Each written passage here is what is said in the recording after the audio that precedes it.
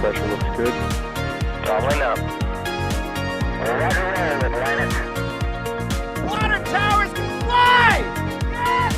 Tango Delta nominal. Flight outside, SC off. Bring in, SC off. Yikes. You bet. Okay. We don't need any more of these. Good morning. Wherever you are around the world, you are looking at the Space Launch System rocket, and I am Jack Beyer, your host for today. We are going to do a tanking test of SLS ahead of its next launch attempt, potentially as soon as September 27th. And I see the 5x5s coming in. Thank you, everybody. And thanks for joining us this morning for a test. But it's not just me on stream, of course. As usual, we have the standard cast of characters, starting with, of course, Chris Gebhardt. Chris, how are you doing this morning? Oh, it's an SLS test day, so I am up and bright-eyed and caffeine-loaded, and hopefully SLS will be LH2 loaded, so hoping for a similar thought and process here today. Indeed. Oh, you got me saying indeed already. Very good, Jack, very good. My work here is done. And also joining us for this morning's stream is Alicia. Alicia, how's it going today? Good morning. Thanks for having me this morning. Happy to be here. Jokes. You are quite welcome. This is what we want. We want to see a nice chill tanking test. All right. I'll stop the puns. We can Never. ease into the puns. Also on the stream is Mr. Thomas Berghardt. Thomas, you're actually out there at KSC this morning, are you not? I am. Good morning from the Kennedy Space Center press site. Offering another camera view today. Of course, we've also got some camera views from NASA and things like that. But out here this morning to see, like we said, an SLS tanking test that will hopefully go well in order to inform a Artemis I launch, potentially as early as next week. Yes, indeed. That's what we want to see. Now, we'll get into, why this test is necessary in case you have not been caught up. And we'll get into all sorts of fun stuff over the course of the stream. But don't forget, if you have any questions and you want to ask them, if you can't wait, just type NASASpaceflight in a chat and ask your question, and we'll see it pop up in some nifty software that Michael wrote. Speaking of, Michael is in the background directing today's live stream, so thanks to him for that. And I'm hearing that we are go for tanking. We are go for tanking. Hooray! So far, so good. Indeed, that is good to hear, especially since there are a few showers and storms, like little thunderstorms in the area off the coast. They're pretty typical for this time of year with an onshore flow, but they are not a constraint for tanking operations. And one thing they were telling us a bit earlier this week is that they need less than a 15% chance of lightning within 5 nautical miles of the launch pad in order to begin tanking operations, and none of the storms are going to violate that. So good to start. So is that essentially like the same requirement we saw during the launch attempts, where for that first, like an hour of fueling, there's like a specific lightning rule versus after that hour? Like once you get through that part, it's not an issue. We're kind of in that phase right now. Exactly that. Yep. Because for as much as this is just a tanking test, in some ways, and I use that terminology to hopefully imply the quotation marks there, is that this part of the sequencing is going to go exactly the same as they want to do it during an actual countdown. So even though they didn't like power up Orion or the solid rocket boosters, they didn't move a bunch of things to prepare the rocket for going into terminal count, let's say, this part is still going to go identical to what they want to do on launch day, because this is their big test of all the procedures that they have changed, not just the physical seals and everything that caused the frustrating leaks, which Jack and Alicia, you were both here with us for the first 2 attempts in August and September, weren't you both? That's right. Yeah. How many grilled cheeses did you have, Alicia? Oh my gosh. Oh gosh. No. Oh, Okay, no. so That was like my breakfast, guys. That was at, That's I don't even know what Oh time yeah. o'clock. It was so early, and that was the only thing they had for food. And It that was was, basically just like when it arrived, it was like food. I don't care what yeah, it is, right? Like we all just descended on this poor woman working in this truck. But it's yeah. like the grilled cheese, it's like also like garlic grilled cheese. So it was just such a heavy thing. But then they gave you a complimentary side of donut holes with it. So It like, do you really was need all of these carbs right now? it was the least possible healthy thing. For people who don't know, there was a food truck at the press site. There was one food One. truck, and it was One. a grilled cheese food truck, which was delicious, but maybe not what you want to eat on a hot Florida day. Okay, I should clarify. We are not gopher tanking. Teams are still polling. That is my bad. We misheard in the back channel. So we are currently still polling. Is the state of things. Just wanted to clarify that really quick. What they did report was that the weather was green. So the launch weather officer, again, reported some showers kind of around the area, but nothing that violates any weather rules, and that the weather was green for tanking, but they're still in the final polling for both the mission management team and then the launch director, which is, of course, Charlie Blackwell Thompson, will be doing her final go once the mission management team recommends their go for the test today. Can I just briefly take a wild jaunt down Digression Avenue and say that Charlie Blackwell Thompson has like the coolest name? That is a pretty cool name. It's a name fitting to a Artemis I launch director. it Fitting really indeed. is. All right, well, we can jump into some questions. How about a few are trickling in? Again, don't forget everybody watching out there. If you have any questions at NASASpaceflight, we'll answer your questions. We'll get right into it. But do we want to jump right in, or does anyone have anything they want to address before then? Let's All jump right, right in. all right. Godzilla is asking, what is the difference between today's test and a wet dress rehearsal?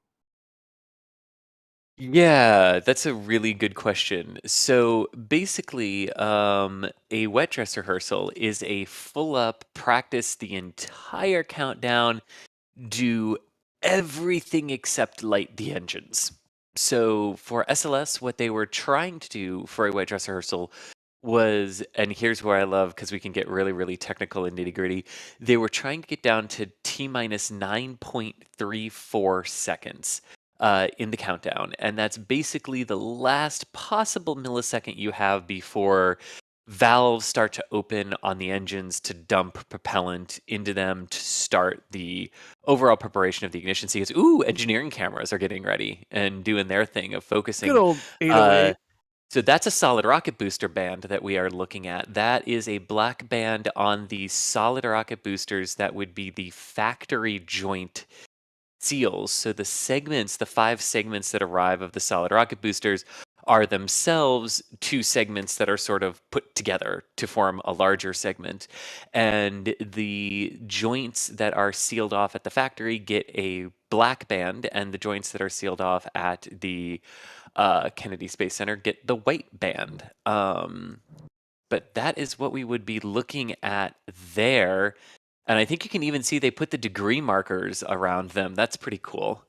I was just looking at that. 136 degrees. Is that like out of 360, I guess, for the entire case, I assume? Gotta be. Yeah. Yeah. Such That's an what I'm oddly assuming too. specific number. Like, why not 135? Yeah, or 120, or it's not. Huh. I have questions as to why that's there. Somebody ask Northrop Grumman and tell me, please. Will indeed. Will indeed. Yeah, because now I've got questions. The only thing I can think about, the only thing I can think of is that the vehicle is usually aligned on the pad to face due south, with that being the vehicle's local 0 orientation. So this might literally have been just a stack them this way marker for the folks who were working with them and how they were stored. But yeah, definitely want to ask about that. But this is a good view of where the aft skirt attaches to the solid rocket booster here. Sorry, have not forgotten the actual question. This is just really cool to see the up close shots of the booster rockets here. It's super cool.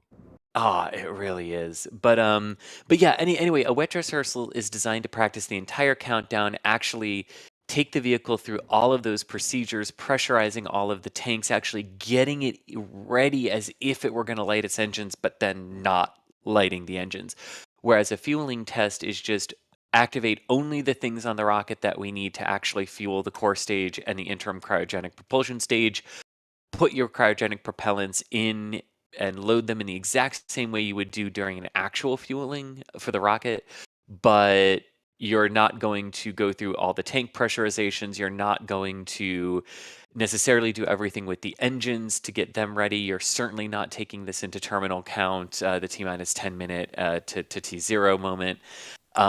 It's basically just only test the propellant tanks of the rocket. And because you have to sort of work with the engines in that regard, some tests of the RS-25s are going to be performed today as well, like the bleed test for liquid hydrogen, which isn't really the engines themselves, but more testing the core stage bleed systems that malfunctioned on the 29th. Got it. Gotta love these engineering cameras, just panning around, taking a look. Indeed. And hearing in our back channel too that it also sounds like the mission management team has given their go for tanking, and we are now waiting for Charlie Blackwell Thompson to Quick give update her on, concurring go. The tanking operation. The launch team was working an issue with the mobile launcher. There was the electrical room, an issue with the pressurization inside the electrical room. This is where they clear out and add air pressure to the electrical room to make sure that it's inert. But that has been resolved. However, with a team out there, they are now bringing that team back and clearing the blast danger area. Once they are able to clear that, then we will be ready to begin tanking. Again, worked a minor issue with the mobile launcher electrical room pressurization. It's been resolved, and the team is now clearing the blast danger area. And after that, we'll be ready to begin tanking. That is the one and only Daryl Nail. We are having the ability to, pipe him in here as we watch things go on. So we'll be listening for updates from Daryl and piping him in occasionally, and of course being quiet while we listen to what's going on there. Mm-hmm. Indeed. Interesting that they mentioned the issue there with the mobile launcher and the pressurization. Doesn't sound like a major issue, and glad that they definitely got that taken care of. What you heard Daryl sort of mention in clearing the mobile launcher and the blast danger area. So there is an area that basically gets defined for each rocket, which is what is its potential blast radius that you would want to keep people out of just in case something were to go wrong. So what you heard him saying about getting people off the tower and clearing the blast danger area, or the BDA, is a good sign. Because that's where you sort of need people to have fallen back to in order to initiate hazardous operations like fueling of the vehicle. Makes sense. And also, good morning, Osprey. Oh yeah, I swear, I wish I could identify individual birds. There was an osprey hanging out on top of the flag, just like that, 2 weeks back or 3 weeks back when I was there for the previous launch attempt. I wonder if it's the same one every time. It's like, this is the coolest osprey because he's like, this is my spot. See, that would be cool if it there was. There's actually a nest at the press site. I think it might be the same one. Oh, I love Maybe it. that's where it goes to have its morning coffee, right? It's about the coolest spot I could think of. We have a tweet in the back channel. NASA Exploration Ground System says weather's currently go. Approximately 30 minutes has been added to the countdown to adjust loading operations from the previous launch attempts. They're trying to do a slower load at a lower pressure today, and then before they go into fast fill. Right? I was reading our article, which I will link in the chat. That is sort of a different thing they're going to try today, right? With that lower pressure before they go into fast fill. Yeah, it really is. And they were, I think it might be better or good to start a step back and talk about why pressure matters in this because we talk a lot about fueling a rocket and talking about the pumps that get used, right, to push all of that stuff up and into the rocket, because this is all in. Actually, you can see it on the right-hand side of the screen there. You can see one of the liquid hydrogen storage spheres, right? Well, all of that hydrogen that's in the sphere has to go into tanks that are much higher up in elevation than it. So we think, oh, pumps, right? That must be how they do it. You pump the liquid hydrogen over from its storage sphere. Well, that's what you do for liquid oxygen, but because liquid hydrogen is a lot less dense than oxygen, is you actually just use pressure to move it. And that's all you need. And it's that pressure that you're talking about there, Jack, that they're going to alter. So it's the pressure that they put into the system to move the hydrogen the direction that they want it to move. And what they're going to do based on things that they've seen from previous fueling attempts now is they're going to start by bringing that pressure up a lot more slowly in the liquid hydrogen sphere to begin with, and that'll start pushing the hydrogen down the cross-country propellant lines called the transfer lines. And there's also the main fill and drain valve that it will get to. And under that lower pressure, it will basically allow more time for the systems to cool down properly, to be at their proper pressures, to be at their proper temperatures.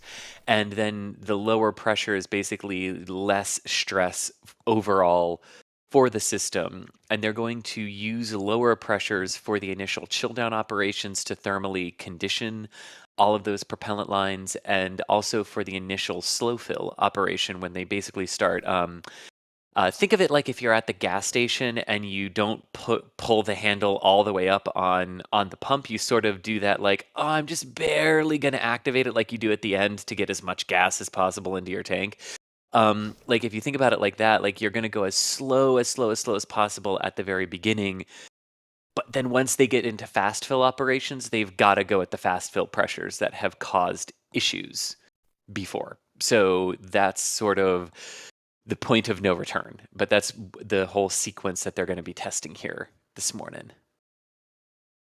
And I love how they're referring to that as a kindler, gentler loading operation. I know, it's like Because they the want rocket to is so hug stressed SLS. out. Oh my gosh, that's a good way to put it. The rocket is so stressed, so it needs to be kindler and gentler. I like that. It's a perfect opportunity for me to just spam the SLS hug emoji into chat. About to say, Perfectly we have an matched. emoji for that. Yeah, right. It's perfect. Yeah. And Philip in our back channel is also giving one more piece of the puzzle there, Jack, to your question about the lower pressure. Philip is saying it's sounding to him like they used a more gradual pressure profile when they were testing the liquid hydrogen tail service mast umbilicals over at a facility called the Launch Equipment Test Facility. And it looks like they are now going back to something that's closer to that profile that they have actually tested. And if that's true, no reason to believe it's not from Philip there, but I just want to add that sort of means that basically the entire way that SLS's components here got tested were then not the way that the launch team decided to utilize them. If they tested all the ground systems at lower pressures and then used higher pressures, not surprising, we're seeing problems that weren't caught in ground testing. Same thing for the core stage when they changed the procedures at Stennis, but then and it worked, and then they got to Kennedy and they said, well, we're not going to use the same procedures that worked at Stennis. We're going to use our own. And then all of those procedures didn't work, so they had to go back to the Stennis procedures. Seems to me like a potential big lesson here is actually try to operate it the way you've tested all of your systems. And maybe the systems will work the way they were tested. Yeah, that kind of seems like a no-brainer. Yeah. Yeah. Cool deal. Well, let's see here. We do have a bunch of good questions coming in. Thank you, everybody, for asking the questions. Izzy J is asking, is this just for the liquid hydrogen, or is the rocket going to be fully fueled, I guess, and oxidized? I like that question. And oxidized. That's a great question. It is a full up fueling test. So both liquid hydrogen and liquid oxygen will be loaded into both the core stage and the ICPS as well. And the reason for this is you actually have to start loading liquid oxygen into the core stage tanks before you start loading liquid hydrogen. In fact, you have to be above, you can't go above. So you have to load a specific amount of oxygen, it's about 15% into the liquid oxygen tank of the core stage before you can start loading liquid hydrogen. That's due to thermal and mass distribution properties in the core stage. But then you also can't go above 50% liquid oxygen in the liquid oxygen tank if you're not at like 15% at liquid hydrogen in the hydrogen tank. So it's a very tricky and delicate balancing act to fuel the rocket from the thermal and mass constraints on the struts for the solid rocket boosters, which end up bearing the entire weight and mass of the vehicle once it is fueled. So it's a balancing process there. But for that reason, yeah, both of them are going to be fueled and pumped in, and then they're going to get into pre-pressurization checks with the tanks on SLS, and they will also initiate the bleed and the thermal conditioning on the 4 RS-25 engines as well, which also requires liquid oxygen to do. And just to add on to that, remember that both liquid hydrogen and liquid oxygen are cryogenic propellants. They're very, very cold. And so the reason for that balancing act that Chris was talking about was if you only loaded one of the tanks, only one tank would cool significantly down to the cryogenic temperatures that the propellants have. And that could cause just a big thermal difference between one tank and the other and can, stretch and contract the tanks, and the metal in those tanks will not be perfectly rigid. And balancing the temperature of the two tanks, that can lead to structural issues. So it's about keeping the temperature in the tanks and cooling them both somewhat simultaneously so that you don't have any excess loads, like Chris said, on the struts and things like that. That makes sense.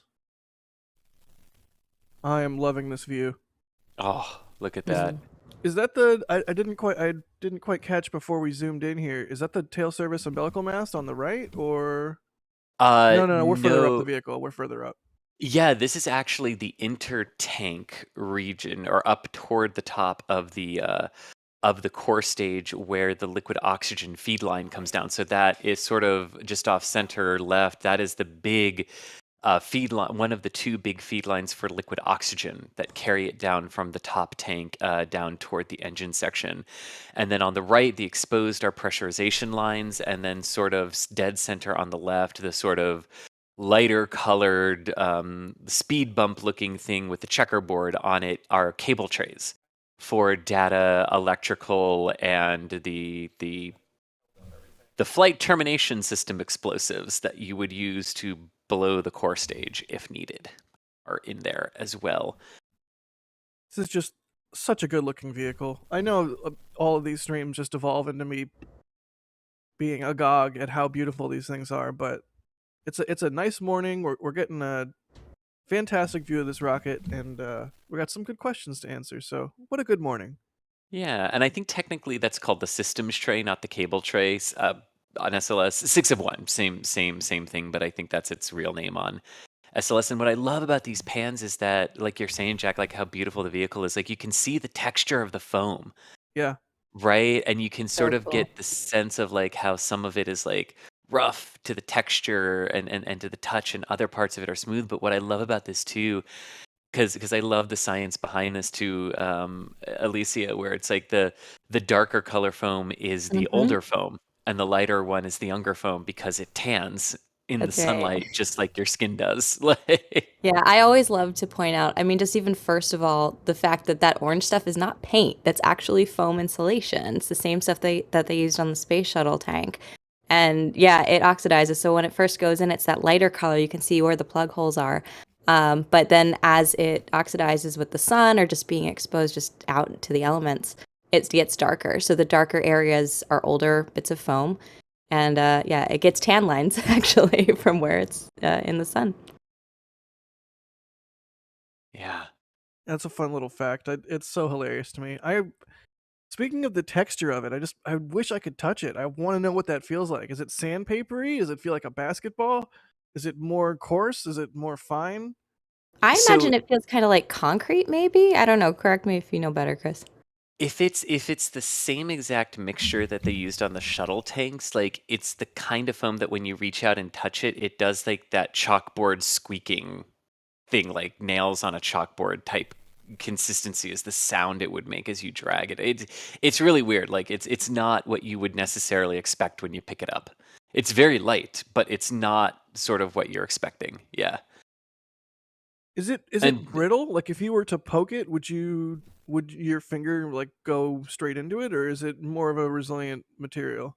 with enough force, it's not like what you would shoot in between like a window. It's not like that delicate or anything like that. But I mean, yeah, I mean you can break it with your hands if you set out to do it. Yeah. And All right, depending on the well, thickness in certain areas, yeah. I mean, you could do it, yeah. all right, well, But nobody don't out there, smack the core stage. yeah, nobody Yes. out there hurt the core stage. We have to be Oh man, kinder and gentler. yes. Yeah. Speaking of being kind, Cat Herder Cam, thank you so much. They gifted 20 red team memberships. That is so cool. Thank you so much, Nice. Cat Herder Cam. The membership program is a super huge way to support what we do, and it is absolutely critical to keeping all the cameras happy and keeping them all fed with electricity and internet signal and everything. And I don't know, giving 20 people a chance to experience the membership program. That's awesome. Thank you so much. It's a nice little thing that we can do now, the whole gifting scheme, and lets people who might not otherwise check out the membership program check it out. So if you just got gifted a membership, maybe say thanks to Cat Herder Cam in chat, or just say, hey, I got a membership, and we hope you enjoy the perks, including members only emoji. Here's even more SLS hug emoji, which you can now use. 20 people. Thank you so much, Cat Herder Cam. Let's see here. How about another question? Sounds good to me. Is asking, has the range indicated yet whether they are willing to extend the FTS certification if today is successful? It's a really good question, to which the answer is they have not. That is still Frustratingly, nope. yeah, that is still there's a lot that's still up in the air, honestly. There's the fueling test today. There's obviously some big elements that they will know right away whether they worked or not. I mean, gonna know if it leaks again right away on the day, so that'll be fairly obvious. Gosh, look at the detail in that foam. I mean, it almost looks like clouds of Jupiter on one of them on the cable tray there. But anyway, I'm I telling you, they digress. should have called it a Jupiter rocket. A Jupiter is way more No. catchy than SLS. Right? And it's orange. But Come on. and it's orange, exactly. It fits. But a lot is just up in the air. They said they want to take a few days to review all of the data, and that Sunday is the big decision now? point. But At 7:30 a.m. Eastern Time, we just received a go from the launch director, Charlie Blackwell Thompson, to begin the cryo loading operation for today's demonstration test. Again, launch director giving a go for cryo load at 7:30 a.m. Eastern Time. We're a little off the timeline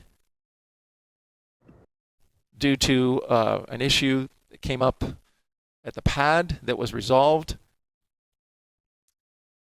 And then getting the blast danger area cleared. There was a little confusion about an individual who was just outside the blast danger area of security, going out there and making contact with this individual.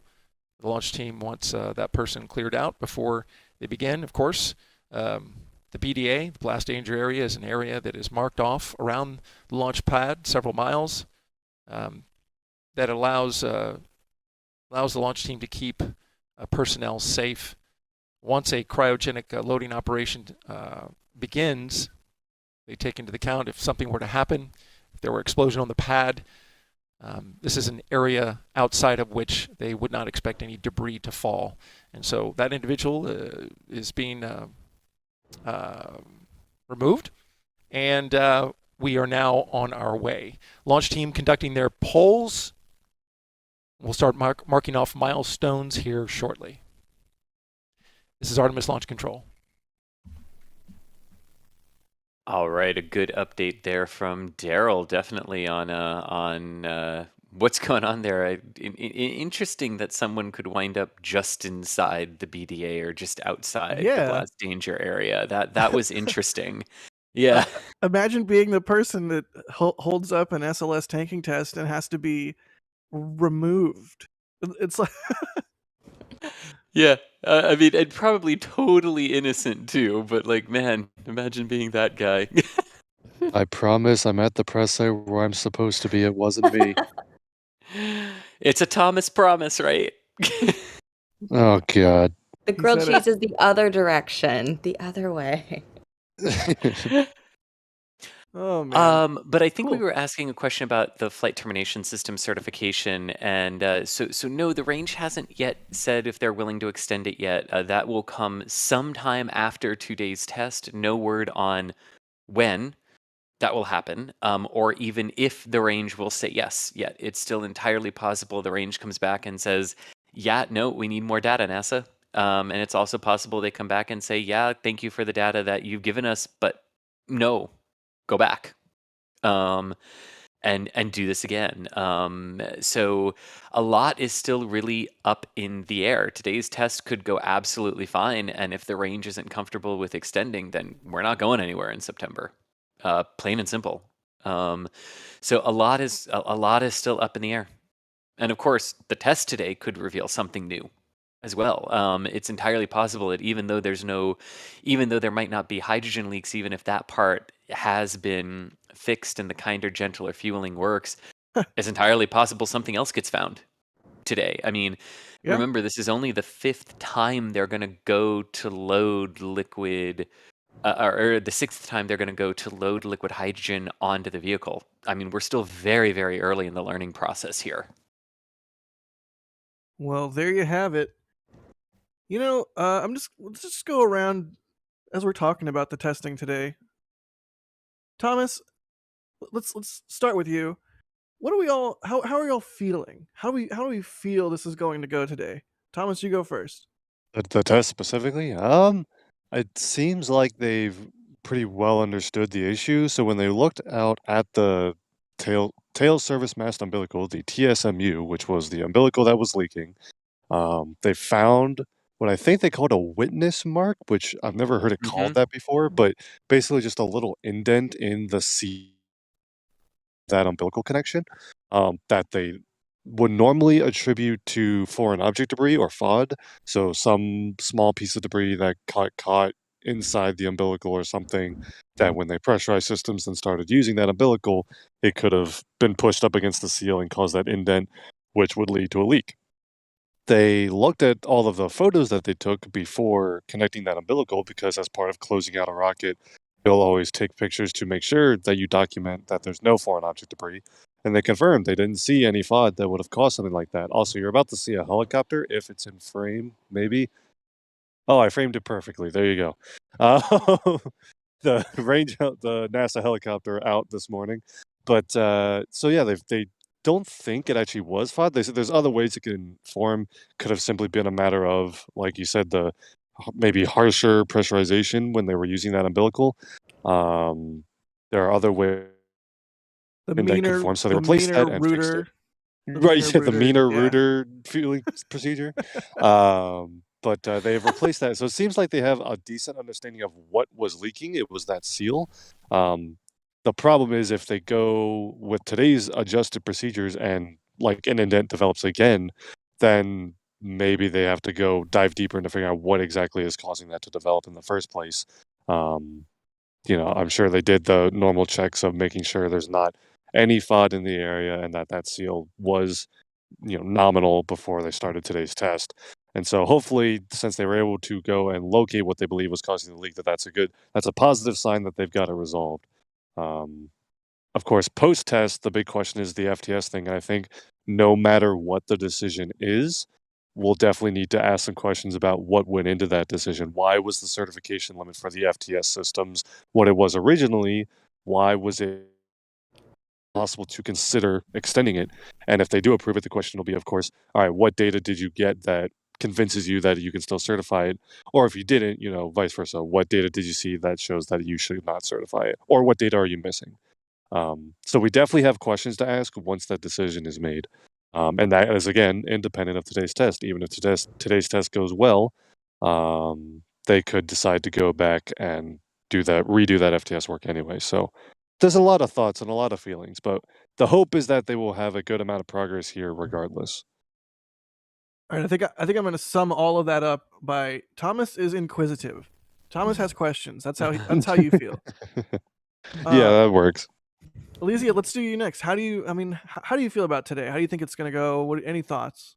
So I think I also have some questions. I think that they're gonna, like he was saying with the witness mark and everything, I think that will be resolved because that is like an isolated thing that they can fix, that they know about right now. But I just remember having been out there for those last 2 attempts, just all of the other issues they kept running into. Remember, there was like, oh, there's a crack in the inner tank. No, wait, it's just a crack in the foam. And like all of these other things that they kept having slight delays for.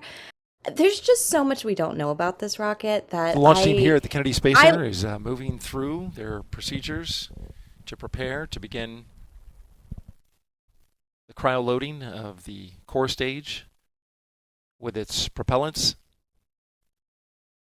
They've fired up the circulation pumps and activated the heaters, and they've configured the liquid oxygen and liquid hydrogen valves for loading. The ground launch sequencer has been activated. That is the computer that tracks violations that could pop up. There you see a shot of inside firing room 1. Seated to the left in the upper deck is Launch Director Charlie Blackwell Thompson. To her right, to her left rather, right on the screen is the Assistant Launch Director Jeremy Graber.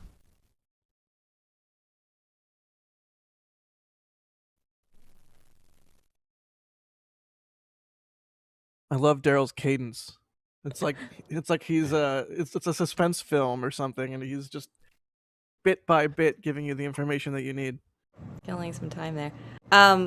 Okay, yeah, so I don't know. I love SLS. Don't get me wrong. I want this thing to go up. I want to go to the moon. I'm excited about it. Which has support personnel for today's tanking operation. There are 4 firing rooms here at the Launch Control Center.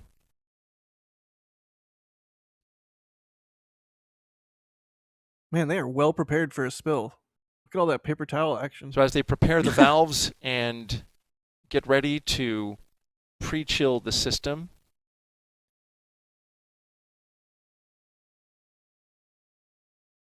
the tanks that they'll be filling on the core stage, there you see it there, nice shot.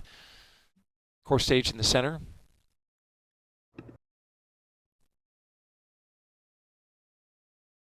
Core stage with its rusty orangish color. That's from the thermal protection system. It's a foam that's sprayed on to the center stage there to insulate it. That helps keep the cryos cold.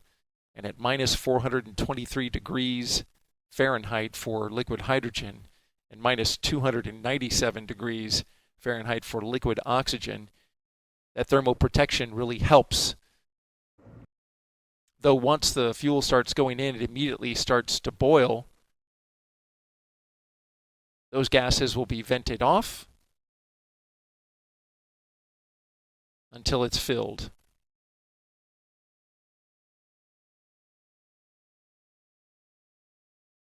That center tank there, as you're looking at the bottom of it, that's the largest tank, is just inside of the butterscotch colored thermal protection system. That's 537,000 gallons of liquid hydrogen that can be held in that portion of the rocket. Just above that is the liquid oxygen at 196,000 gallons. Liquid oxygen far denser than liquid hydrogen, and so it takes longer to fill it up. That's going to be the long pole in the operation today, right around the order of 3 hours or so.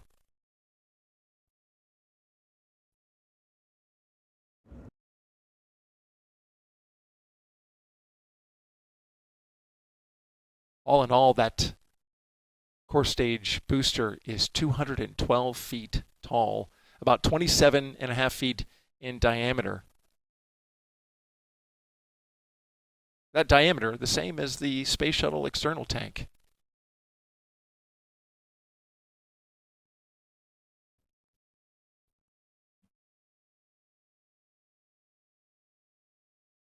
So what's coming up next is the launch team is going to pre-chill the lines that run from the hydrogen cryosphere,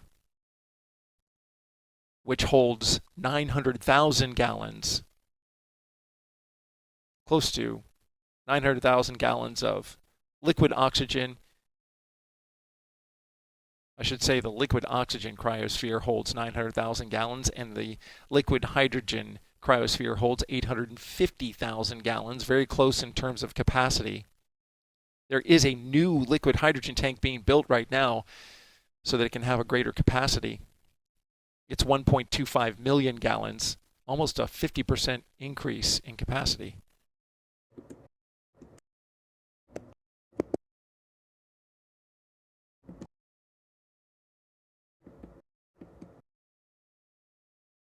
In this shot, you see to the left the water tower. That's for the sound suppression and ignition overpressure system. That will flow water onto the pad when it's time to launch in order to reduce the acoustic shock that can actually damage the rocket upon liftoff. It also helps keep the pad cool.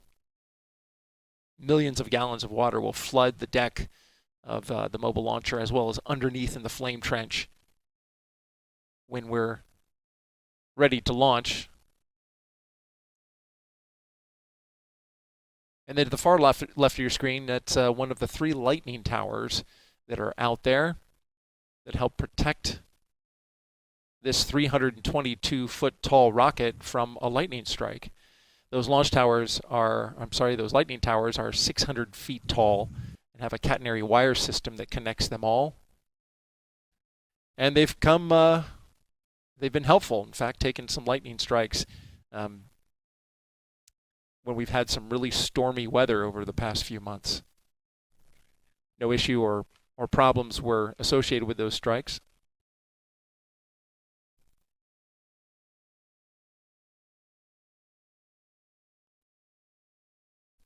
Sunrise was at 10 minutes after 7 a.m. Eastern Time. But with clouds and some storm cells off the coast, you can see there that we've got some overcast skies. Weather officer says that shouldn't be an issue for today's tanking test. But we are right on the line when it comes to lightning. There is a 20% chance that we could have some lightning affect the operation. They can't have lightning once they start the flow of cryogenic propellants into the rocket. So we're eyeing some storms off to the east, just off our coast here. So far, though, so good. We are green on weather at the moment, but keeping some eye on some activity offshore. This is Artemis Launch Control. There we go. That's the sign off. Nice. Okay, so what I was saying when you were asking me how I'm feeling about this, I love SLS. I want to go to the moon. I think that we can do this. I just feel like there have been all of these other little issues, and I think this was an isolated issue that they are focusing on. I don't know. I just feel like so far the track record has not been great for getting into those terminal counts smoothly, and especially if the next launch window is 70 minutes or something like that, and we're already seeing delays like this.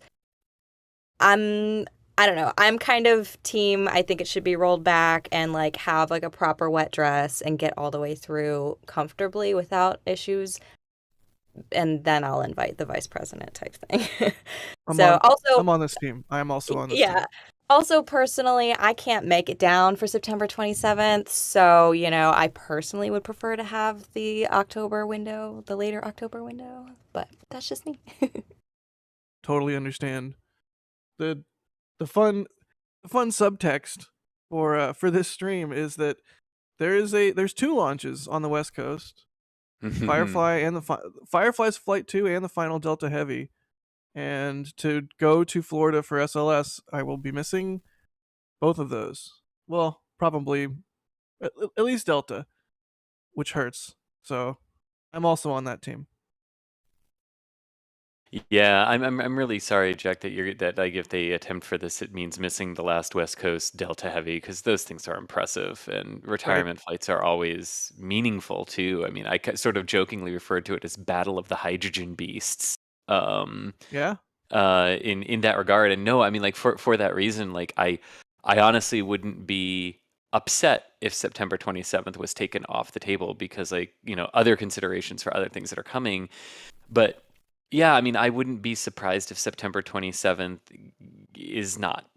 ends up not being possible, or if issues end up arising on that date. I mean, I'm with Alicia on this one. I am still concerned that they haven't finished a wet dress rehearsal, and I'm more concerned about them not finishing the wet dress rehearsal based on how launch attempts 1 and 2 went.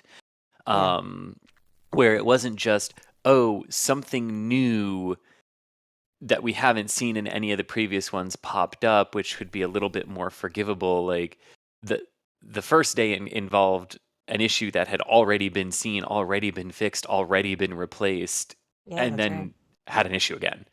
I mean, exact same. So yeah, I mean, I think for those of us like me who had a lot of confidence saying, hey, if we could get through liquid hydrogen loading, we're probably going to be okay. Well, to be fair, that's still an accurate statement, since we haven't gotten through hydrogen loading yet. But yeah, I mean, my sort of confidence for the 27th and the 2nd are there are the actual wet dress rehearsals that might just happen to result in a liftoff if the stars align. And like, how do we feel about that though? I would love Bad. to be an astronaut. I would love to go into space, but I don't know if I would feel confident riding this vehicle knowing that it accidentally went well and took off because it happened to reach terminal counts like that. You know what I mean? Like, it just seems like it needs to be a little bit more, I don't know, just tested. Well, here's the perspective I'll add, and I think I actually fall on the other side of the fence from you guys. It is correct to say that the launch will only happen if everything up till then goes well, and that is some of the liberty they get to take with a test flight. They don't have pressure from a certain payload that needs to get to a certain orbit or something like that. Like, the purpose of this launch is to test the ground systems, test the launch procedures, test the vehicle, and if anything goes wrong, even if it's something that normally they would be like, you know what, this is a really minor thing, it probably won't even affect the launch, we can keep going. On this flight, they can take the opportunity to say, no, let's make sure we understand this, because this is our test flight. This is where we're supposed to learn everything about any potential issues that might come up. And again, they only get to launch if the entire fueling procedure and everything goes according to plan. And so I personally am of the opinion that, because if they imagine you go into a wet dress rehearsal and it all goes perfectly and you get to terminal count and you go, well, we could have launched today, but we didn't because we was rehearsal, so now we're not launching. So I think when you consider the inverse, I am actually of the mindset that it makes a lot of sense to do it the way they're doing it. It makes sense right now since they don't have a launch opportunity today, but they're taking that opportunity to do a fueling test. I think that's a really good decision. But I think it makes a lot of sense that even if they haven't done a full wet dress rehearsal before the 27th, if they go into the countdown, the worst thing that happens is that they find another issue and then they don't launch. Now, sure, from a public communications perspective, sometimes it doesn't look great because, like, oh, look how many times we scrubbed. But I think to the people who are at least more familiar with spaceflight, and for those of us who are also communicating what's going on, I think it's worth mentioning that isn't entirely unheard of for test flights. And I mean, we've seen this with Starship testing in Texas a whole lot. SpaceX teams have gone into, it's like, all right, we're going to fuel the vehicle, we're going to light the engines, and which is basically in what is basically a static fire test. And oh, by the way, if all of that goes well, then we'll release the vehicle and Starship can do a hop test. You know what I mean? So all those things considered, I'm actually of the mindset that I understand and am in support of the way that they have given the rocket opportunities to launch should things go well, because no matter what, they're still getting the fueling and testing data for the countdowns they run on those attempts, even if they don't get to liftoff. Fair point. That's a fair point. Every test is a good test. I do agree with that. Yes. I think we're all on the same team there.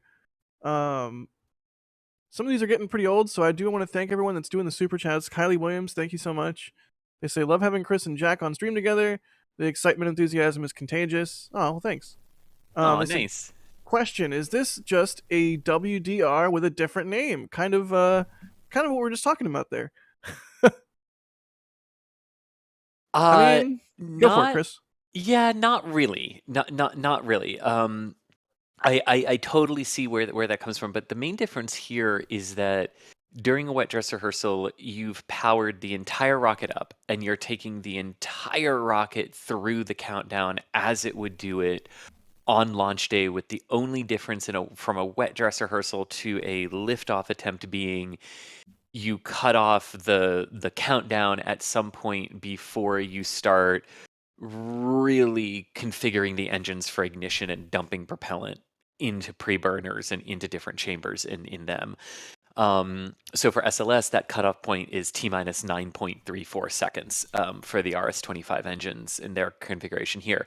Whereas today, with a fueling test, they haven't powered on the solid rocket boosters, they haven't powered on the European Service Module or Orion.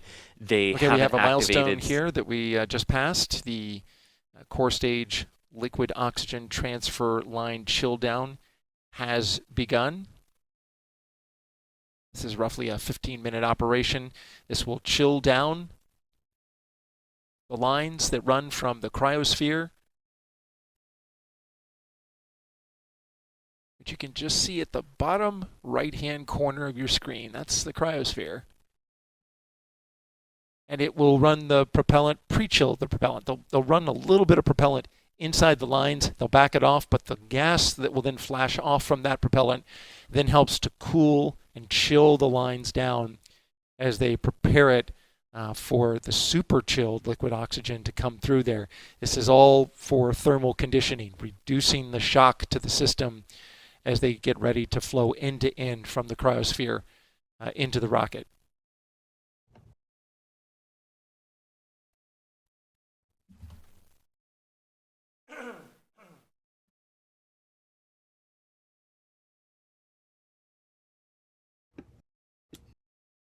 And again, that's NASA Public Affairs Officer Daryl giving us some updates, and he'll sign off with, "This is Artemis Control," but I wasn't going to let the awkward silence go on any longer. Thank you. I'll shut up if he starts talking again. But yeah, chill down is another step in that leads up towards fueling. So they're just thermally conditioning the transfer lines that get the propellant towards the vehicle. And once that is complete, there'll be I believe the next step after that will be the slow fill. So beginning the fill for loading. Now, for those keeping track, there are also some minor delays. Like I said, they were working on clearing the blast danger area and stuff like that. That puts them about 30 minutes behind. And so, depending on how filling goes, actually, as they load liquid hydrogen, times, if that goes well, that's an opportunity for them to make up time. We saw that on the launch attempts as well. So it's not like anything to be overly concerned about. That, oh, they're half an hour behind. That's not that big a deal. The bigger issue comes up with if they find issues when they go into actually loading the propellants on board. Because in reality, if the propellant loading goes like it's supposed to, it doesn't take the full amount of time that they have allocated for that in the countdown, and you'll be right back on track. Also, today is not a launch opportunity, so you're not trying to hit a launch window. So if the test finishes 30 minutes later than it was going to, then oh well, that's perfectly fine. And Okay. and if that happened on the next launch attempt, which is a 70-minute launch window, you actually would hit the window. But anyway, I digress. Okay, I'm gonna sound like a crazy person. What is that moving around down there? Do you guys see that? It's really, really tiny. It's like a tiny little black speck, but it looks like it's on the ground and moving around. Sort of Where? near. Look, okay. Look, you see the light on the right side of the screen. Uh-huh. Go to the right. There's like a white pole looking thing, and then go down. It's right where that curved, like, is that the rail for the old The rail track, rotating yeah. service structure? It's right around the rail. Okay. I swear there's something there, and I'm not insane. It's also it's entirely possible it's an animal. I think it's a bird or something. Anyways. Yeah, entirely possible because they won't stop for animals, shall we say? All right, on this episode of Jack is Fascinated by a Bird, there you go. I see what you mean. I saw it. Yep, I see exactly what you mean. Small little bird. Yeah. Doug's, thank you so much for becoming a Padrat member. Thank you to all of our members. 250 Bythe Park. Thank you for the curly L's there. They say we're legit. If you say so, thank you. Benjamin. Wow, Benjamin, thank you for becoming a flight engineer. That is a huge amount of support. You get your name at the end of NASA Spaceflight Live episodes, and you get to help us share this sort of history and spaceflight fun times with people around the world. So thank you so much. Of course, you get all the other membership perks, like at Capcom and above. You get Discord access, so you're way up there. You're way above Capcom, so you get Discord access. So hop in to the Discord and say hey. Thank you so much. Trice Lewis saying good morning. Do we know if tanking will be successful? Will they be testing the engine issue they came across the first time around? So they are doing that engine bleed, right? Yes, indeed. So that would be a good thing that comes out of the the fueling test. See, I'm doing it too. Calling it a wet dress when it's not. The fueling test here today is they will, assuming there are no leaks and they're able to get far enough into the liquid hydrogen load, they will be able to establish the bleed to all 4 of the RS-25 engines and take them down through almost the entirety of the bleed. So they'll be able to demonstrate that. And the effectiveness of that procedure as well. And they'll also be testing pre-pressurization. So pressurizing just a little bit of the liquid hydrogen tank. Well, let me back up. Pressurizing just a little bit, the liquid hydrogen tank there before it would go into full flight pressurization in the terminal count is something they will also be able to test today. Neat. Okay, this is the part where I get to ask a question of my own because I just can. What are the arrows that we're seeing on the launch platform? Do you see those? There's like 2 sets evacuation routes. They're emergency evacuation routes back to the tower and the elevators. I've never noticed those before.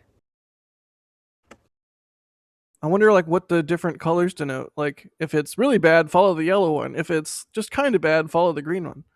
I would have to wait until they're zoomed in more, but different some teams, of them might maybe? be evacuation routes. Some of them might be, hey, if you need to, like, this is what's under this panel. I would have to wait. I would have to zoom in on it to see them, but my first thought would be the evac routes for the crews because you can have. Good morning and welcome to the Kennedy Space Center in Florida. It's 8 a.m. Eastern Time here at the Space Coast, at the center of your screen.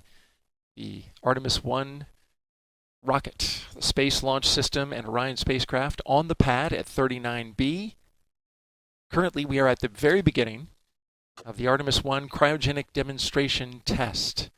This is a test to validate the fueling operations for super chilled propellants that go into the lower stage, the core stage, and the upper stage. This rocket, of course, we're looking forward to the launch of this rocket that will be the flight test of NASA's Deep Space Exploration System, the Orion spacecraft and Space Launch System rocket, as well as the supporting ground systems here at the Kennedy Space Center in Florida.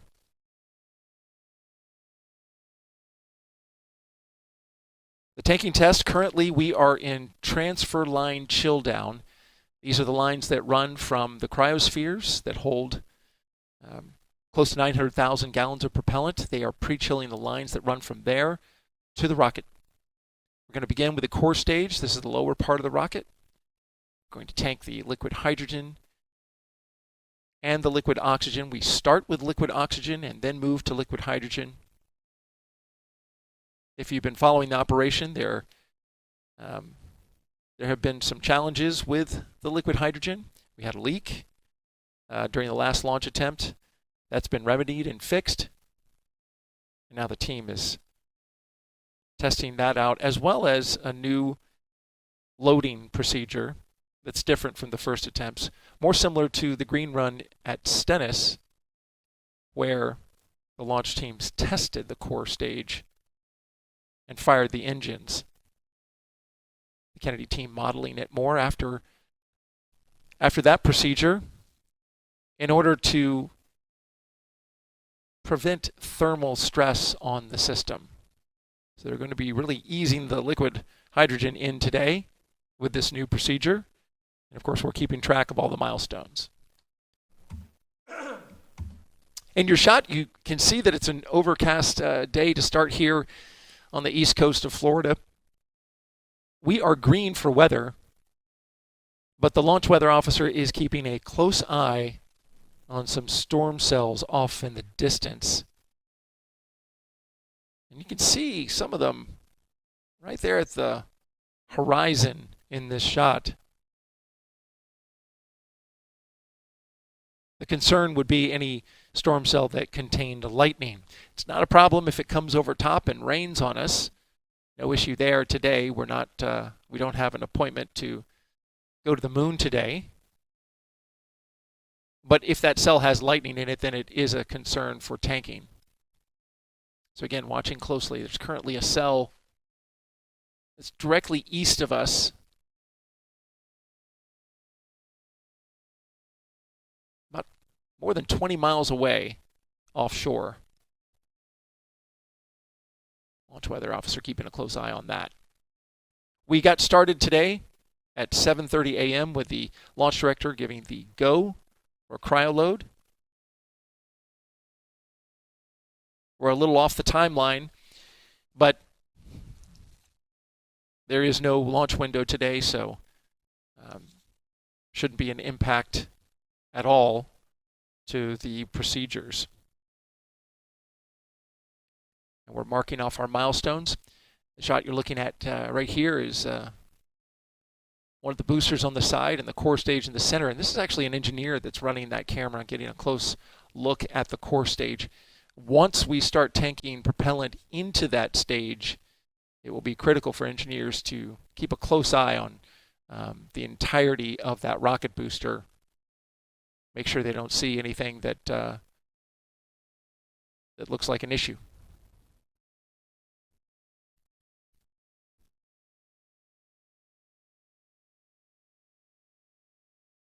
Is he done? Is there more?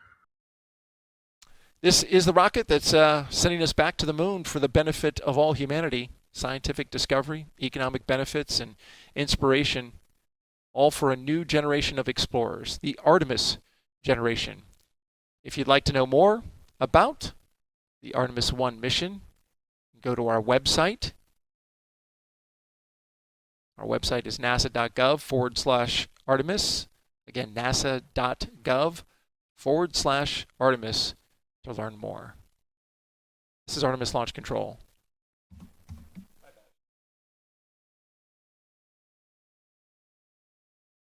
All right, he's going to just throw in a quick plug.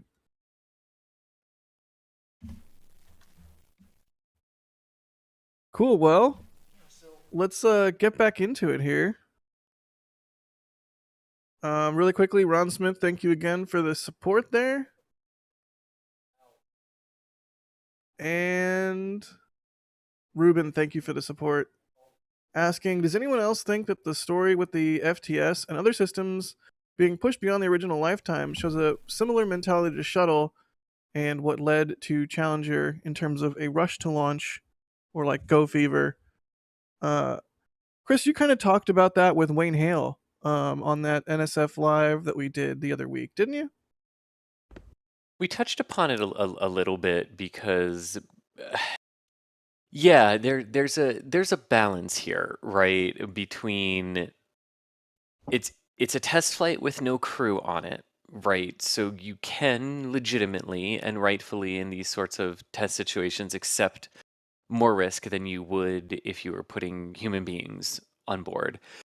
But the sort of but I think what's very different about this and what is causing these sort of questions to come up is it is because of what the messaging has been, right? It was always, okay, we have August 29th through September 5th, and if we're not off the ground by September 5th, we have to come back to redo the flight termination system. And then they weren't off the ground by September 5th, and it was, well, now we're going to submit to the range so that we don't have to roll back because we don't want to.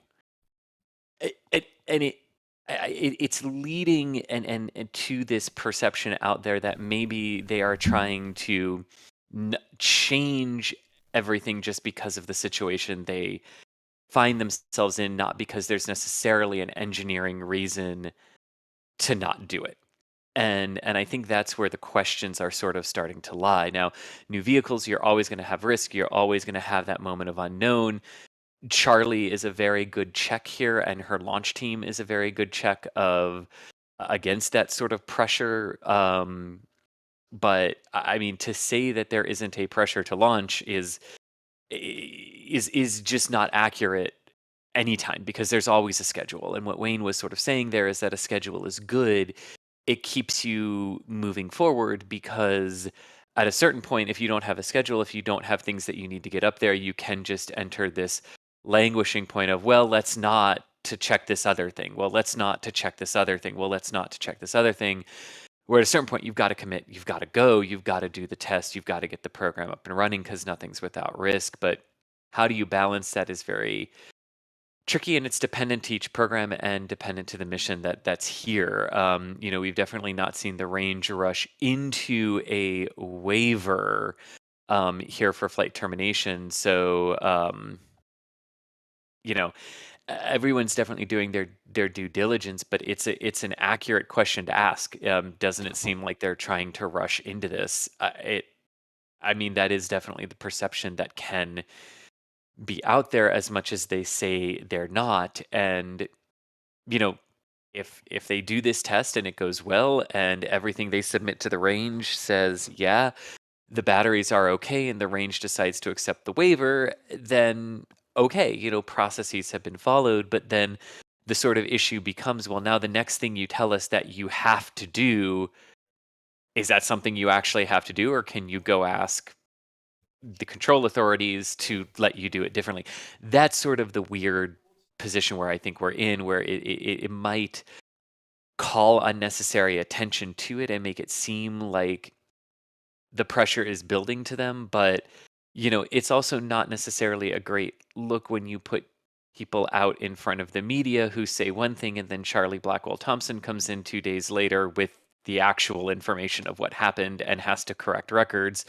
It's also not a great look for an agency when they come out and say, okay, well, we're asking and making it seem like they're going to bully the range. And now we have seen 2 full weeks of every time NASA's in a briefing walking that back and apologizing to the range. Like, they definitely overstepped in some things that they said here and upset the range. So it's all sort of, it's in there. It's a very complicated question, and it's a very good question. It doesn't, unfortunately, have a cut and dry answer, aside to say that I think we've got good people at NASA who aren't going to let a bad decision to rush transpire. Yeah, I think you nailed it, Chris, actually. Like you said, I think the PR stance of all of this is really where maybe they've had a misstep. As if there's people that are just starting to get excited about space now with this, right? We're going back to the moon. You're having an entire new generation finally being able to, even see themselves, right? First woman, next man, people of color, like all of this stuff now. It sounds like somebody's getting it. I wasn't implying that. Okay, so anyway, you have all these new people that are getting excited about space, and for something like that to happen where everyone gets their hopes up, and then maybe, they're crying wolf a little bit, maybe they don't really need this, or everyone kind of casting doubt on it, that is not going to help the excitement of this program. People are going to start looking at it as a joke and not taking it seriously, as many do, unfortunately. But, even more so, people aren't going to take SLS seriously, and they're not going to take any of these missions seriously. And we need that. We need the excitement. We need the support. And obviously, that's why we're here, to help build the support. And thank you to all of our loyal followers. But that is, I think, one of the biggest issues with this particular launch, this whole, the way that Artemis I has been going so far. And honestly, the risk, there's always risk, right? There's always risk involved in these things, and they have to take a certain amount of risk. It's rockets, right? Like, you are literally blowing stuff up to get into space.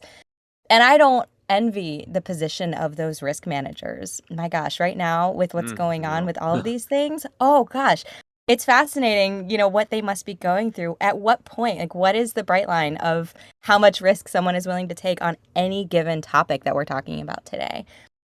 But you have to have a little bit. So bravo to them, bravo to all of the sleepless nights they have. But yeah, the PR really needs to be dialed back, I think, until they are much more confident in what's going on, which isn't going to fully happen because it is a new rocket. But again, inviting out, the full court press, inviting out Jack Black and everyone else for something that very sadly has been delayed many times now. I don't know. I think they should kind of pump the brakes a little on that till they're sure. Yeah, it makes sense. I do feel like maybe things could have been handled a little bit differently PR-wise, like messaging more about the nature of test flights and the first flight of a rocket and all of that.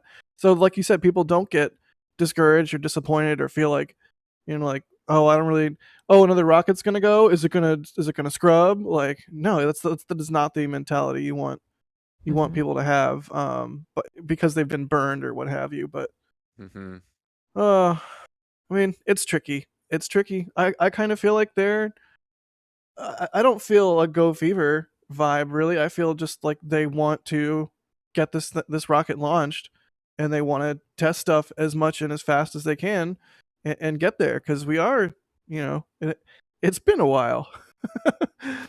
This rocket's been on the drawing board for a long time, and so hopefully there's no Go Fever going on here. But it's a good question there from Ruben.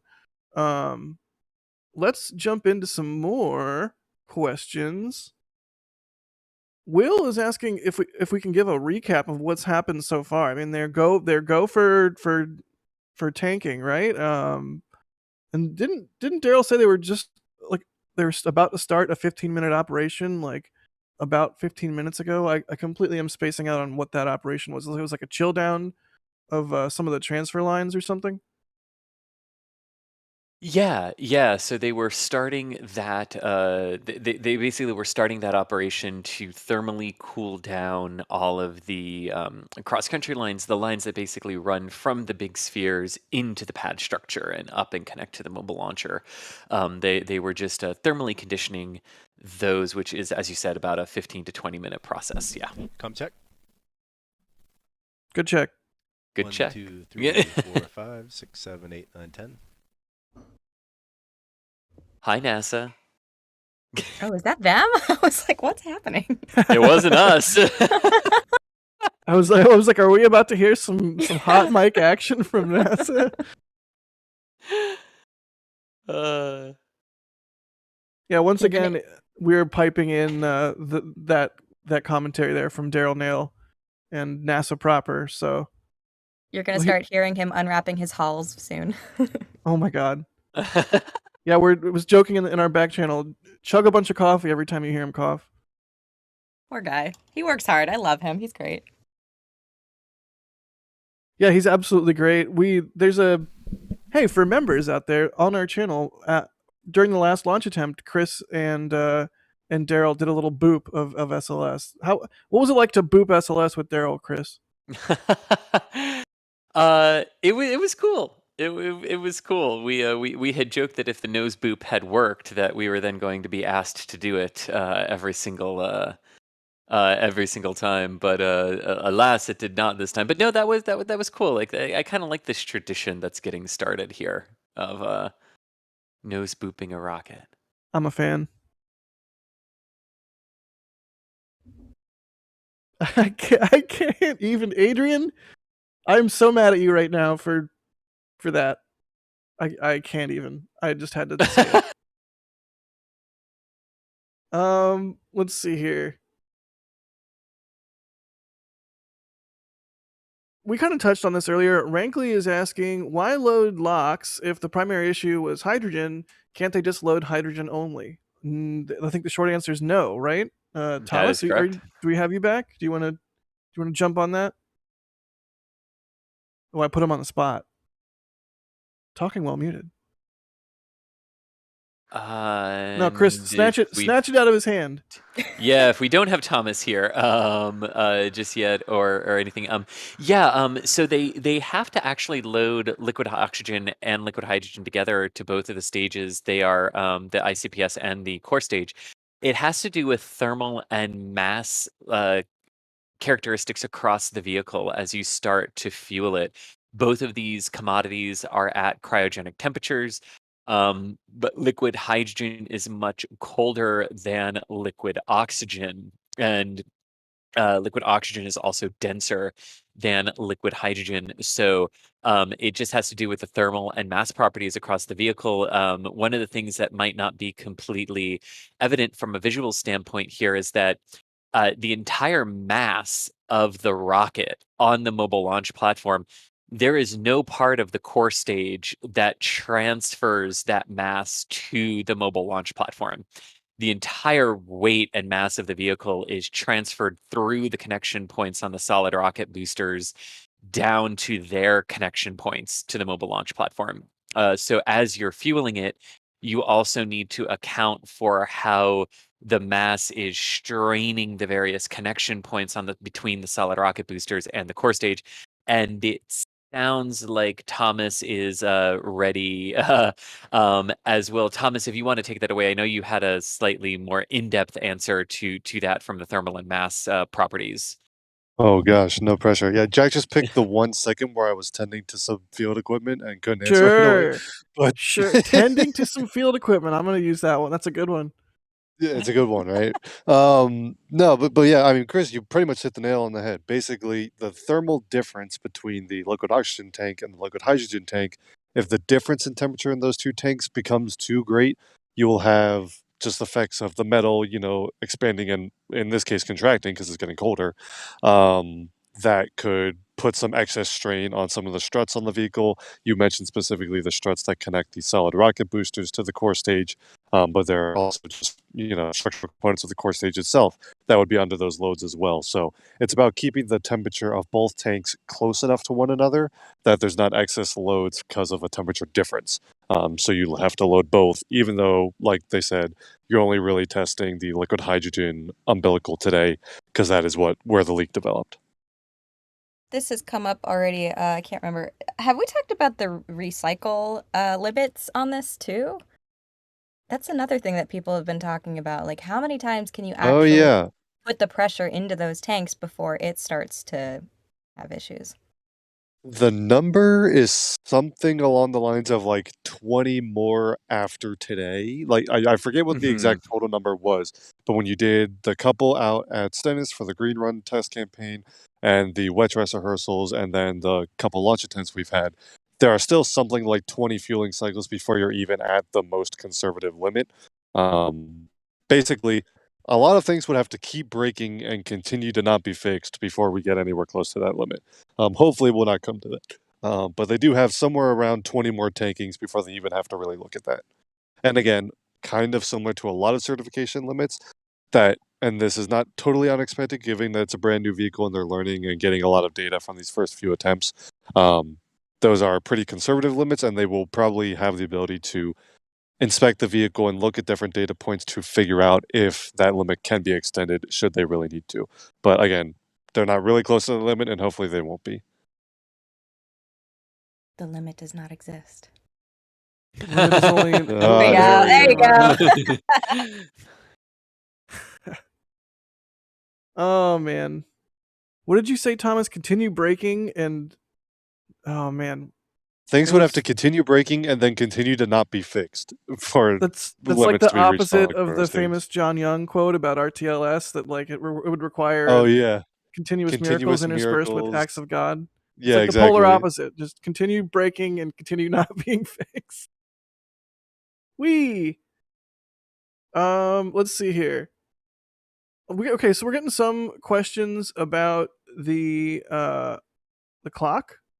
Like Stephanie is asking, what is the T minus 6 hours 40 minutes? What's going on there? What's going on with the clock today? I'll pull up the timeline really quick, but Chris, you want to talk about why we're in a built-in hold right now and thus the clock is not moving? Yeah, so this is just their standard 2.5 hour built-in hold at the T-6 hour and 40-minute mark. The reason they have the hold for the duration that they do right now is actually a lesson learned from some of the initial wet dress rehearsal attempts back in April of this year. The hold was originally only about an hour and a half long, but they had a lot of issues getting transitioned from air to gaseous nitrogen purge to various cavities of the rocket to inert it and get it safe for fueling. They extended the hold there to give themselves a bit more extra time. Shout out to all the lights that just went off now that the sun has come up. That was cool to see. But that basically gives the launch team time to work through any issues that have come up, maybe get back on track in terms of an on the timeline ability here. But basically just a built-in hold to resync all the teams, make sure everyone's on the same page, make sure systems are good for the start of fueling operations, and then just to have a little extra time than they think is actually necessary in terms of actually getting into those fueling operations. Like you were sort of saying a bit earlier, Thomas, fueling is a bit weird in that, if you don't start fueling right at T minus or right at the L minus 8 hour mark, you can actually start fueling at like L minus 7 hours and still end up finishing your fueling process at roughly the same time that you were supposed to, because there are ways to catch up and ways to alter the sequence a little bit there. But that's basically why we have a built-in hold. And after this, the idea is count from T minus 6 hours, 40 minutes, all the way down to T minus 10 minutes without any holds. And then you would have a final built-in hold at T minus 30 minutes there in a normal countdown. Although for today, they are not actually planning to get all the way down to the T minus 10-minute mark. And as we can see there, chill down of liquid oxygen lines complete, and chill down of main propulsion system is now underway. So things are definitely progressing. Yay, progression. Yay, progress. Is it inappropriate for me to mention that a certain space CEO just replied to Jack on Twitter regarding a different, really big rocket? What? Yeah, Jack, you might want to check the Twitter notifications, my guy. Okay. Also, Hey. you can see the engines chilling down. There was some condensation there. I'll be right back. Yeah, I was going to say, yeah, you can definitely see that engine chill down has begun. You can see right there above Florida in our banner, you can see little wisps of white vapor, which is the gaseous oxygen, which is now flowing through the engines in the main propulsion system, getting them conditioned for the loading process. So that is perfect and exactly what we want to be seeing right now.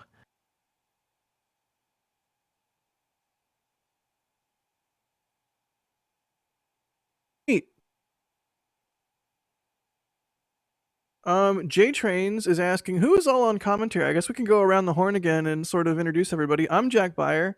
I'm the guy with the beard. You know. That's not that poster- specific these days, Jack. It's true. You've got me. I've got some competition. Sorry, great view of the liquid oxygen feed line going into the engine section there at the bottom. Anyway, sorry, just wanted to point that out. No, don't be sorry. That is Chris Gebhardt. Chris, don't ever be sorry about pointing out cool things on stream. Chris is the assistant managing editor of NASASpaceflight.com. And we've also got Alicia on stream. Hello, hello, hello. Good morning. For those of you just joining us, it is I. I am back. Basically, as some people are saying in the chat watching paint dry, we're watching tanks freeze, guys. We're here for a reason, okay? Yeah, it's tank watching at its finest. And, of course, out in the field is Thomas Berghardt. How's it going? I will add that we've started to hear some thunder in the distance, Uh-oh. so I'll let y'all know if I need to like not be where I am right now, which is kind of the middle of a field. But I'll let y'all know. Pulling up the radar. Let's see what we can tell you here. Yeah, that would be appreciated. The nearest lightning strike to you, is indicated by the system so far, is 36 kilometers away. So you are probably just hearing some We're stuff that's off the fine. Atlantic. Yeah. We're fine. That's what the towers are for, right? Exactly. We need You to may or get may you not 4 be towers. just hearing my stomach because I'm incredibly hungry. I have not had breakfast. Also that. I'm getting there with you, Jack. But I think you definitely caught the short end of the stick with the wake up time this morning. It is what it is. It's rockets. I mean, you can never be mad. It's like, okay, small digression. Exactly. Remember when you're a kid and you have a field trip or something at school? And like, I'm still am not an early riser.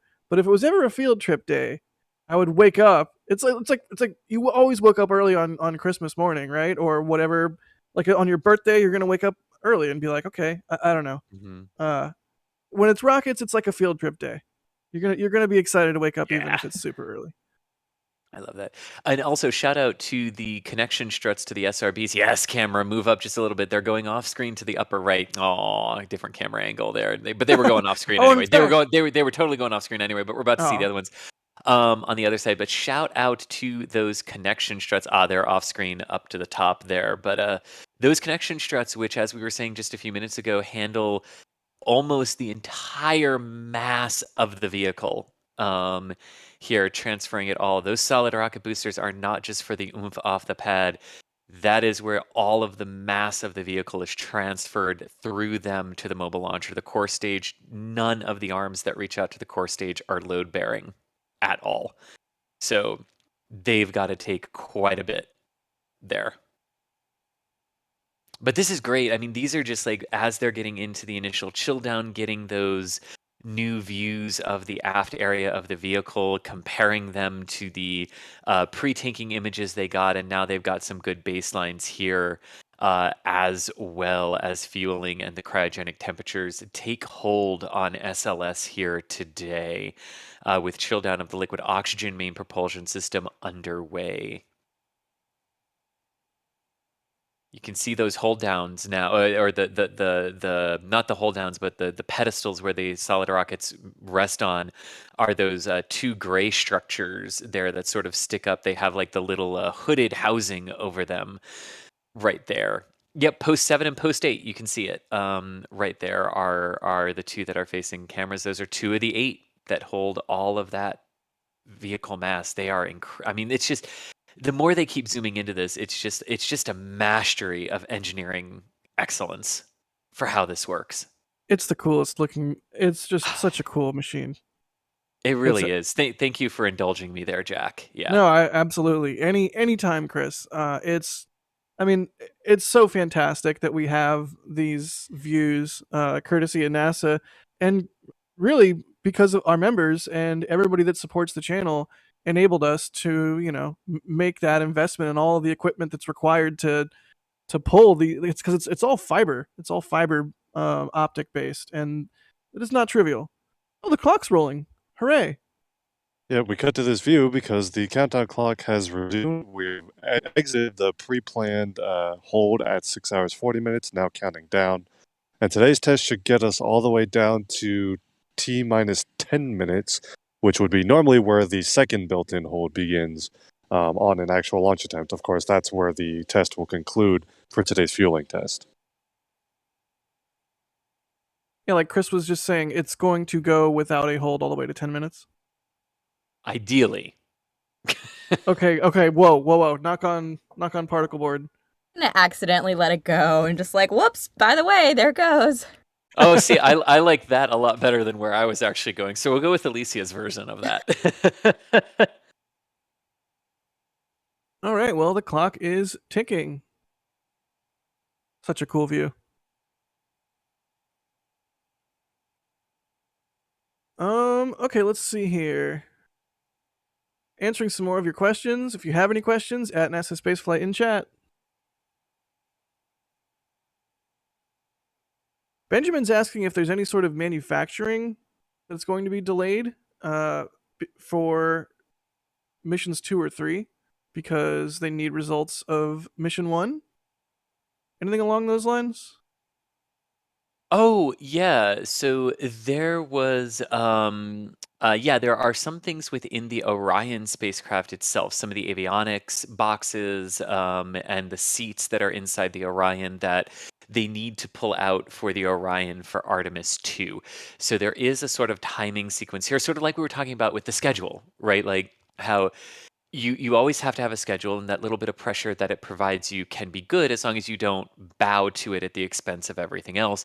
This is where the schedule sort of comes into play here, because they do need to get this Orion back in order to pull everything out of it that they need to get into the Orion for Artemis II to hand it over. So Lockheed Martin can hand it over to NASA for integration with the European service module and then stacking with the eventual Artemis II stack for that flight in 2024.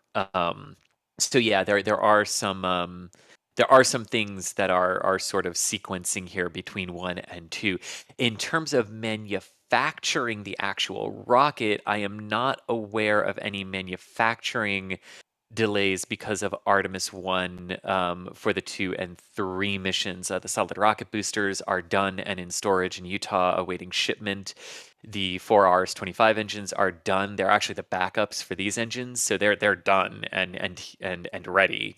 In fact, they'll be going into the core stage later this year for core stage 2. Core stage 2 is coming along really well out at Michoud, as well as the other sort of components. The European service module is done, and here at the Kennedy Space Center, the launch abort system part from Northrop Grumman is done and has been handed over to Lockheed Martin for their parts of it. So the actual physical build components for Artemis 2 and Artemis 3 are coming along really well. It's more of the things they need to pull from Orion that are the long poles there for Artemis 2. That makes I sense. have a question, Chris. Yeah, go for it, Thomas. You mentioned that the RS-25 engines that will be used on core stage 2 are also the backups for Artemis 1. Yes. Now, you also mentioned that they're going to be going into the core stage. Obviously, that's where they go. Does that mean that the engines are currently in Michoud?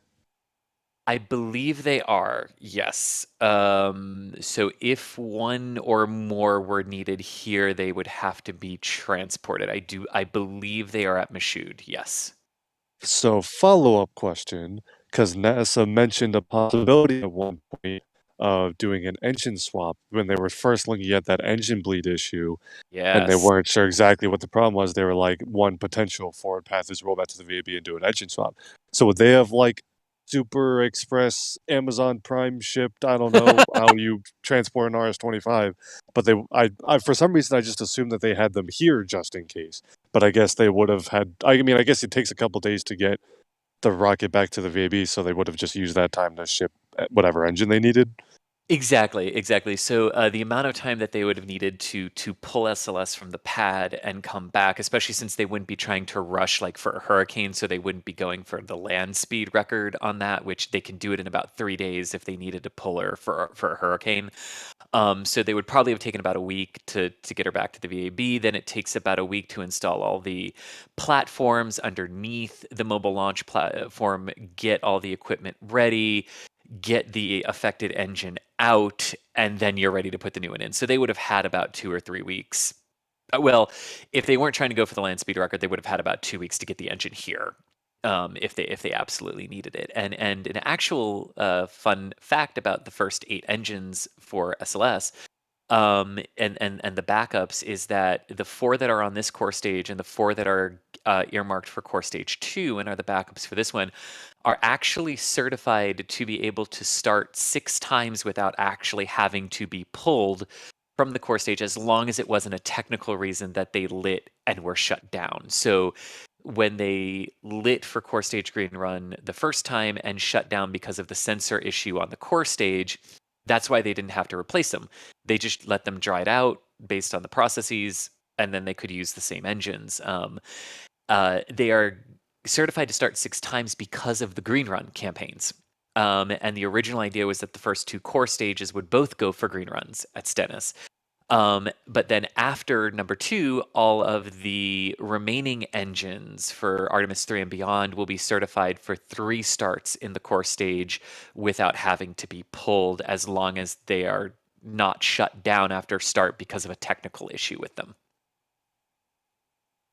It's probably way more than we wanted to know about the engines, but you asked me a question about the engines, so No, we went that was for it. fantastic. Thank you so much. Yeah, I think it's safe to say anyone that is watching this stream is going to be interested in that level of detail, Chris. No worries at all. Speaking of high levels of detail, we were talking a little bit ago, just quick sidetrack into a different Artemis-related vehicle. The tweets that Thomas mentioned. Elon replied to our most recent Boca Chica video, which if you haven't check it out after this or while you watch this if you have enough screens, but mentioning that the Booster 7 rollback is going to be for reliability upgrades and to complete Booster 9 is also one of their focuses. But they want to what did he say? Michael scrolled on me. It's our focus is on reliability upgrades for flight on Booster 7 and completing Booster 9, which has many design changes, especially for full engine RUD, rapid there we on go. schedule disassembly isolation. So yeah, it sounds like they're really trying to alter. I mean, are you thinking this too, Jack? It sounds like what they're trying to do there is like design the engine compartment in a way that if one engine completely lets go, and RUD is the kinder, gentler word for explosion. Oh, fantastic. It's a kinder, gentler type of day today. Yes. No, I think that's exactly right. I mean, that's how it is on Falcon 9, so this makes sense. I mean, I do wonder how much extra mass that's going to add, because, I mean, famously, whenever we see them lift a booster down there, it's always, we're looking at all of the Raptors all packed super closely together, and it's like, ooh, if one of those went, it might take out a couple others. But with this change, there'll be more a more robust ability for more robust reliability. I don't know. You guys more get robust reliability. I like that. Yeah.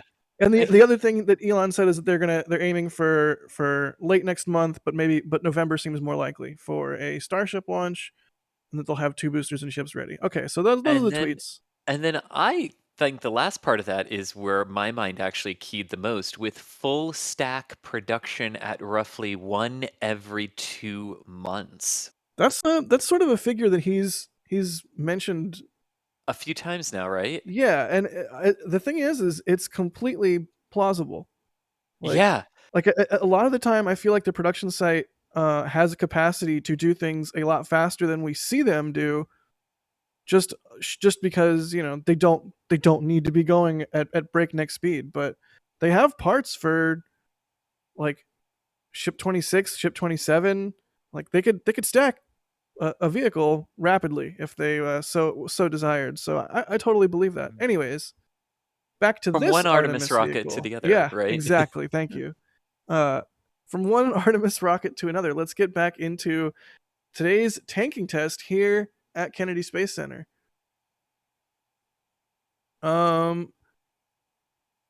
Here's a good question, because this whole entire tanking test is necessary because of that the various issues they were having on the first 2 launch attempts.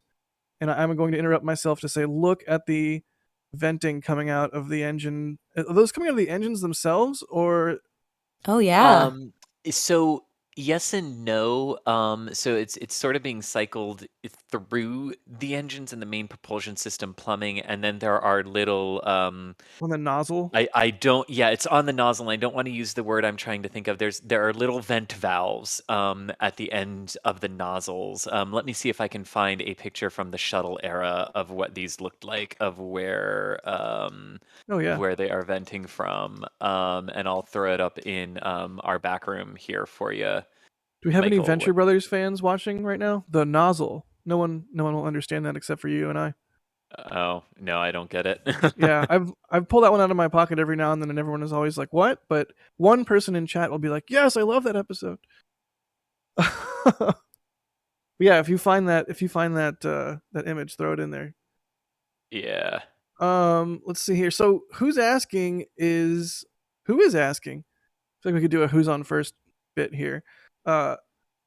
Who's asking is saying, do we have any details on what actually changed to repair the leak?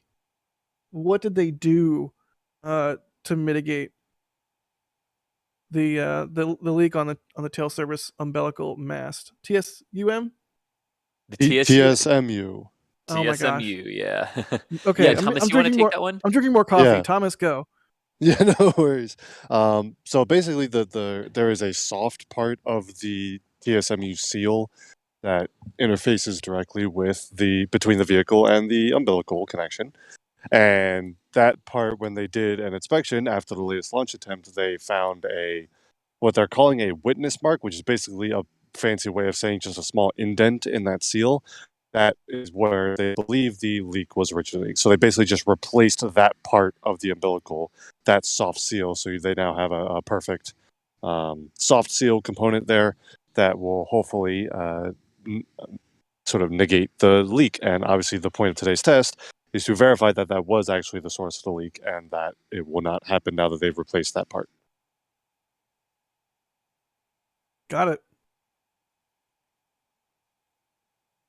I mean, they threw some Flex Seal on there. A couple updates here for some milestones reached. At 8:42 a.m., we went into core stage liquid oxygen slow fill. Again, core stage liquid oxygen slow fill has now begun. So the chilling of the transfer line is complete. We are now in slow fill for liquid oxygen. And on the liquid hydrogen side, we just got the go to proceed with propellant load for liquid hydrogen. Good. Just got the go to proceed with the loading of liquid hydrogen propellant into the core stage. So again, liquid oxygen now in slow fill. Liquid hydrogen has the go to proceed. They are now going to begin chilling down the transfer lines. This is Artemis Launch Control. So basically, meaning things are proceeding as planned today in terms of the sequencing of the events. So that is definitely exciting to hear. It's sort of what we all wanted to hear when we were there in person for the launch attempts, right, guys? Yep. Yes.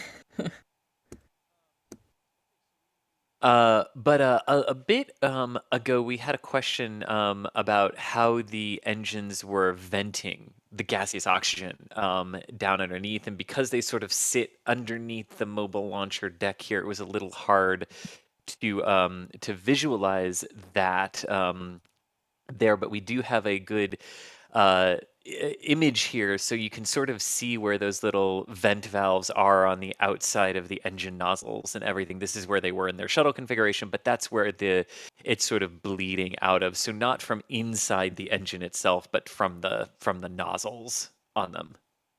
Yay, we've mentioned the shuttle. We all get to keep our jobs. I mentioned the shuttle earlier. Hold on a second. Okay, wait, you did. All right, good. I love how Chad is also saying Mark Shuttle Field on bingo card. Yes, NSF bingo. That was a thing. Live stream bingo. We should bring that back at some point. Yeah, somebody generate some cards. We can't do SpaceX landing bingo anymore because they keep hitting the middle. So we need to go back to NSF live stream bingo. I agree. And also you can see the big vapor cloud. So as those engines are venting the gaseous oxygen down underneath themselves, you can see how that is all sort of coming out from underneath the mobile launcher deck there. And Gorgeous you can see shot. it. I mean, absolutely gorgeous. And on launch day, what you're going to see, right, is you're going to see this. Then you're going to see water start dumping through the exhaust holes of the solid rockets and the main engines. And then you are going to see the engines light, and out the back end of that flame trench will go all of the main engine exhaust from the RS-25s, and then kapow, the solids will light. And that is the moment we all can't wait for. Kapow. Petition to change the call out for ignition to kapow. Kapow! Exactly. Find. Schrodinger's chat. Thank you for the support there. Is it chat or is it not? Well, don't observe it. There's simultaneously a chat and not a chat until you click the tab that actually opens the chat window. And on this view, on the liquid oxygen feed line, which is how they pump the liquid oxygen up into Look that at that tank, frost, you can yeah. see the frost forming in the vapors. This is normal. This is fine. It's not an issue. Let's just start there. They're going to zoom in and they're going to go look at it, but this is normal. This is fine. But yeah, you can definitely see that. You can definitely see that in progress there. Very good. Oh, I love this part when the vehicle starts to become alive. Yes. Yeah, we had a question, I think it was a while ago. Yeah, here we go. Philip is asking, are we expecting to see anything visually during the test? Are NASA providing fill graphics? I'm not sure about the fill graphics, but we're certainly starting to see the vehicle come alive. I mean, the RS-25s are doing their venti thing. The vehicle itself, parts of it are frosting up. That's what we want to see.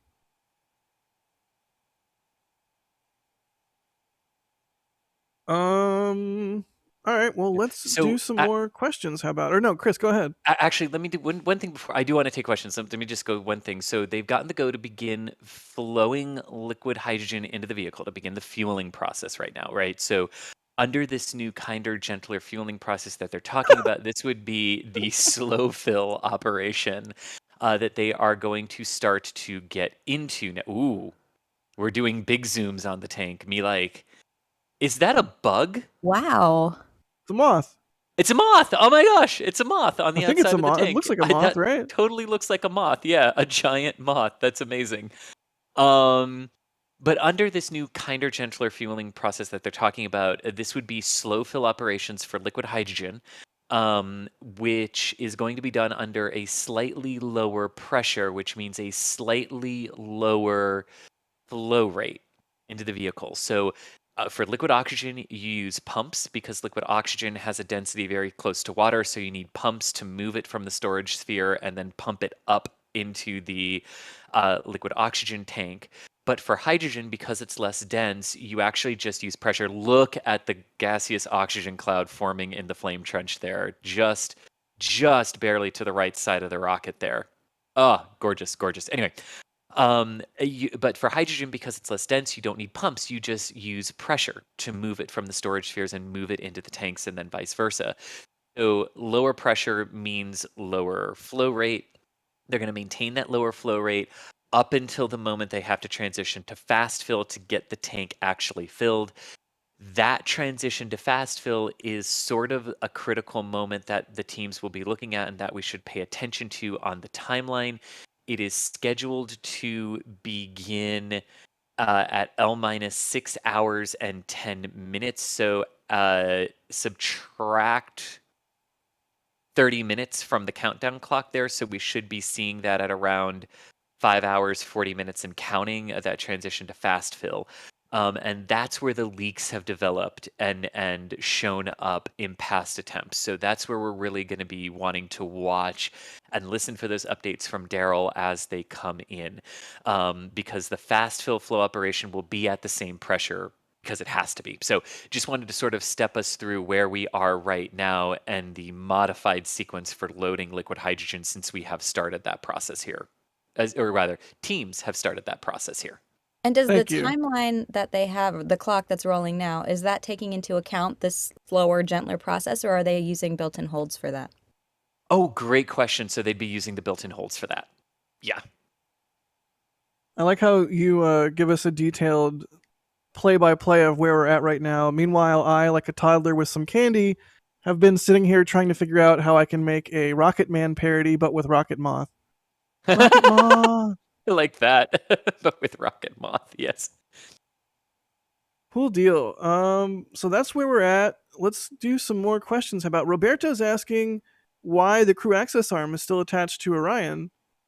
Are they going to do the whole test with the access arm connected? In a way, yes, they will do the whole test with the access arm required. Gonna point out what's on screen though right now because Chris did ask about Starship, the other Artemis vehicle, and when it will be here for its testing at 39A. Elon saying most likely Q2 of next year. is when we'll see those tests with initial vehicles moved from Brownsville to the Cape via boat, not vote, boat. So a good update there on the other one, on the other big Artemis rocket there as well. But let me grab that question there that you were asking there, Jack. Just about 10 minutes before 9 a.m. Eastern Time here at the Kennedy Space Center in Florida. You're looking at a live picture of Launch Complex 39B, where the Space Launch System is on the pad, and currently cryogenic loading operation demonstration test is underway. We are flowing liquid oxygen into the rocket at this moment. And we are currently chilling down the other side of the propellant, the liquid hydrogen, chilling down the lines that lead from the cryosphere to the mobile launch pad. So far, procedure is going very well. The cryogenic loading operation in sync. And we currently stand at roughly 5% full on the liquid oxygen side. Again, we're just about 5% full. It's a 196,000 gallon tank, but the liquid oxygen is very dense, so it takes some time to fill that. We're going to be in slow fill for just about 15 minutes, and then we're going to transfer to fast fill, and that's roughly 3 hours, a long pole in the tent, so to speak. Want to also make you aware of a programming note. You can see on your screen there, we're tracking the capacity of the liquid oxygen tank, and you can see there, minus 295 degrees Fahrenheit, super chilled liquid oxygen. This is the oxidizer that, when combined with the liquid hydrogen, creates the thrust upon ignition to lift that rocket, help lift that rocket off the ground. Today is a test, and a test only. You can see it's 5% full. I want to get back to the programming note I mentioned. We have a busy day here at NASA. Coming up at 8:55 a.m. Eastern Time in just a few minutes. Those of you watching this cryo demo test on NASA TV's public channel, you will be switched over to Johnson Space Center's launch coverage of the Soyuz rocket and spacecraft, carrying a new crew to the International Space Station. Here at Kennedy, we will continue coverage of the cryo demo on NASA's official media channel. You can see there at the bottom of your screen, that is the link. That is where you'll find the tanking test if you're not on it already. If you are, again, on the NASA public channel, we'll be switching to coverage from our friends at Johnson Space Center for the Soyuz launch. After the completion of the Soyuz launch coverage, tanking coverage will resume to NASA TV's public channel. Again, that's set to begin here in just a few seconds. This is Artemis Launch Control. And just to clarify, we are going to be sticking with the tanking test, so don't worry about that. We'll have some updates on the Soyuz, but we're definitely going to stick with the tanking test here for SLS as those three people make their way and start their journey to the International Space Station today. But definitely we're going to be staying here. To the question that we were answering before the update there from Daryl, from Roberto, any specific reason the crew access arm is still attached to Orion? No, they'd wanted to pull that crew access arm back really early in the count for the liftoff since it wasn't needed. But since there's no plan to proceed down toward an ignition, they just have it up against the hatch today, as there's no reason to move it. So that's the only reason that we've got for that. James Gilliand, in relation to the Moth, saying, what shuttle flight was it that had the bat on the side of it? It was STS-119 had the bat. Farewell, Batronaut. But some other good questions here. Good question from David Edwards here, saying, serious science question. I know there are lightning towers and all, and Thomas, maybe this is one if you want to start this one, but it's a good question here. But what would happen if lightning were to miss and actually hit SLS, fueled or unfueled? What would happen? and Thomas is typing, so I probably called on him when he is working a tech issue, so I will go ahead and take that. So basically, what would? Oh, okay, yes. I'll take it, Thomas. I see your note. Yeah, shout out to the KSC ground folks who are mowing the press site lawn right now. Apparently, we'll get Thomas back on Hey, comms when yeah, we can. There we go.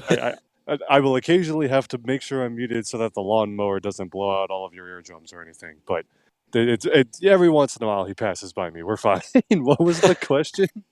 The question is serious science question. They know that there are lightning towers and all, but what would happen if lightning were to miss the lightning towers and actually hit SLS when it was both fueled or unfueled? You know what? Part of the reason that they have the lightning towers is because they don't really know. We've seen rockets get hit by lightning and be fine. And then we've seen Kinda. the reverse. Right, yeah. I mean, is there an example? There's a Cape Canaveral example specifically where a rocket like legitimately exploded, but I'm trying to remember what it was. It was like an old Atlas or An something. Atlas III, yeah, was struck by Yes, lightning thank in you. 1987, I believe was the year, and exploded shortly thereafter. Yeah, I would basically take your word for it. yeah, it basically fried the avionics. It fried the brain of the rocket. Yeah. If my memory is correct, the rocket didn't explode instantaneously. It might have been FTS that actually blew it, or the range. After that, or it destroyed itself very shortly thereafter. But yeah, it got struck by lightning. It destroyed the brain of the rocket and everything. Satellites can be damaged inside. There was a pretty good case of a Russian rocket that got hit by lightning. A Soyuz continued onward to Mhm. orbit. It didn't fry the No, Soyuz. the rocket was but fine, but the satellite was not. but the satellite definitely took a beating in there. But yeah, it's usually not good. Is the answer to that for SLS uh, in general? If it were on the pad and still connected to the pad, that might be better than if it were in the air flying, although that contrail to the ground is going to provide a good path to the ground. But yeah, you just don't want it because they could explode. I mean, if it got to the right things, if it triggered in just the right way, I mean, it would be a bad day in some regard there. Yeah, it kind of comes down to if you get lucky and it doesn't really, the voltage doesn't get channeled into anything that would really damage things. But basically, you don't want to take that chance because it's very hard to model or predict what exactly would happen.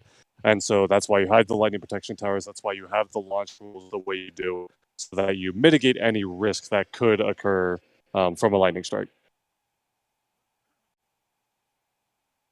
Gotcha.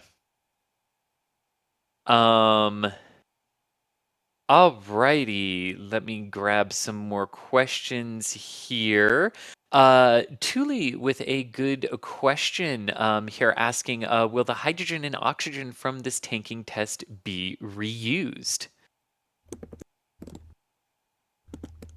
And the basic answer to that is some of it will be. So some of it will be lost to processes of what is known as boil off. So as it transitions from a liquid to a gas, and then those gases, if it's oxygen, are just vented out the bottom of the engines or out the side of the core stage, which we'll see here momentarily as fueling operations continue.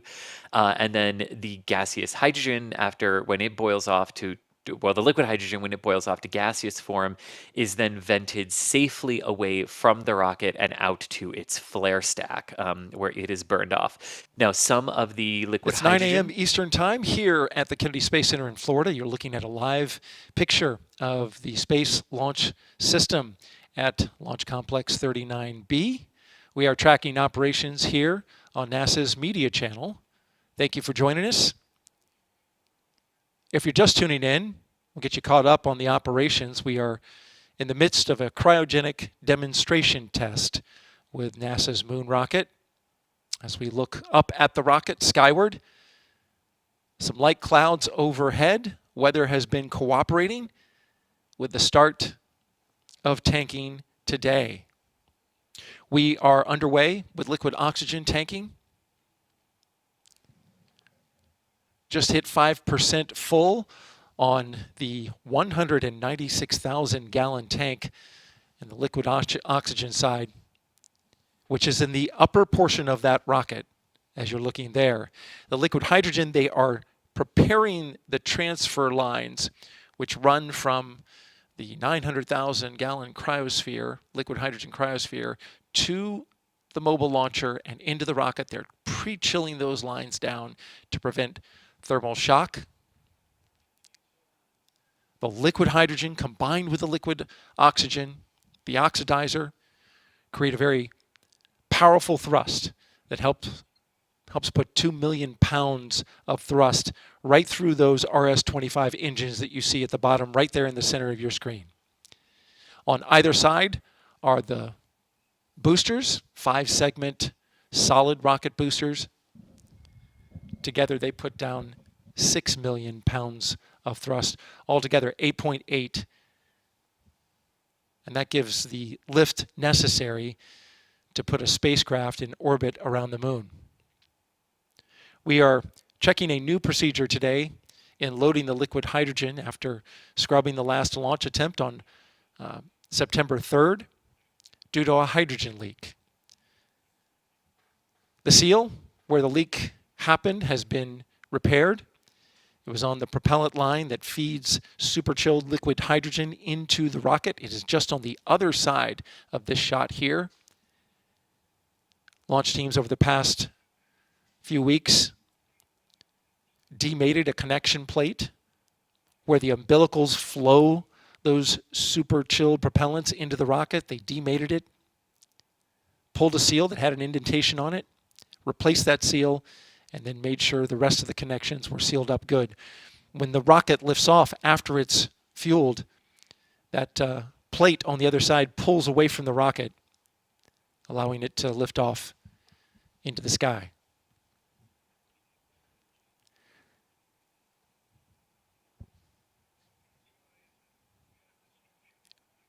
Coming up, we're getting ready to start flowing that liquid hydrogen into the tank. They're pre-chilling the lines that run to the mobile launcher.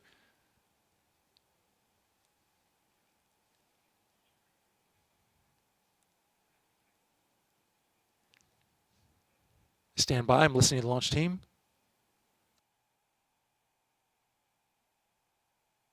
So now we're standing by listening to Darrow, who is standing by and listening to the launch team. This is very meta. It is. Let's go another level deeper, because I'm standing by Yeah. listening to you guys, listening to Daryl, standing by listening to the launch team. So I will shut up as Oh, soon man. as Daryl comes Yeah. back, but I'm going to keep answering this question. We answered it from the gaseous perspective. Some of the liquid hydrogen is also used to bleed the 4 engines, and then that liquid hydrogen is then not put back into the core stage, but is instead taken to a separate tank where it then boils off. So basically the answer to that is the Everything commodities proceeding that don't- nominally at this point. the commodities that don't boil off will be reused. Yes. This shot of the pad is helps show you exactly where the fueling is happening. You can see the tail service mast umbilical.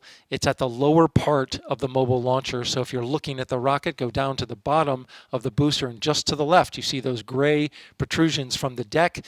That's the tail service mast umbilical. Flowing through there are the umbilical lines that connect in the rocket. That's where the propellant is flowing currently for the liquid oxygen side.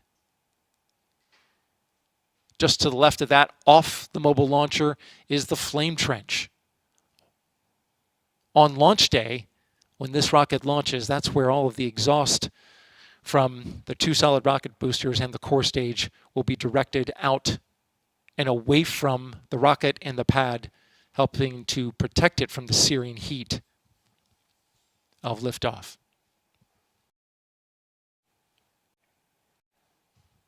Continue to milestones and keep you updated on the latest as it happens. The primary goal of Artemis I is to thoroughly test the integrated systems before crewed missions by launching Orion atop the SLS rocket, operating the spacecraft in a deep space environment, and testing Orion's heat shield.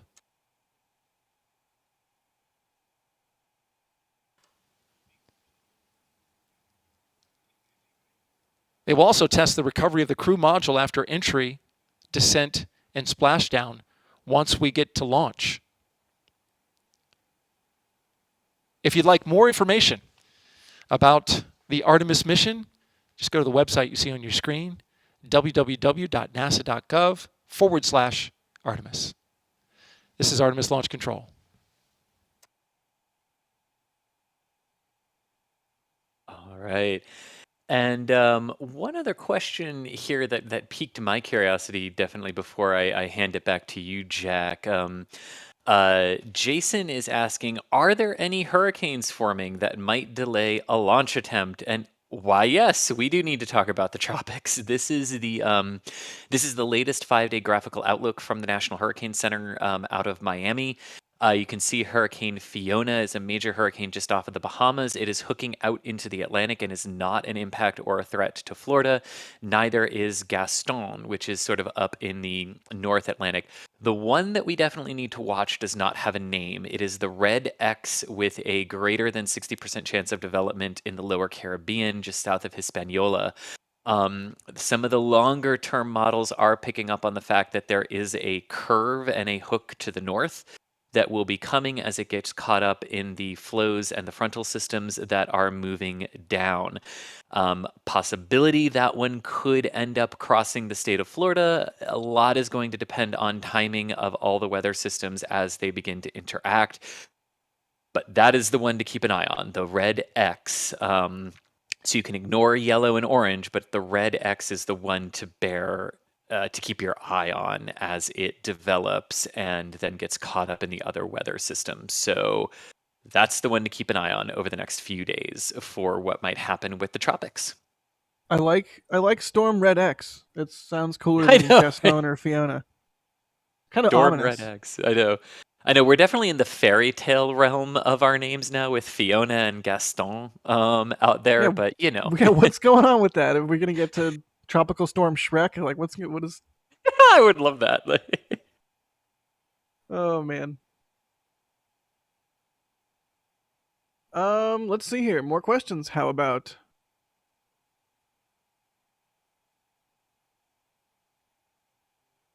Carl Magnus Berglund is asking, are these 5 segments identical to the boosters specified for Ares 1? It's an Ares 1 question. Thomas. Yeah, I was going to say, Agent did Thomas. someone mention Ares 1? Hi. As far as I know, well, I mean, obviously the Ares 1 wouldn't have had a nose cone because it was a first stage with the upper stage 9:09 mounted on top. a.m. Eastern Time, and the Cryo team now reports that the LH2 propellant loading is in slow fill. Again, the liquid hydrogen propellant loading is in slow fill at 9:09 a.m. Eastern Time. That, along with the liquid oxygen, now we have both propellants flowing into the rocket.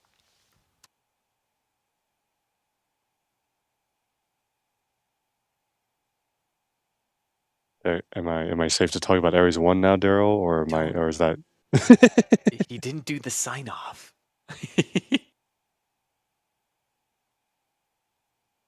Go for it, Thomas. Okay, yeah, but he's not talking. Okay, the basic, very short answer. As far as I know, the boosters are more or less identical. Obviously, you wouldn't have a nose cone on top, but other than that, yes. In fact, the 5-segment booster was originally developed for Constellation on both Ares 1 and Ares 5, which is Ares 5 is basically SLS.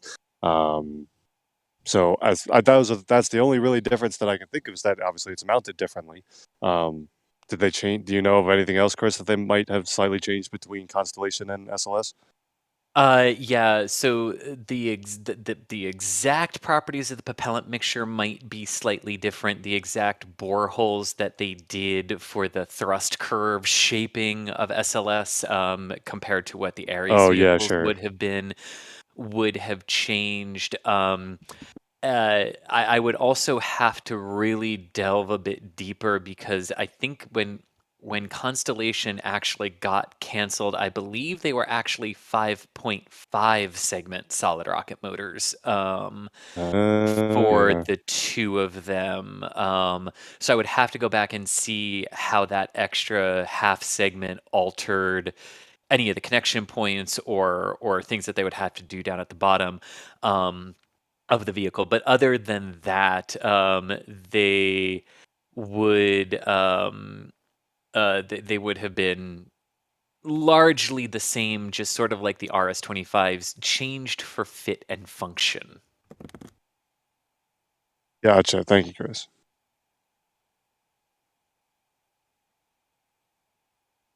Good answers as expected. Really quick, we were just talking about weather stuff. Who's asking says, would they roll back to the vehicle assembly building for a hurricane? I think the answer there is a no-brainer yes. Depends. Oh, it's more complicated than that. Please. If it's a hurricane, like an actual hurricane, it has met that wind limit requirement, yeah, you're coming back to the vehicle assembly building. Just because it is a named storm, there are wind limits and there are wind requirements. So if it's a weak storm or the wind field that you are expecting is below a certain limit, you have the option to leave it at the pad. Makes sense. And that's the answer to that. Sorry. That was No, you're good. more abrupt end than I had anticipated. Let's see here. Daniel with the ultimate chaos question. What happens if only one of the two solid rocket boosters lights? I think the no fun answer is loss of vehicle. Almost instantaneous come apart of the vehicle. Yep. Yeah, that would be bad. It's like, in short, bad. Yeah. It's not Kerbal Space Program. Do it in Kerbal. Get it out of your system. It's not what we're doing here. With enough thrust vectoring, anything is possible. I mean, that's true. You got me there. But I believe that's why there are two SRBs with their powers combined. Yes, that is true. With your powers combined, I am Orange Rocket. Synth music plays. That was a great show, guys. Come on. It was. It really was. Yeah. Oh man. I actually got a question for you, Alicia, if you want. Sure. So it's not just Orion that's the payload on this one, right? Like we've got some CubeSats and some small sats that are going along with them. Sort of, who are they and what are they? Are they? Let's get to know the CubeSats, shall we?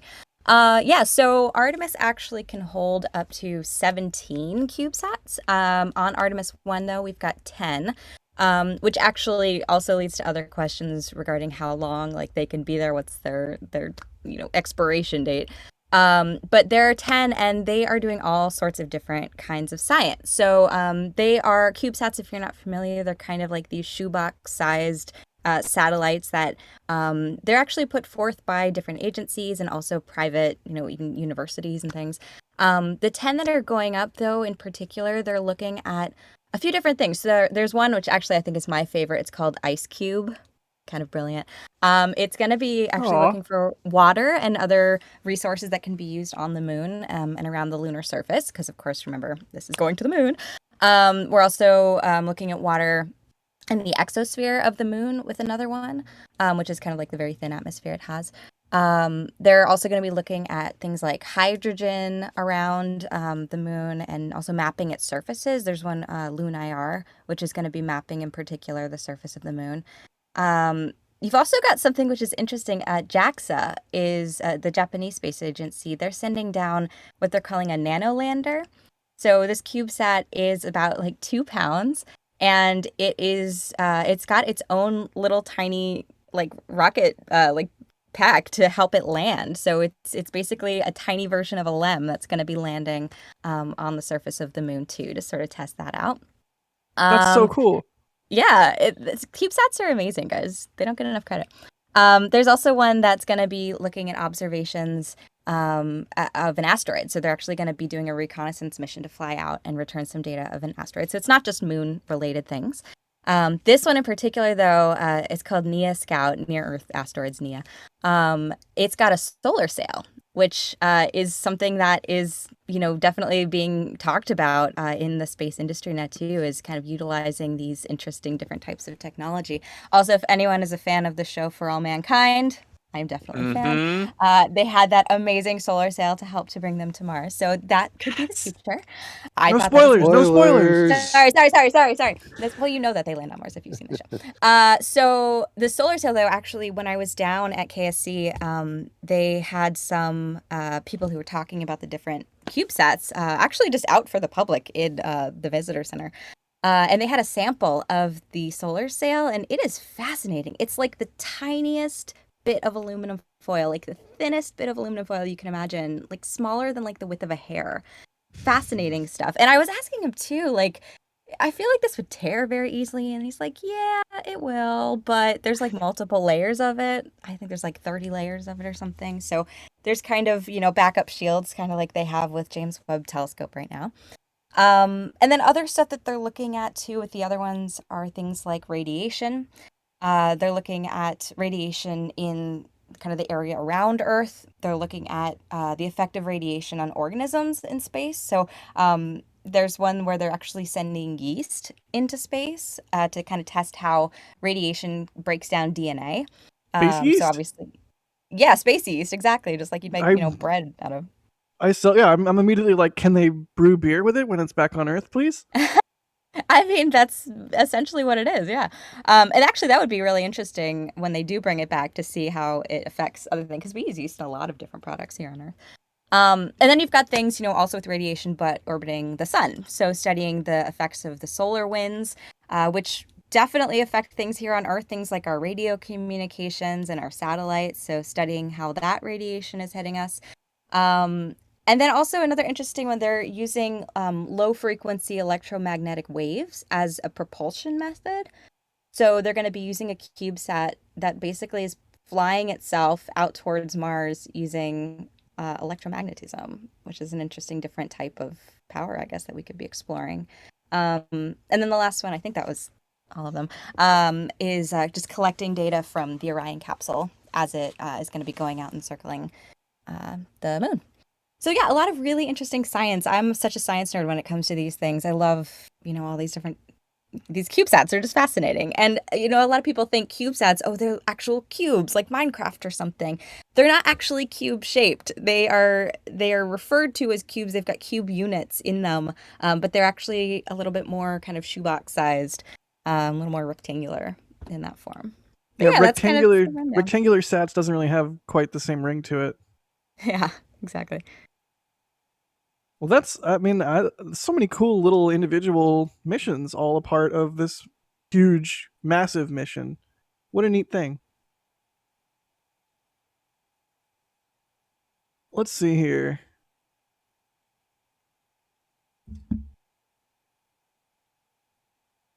And I'm being informed that space flown yeast being made into beer is a thing by DAS. So good to know. I mean, they flew seeds. They're flying more seeds actually, and they grew trees out of it. So why not? I'd love some space beer. And space bread. Ooh, space banana bread. Okay. Apparently, we've reached the part of the morning where I get hungry. Let's see here. Ooh, good shot there of the business end. What a view! Seeing that condensation or the venting coming from the engines rising up like that. Fire alarm man, thank you for the support. I think we might need your help. That's a joke like 4 people will get. Jonathan, thank you for the support. They say, do we know what onboard camera views we'll get when SLS is in flight? Will we get views from the moon? I know we've talked about the like there's like GoPros on the solar wings. There are. Oh my god, I don't know why this is the part of like the mission that makes me so ridiculously happy, but those what I really truly thought were just PR renders of where it looked like Orion was taking a selfie of itself with a camera out on its solar array wings. They've actually put GoPros on the solar array wings. Those images are going to be real in the mission, and there's a real opportunity to get a shot that Orion takes of itself with Update the on moon. the cryo loading procedure here at 9:21 a.m. Eastern Time here at the Kennedy Space Center in Florida. You're looking at a shot of the engine section and the solid rocket boosters of the Space Launch System rocket, currently in the midst of a cryogenic demonstration test.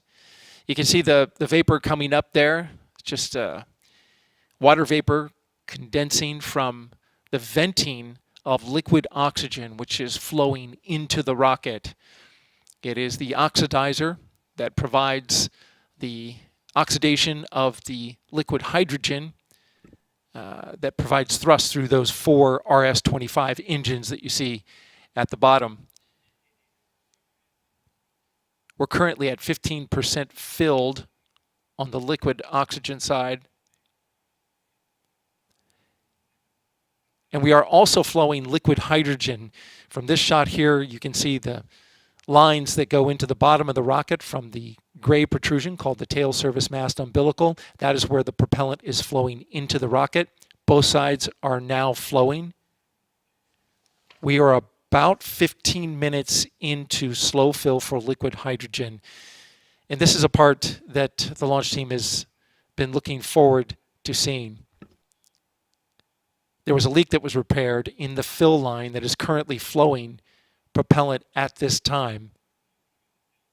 They've got a mild pressure on the storage tank, which allows the liquid hydrogen to flow into the rocket.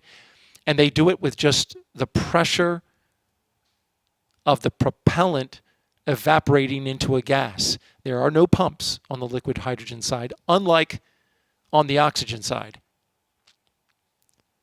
The procedure they're doing today is a kinder and gentler procedure where they are stopping and checking before proceeding to the next milestone in the tanking of the liquid hydrogen. They are taking a moment just to look and check it and make sure that the temperatures are being carefully dropped to cryogenic temperatures. There's a great shot right there of the tail service mast umbilical. That was the area that was prepared. The gray protrusion, you see the lines going into the rocket there.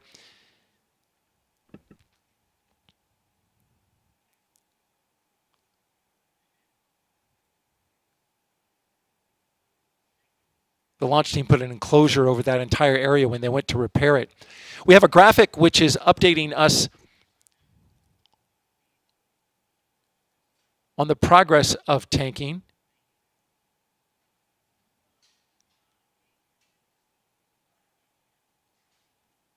I'm just hearing now from the launch team that they're slowing the liquid oxygen pumps just a little bit. And that is because they're waiting to get a little more liquid hydrogen in the tank. There is a requirement called the aft strut constraint, which requires that before the liquid oxygen gets to 50%, it's at 16% now, but before it gets to 50%, they have to have at least 5% in the tank on the liquid hydrogen side, and they're not yet there yet. So just anticipating, the launch team is that they might need to slow the pumps a little bit in order to keep that requirement valid.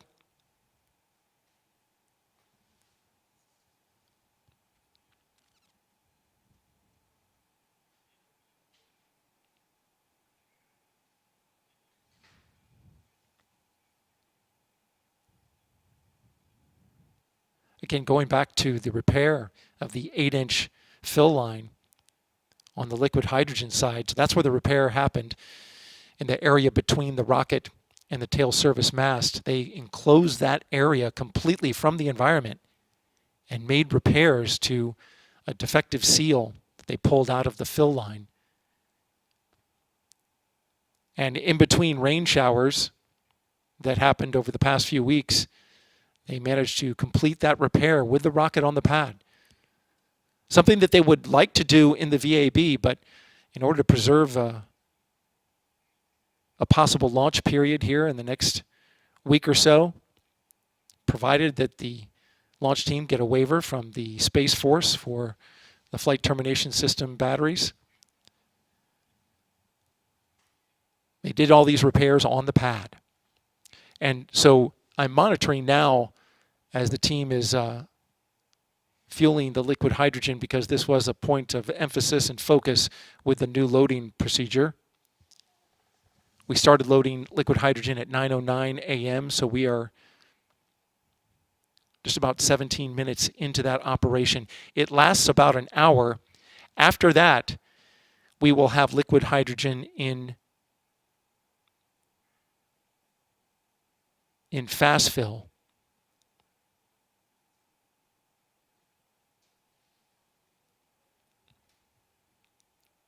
So it's going to be pretty close to 10 a.m. And then 15 minutes later, they'll start that engine bleed kickstart. And in order to do that, they seal off the vent, pressure rises in the tank, and this will give us a good look at how that seal is holding.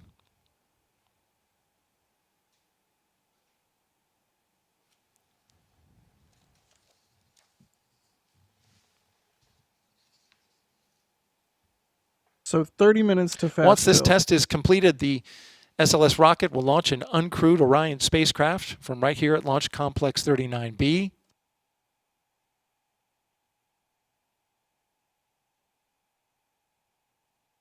(39B), of course, is NASA's modernized spaceport here at Kennedy. Once Orion goes into orbit around the Earth, it will deploy its solar arrays.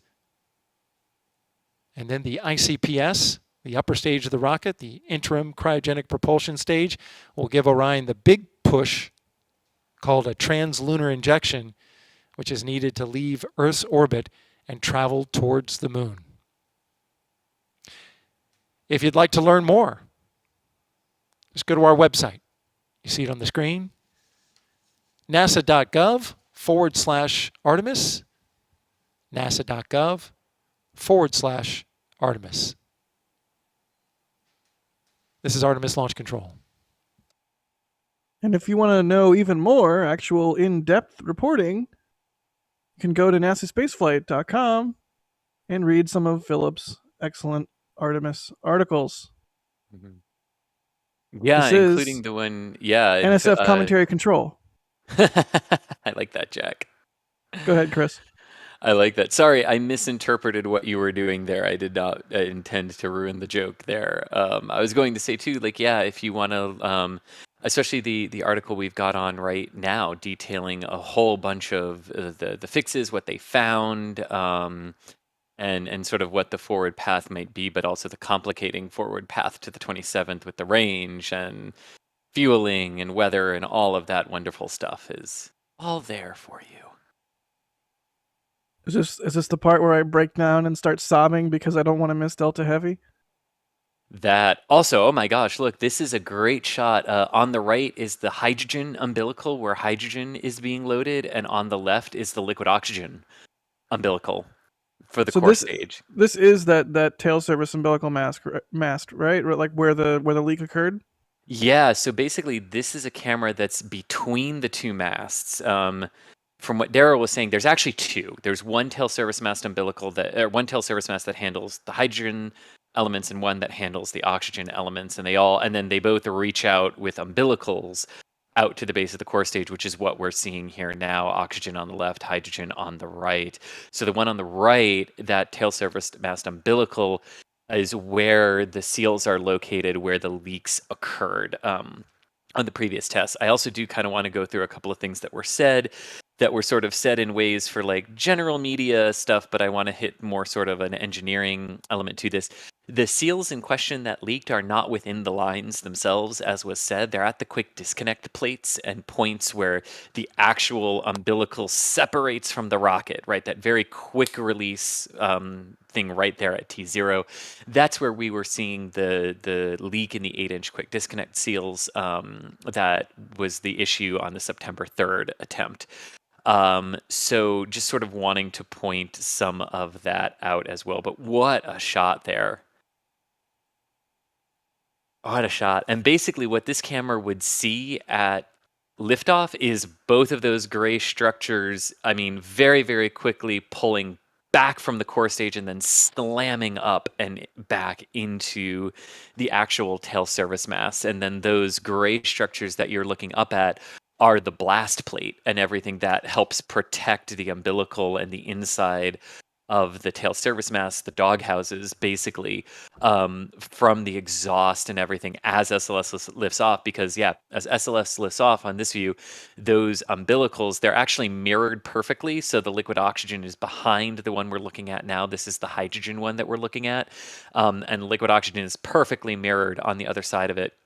And right at T0, the parts of the gray structure that reach out with all the plumbing and everything to SLS, those detach and slam backwards and upwards into the protective housings up there to keep them safe for reuse on the next flight. So cool. Immediately makes me think of old footage of Shuttle or like Saturn V launching, when you see the same kind of things where there's some sort of connection to the vehicle that has to retract very rapidly and button itself up. Exactly. Cool. And they do it. It's about a second or less is what it takes them from detach to slamming into the protective housings. Yeah. It's a mission critical yoink. Yes.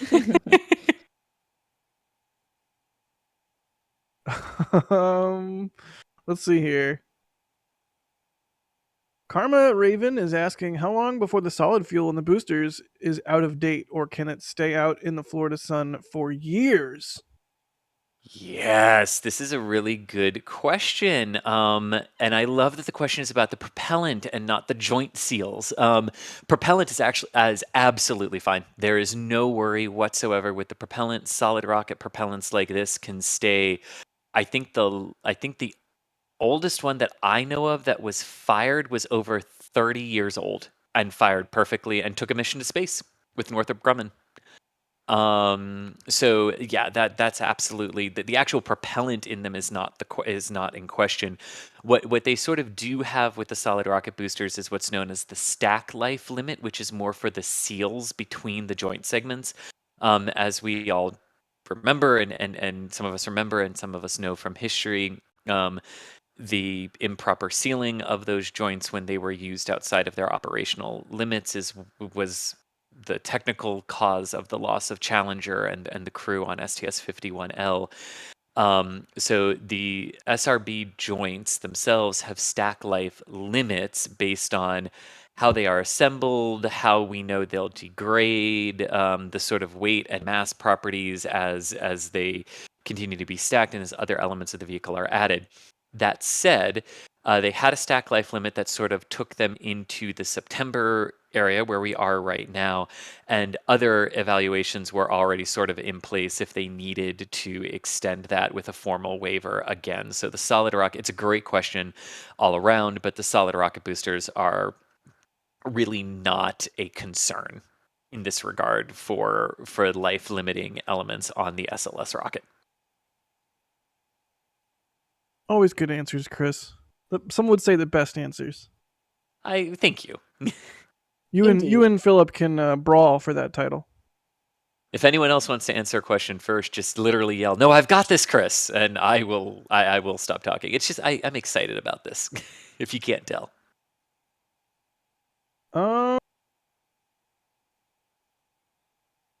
Okay, so we've talked about the FTS a little bit. We've got like a two-parter here. Swampy is asking, why can't they change the flight termination system batteries, I assume, at the pad? Why is that something they have to do in the VAB? Sorry, VAB. Thomas or Alicia, would one of you like to take this? Sorry, what was the question again? Why can't they change? Why can't they change the FTS or FTS batteries at the pad? I Got can take Thomas to it. mute. Yeah, Yes. I can take it if you want. I believe it is purely a matter of being able to reach where the batteries are. Out at the pad, there's not sort of a mobile service structure or a rotating service structure from Shuttle or something like that where they can access all the different parts of the vehicle. There are different FTS systems on the boosters, on the core stage, etc. And so there's a lot of different places on the vehicle where they would need to have access to replace those batteries. And the mobile launcher, the ML, the tower more or less just carries umbilicals and things for commodities and electrical connections and things like that. But they don't have work platforms that extend from the tower. All the work platforms are back in the high bay at the vehicle assembly building. So in order to reach physically where the batteries are and do those replacements, you need to come back into the VAB where you have platforms that can access the vehicle. And you perfectly set up, Thomas, the follow-up question, because I said it was a two-parter. Quagmire is asking, if they had a mobile service structure, would they be able to recertify the batteries with that structure versus rollback? Which you kind of already touched on, right? Yeah, assuming they designed a good mobile access point, but yes. Cool. Good questions and good answers. I like it. And I also, I just like seeing this vehicle with the condensation rising around the engine section. For real. Like, we are going eventually. Hopefully not at the same time as Delta 4 Heavy. It was that pause. The pause was perfect there, Jack. I appreciated that. Good. And so, I guess to round it out, Carson Reed is asking, what is the status on the flight termination system? We talked about it a little bit earlier, but they're going to need an extension on the life of the batteries, right? And they have not yet gotten that from the range. How does it all work out? Yeah, the sort of short version answer to this is NASA has submitted all the documentation so far that their Eastern Range has asked for, that NASA believes proves that the batteries in their current configuration still meet all of the requirements that the range has for operation and safety of the flight termination system.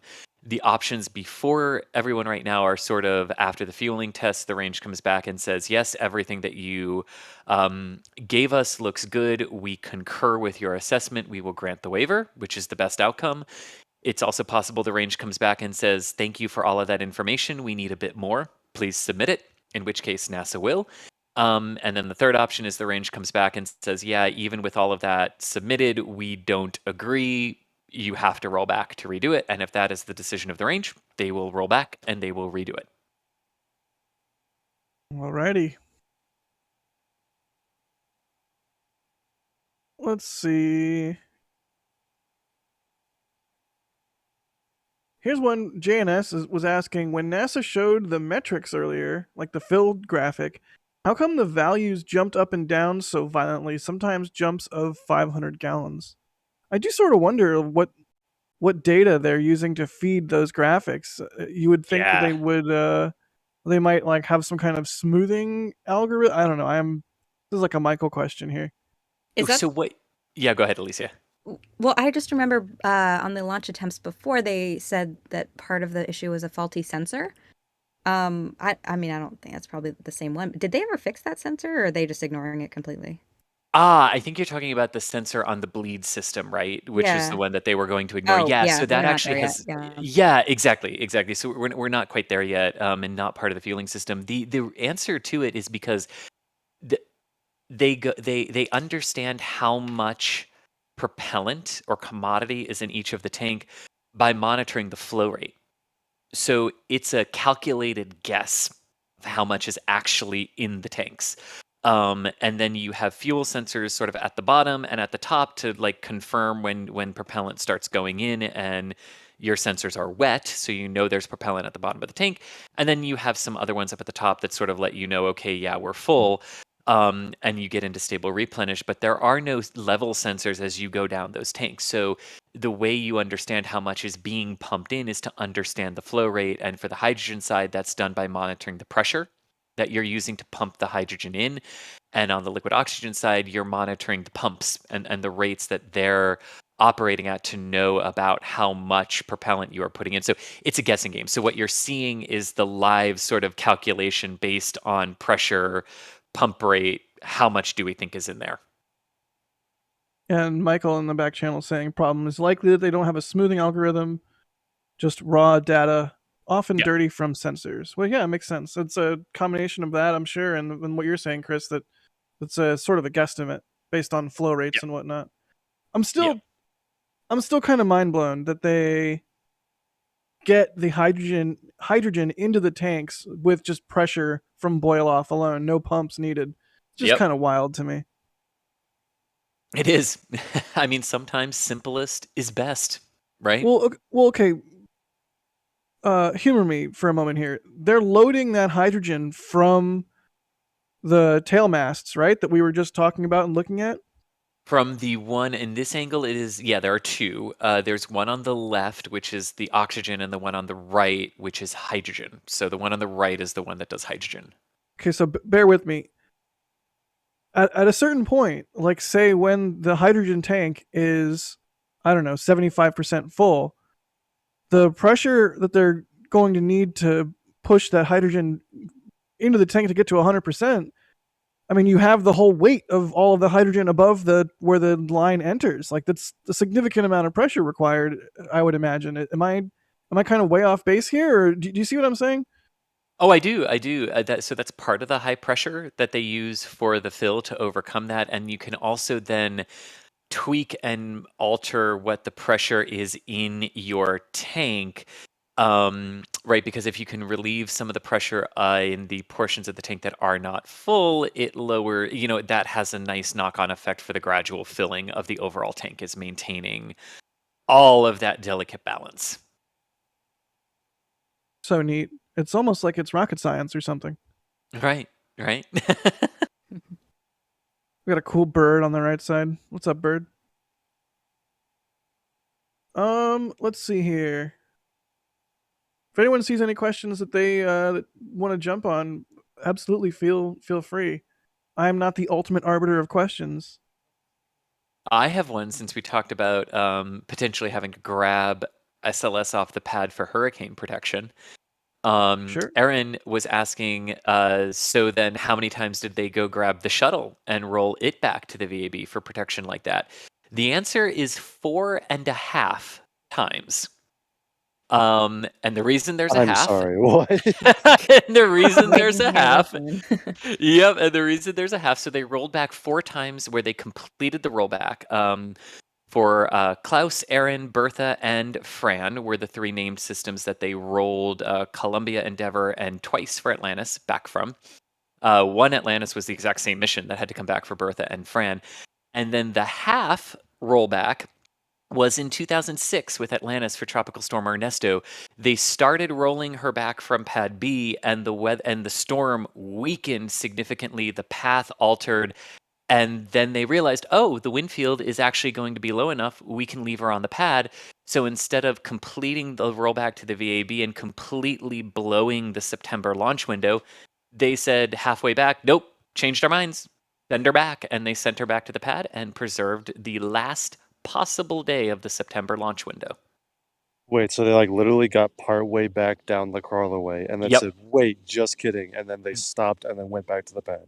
They got just before the AB split. So right when the one to B and A would have remerged to take them back to the VAB is when they stopped and reversed and sent her back to the pad. That's wild. Fascinating. It's like me every time I leave my apartment and forget my earbuds or something. I'm like halfway down the road. I'm like, oh, good, U-turn.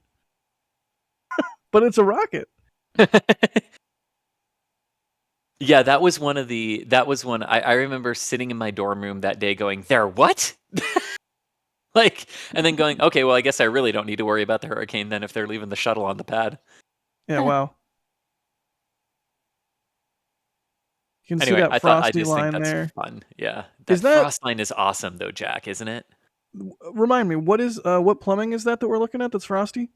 That is the liquid. That is one of two liquid oxygen feed lines. So right now, it's one of two lines that are helping pull that liquid oxygen up into the big tank on top of the core stage. And then when the engine's light, the reverse happens, and that's how all of the liquid oxygen gets down to the engines from the core stage. So, like with Starship, we are used to seeing the downcomers for methane go through the bottom liquid oxygen tank.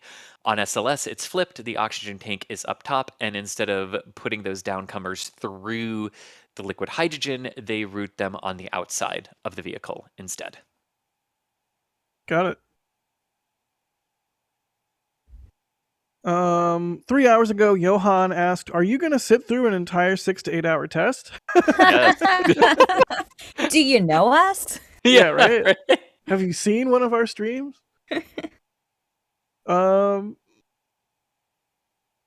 David is asking, and thank you for the support there, David. We really appreciate all the super chats and whatnot coming through. David's asking, what part of the rocket is actually bearing its gravitational load while it is stationary? Is that all on the SRBs right now, basically? It is basically all on the solid rocket booster. So if you think about it, so the launch abort system at the top encases Orion in the European service module, but also kind of sits on top of some of that structure. So that weight then gets transferred down through the ESM to the interim cryogenic propulsion stage, where then that mass is channeled down to the launch vehicle stage adapter. And then that mass is channeled down to the top of the core stage. So then part of that mass of the vehicle is then brought outward through the solid rocket attached struts at the forward part where they connect to the intertank. There's a huge thrust beam that you can't see in the intertank structure that runs between the bottom of the liquid oxygen tank at the top and the liquid hydrogen tank at the bottom. And that channels a great deal of the thrust of the solid rocket boosters through the entirety of the system during launch, but then also helps channel some of that mass when it's sitting on the launch pad. And then finally, at the base of the vehicle, at the core stage, there are 6 total, 3 on each boosters, attach points from the boosters to the core stage. And it is those attach points that all of that mass of the fully fueled rocket is channeled out through, and then through the entire structure of the solid rocket boosters. And then they sit on 8 pedestals, 4 each to each booster. And that is where the entire 6 million pound mass of the vehicle rests, are on those 8 pillars. It's wild. Yep. But it makes sense, because when you ignite all the engines and you ignite the solid rocket boosters have to take the entire stack skyward and have to channel 8 million pounds of thrust through that. So they've got to be able to, if they can handle 8 million pounds going one way, they've got to be able to handle 6 million resting the other way as well.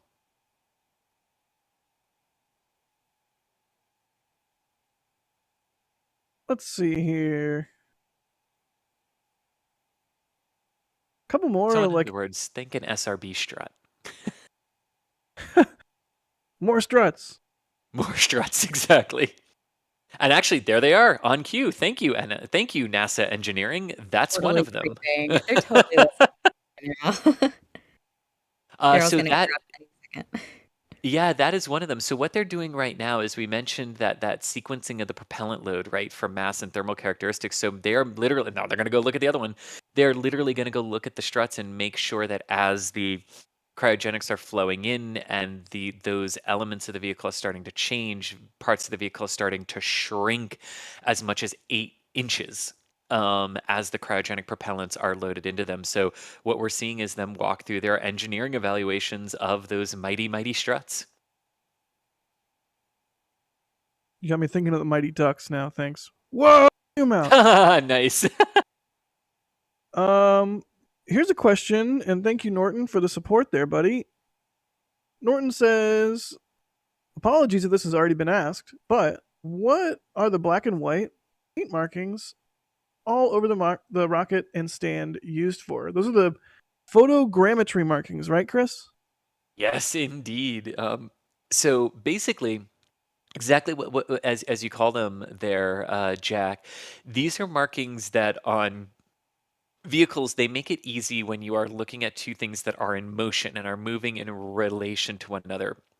These are the marks that cameras can use and then engineers looking at that footage that the cameras capture can use to understand this is exactly how far away the two structures are from one another. This is the exact way that they are moving in relation to each other, the exact velocity that they are moving in relation to each other.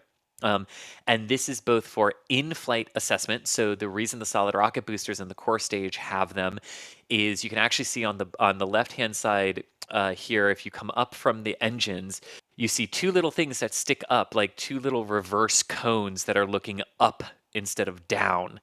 And those are cameras. Those are engineering cameras that are looking up at the core stage and the solid rocket boosters in flight to monitor their performance and monitor how they separate.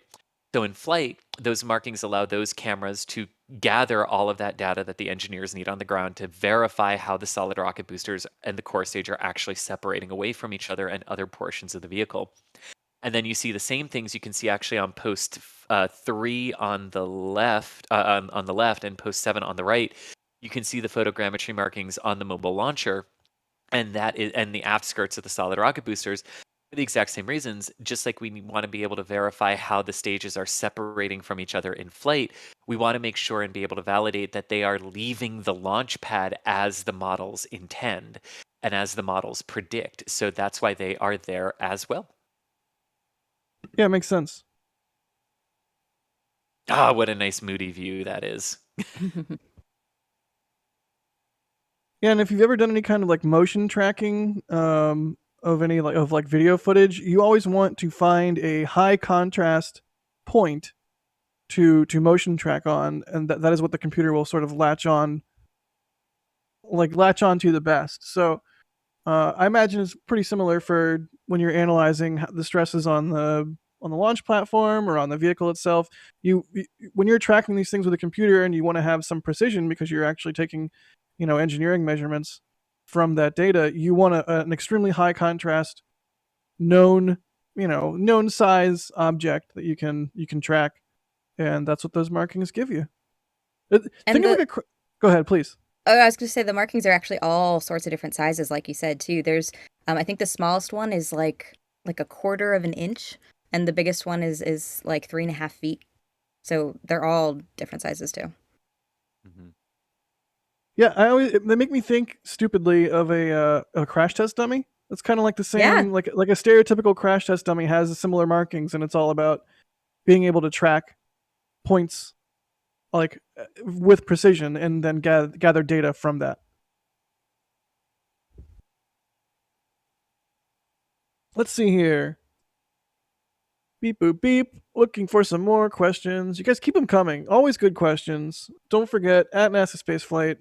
Always enjoy seeing everyone's questions pop up. Quick update Here's on one the from cryogenic tanking operation Thanks, here at pad 39B. You see the lower portion of the Space Launch System rocket and venting of liquid oxygen that is condensing into water vapor. A little bit of a cloud coming up there, all part of normal operations.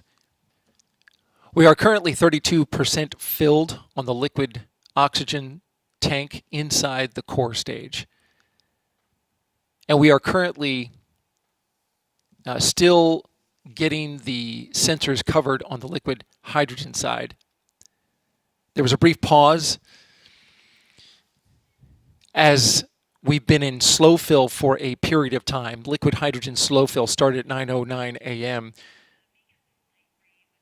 So we've been going for 45 minutes now with slow fill, but this is part of the new operation where they're taking it very slow with the liquid hydrogen, allowing the lines to get very slowly chilled, and then slow fill has gone a little slower than usual into the tank.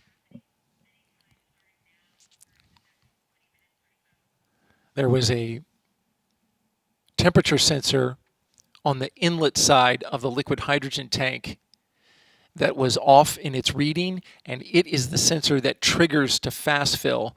So the team identified that. They are going to use a backup sensor or another sensor rather, to verify that they're at the right temperature and that they can go ahead and continue with fast fill. Again, that temperature sensor was a trigger for fast fill, so fast fill was held off a little bit for the liquid hydrogen side until they were able to troubleshoot the temperature sensor on the inlet of the bottom of the rocket. That has been taken care of, and so we expect in the next 10 minutes to get into fast fill on the hydrogen side. And again, that'll be a test of the repairs that were made. The repairs to the liquid hydrogen side, you may recall, after a launch attempt on September 3rd, the liquid hydrogen line was demated from the rocket. They pulled off a seal that had indentation on it, repaired that seal, and then reattached it. Once we get into fast fill, it'll be a good test of that 8-inch fuel line that goes into the rocket from the mobile launch tower. This is Artemis Launch Control. So just to recap what Darrow was saying, there did appear to be a faulty sensor on the liquid hydrogen side at the inlet to where the hydrogen sort of comes into the rocket itself. But they were able to work around that, but it did delay the transition to fast fill there for the liquid hydrogen side of the system, but they have the workaround in place, and it sounds like they are ready to resume that or get into fast fill here momentarily. So an issue, but not a major one, it sounds like from that. And also just wanted to note, halfway around the world, the crew of Soyuz MS-22 has lifted off from the Baikonur Cosmodrome at sunset, and they are currently on a core stage flight with a good payload fairing separation behind them. So 3 crew members, 2 cosmonauts, and 1 astronaut on their way to the International Space Station, currently ascending to orbit from Baikonur. Woohoo! People headed to space. No big deal. We have a question here from a member, JV, asking, have missed commentary and have to leave for an appointment soon. Have they passed the previous point of failure, and how can similar issues show up? We're not quite there yet, right? We are not quite at the point where other leaks have where the big leak developed, the one on September 3rd. That was seen during the transition at fast fill, and they're not quite there yet, but about ready to do it. So we're basically at the point where we really, really, really want to be paying attention to what the teams are starting to see at the seals.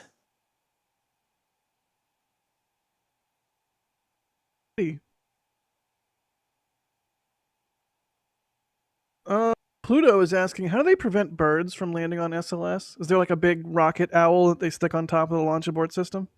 This is an I got a chuckle from Alicia. Thank you, Alicia. Oh my gosh, I need to find the photograph and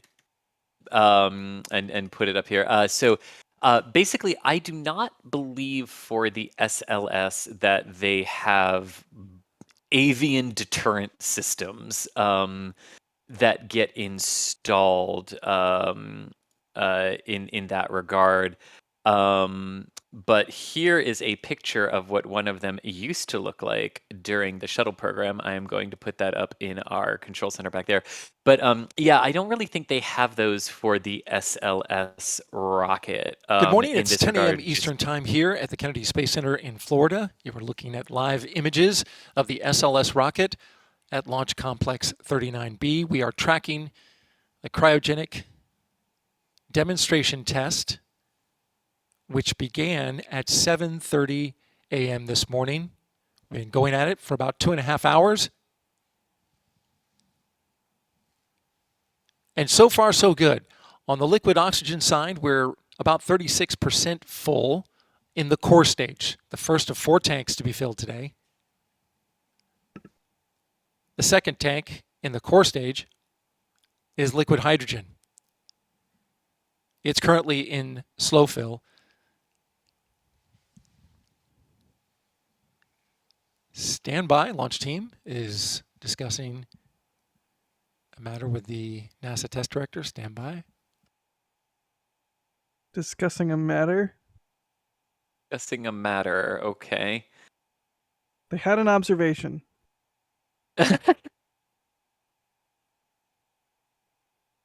But basically, I don't think they have a avian deterrent system out there for SLS. Maybe they put the balloons still out there, but I haven't actually seen pictures of that yet. This photo that you posted is my life right now. I need something with this design on it, like a beanie or a hoodie. It's adorable and amazing. And to continue, just some housekeeping matters they were going over. You're looking now at a shot right up against the umbilical, the tail service mast umbilical, which is the area that was repaired after the launch attempt on September 3rd. Stand by.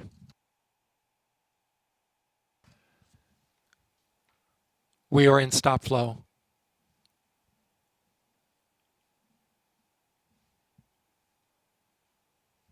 Stop flow. We are Okay, in stop flow on the liquid hydrogen side. Stand by for more information.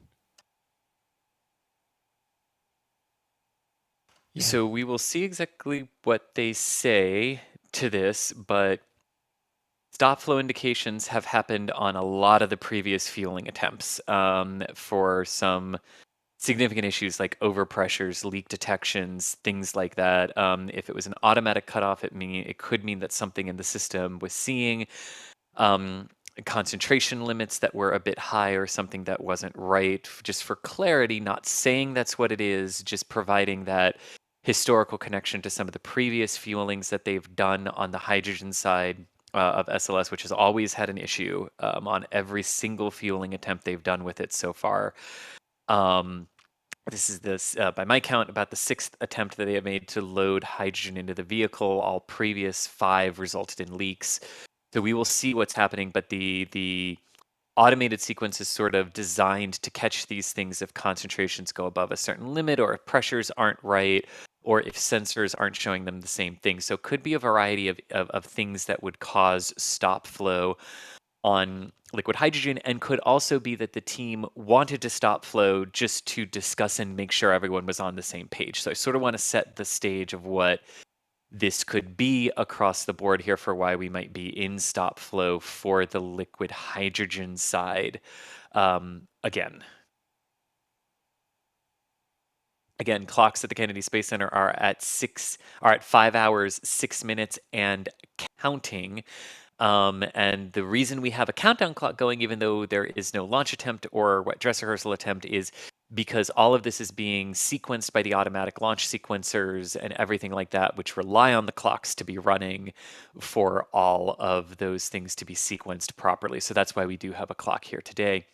And also just going to note that Soyuz MS-20 has successfully made it into orbit and has deployed its solar arrays and communications antennas. So Soyuz MS-22 has made orbit and is on its way to the International Space Station. As we continue to look at SLS, which is in stop flow right now for liquid hydrogen and liquid hydrogen, the entire reason for our test here today. So standing by as we wait for Daryl to come back with an update on exactly what it is that caused that stop flow for hydrogen. Could be a variety of things, so waiting to hear. Yep, we are in stop flow. Sorry, go ahead, Chris. Oh, no, sorry. I was reading something in our back channel. All good. Keep going, Jack. No, I'm just noting that's sort of the state of things. We are in stop flow.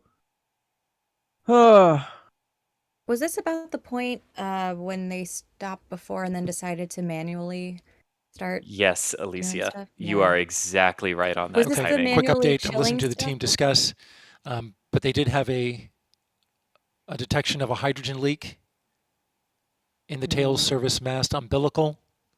That's in the lower portion of the rocket. They had a 7% reading of hydrogen in a cavity there where that Oh, quick God. disconnect line is. This is the one that was repaired. You're looking now at the area. As soon as stop flow happened, the leak rate immediately came down.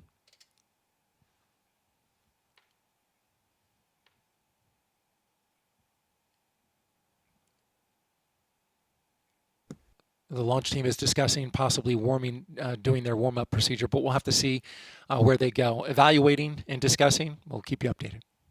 This is Artemis Launch Control. Yeah, manually warming. I think I remember when they said that before. We were all joking, like, "Oh yeah, they're back there like blowing on it. They're back there like trying to warm it up. They're trying to." We got a guy with a hairdryer just like blasting Exactly. it. Well, yeah, that's not. What are you thinking, Chris? Lay It's it the on us. same Come on. one they said, right? The same one? Honestly, I'll just say exactly what I'm thinking because at this point, I mean, I've asked them this question before, and at this point, I've just got to keep saying it. Something appears to be wrong with the liquid hydrogen tail service mast umbilical. If this is the 6th time we have gone to load liquid hydrogen into the vehicle and the 6th time that a leak has occurred, they have not gotten something with this. They are not seeing something. There is a defect somewhere in this system that is that is causing this at this point. I don't know if it's gravity pulling some of the lines in ways that are different from other systems, if it really is the pressure on this, but I mean, if you've tried 6 times and it's leaked 6 times and some of those leaks have occurred, we need to see what exactly is leaking here, but they did mention a quick disconnect, so we'll see if it's the same one. I mean, they were pretty confident 2 weeks ago that it wasn't a defect in the lines, but every time you flowed hydrogen through them, there's been a leak. Yeah. I mean, at this point, let's wait and see what it is. I don't want to get overly negative on them. You know, hydrogen is a tricky element to work with. It's not impossible to work with. We have a 30-year history that shows this. Wayne Hale was very quick to point out that hydrogen leaked every single time they went to fuel the shuttle. They just got really good at how to fix those, or they weren't huge leaks that caused problems. But if we're talking about a 7% concentration, 4% is the safety limit. Wasn't it 8% so we're already the last double. Yeah, time? So we're basically exactly. the same. It's leaking the same amount Yeah. functionally. And this could be something with the way they are physically mating these plates together, like the ground side to the flight side. Again, doesn't sound like a flight side issue. Everything so far seems to indicate it's the ground side for the fueling issues they have had, and everything like that. But I mean, this definitely isn't good. I mean, whatever they thought they fixed, they did not. All right. Well, I have some follow-up Yeah. questions for you here, but I think really quickly we'll do some a little bit of shuffling of the commentators because we have people that need to leave and people that need to join. So right off the bat, Alicia, thank you so much for joining us on the first part of today's stream. Always a pleasure. Totally. Yeah, absolutely. I had a great time. Actually, just a real quick plug coming up, September 26th. We are having the DART mission Impact Monday, and we'll be streaming it on here, and Das and I will be commentating on that. We're going to be doing it live with some of the NASA people that worked on it. So if you are into crashing spacecraft into asteroids, come on by and join us. I think that'll be starting, oh my gosh, I don't want to say the wrong time. The impact is 7:14 p.m., so I think we'll be starting sometime before that. So come on by, and you know, Das and I love to banter, so it'll be a good time for all.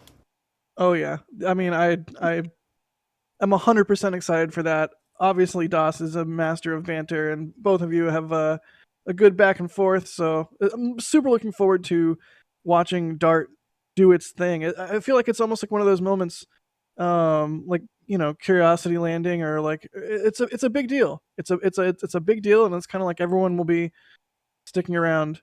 It is, and I think we actually also have a feed that's going to be refreshing like once a second of it, so it's actually going to be pretty amazing that far away to have a stream like that. So yeah, Hooray. Come on by. It's going to be fun times. Alrighty, well, thank you so much, Alicia. We'll let you get on with your day there. And in her place, we are being joined by none other than Sawyer Rosenstein. Sawyer, is this your first NASA spaceflight stream? Yes, it is. Well, holy cow. Let me, on behalf of everyone Welcome back at to NASA Spaceflight, coverage of the Artemis I cryogenic demonstration test timeline here at the Kennedy Space Center in Florida, welcoming those who are watching on NASA's public channel back to our coverage. We are currently monitoring the cryogenic tanking of the Space Launch System rocket, which you see on your screen there. We started prop load at 7:30 a.m. this morning, flowing liquid oxygen and liquid hydrogen. But at 5 minutes past 10 a.m. this morning Easter time, we went into stop flow on the liquid hydrogen side. The area you're looking at is the tail service mast umbilical. That is the gray protrusion that comes up at the 0 deck on the mobile launch platform. And you can see the lines that go into the bottom of the rocket. Those are the fuel lines, amongst other lines, provide gaseous commodities to operate valves, as well as fluid lines for hydraulic maneuvers. This shot here, you're looking exactly at the location where just minutes ago the liquid hydrogen team detected a leak.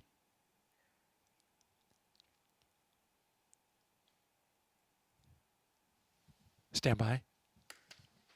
I feel like we can hear a small amount of disdain in Daryl's voice for the fuel lines.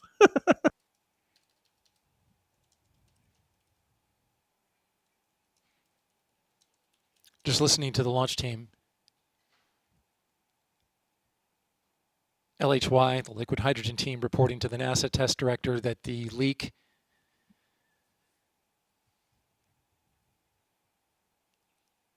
has the same signature as the previous leak that caused a launch scrub on September 3rd.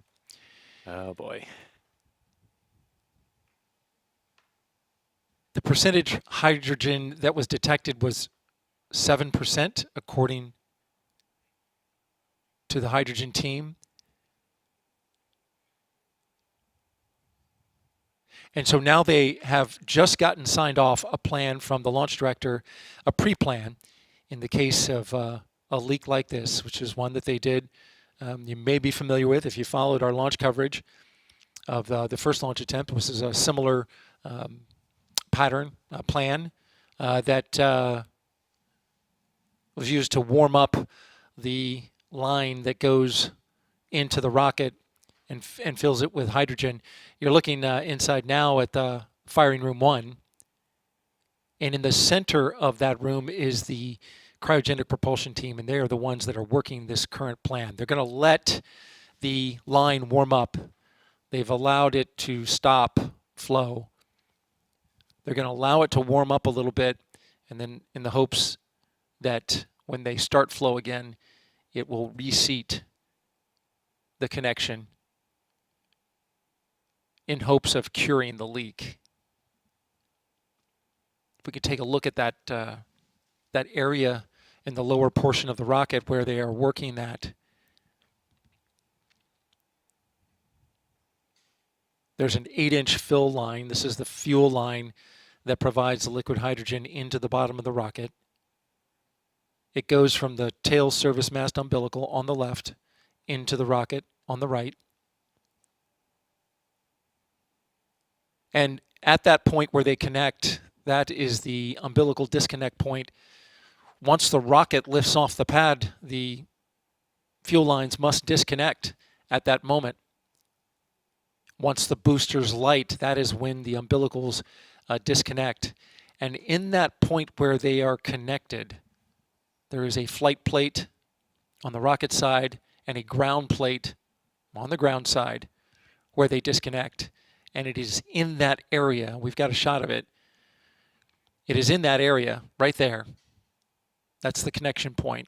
The vapor you see is liquid oxygen. It's actually not indicative of the liquid hydrogen leak. That leak is actually contained in between the plates there. The square plate, you can't see the entire square plate, but you can see part of it. And inside that plate where the lines connect into the rocket and fill the tank with liquid hydrogen, that's where they saw a 7% hydrogen leak. And so it automatically went into stop flow. The configuration is safe. And now they are allowing that line right there to warm up a bit for about a half hour, and then they're going to reinitialize the flowing of propellant back into the rocket.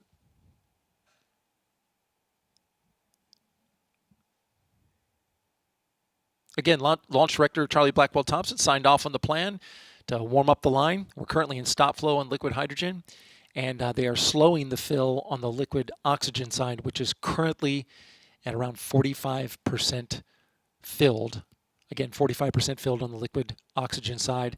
Liquid hydrogen currently in stop flow while the team works a plan to warm up the line and try to reseat a connection point into the rocket in hopes of curing a leak that was detected at just 5 minutes past 10 a.m.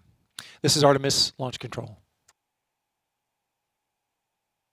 There you have it. Stop flow. But before we got that update from Daryl, we were introing a new participant in our streams. Joining us for the first time, certainly won't be the last time.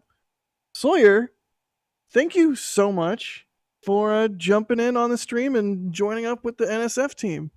Absolutely. Thank you guys so much for having me. I'm so glad to be here and excited to join in on the live coverage. We Now, are I had the absolutely pleasure- thrilled and happy to have you, Sawyer. Wonderful to hear you on stream and to have you with us. Sorry, Jack. Didn't mean to interrupt you there. No, not at all. I'm basically echoing exactly what I was going to say. Sawyer, since it's your first time on stream with us, and since we want the audience to get to know you a little bit, maybe just like a quick, who are you? What's your deal? And I had the pleasure of meeting you when I was up there for the previous launch attempts for SLS. That was awesome. Let's let the audience meet you a little bit. Thank you. It was great to meet you too.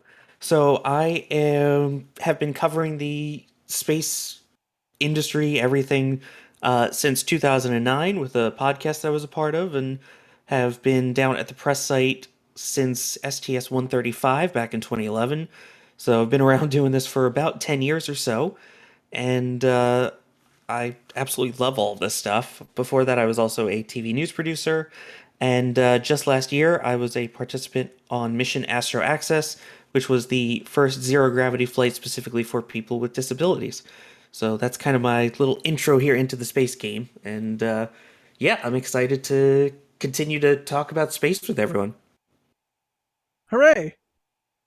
Well, I'm happy we have another friend to join us on our streams, so definitely excited for that. You know what? How about we jump into some questions while we wait to find out what's going on with this hydrogen leak here. Sounds good. Oh man, all I can think about is this hydrogen leak. Please continue to leak. Oh, there, I said it. I'm sorry, I shouldn't say it. I really don't want to miss Delta Heavy. Let's see here. Let's see, we asked that. Here's sort of a pertinent question. Robert Day is asking, did they have any tanking issues when doing, well, they say static fires, but I assume they mean green run. Or was the fuel feed done in a different way? Have these leaks popped up? What's going on with the leaks? Are we just answering, or is that just the open-ended way we're asking that question? And now Yeah, I love it, Robert. I'm just like a volleyball at the beach. I have just served that into the air. Somebody can dive for it if they want. The answer is sort of a complicated yes/no. So when they got to Stennis and they went to fuel, they saw some temperature things, they saw some pressure things that they were able to work through at Stennis and develop new procedures for getting the core stage fully loaded, which in all honesty, not a surprise at all, right? That was the first time they were going to actually fuel the vehicle. Not surprising that they would run into some things that they found that were like, oh, not quite as we expected, we'll tweak it here. And then the green run campaigns went well. That we saw, right? We had the one cut off because of the conservative sensor limit on the first attempt, but then when they changed the limit, the second one went absolutely perfectly, and the core stage engines burned for the full 8.5-minute duration. Then they got to Kennedy, and they didn't want to use the same altered procedures that they had at Stennis for STS-1 that we know worked at Stennis, because Stennis actually had more liquid hydrogen available from a commodity standpoint on the ground for multiple attempts than SLS does with the current sphere that's at pad 39B. So in order to preserve a little bit more hydrogen in the sphere for the long 2-hour launch windows, they decided to do the same procedures that they had developed that they knew didn't work at Stennis, but they thought might work here. And they tried them, and they absolutely did not work. And they had to go back to the Stennis way of doing things. When they then went back to the Stennis way of doing things, that's when the worst of the leaks actually showed up on September 3rd. The sort of history of the leaks so far is they've leaked twice in the purge can area of the tail service mast umbilical, which is a different location than the quick disconnect that they're talking about today and on September 3rd's attempt.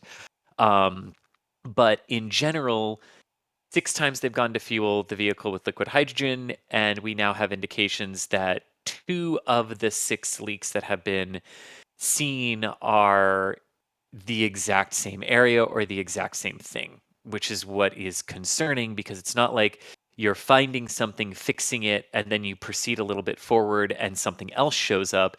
It's you're in some cases not able to get through the exact same point, because the same leak signatures and indications are popping back up.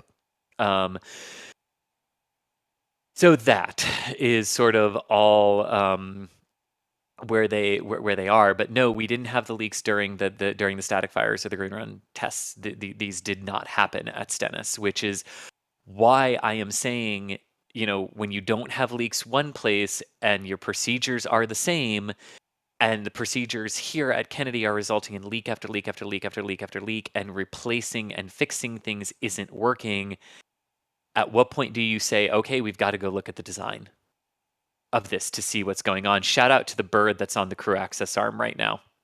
Just sitting on the crew access arm up there. I love that. Yeah, but there's a bird like lazily circling off on camera left, which is, there's several birds. I mean, it is a nature preserve out there. Yeah. A wildlife preserve. It really is. All right, well. And Sawyer, you have the question panel and whatnot open or available to you, right? If you see any questions, buddy, that you want to jump on, by all means, take the cake. I don't. Okay, I'm having more coffee. Yeah, I could take a slice or a stab at it, a slice of cake of it. Yeah, by all means. But before you do, I'm just going to jump right in here and say, Timothy's asking, why can SLS get to the moon but not the space shuttle? Just because a moon shuttle makes me happy to think about. So the infuriating sort of answer is because the shuttle wasn't designed to go to the moon. But that is sort of the answer. The shuttle was designed for its main propulsion systems to insert it into a near orbit, but leave it basically slightly suborbital for external tank disposal. And then all the propellant it had left at that point for orbital maneuvers were the orbital maneuvering system engine pods, which only had about 300 meters or so of delta V, 300 meters per second of delta V available for the entirety of the system at that point. So if the shuttles wanted to go to the moon, they either would have had to have larger, much larger orbital maneuvering system tanks, or much more efficiently, there would have been a need to refuel the external tank in orbit and design the RS-25 engines to relight in orbit to do the translunar injection burn. Other than that, no real reason the shuttles couldn't have gone to the moon. They could last for 14 days, up to 21 days. They could have done that with extra propellant inside their tanks. For All Mankind, the series sort of explores how the shuttles would have done lunar missions and stuff like that by refueling in orbit, but they would have had to have refueled, and the system would have had to have been designed slightly differently than it was. Right, I believe the highest altitude the shuttle ever got to was around 400 miles up when it came to Hubble servicing missions. It was a Hubble servicing flight of Discovery. Yeah, and also when you think about it, part of its design was right in the name, the Space Shuttle. That part of its initial design was to be a quick way to get up and down into low Earth orbit and quickly deploy payloads or satellites, which could either be placed into Earth orbit or then use their own propulsion system to go out into either the moon or solar system elsewhere. So it was kind of part of its initial design was meant to be a quick up and down. Or a quick yoink with the orbit once around. a quick satellite yoink, which I think is a technical term. I believe that is the exact technical term for it, yes. The CSY maneuver. I think it's occurring to me that we have added another shuttle, another wealth of shuttle knowledge and just knowledge in general to our commentary, which I think this is only going to lead to good things here. Yeah, and by the way, I apologize, I was wrong. It was about 330 miles, not 400. I over-exaggerated a bit. I actually have the number, and you're closer actually with your first guess than your second. Yes, it's 386 miles is the highest the shuttle got, or 621 kilometers. I mean, yeah, I knew that totally. I was rounding up. Let's see here. Super Cleary Photo. Thank you for the support. They're saying, if they successfully fueled this twice for the green run and now they failed 6 times here, doesn't that confirm it's the ground service equipment? I don't think so. I don't know. Let's all weigh in on this. Sawyer, what do you think? I mean, it's always possible. A lot of the technology that they have out on that mobile servicing structure's been there a little bit. I remember seeing them testing a lot of these quick disconnect systems and lines back in 2014. So they've been around, but they've also been tested. I mean, it's always possible. It could also be faulty sensors. A lot of it, though, is hard to tell without physically going in and looking at it and seeing what you find when you start taking everything apart. Yeah, that makes sense. Chris, what do you think? Sorry. I have to interrupt you. There's a full-on shuttle fight going on in our back channel. Chris B has come out. Philip has come out. Everyone's scrapping about the. Oh man. Okay, sorry. There really is. It's kind of fun to watch of which one it was that did the highest one there. But anyway. I think to the question that's being asked, this sort of goes back to what I was saying earlier when the leak today first came up and saying, like, this seems like it could be a design flaw. I think that's got to be part of the fault tree at this point. Because you're exactly right. If you can fuel it with all of the associated systems at Stennis, and it works, and then you get here and your ground systems are continuously struggling to not leak, I mean, it does sort of point to it could be something with the ground equipment, could be something with the seals, could be something with the sensors. We're going to have to see we're going to have to wait for Daryl's update to really gain a little more understanding of what exactly is it that they are seeing here, because I'm sure to a lot of them it is concerning but also somewhat shocking that you would go out and replace a seal that had a witness mark, that had an indentation that would say, yeah, that would do it to what we saw, and you replace all of that and it leaks again, right? That could indicate that it could be some way you are physically mating these things together is causing the defect. And opening it back up would allow you to see that. You could have a faulty sensor. You could have something that you're not understanding. I mean, yeah, there are a multitude of things that this could be, up to and including it is a design issue with something on the ground side. That could certainly be part of it. Yes. And from my Yikes. understanding, they mentioned that the leak at this point was a 7% leak, and if I recall from the last scrub attempt, it was about 8 or 9%, so around the same percentage of leakage that was detected.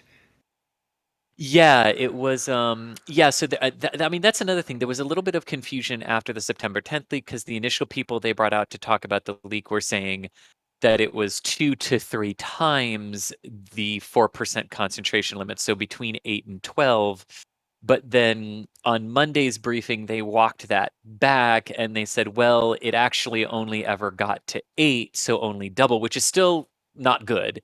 But that the indications were if they would not have stopped and just let it keep going, it would have gotten to 12, which is really different than saying it got to 12. So I don't know. There was some discrepancy between what they initially told us the leak rate was and then what the confirmed leak rate was come Monday.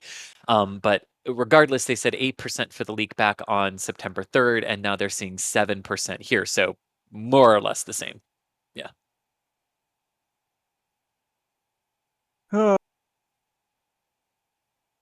It's not great. I'm gonna be honest with you. It's not great. What if it is like you're saying, Chris? What if it is like a straight up design flaw, and they have to alter the design of this thing? I mean, then we really does hope that- it's a simple design thing that can be fixed very quickly in the VAB. Yeah, I mean, is that even something that's on the table? Like, is it that's possible? It could be a design flaw. Well, I mean, so when they were asked Monday, because they said temperature, pressure, and foreign object debris for the seal damage on the 8-inch seal, but it's the same place they're seeing a leak indication today. And they were asked the question, what are the other elements of the fault tree that could have caused this? And they basically flat out refused to answer. They just ignored that question every time it was asked for it. So they've got other things on the fault tree analysis that this could have been. They stressed that they were working through all of them. So again, we'll have to wait and see what this ends up being today. Because if it's an actual leak problem, if it's a sensor issue, different problem.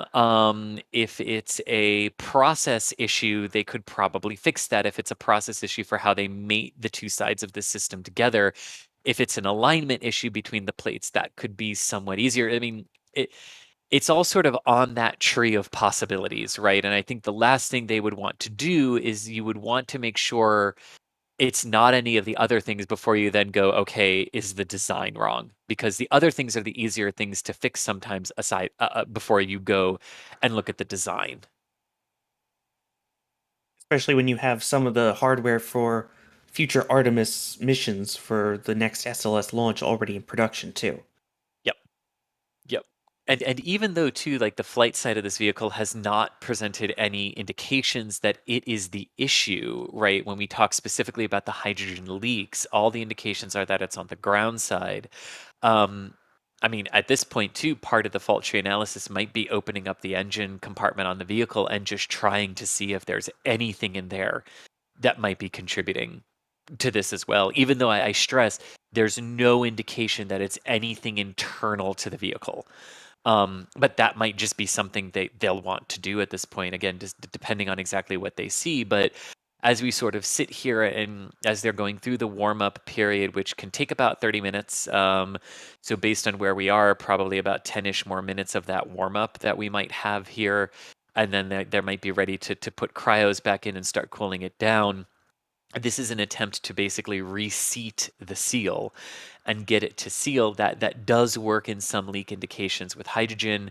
It actually worked on the August 29th launch attempt when the purge can LH2 area leaked, and they were able to stop, let it warm up, hit it with cryo again, and they got the leak back down into acceptable levels, or to stop altogether. But of particular note, and what we should say here, sort of helping people understand where we are, and they've talked about how similar this is to the September 3rd attempt. This same procedure to stop, let it warm up, chill it back down did not work twice on September 3rd.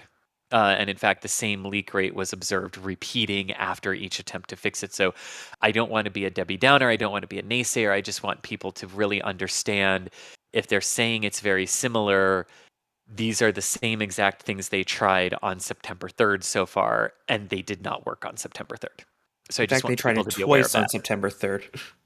Yeah, and they tried a third thing, which I can't quite pull from my memory what the intermediate thing, because they tried It was like a warm it up. kickstart or something like that. Is that what you're talking about? Yeah, it was something like that.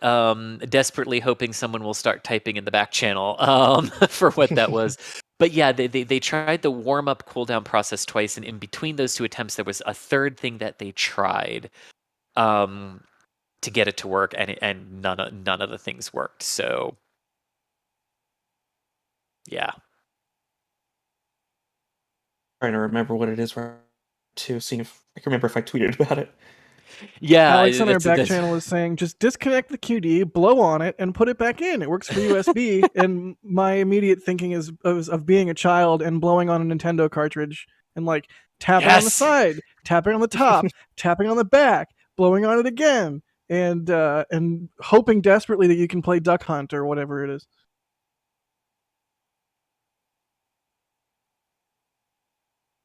At least it's not like the Oregon Trail where you would just arrive at River 1 and game over.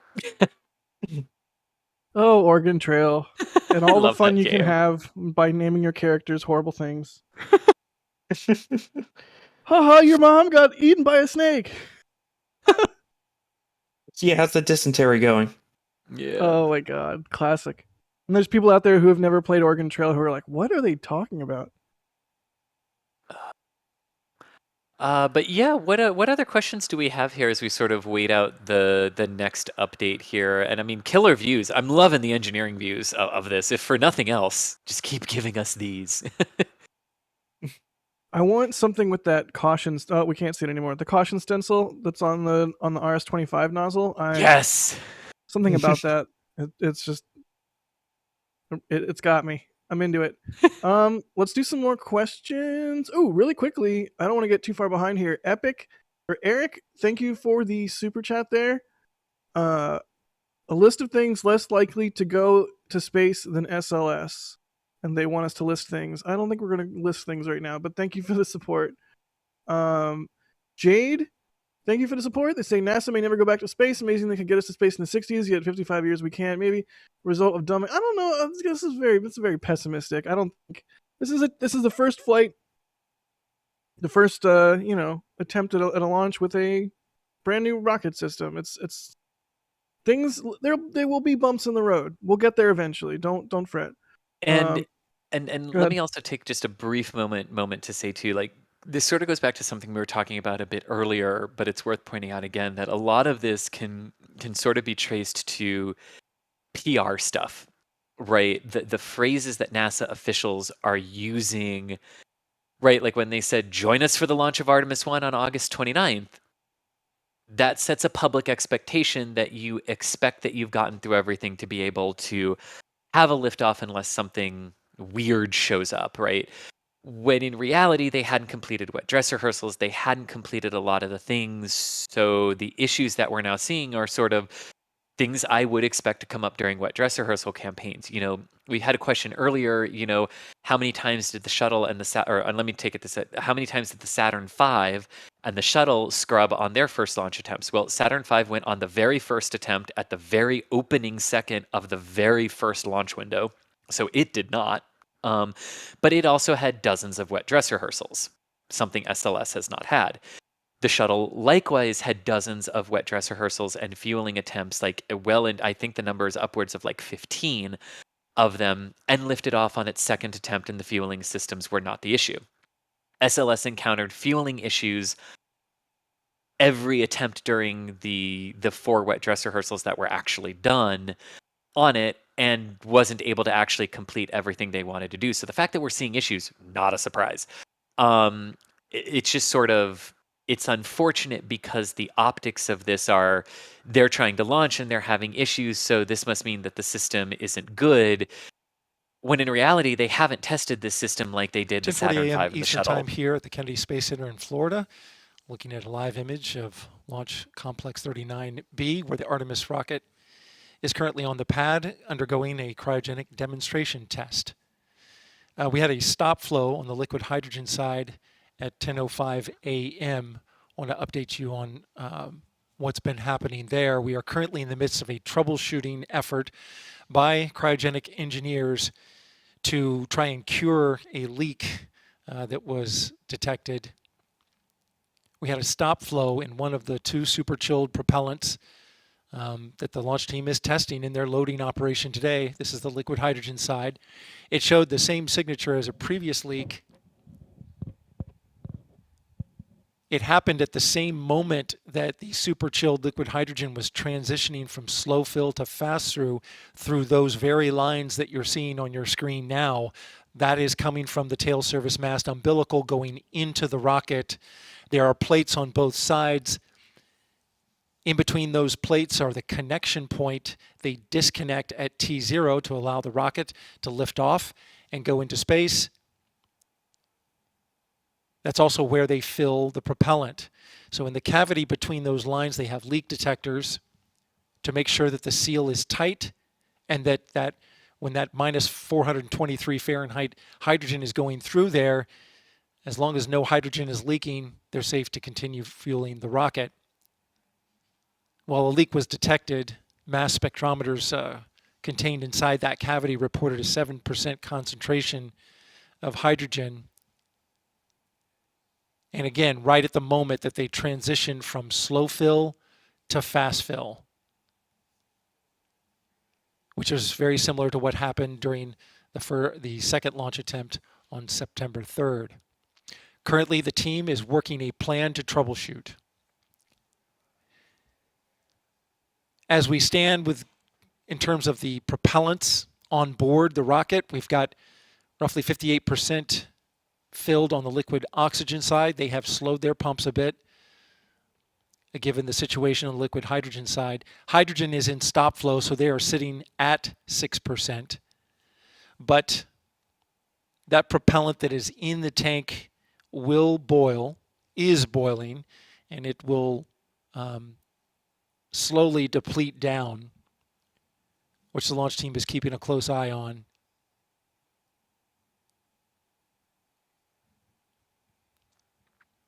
The troubleshooting plan is to allow that line that goes into the rocket to warm up.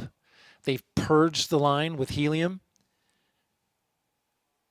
This allows the quick disconnect, as it's called, that connects into that plate there to warm up.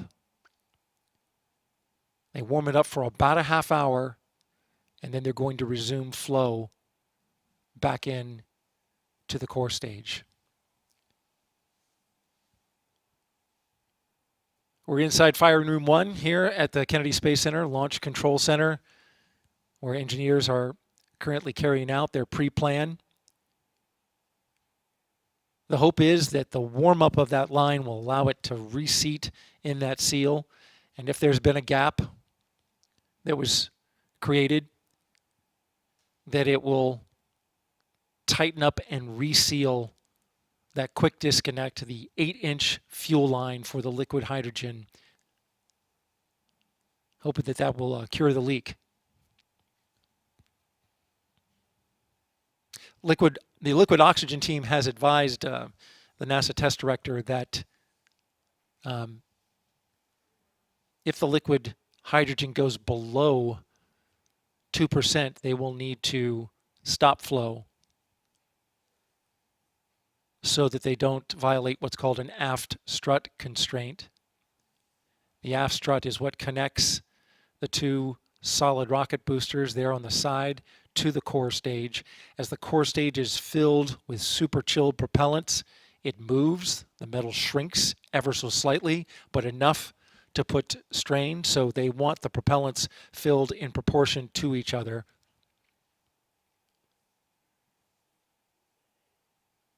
And that proportion is over 50%, 50% on the liquid oxygen side after they reach 5% on the liquid hydrogen side.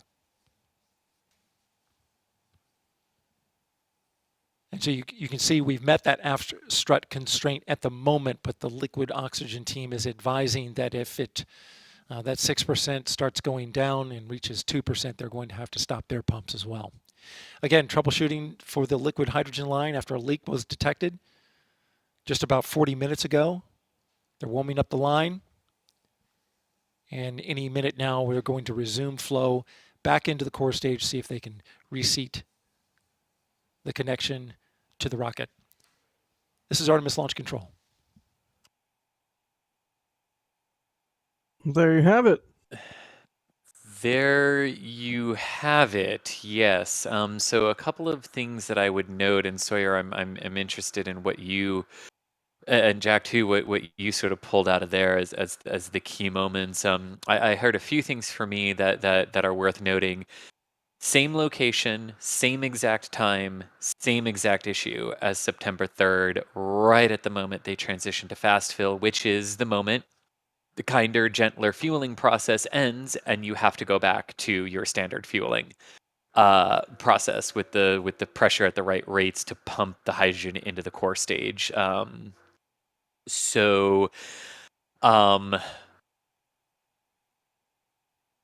mean that doesn't sound promising. I mean, from a troubleshooting standpoint and an engineering standpoint, if you go and you do a bunch of replacements and you replace everything that looks like it could be damaged and you do all of that due diligence and you put the system back together and the same exact thing happens, I mean, it's sort of like we've been saying, something's got to give, right? It's either the way you're mating the plates together, it's the pressure that you're using, it's the seals that you're using, or it's the design of the system is causing something here. Like your options are sort of dwindling, but the fact that it's the same thing, same time, same location, same everything, I mean, it would indicate that nothing that they did in the intervening 2 weeks was the cause. Yeah, I mean they replaced the seal, right? Like they're whatever gasket, whatever material it is, they took the old one off, they put a new one on, they observed the witness mark or the ding that was in there. As presumably the new one doesn't have that. But yet the same issue. Yeah. Yeah. Sawyer, what do you think? I mean, or Chris, please. This is the go part ahead. of the stream Sawyer, where I'm just like, I'm going to sit back and listen to the smart people who have shuttle experience talk. I mean, yeah, that was my main takeaway from it as well. And it's interesting because I finally recalled what the second attempt was last time. They did the quote-unquote manual fill with the hydrogen as opposed to letting it automatically go into that fast fill rate. And they still detected the leak at that point. It'll be interesting to see if that happens again, if they attempt the same troubleshooting as they did on the last attempt earlier this month and still see that same result. If that's the case, then I think that's even more dramatic of where we're already at of the same fault at the same point at almost the same exact level. Yeah, huh. And Thomas, do we have you back now? You do indeed.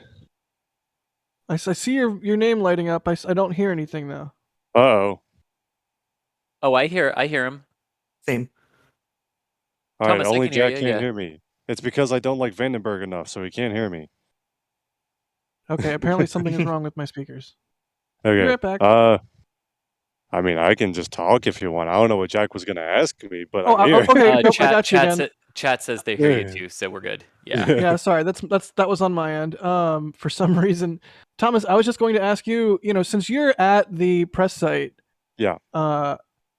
I mean, I remember the previous 2 launch attempts. Obviously, this is not a launch attempt, but I remember the previous 2 ones, and I remember the issues popping up, and you can kind of, like, there's a vibe, right? You can kind of feel what's going on in everybody's attitude. Is there even enough people out there today for this to sort of get a vibe, or what? If there is one, what is it? What are you're reporting from on the ground there? So give us some thoughts about.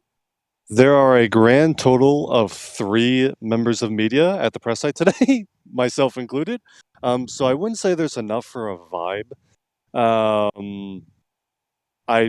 I mean, just from here on the ground and from listening into everyone's perspectives on this stream and what NASA's reporting, it doesn't sound optimistic. But again, I think it comes down to this troubleshooting technique that they're trying to get into.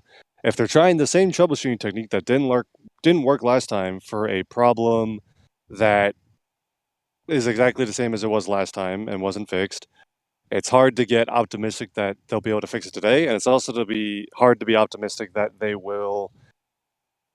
That, you know, it's hard to know what even the path forward is if they thought they fixed the problem and the exact same problem happens again. That's got to be discouraging to the teams as well. And I'm not trying to dig on the teams. Obviously, they're going to be just as frustrated as we are. But it's disheartening, and obviously it's a new rocket, first flight, all the usual caveats. But it's definitely disappointing and frustrating from here, simply because we all really want this program to get off the ground and get back to the moon, and this rocket is our way of doing that right now. And I think the only other thing I'll add is you know, like in the shuttle program, they had 1990s, the year of the hydrogen leaks with Atlantis and Columbia, where they were really struggling to understand why things were leaking all of a sudden that hadn't leaked for 9 years. And then 30 years of a program go by, and the ground umbilical carrier plate that vents gaseous hydrogen from the external tank just suddenly throws tantrums on 3 flights. I mean, this stuff does happen. It's just, I want to sort of historically make the case that, you know, we're not trying to drag down NASA because they're having issues with liquid hydrogen. This is a bit different because it's, as Thomas just said, first-time vehicle, first-time flight. NASA's had these issues before. Hydrogen can be tricky. It's just really discouraging when the same thing keeps happening over and over again. But that's exactly what they saw in 1990 with the hydrogen leaks between the orbiter and the external tank, and what they saw in the latter part of the program, the last year and a half of the program, with the GUC-P, the gaseous oxygen umbilical carrier plate that was leaking. I was just about to ask about that on STS-133, right? Yeah, 127, 133, and 119 had, so at that point you're talking 2000 carrier plate leaks. So 2009 to 2010 is when the ground umbilical carrier plates leaked. So even almost 30 years later, they were still seeing those leaks, and at this point now we are at 6 or 7 fueling tests and also seeing a leak. So it's not unheard of, it's just a little frustrating. Frustrating, exactly, right? Like, these are solvable. It's weird that they're recurring, right? And everything, but yeah, still solvable. Want to be clear on that. Yeah. So, in summary, it's official that hydrogen is the trickiest of elements. It's the one that likes to leak the most, and it likes to be the most reactive with other things, so yes. Hydrogen! You can't see it, but I'm raising and shaking my fist. Hey, Jack, you know what else is fueled by liquid hydrogen? Delta Heavy? I beat you to it. It's Delta Heavy. I'm not sorry. I will not be sorry if I get to see Delta Heavy, because there's a delay with the SLS launch. But we don't know that there will be. Everything so far, you know, they could troubleshoot this, and we could get a successful test today, and the launch date could hold. We'll see what happens. I'm not jinxing anything yet. I'm not calling victory yet. Again, the first attempt in August, they had a different leak in a different location, and that was able to be resolved. So, you can hope. Indeed. I'm going to run through some super chats really quick, and we'll get into some more questions. How about? Sounds good. Jinx. Let's see. H leak 26 minutes ago. Appropriate name. Says, let's start a duct tape fund for SLS. Thanks for the coverage. That's hilarious. Thank you for the support. Speaking of support that we're getting from everybody and the cool things that it lets us do, if you're watching this, maybe stick around to the end, because there might be, we NASASpaceflight might have a cool, fun surprise for everybody. That's a thing. Hint, hint. James Juries, thank you for the support, because that support means we can do cool, fun, surprise things. Also, streams like this. James asks, were there any plans to bring the shuttle external tank all the way to orbit and modify it to be a station itself? That was the thing, right? There or at least were it was, like, trade studied? studies. Yep, there were trade studies done for that. Indeed. Yep, a wet workshop, wet orbiting workshop, something like that is what it would have been called. Yeah, and there were plans for some of the Saturn upper stages, which eventually evolved into Skylab. Skylab is so awesome. I love seeing Skylab footage and the massive amount of open space they had to just like do somersaults. Mm. Yeah, or run around the Oh my entire gosh. walls. Yeah. Yeah, exactly. Exactly. It was like actual footage of me when I was 13 and had my first Red Bull. Or I guess when I was like 10 and had too much Surge. Remember Surge? Oh Are we God, now I talking want about Surge. the robot from Caprica or no? No, the Mountain Dew knockoff that was way better. No. Never actually tried it. Oh my God, what? I don't Okay. remember Surge as a drink, no. Wow, okay. Well, sir, please calm down in chat, says Jolt. Jolt was the original, which, oh my God. Now I'm like growing up living in Georgia all over again. Let's see here. Before this becomes the Soda Stream, They sell those already, Soda Streams. hey, jokes. There we go. Thank you for that. I was looking for something and you found it. So, Have Fuel Will Travel. Thanks for becoming a PadRat member. We hope you enjoy all your membership perks. Also, Matthew becoming a PadRat member. Thank you, both of you. Like I said, you get perks. There's various levels in the membership program. It supports us with a little monthly amount that you decide to provide, and you get the cool perks from members emoji, which I'm going to throw a bunch into chat right now because that's what I do. Maybe a hugging SLS emoji. There's member emoji, there's behind the scenes content, there's photos and videos that go live on the YouTube channel community page, there's a Discord at Capcom level and above, all kinds of cool ways to support what we do. And because of that support, we can do cool things like what we might show you at the end of this stream. Hint, hint. Joe Pilot 340, thank you for the support. Matthew, thank you for the support.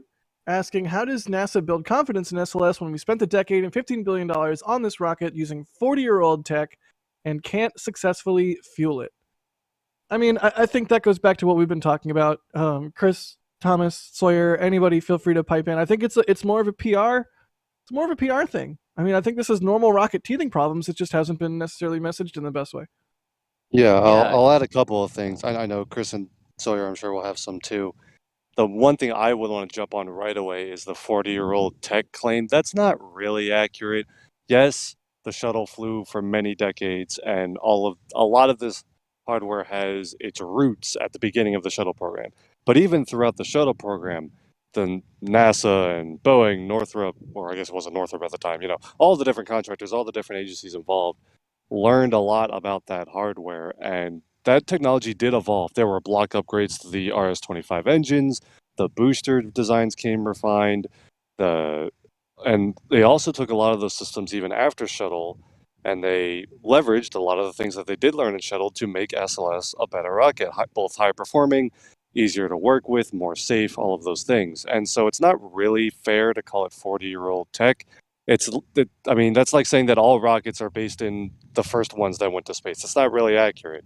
We have learned from every single launch in the history of spaceflight, and that those lessons have been leveraged on every flight that came after. So leveraging your experience and leveraging the parts that work while implementing design changes and upgrades from the things that didn't work is not the same as using 40-year-old technology. I would say that that's not a fair assessment to make. I'll leave it to Chris and Sawyer to chime in on, how this is still, to some extent, also new rocket teething problems, like you said. I don't actually think I could say it better than you did. You hit the nail right on the head. Shuttle derived does not mean it's new technology, new rocket, new systems, new interfaces, new pressures, new everything. It all makes a massive difference. Yeah, it's not Shuttle, it's Shuttle derived. Sawyer, please go ahead. No, I was going to say, even, the engines, the RS-25s are technically the RS-25As that are being worked on, the solid rocket boosters, Although they are segments that were used on Shuttle, you're talking a 5-segment booster as opposed to 4-segment. They're also working on improving those boosters once they run out of Shuttle hardware. So, or Shuttle era hardware that's now been upgraded.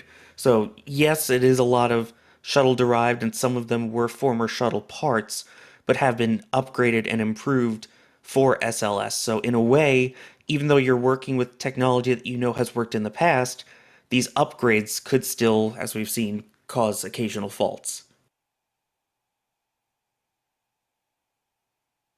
You know, and I'm just going to say it. For whatever you feel as an audience about SLS, like, everybody is working as hard as they can that works on this rocket. They're doing their best. I'm like, whatever faults that there might exist with the entire system might exist. I'm not even saying there are any do.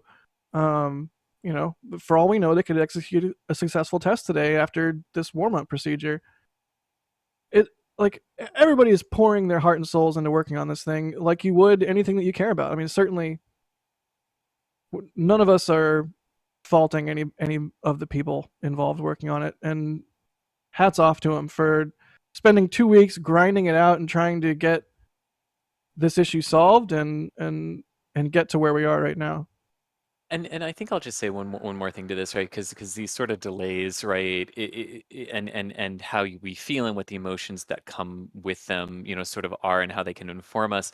You know, it's okay to be disappointed, right? Being disappointed is okay, but the trick here is that as much as we want SLS to fly, as much as we want to see this vehicle lift off, we want to feel the power of it, we want to see what Orion can do. We have to balance the wanting it to fly with the needing it to be successful, right? And this is where it's not necessarily going to go as fast as people want it to. Same with the Starship program, right? I mean, I think we're actually past the opening of the orbital launch attempt by several years based on what Elon, you know, said back in 2019. Starship's still on the ground and hasn't gone anywhere. Starship's date keeps moving as they keep doing testing and finding things and ferreting out the issues with their ground systems. We're seeing NASA do it as well. Main difference is NASA's a government agency. They got to do it publicly. SpaceX doesn't have to do it publicly if they don't want to. Creates perception differences. Yeah, I mean, just imagine if this was messaged in a similar way to Starship, where it was like, hey, this is a prototype rocket. This is, you know, who knows? It could blow up. Haha, it'll be okay if it does. They've got another one in the barn ready to go. Like, oh, look, now we've accomplished all the test milestones. Now let's go and attempt to launch, rather than, you know, having a big event with fanfare and Jack Black and saying it's gonna launch. Yeah, I think Philip in our back channel says it well. We want it to fly safely and successfully rather than blow up next week. Succinct. Caldor, thank you for the support. Lionel, thank you for the support. Asking if my overwhelming desire to see another rocket launch causing this leak. You know, who knows? The leak could be fixed here momentarily. We don't know. We're gonna have to wait and see.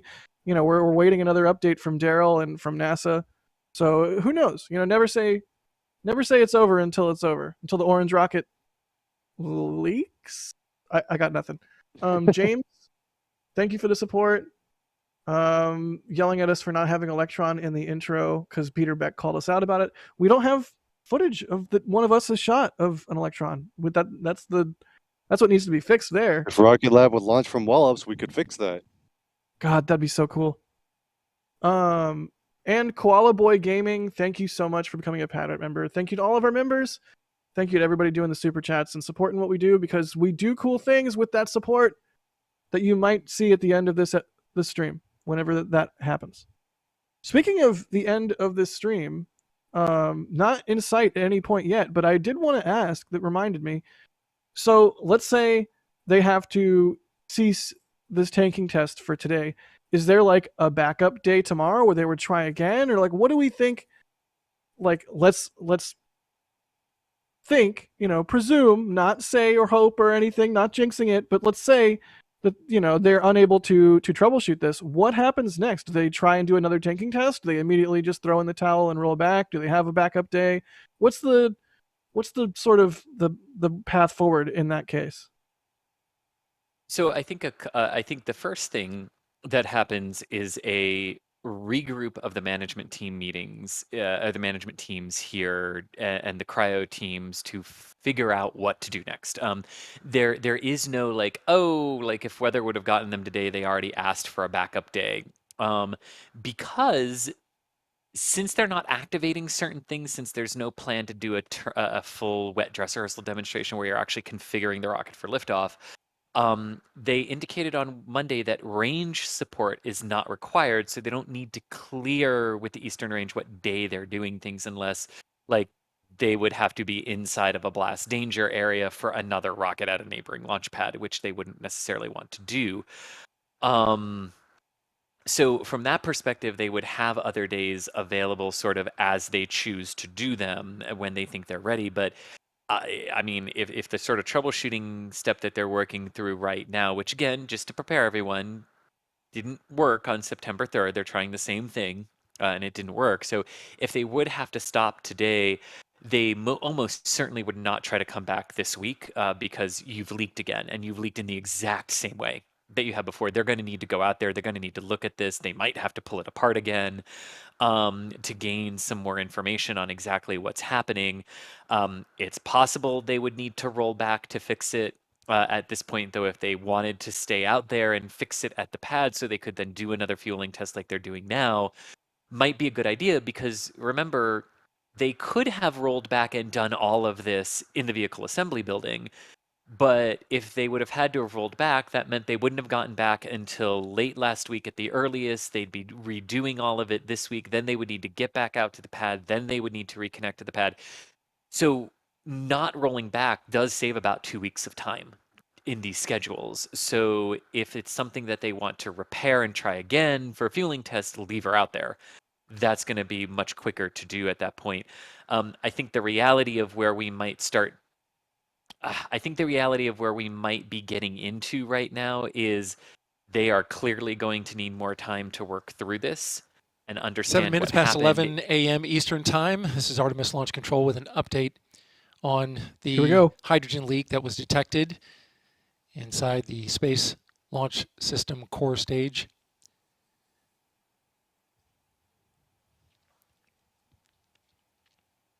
The team recommended and the launch director approved a troubleshooting plan to try and seal a leak on the liquid hydrogen side. It's located, and you're looking at your screen there. You have the tail service mast umbilical, the large gray structure coming up from the zero deck of the mobile launcher, and then to the right of it, the rocket. And those lines that go between them contain in them the liquid hydrogen line as well as the liquid oxygen line. The team has a pre-planned procedure that they go through when they reach a hydrogen leak. This is similar to the one that they did during the launch attempt. Allow the line to warm up. They purged the line, allowed that liquid hydrogen line to warm up, and now they're going to begin flow again through there.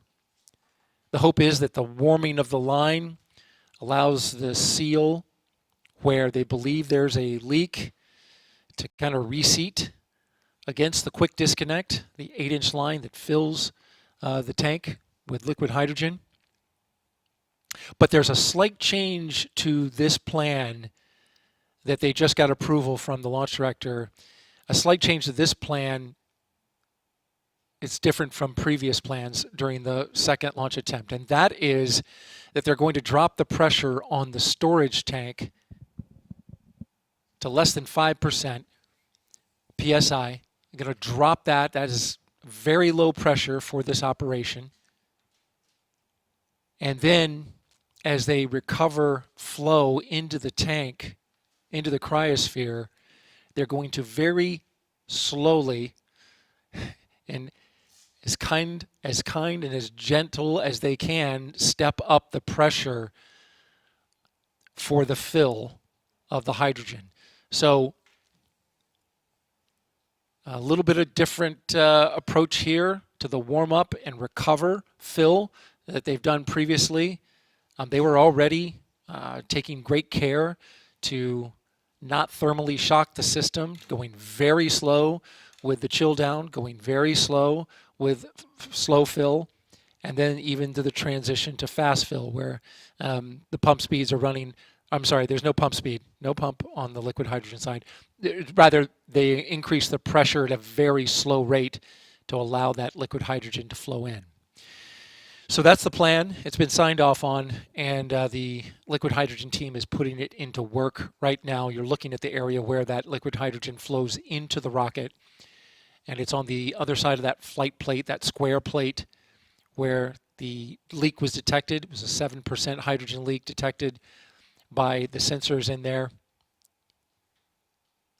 And so from there, they're hoping that that reseats the leak. The leak stopped immediately once they stopped flow. So we're standing by. We'll let you know how the flow goes and the recovery. This is Artemis Launch Control. It's interesting that the leak stopped when they stopped flow, like immediately. Huh. Sawyer, any reaction to what we just learned? Yeah, it's an interesting step because they've been focusing a lot, it seems like, on temperature at this point.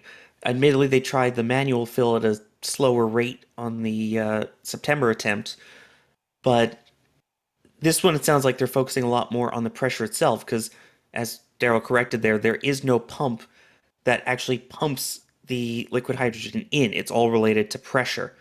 So they're going to start off at, I believe, 5 psi, which is really low, and increase it gradually. And I think it's going to be interesting to see if it does leak, at what pressure point it does.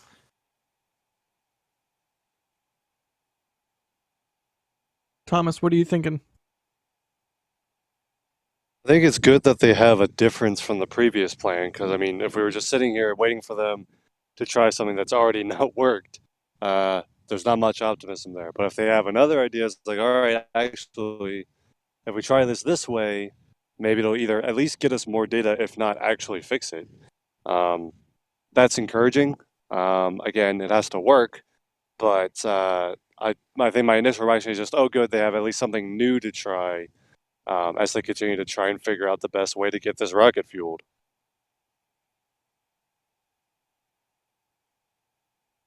Five psi seems insanely low.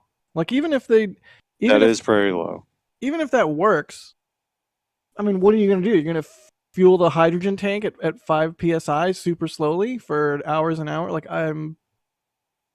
Well, so actually, questions. and the part that he described there, I mean, if you put the sphere, the storage tank, down to 5 psi, again, the way you control flow in or out of the rocket of hydrogen is by dropping or raising the pressure outside the rocket. And so if you drop the pressure outside, that actually forces flow back into the sphere. So it sounds like they're going to temporarily drain the hydrogen out. And then they're going to slowly step the pressure in that sphere back up to the point where eventually the flow goes back and starts flowing back into the rocket. So dropping the pressure that low will actually temporarily reverse the flow, and hydrogen will be draining from the rocket back into the storage tanks.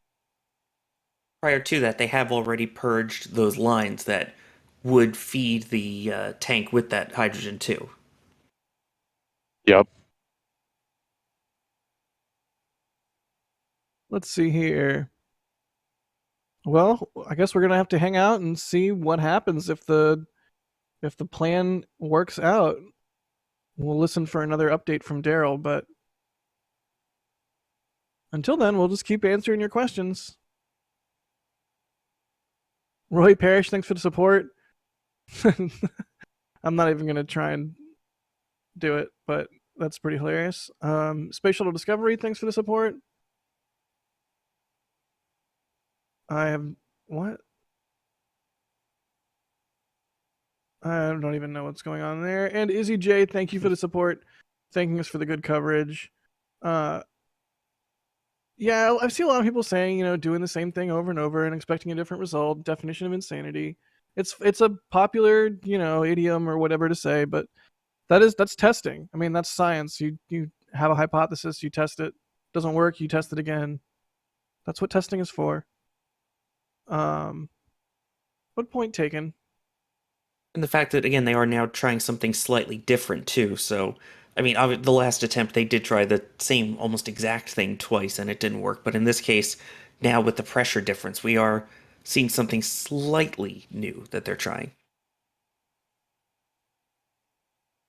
Yeah, interesting that they are changing it up a little bit.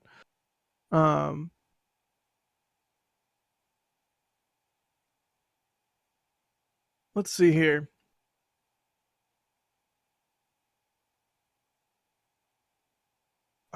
This question's a little bit out of my depth, but maybe Thomas or Sawyer, one of you can jump on it. Albert is asking, other than the obvious, can you explain the difference between fast fill and slow fill and why one would show a leak and the other would not? Can the whole thing be done with slow fill, which is kind of what I'm thinking about with this whole like 5 psi thing. I don't know, Sawyer, you want to jump on that first?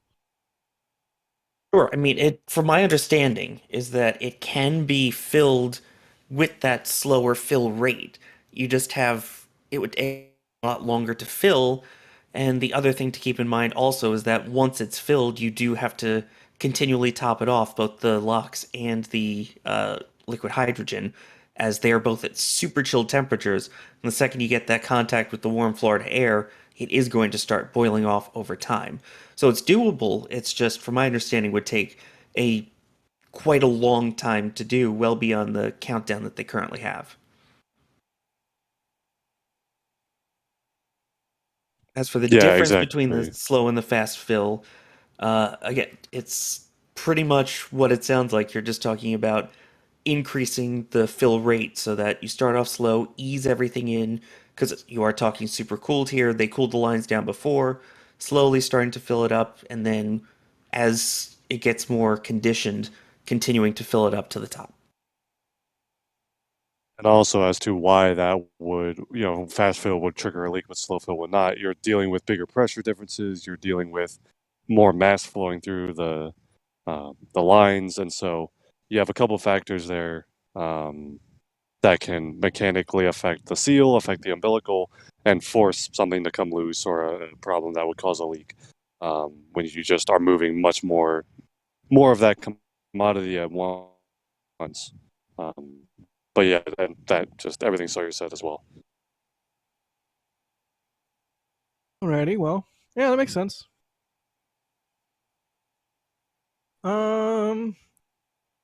JCI MLAS is saying, my gut is that it is an oversensitive sensor that needs... Revert and recovery. They ran that procedure and now getting ready to begin liquid hydrogen flow back into the vehicle. Again, getting ready to flow liquid hydrogen again back into the rocket from the tail service mast umbilical that you see on your screen. We're going to get that flow going here momentarily.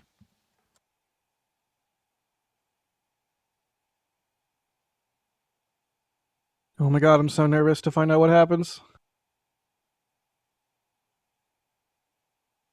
It's one thing, and again, this is mostly talking in hypotheticals again, but coming let's through a little say bit broken, hypothetically Thomas. this troubleshooting I think we have you works, good now. and hello, I will say one more sentence, and if I get cut off, I'll stop talking, but maybe it's working now. No, you're good. All right, no one stopped me. Okay, cool. Okay, thanks. But yeah, just the hypothetical situation where if this worked and they get into liquid hydrogen fill and all of a sudden, oh, hey, there's no leak, we can get into fast fill, and they end up fully fueling the rocket and all this. The question afterwards is going to be, okay, how do you know that you're not going to need to go through all of this troubleshooting again as I get buzzed by a helicopter? I don't know if you heard that.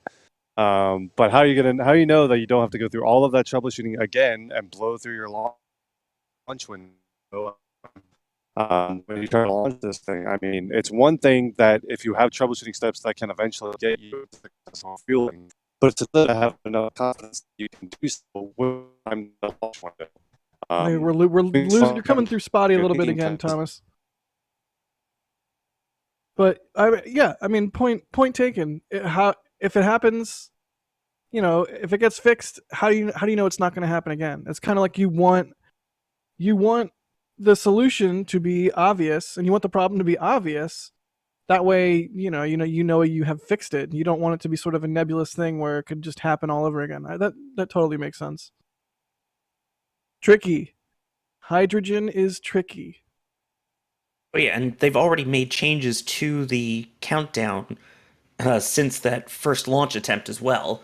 After they saw the first leak, and they added in more time to a planned hold that they have prior to around the tanking time. Excuse me.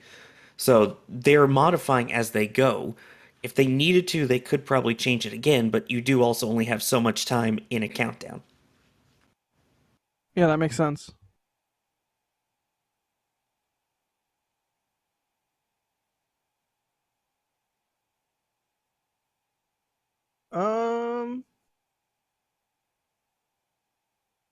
Andrew is asking, is there an internal pipe that runs to the top of the hydrogen tank for fill or direct to the bottom of the tank? Bottom of the tank. You're looking at it right now. That tail service umbilical mast umbilical. I need to come up with a mnemonic so I remember it in the right order. The TSMU. Yeah, thanks. Yeah. It's the TSMU is right there. That's what you're looking at is the hydrogen. There's another one mirrored that is directly behind it, which is for liquid oxygen, but the one we're directly looking at is the hydrogen one. And yeah, fuels from the bottom. Right around that big giant gray boxy thing on the left. Yeah, which is what it will retract into, right? Yes. Right at liftoff, in less than a second, all of those quick disconnect and get retracted in, and in some cases, a blast cover will drop down in front of them to protect that hardware as the rocket then lifts off and the exhaust goes by it. Here's a good question that's directly related. Who's asked, why do they have to retract after the rocket lights? Why can't they retract the arms several seconds before launch? I think I know the answer to this, but I'd rather hear your answer for it, Sawyer. Not sure of the spot. Yeah, it was fine. I'm not sure of the exact reason why it's that very last second, but typically it's such a quick drop that you've got all those connections, everything there to the last possible second. And in the past, we have seen scrubs at T-minus 0.5 seconds, so you don't want everything totally disconnected and possibly having, any excess fuel coming out of those lines as you then have the rocket sitting on the pad because of a possible abort. Yeah. Yeah, that's basically exactly what I was going to say. Is if there is any kind of abort, like right after engine start, but before SRB ignition, you want the ability to be still connected to the vehicle and detank and all that stuff. Philip is saying in our back channel that Ariane has an umbilical that does retract a few seconds early. Neat. And he confirms it stinks if you cut off after that, but before liftoff. Yeah, I'd imagine so. Yeah, it's no bueno. Wow, Launch Pins, thank you so much for the generous super chat there. We really appreciate it. Thank you for the support. We will keep doing what we're doing. Thanks to you and everybody's support, including Matthew Carey. Thank you. They're asking, concerning the leak, where does the hydrogen go out when it leaks out of the system? I think the completely serious answer to that is just out into the air, right?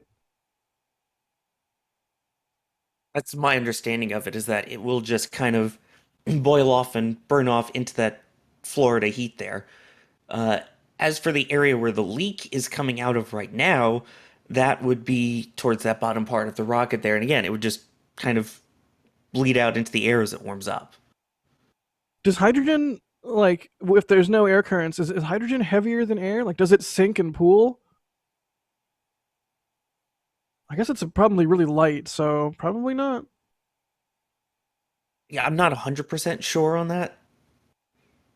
Oh, and Chris on our back channel is telling me it floats. It would float. Yeah, I mean, it makes sense. It's super light. It's a single atom or diatomic, whatever. Element number 1. Thank you. And Philip is saying the hydrogen is leaking into the cavity between the umbilical plates, the space between the plates that is being purged with helium. All right. That makes sense, especially if they're trying to reseed it right there. Everybody in chat is yelling at me about blimps and hydrogen being lighter than air, and yes, I am stupid. It all happens. I mean, how many cups of coffee are you running on right now? Only one, but it's really good coffee. Maybe it's time for number 2. Let's see here. Izzy J, thank you for the support. They're saying, was there a reason they picked hydrogen over methane? Was it purely an engine and ground support choice? Given the issues over the years, surely moving away from hydrogen would solve a lot of the issues down the road. I mean, it's also about specific impulse, too, I imagine. Oh, yeah. I mean, when you look at the bang for your buck in terms of how much thrust and power you're getting out of it, there you definitely get a lot more out of liquid hydrogen than methane. I believe almost close to double. So yes, it's you're dealing with a much colder fuel, colder temperature, and in terms of the quantity of it, but it will get something this big off the pad a lot quicker and easier with just those 4 engines and the 2 solids.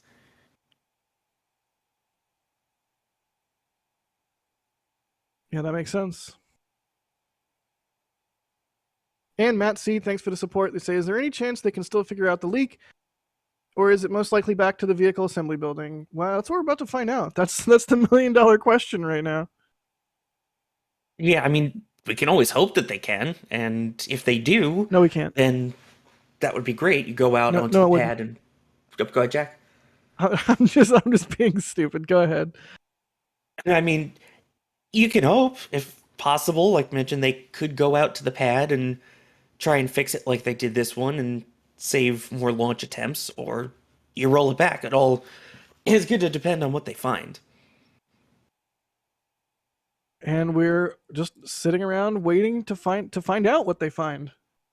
Yeah, and if I recall, a lot of it's also once they start detanking is if someone needs to go out there physically, the time it's going to take to safe everything and purge all of the fuel lines and inert all the tanks to go back out and look at it as well.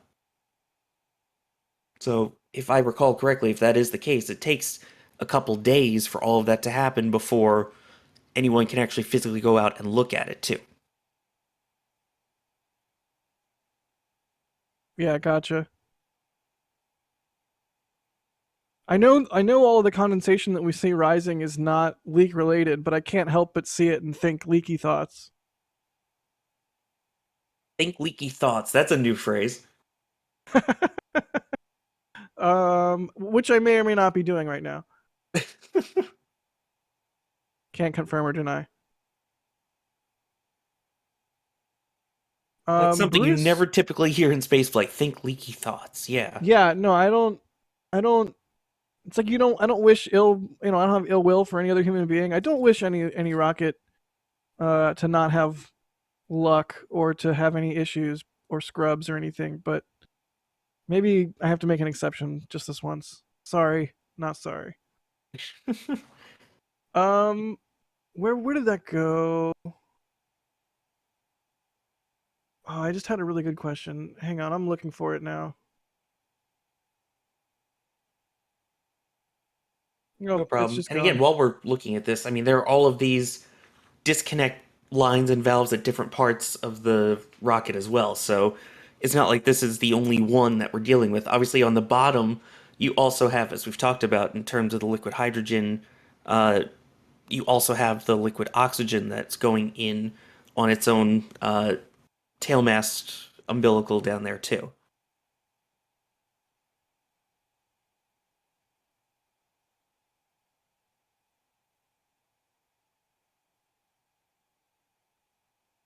Matthew Peck is asking, was there any example of this sort of guess and check, test and production shenanigans during Apollo or Shuttle? Kind of a question we've gotten a number of times. Thank you for the support, Matthew.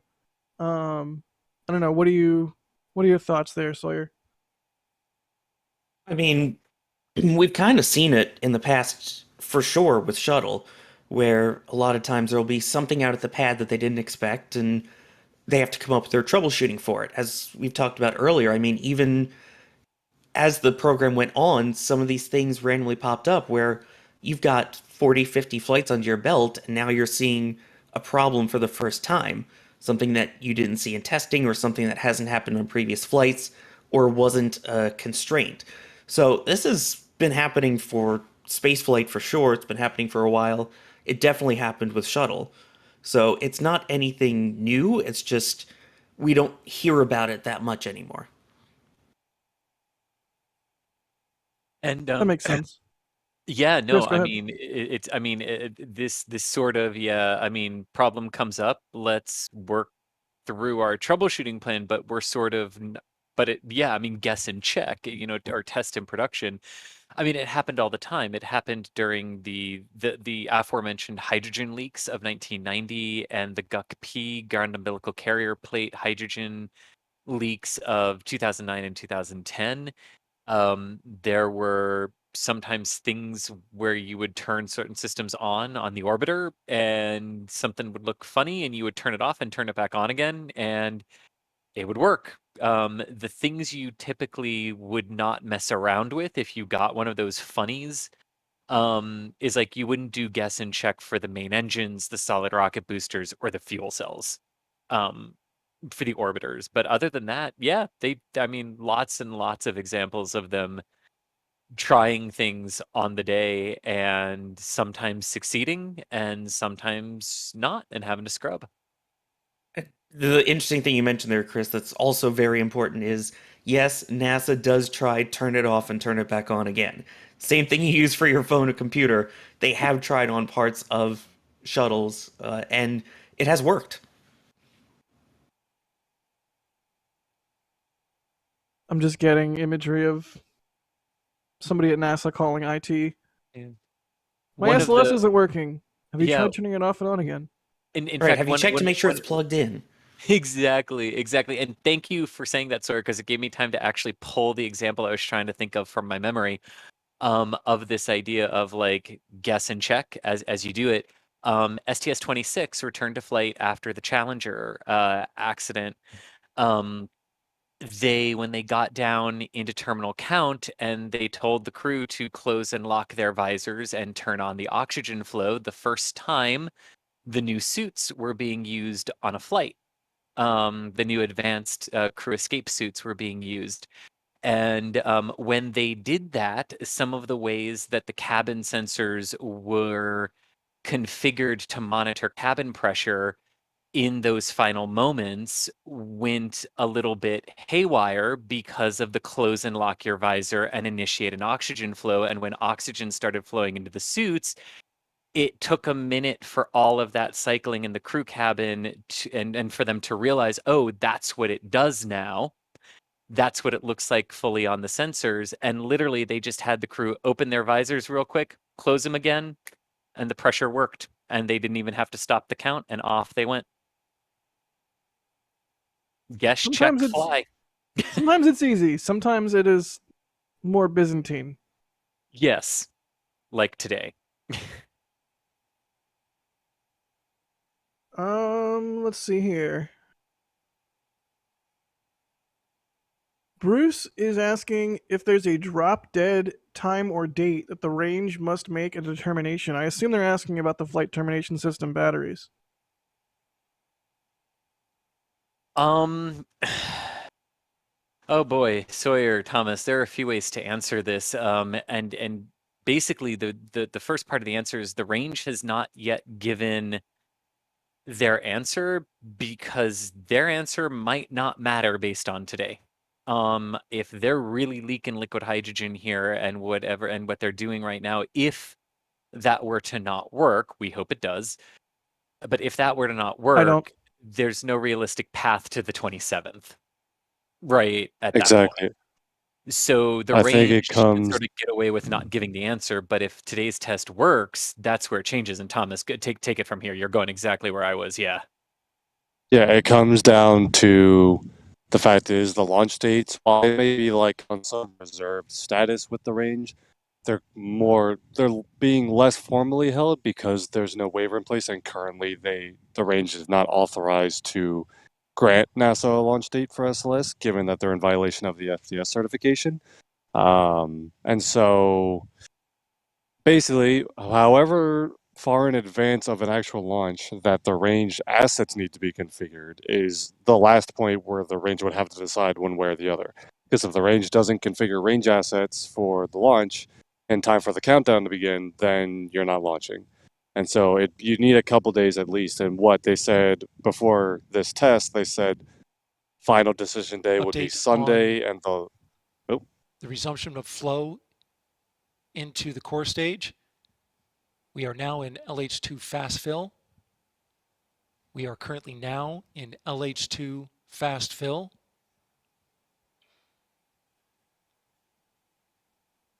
This after a troubleshooting plan was put into play to try and reseal a leak around an 8-inch hydrogen fuel line that developed after the previous transition from slow fill to fast fill.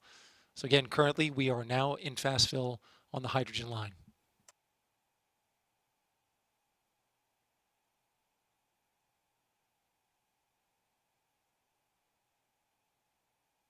Well, that's interesting. They're into fast fill, and he said nothing about a leak.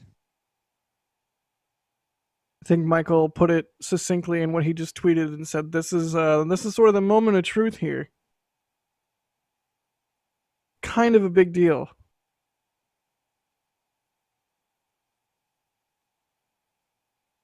We would expect to hear pretty quickly if a leak develops or not.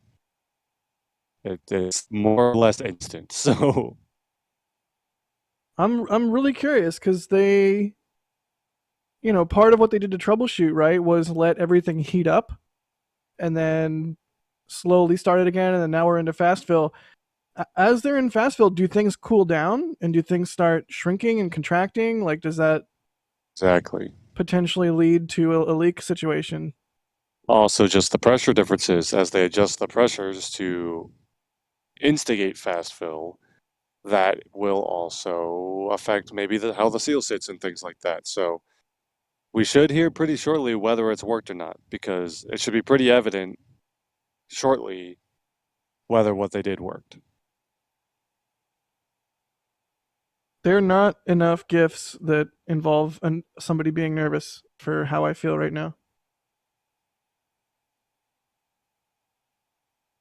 I think Michael's also raised a good point over on Twitter about even if this troubleshooting steps works, and again, I kind of touched on this earlier, the fact is that they will likely have, like if today was that launch day that's coming up on the 27th with a 70-minute window, we are surely more than 70 minutes behind at this point. And so they would have blown through a launch window and had to scrub a launch attempt if that was what they were doing today. So something has to be said for, it's one thing where you have enough different options to try and get the hydrogen to cooperate. It's another to have it working reliably enough that you can actually hit a launch window.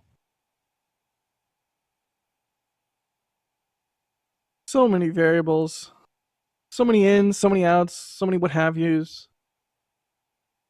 So many what's the worst that could happen? At least it's not raining, thunder, lightning, rain. Why would I'm the only one out here? Why would you say that? Thomas, you get to be at Kennedy Space. Do you know how many people would kill to be at Kennedy Space Center, rain or shine? Actually, the visitor complex sells tickets, and you can get about as close as I am right now if you really want to. I'm mostly sitting in a field looking at a rocket that's not going to launch, and also looking at a clock. So, today's not that special. All right, fine. But it's a historic clock. It's a historic clock, and a historic launch complex. And a historic grassy area.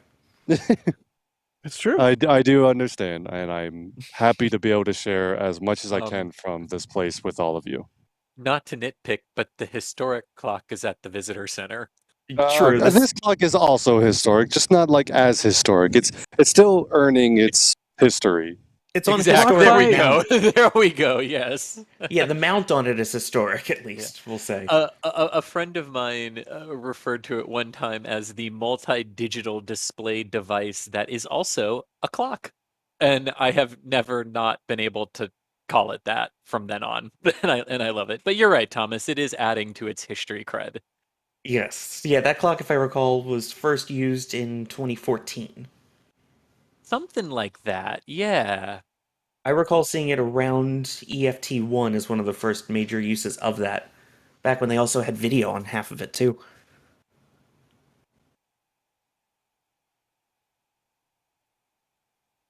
So, question mark? Masked Dingo in chat says, is no news good news? Is it filling? I mean, as far as we know right now, we're in fast fill. We have not heard otherwise yet. Yeah, I believe That's they'll tell correct. us as they have if they have to stop flow again at some point. So for now, yes, no news is good news. Or bad news, depending on who you are.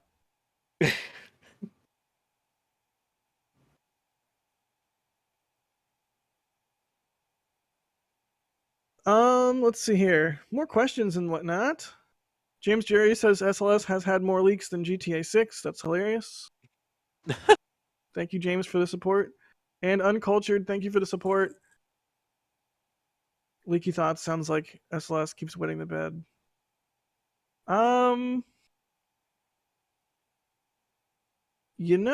Okay, so Brandon is asking if they roll back to recharge the batteries or because there's an issue and they can't get this leak solved,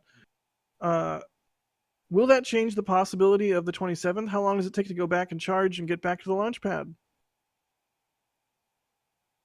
My understanding, think- that would pretty much rule out the 27th, as it would take a couple of days on its own just to get SLS prepared to roll back as well. Yeah, I mean, So- it might even just rule out September or even October at that point.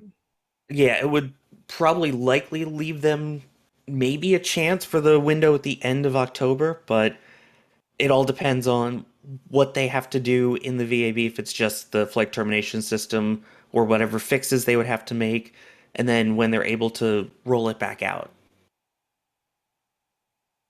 Again, assuming if they had to. Makes sense.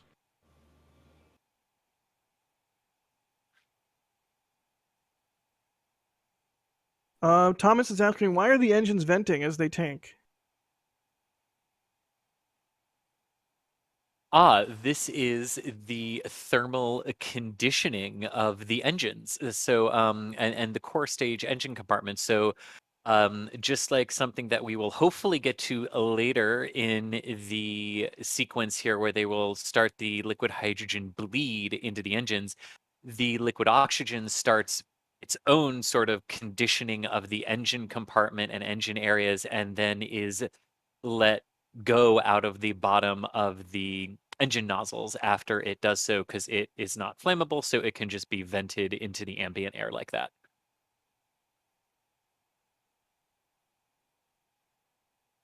If I recall, there was a similar thing as well for Shuttle. Exactly. Exactly. Yeah, Philip is saying they have to condition with both LOX and hydrogen, so we're seeing the LOX bleed. Oh God, we haven't even gotten to the bleed engine 3 part of the today's fun. No, we haven't. Oh man. Where are we going? Where is this gonna go? The suspense is palpable. Can you That's palp it? part of the fun. Well, even if you can palp it, we just don't want Palpatine. So, haha, bad joke aside, let's keep going. But yeah, that one, at last check, was a faulty sensor, which they bypassed for that engine 3. Well, hang on. Not quite. That's the plan. No? We Yeah. never got far enough in the count on September 3rd to do that. So today is actually the day, and it's exactly what you're saying, Sawyer. Today's the day we actually verify all of this. Is Okay, it we'll the get an update sensor? Is on it not? the flow of liquid hydrogen that has resumed into the core stage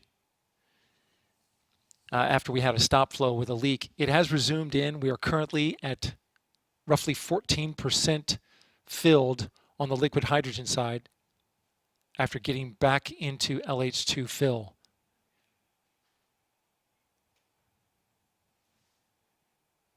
So there was a discussion between engineers and the launch director about getting data about this pressure-assisted seal that leaked. The moment that it leaked, they're actually currently pretty close to the point of having the same amount of pressure when the leak started, so they're currently watching this very closely. And at this moment, their data is telling them that they're less than a 0.5 percentage point concentration of hydrogen on the leak. So there is a very small leak less than 4%, which is the constraint. But they are tracking to see if it's following the increase of pressure. SLS chief engineer and others requested that they be able to gather data as they raise the pressure, and they're currently doing that now. They want to gather data to see at what point the leak changes with an increase in pressure. During the first run, they went straight to the roughly 10 psi when they went from slow fill to fast fill, but in this case they're stepping it up very slowly. And so the chief engineer for SLS, John Blevins, and the EGS chief engineer requested and got approval from the launch director to have a contingency plan in place if the leak reaches an more than 10% concentration of hydrogen inside that cavity for more than 5 minutes. They want to see if it goes up to 10% and stays less than 10%, 10% or less, for five minutes. If it reaches that level, they want to be able to gather data on this pressure-assisted seal to see how it's performing. If it goes above 10, they're going to go into stop fill and revert. The launch director says that if they also see a sharp increase, she wants measures immediately put into play to stop the leak. This plan is all in the name of gathering data about this seal, which has been troublesome in a previous launch attempt, if you've been following the Artemis I program. It created it caused a scrub back on September 3rd. And so the team really wants to closely watch what's happening as they raise pressure and the flow increases hydrogen into the rocket through that umbilical line that you see there. The tail surface mast umbilical is the gray protrusion on the left. The lines go into the rocket on the right. And the area with where the leak is right up against the rocket at the plate that connects those umbilicals right there. There's a shot of it to the rocket. Again, they detected a leak at 5 minutes after 10 a.m. Eastern time, and it created a stop flow. This time, they want to maintain a slow flow, track the pressure, track the rate of leak, and then gather the data that results from that. That's currently the contingency plan that's in place and has been approved by the launch director as they raise the pressure to get to a faster rate of fill on the hydrogen side. Currently, we're at 17% full on the hydrogen side, and on the liquid oxygen side, we're at 89%. The goal of today is a cryogenic demonstration test to tank all 4 cryogenic propellant tanks, super chilled propellants, into the rocket to determine if a repair to a seal on the hydrogen line into the core stage is going to hold. They encountered another leak today, but again, they are watching that closely.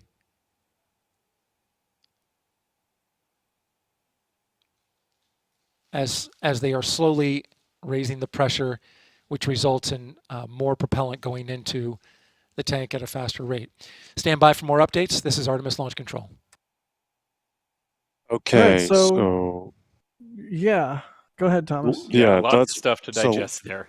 let's start recapping that. The big points are that so far they have a less than 0.5% concentration in that cavity where the leak developed, which is well within acceptable limits. The limit's about 4%.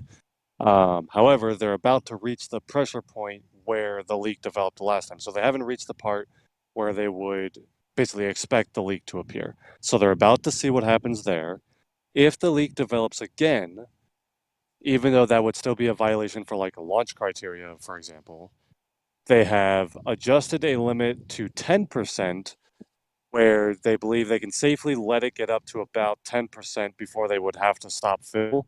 And they're doing that so that they can get as much data about how that seal is really working as possible.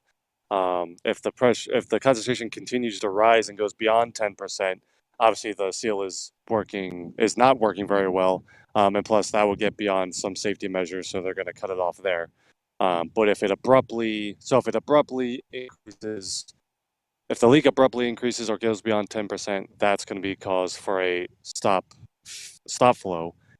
But if they can keep it above 4% but below 10%, they'll let it keep going for a bit so they can get some more data about how the seal is really performing. But so far, I think the latest number you said was 17% full on liquid hydrogen. So they are getting a sizable amount of propellant into the vehicle. Also, liquid oxygen is doing pretty well. Yeah, and the only thing I would add to what Thomas is saying there is that the thing to remember and why they probably feel comfortable going up to that 10% concentration limit, and that's concentration in the ambient surrounding cavity of where this is because the Update on the cavity fill rate. itself. We are currently in the pressure required for fast fill operation. On the liquid hydrogen side, we've currently reached that pressure. And still showing around half a percentage point concentration of hydrogen inside the can where the leak is.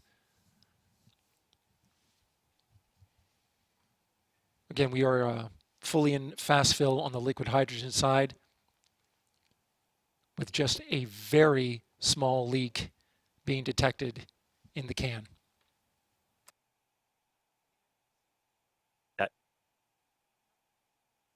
That's good. Correction, not in the can, within the side, the QD cavity where the connection point is, right up against the rocket.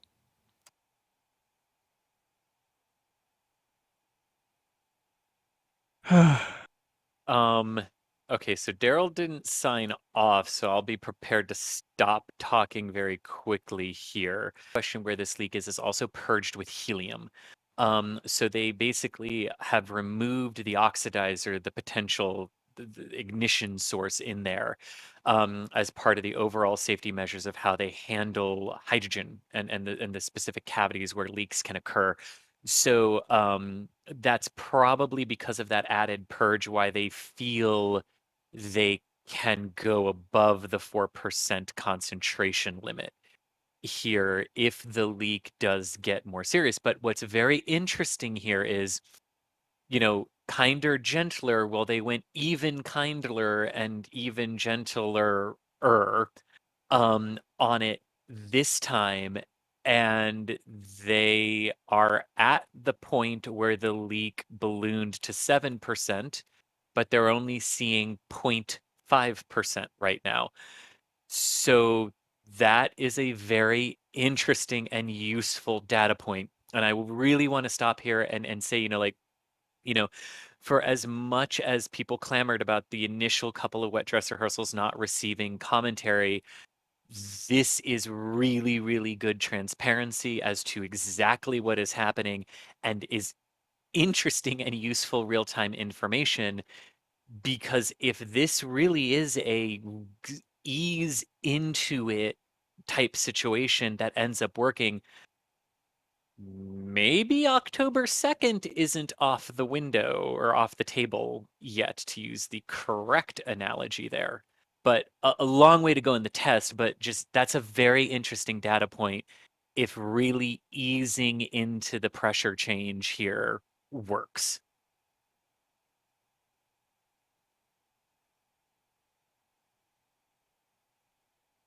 Well, we'll just have to wait and see how it plays out. Sawyer, go ahead. No, I was going to say, that really is interesting. The fact that they obviously have their emergency procedures ready in case they do see a large spike all of a sudden, but the fact that they've raised it up to 10% to gather that data, and yet right now we're only at 0.5% leak is surprising in a good way. Yeah, and you can see the on-screen graphic there. We're at 92% on the liquid oxygen tank, and we are at 24% on the liquid hydrogen tank, which I think that's way further than we got on any of the launch attempts, right? 24% is significantly more full. I believe so. And again, with that much in, and with the fact that we're still at that low leak rate so far, We is a got good sign. farther on August 29th because we got into engine bleed Oh, on right. August Thank 29th. you. Oh, yeah. We got into replenish on August 29th. No, they have filled the hydrogen tank during launch attempts. Yeah. Okay, thank you. Sorry about that. Well. Oh man, quick- imagine if we're just completely set on this leak and we just move into the next set of hurdles, which would be the whole engine bleed thing. My There word. is that. Also, when do we get into ICPS, Phil? When does that start? I mean, we should be coming up on that soon now. That's actually a really good question, Thomas, because they can tweak that. They're obviously not following the ideal timeline anymore, even with just liquid oxygen and liquid hydrogen loading here. But ICPS loading, if they can get good data here on hydrogen, that might be coming up here pretty quick. 25% on the hydrogen tank, 92 still on liquid oxygen. Yeah, ICPS ground chill ideally is like 5 hours before at T minus 5 hours. So we've passed that point. So yeah, they'll probably look to start that as soon as they can. Is that a Alrighty. T minus or L minus? I converted for the T minus. Okay, gotcha. So yeah. Which those? Thank you for that, Chris.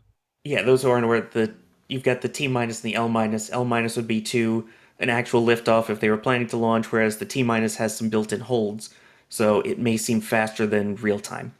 And the clock on our screen is, just to clarify, the T minus clock. So if they were going for the T minus 10-minute mark, like the clock will hold at T minus 10 minutes.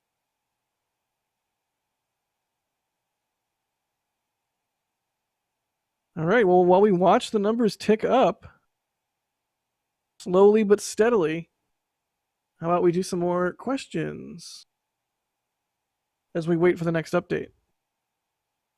Sounds good. Great.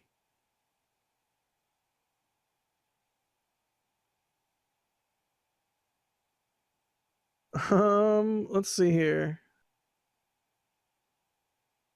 Nimi is asking, at engine ignition, if one of the RS-25s has an issue, can they stop the boosters from firing? I'm guessing they're asking about the SRBs.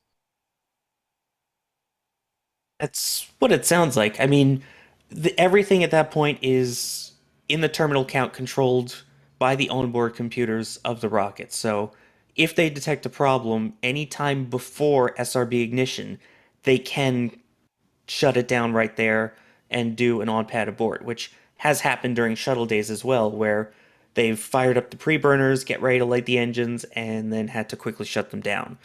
So it's something that's happened before, and yes, as long as it's pre-ignition of the SRBs, they can abort a launch pretty much right up to that point. Yeah, Philip is saying the engine start is like 6 seconds before SRB ignition. So yeah, if anything happens during that 6 seconds, you have a chance to not light the boosters. Once they're lit, they're lit. Yeah, and there is a practical moment where you're too close to zero to stop it, but that number is like, 1/4 of a second before T0. You're too close to, if an engine were to have an issue at that point, you would lift off in a one engine out scenario in that case. Neat. Yeah, it's something that has been seen before on Shuttle, and even if you're talking non-SRBs, it has happened on SpaceX launches as well. I recall one, I believe it was COTS 2-3, that scrubbed at T-minus 0.5. So that's the beauty of these onboard computers, is that they have that ability to shut down in a matter of milliseconds. And it's 20 milliseconds. So 20 milliseconds prior to T0, you're too close to abort, and you would light the solids and one engine would shut down. Yeah.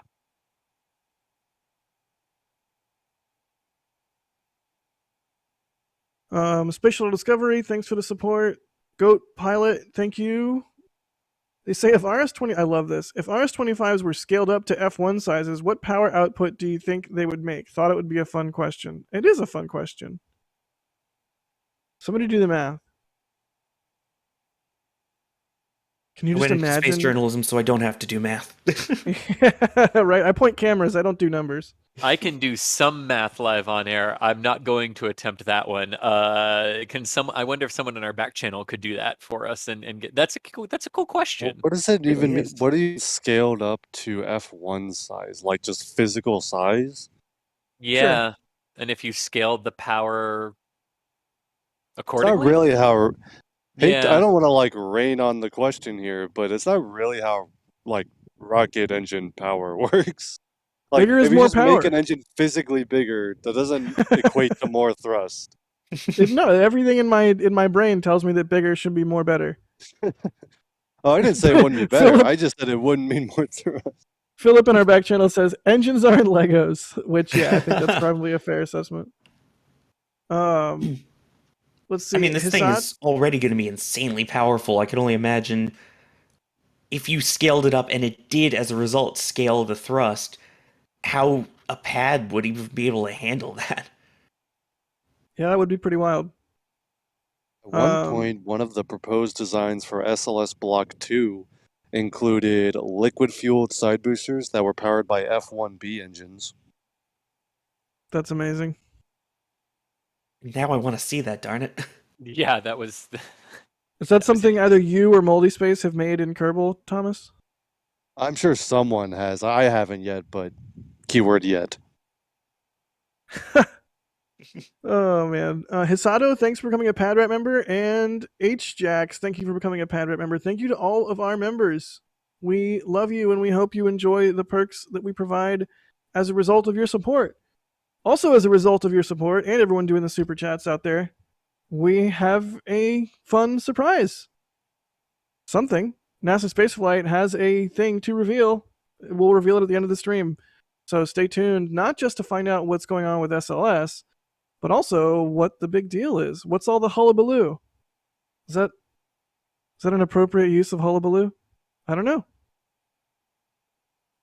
Matthew It is now. Peck? It is Yes, now. it is. It's Sorry, canon. talking while muted. Yes. A lot of venting you can see there from the core stage. Looks awesome. Matthew Peck, thanks for the support. They say, what parameters, if any, govern how many times this expendable rocket can cycle temperature/pressure in the fuel tanks? I think at this point it's more like rolling back and forth is more of a concern than cycling the tanks, right? Yeah, actually. I think we touched on this a little bit earlier, and thank you again for the question, because there are a lot of people who cycle through. So if you've got a question, even if you think it's one you think we've asked or answered before, go ahead and ask again, please.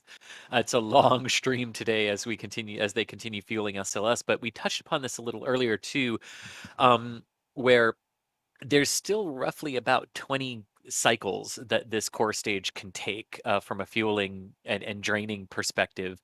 So we're not close to that kind of limit for SLS right now. And as you rightfully pointed out there, Jack, too, it's actually more stressful to the rocket and some of the life-limiting items on it to roll it back and forth from the VAB to the pad than it is to fuel it. So 32% on the hydrogen tank, 96% on the LOX tank. 33 now on hydrogen. I know, right? Nobody breathe. Nobody breathe on it. And looks like fueling is going well. We will wait for another update from Daryl there, but that is where we are at. At what point does engine bleed start? Does that start at a certain time or a certain fullness level? Or how does that work?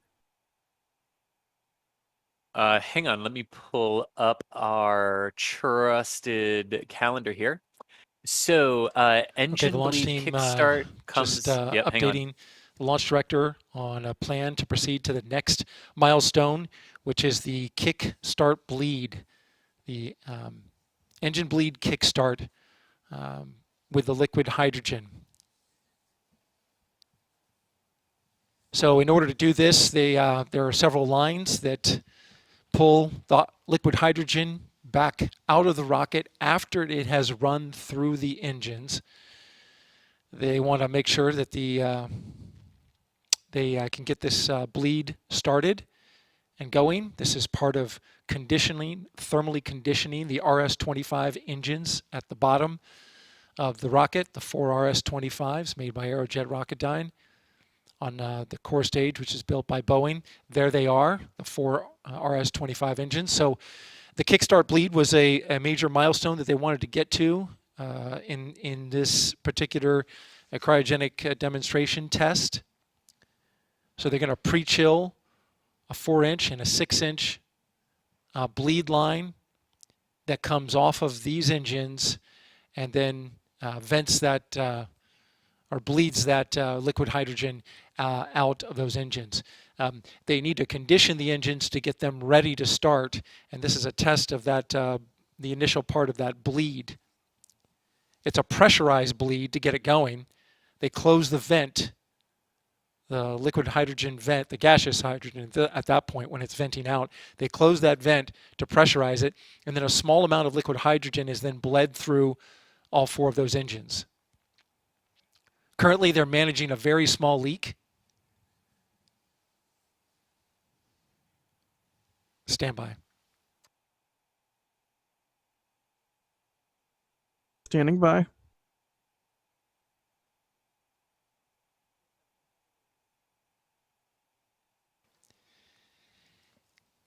And so currently, we're at 35% full on the liquid hydrogen side, and they are monitoring a leak that is less than 1%. So engineers and safety, they're comfortable with that. The margin, the area of concern is when it goes over 4%. However, in order to collect data about this seal, engineers have sought and got approved a contingency procedure to allow the leak percentage to go up to 10% for no more than 5 minutes, after which they would go into stop flow and secure the vehicle and stop proceeding with hydrogen flow into the tank. Again, that's to collect data.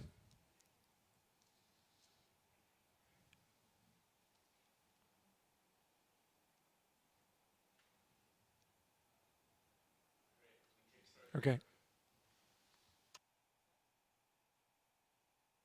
Okay, and I've just heard that the bleed kickstart has now begun. Again, the kickstart bleed, running liquid hydrogen now back through the engines and then off the rocket, has begun.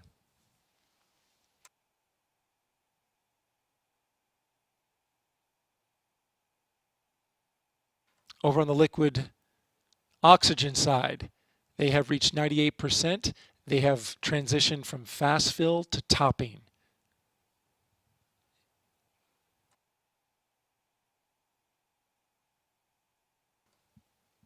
So they are 99% full on the liquid oxygen side.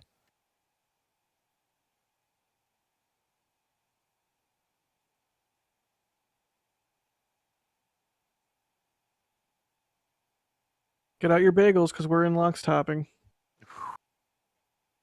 Oh my God. Okay, we're programming note. If you're watching us on NASA TV, the public channel, we're going to be transitioning back to coverage of the Soyuz mission to the International Space Station. We are going to go into live coverage of the docking. Yeah. And just to note, we are not transitioning to the docking of Soyuz. We are staying here with SLS, but we'll provide a couple of verbal updates as Soyuz does approach and dock to the International Space Station after successfully launching just over an hour and 20 minutes ago from the Baikonur Cosmodrome with 2 cosmonauts and 1 NASA astronaut. But there were some good things and some interesting things that I heard there, Thomas and Sawyer and Jack. Curious on your guys' take on that, but it was good to hear that they have proceeded through a good chunk of fast fill, and that leak was still under 1%. But obviously, that could change as pressures inside the liquid hydrogen tank now rise for the bleed kickstart to begin for the RS-25s. Yep. Yeah, my only thought really was that before they characterized it as 0.5%, and now they said less than 1%. So does that mean it went up to like 0.75%? Is there? It seems like either way, probably negligible amount, but Our minds work so wonderfully the same. I thought the exact same thing. Is it like 0.7 now? But no, well, I mean, they're we don't nothing know. if not precise with their with their descriptions, and so oh, God, that bird is so cool. What a cool shot. Natural flight and human flight, right? Nice. Oh, yeah. Way more poetic than me just going, "Ooh, cool bird." Oh man. But yeah, even if it's under 1%, the big thing is that the previous, their previous limit for a quote unquote leak was 4%, of which they were willing to go up to 10% if it got to that point, and we haven't even hit 1. Yep. So that's a good sign, at least for now. Yeah, sounds like being gentler and nicer and all that actually might have worked. And again, the point is they mentioned that we're now also finally getting into that engine bleed as well, running the hydrogen through those 4 RS-25s, which would condition them for launch. Yeah, this is where they caught or where they will catch potentially the same issue that happened on the first launch attempt, right? Where engine 3 wouldn't bleed properly. A caveated yes today. It wasn't the engine's fault, right? Thank you. I knew what you were going to say, Chris. Please go ahead. Not the engine's fault. You did. The engine bleed kickstart is going on the LH2 side, the liquid hydrogen side. The leak is tracking with the increase in pressure. The vent valve on the hydrogen tank was closed, increasing the pressure on the tank so that they can get that bleed flowing through there. And so we're up over 1% now on the leak rate. But the engine kickstart bleed is continuing nominally.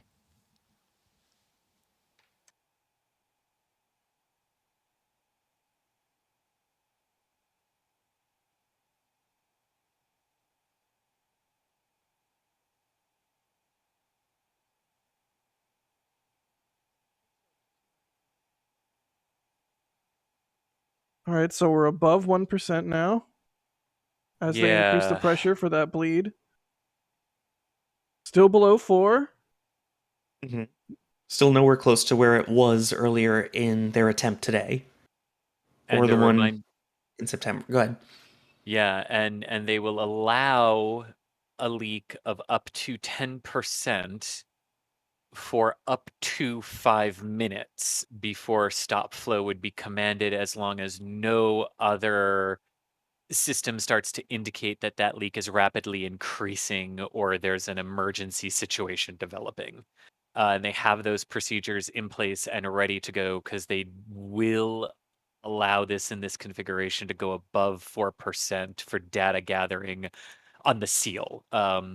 Because this is sort of looking like the seal is working at certain pressures and then not at some of the higher pressures they need to get through the fueling process. And again, that's a very interesting data point, considering this seal worked on the August 29th launch attempt and worked for all of the wet dress rehearsals too. So, I mean, this is interesting, but the data they're gathering and the points that we're hearing being reported are really good data points, and sort of aiming it at a pressure as some sort of contributing element to this leak. Really curious how this is gonna progress. Sorry, Sawyer, go ahead. I was gonna say it's interesting what Chris was mentioning there, because originally, once they went and took a look at it after the previous scrub, they did see that sort of slight indent and fixed that. So with the leak still happening, it is interesting now that we're seeing it might not physically be the vehicle, but it's something pressure related, which may, again, interesting to see where that goes. Just a few minutes to go on the engine kickstart bleed on the LH2 side. Just about to reach the max pressure on the kickstart. Leak is up over 3%. It topped out at 3.4%. It's tracking with increase in pressure. But the kickstart bleed is now at the point where the valves are cycling the pressure, meaning it's got it at right about the right pressure for this particular engine kickstart bleed.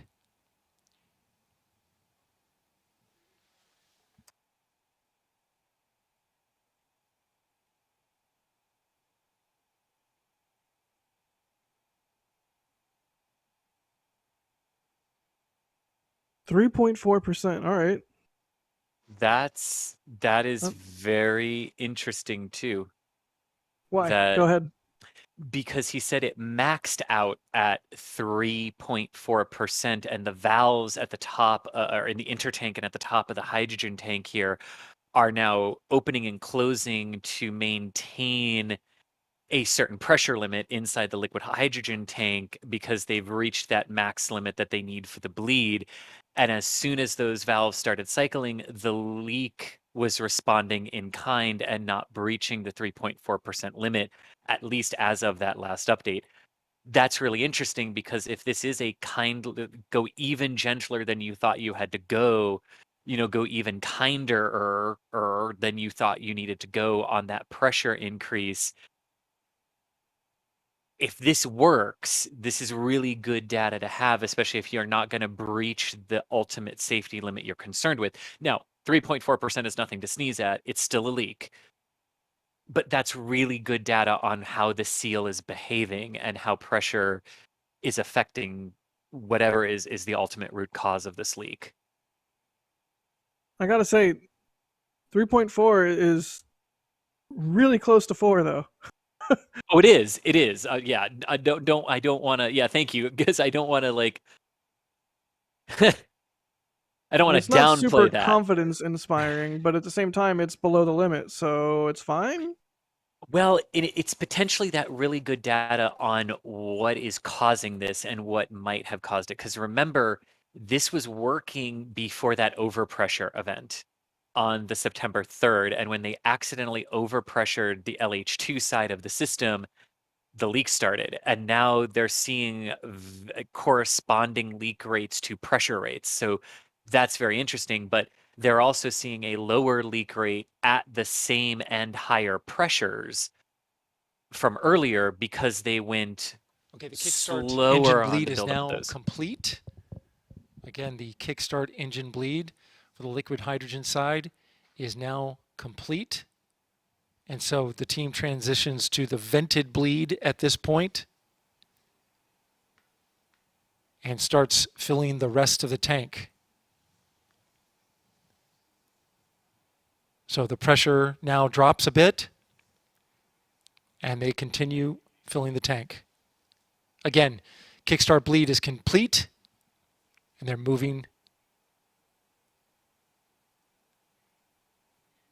to continue filling the tank. Vent line is now back open. There we go. Oh, that kind of also sounds that the leak never breached 4% and is still under 4%.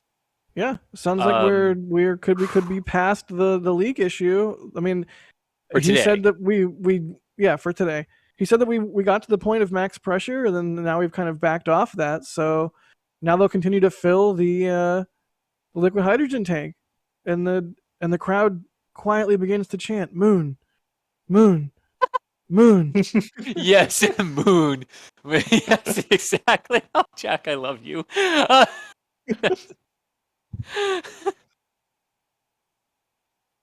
Yeah, I mean so that's where we're at. We're progressing. This is a good thing. That should actually be a shirt for Artemis I. The crowd hesitantly begins to chant "Moon."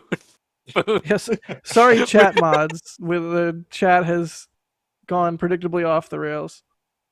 I started it on the first launch attempt. I don't know what possessed me, but here we are. It's a thing. It's a thing now. Now, okay, a very, very good point that someone actually just asked me off our actual channels via text. Does that mean that the bleed is working? Daryl didn't go anywhere near the sensor on the bleed line from the core stage engine section down into engine 3, which is the suspect sensor that they believe is faulty, that they're going to gather the data on and choose to ignore. He didn't update that, but the fact that they kickstarted the bleed and that kickstart was successful, what that means is that part of the procedure was successful. They need to keep monitoring what the sensors actually in the engines are telling them the temperatures are reaching, and they need to compare that against the sensor, the suspect sensor in the bleed line itself, which is located in the core stage. That's all going to take a bit of time, because one of the things that they saw in the wet dress rehearsals and in the launch campaign on August 29th was that the engines sort of got into the start box temperature range, but they all sort of quite didn't get to the exact temperature they were thinking. So this is probably a prolonged bleed test, right? That just as the engines would be bled this way all the way up until, they're ready to be configured for ignition. So in that regard, this is a prolonged part of the test today for the actual bleed of the actual LH2 bleed of the engines, and making sure the engines are in the correct start box temperature range.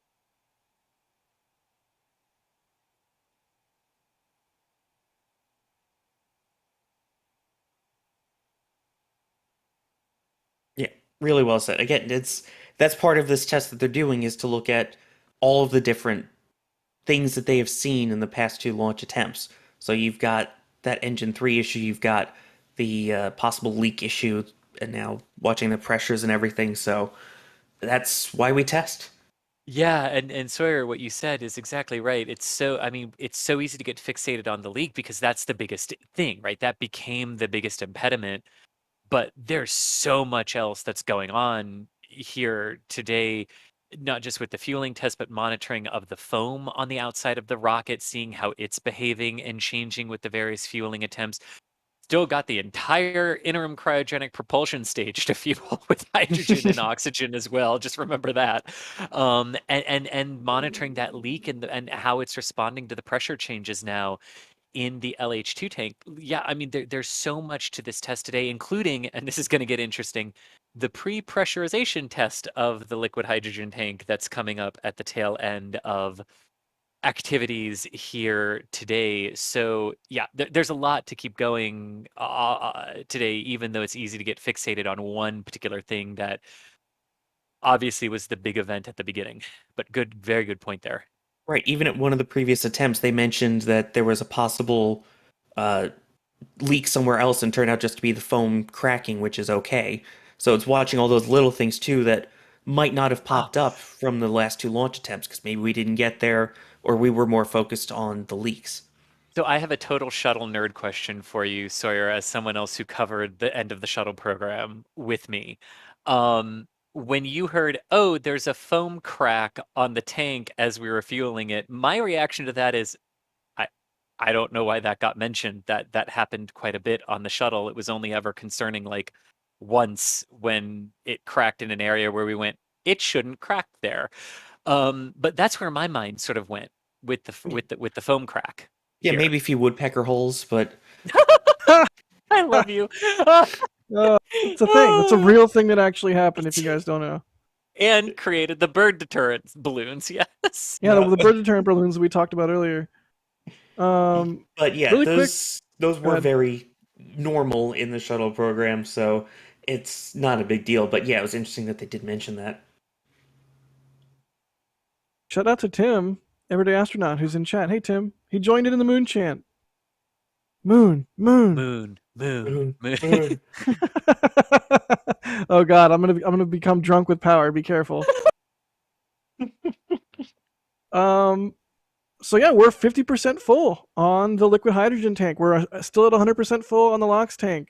They're going to keep filling up that hydrogen tank. They're going to keep bleeding the engines, and we're going to keep waiting for more developments. But holy cow. So the liquid Eric, oxygen tank is in stable replenish? yay.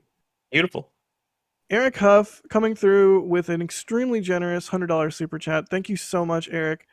And some really kind words. Eric says, just want you to know how much we appreciate your live coverage and commentary of these historic events.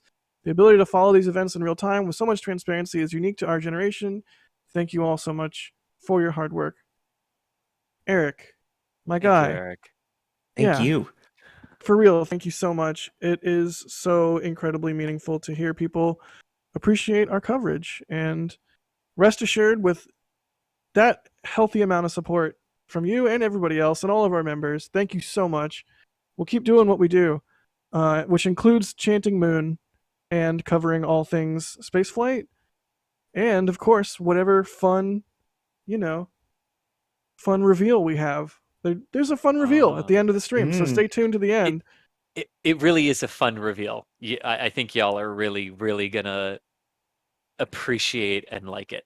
Yeah. And I have to say, as someone here who just transitioned over basically from being a longtime viewer now to being able to contribute, it is really fun to be able to bring this to everyone. And we appreciate you guys watching. And if you do like it, feel free to, if you're on YouTube, give us a like on that video too. You don't necessarily have to.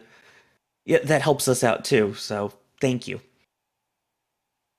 Absolutely. Seriously, thank you so much, Eric. We appreciate it so much. And it's so fun to be able to bring this coverage to everybody and to cover these historic events, as you said. This is a historic thing. I mean, imagine being around for the first Saturn V and getting this kind of coverage. I know I would eat that with a spoon. Oh, God. Oh, boy. Even compared to STS-135, the coverage that was available the end of the shuttle program, things have advanced so much. Mm-hmm. Yeah, seriously. Dan, I mean, like, I would have loved these graphics during, fueling of the shuttle era. Yes, please. Dan, thank you for the support, saying 3 times the mass flow between F1 and shuttle main engines. So we just multiply a main engine output by 3, I guess. I'm still not going to do the math. Jesse Parsons, thank you for the support. Kiefer, thank you for upgrading your membership to Capcom. Space Shuttle Discovery, thank you for the support. Zachary Bunch, thank you. They won a Super Heavy plushie for their Starship plushie.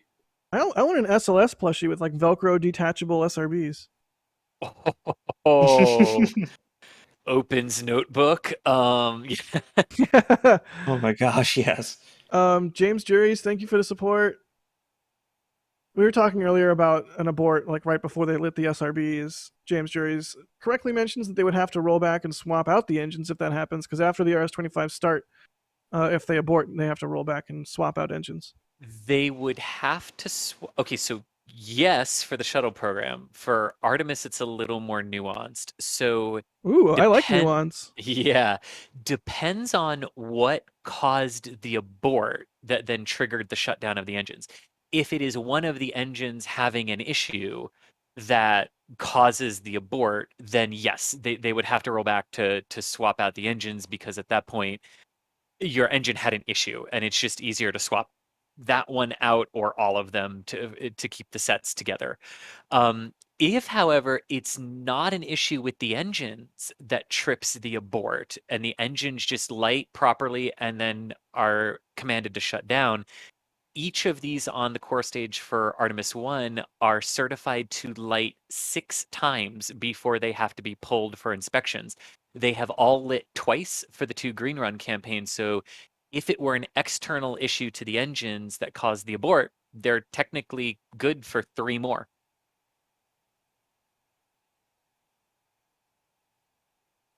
But great question. I love it. Love it, love it. Struts! I know, look at that. Strut your stuff, SLS. Hey. Rai thanking Dougal for the membership. Thank you for the support there, Rai, and we hope you enjoy the gifted membership. And Dougal gifting 5 Red Team memberships. Thank you, Dougal, for being a longtime tank watcher and supporting the stream in all the various ways that you have, including the sweet gifted memberships. Struts! And I saw this question a little bit further up, and I think it might be a good time to sort of do that for the 10,000, almost 11,000 of you that are watching. Maybe a good time for a good rundown, really quick, of what has transpired so far today for those who are popping in during breaks or things like that from work. So essentially, for the fueling test for SLS here today, they started fueling operations with the kinder, gentler pressures on the liquid hydrogen side. And everything went very well with that up until the transition from slow fill to fast fill. And there are some current numbers for where everything currently is with the 2 tanks of the core stage there. But when they initially went to transition to fast fill at the higher pressure levels, which is how they load liquid hydrogen, they load it with pressure, not with pumps. That transition, the same exact leak that they saw on September 3rd, same indication, same location, nearly same leakage rate. It was 7% today. On September 3rd, it was 8%. That reoccurred. They stopped flow immediately per the automatic systems while they continue to fuel the liquid oxygen tank at a slightly slower rate than originally planned, so they maintained the correct thermal and mass limits across the vehicle. They initiated a troubleshooting plan that they sort of ended up modifying here, which was they stopped that flow, they let everything warm back up, and then hit it with some cryo again to start cooling it down. But they also altered the pressure in the overall liquid hydrogen tank, and they lowered the pressure of the overall hydrogen system as well, because it had been working up until the transition to fast fill at the higher pressure. And with the change in the pressure as they went into like a modified slow fill, they saw the leak come back, but only at 0.5%, so nowhere close to what they saw before. And then as they slowly increased the pressure on the hydrogen side, much, much, much, much slower than they had originally anticipated. So even more kinder, even more gentler than the kinder, gentler approach they tried before, which resulted in the leak. That worked. And the leak did increase marginally as the pressure for the fast fill operation got underway, but never breached 1% during fast fill operations. When they then had to go into the liquid hydrogen bleed kickstart for the 4 RS-25 engines at the base of the core stage, that involves closing the vent valves at the top of the liquid hydrogen tank and allowing the pressure inside the tank to rise. And this increases the pressure across the whole liquid hydrogen system. It's needed to do the kickstart for the bleed of the engines, and when they closed that valve, they saw the leak increase as well, proportionally with the increase in pressure in the tank and in the system. However, the leak never breached 3.4% per the latest update from Daryl Nail. And he's the NASA commentator in the firing room listening to all of this. And then they got through the part of the bleed where they needed all that higher pressure, and they were able to open the vent valves at the top of the liquid hydrogen tank and configure those valves to fully fuel the tank.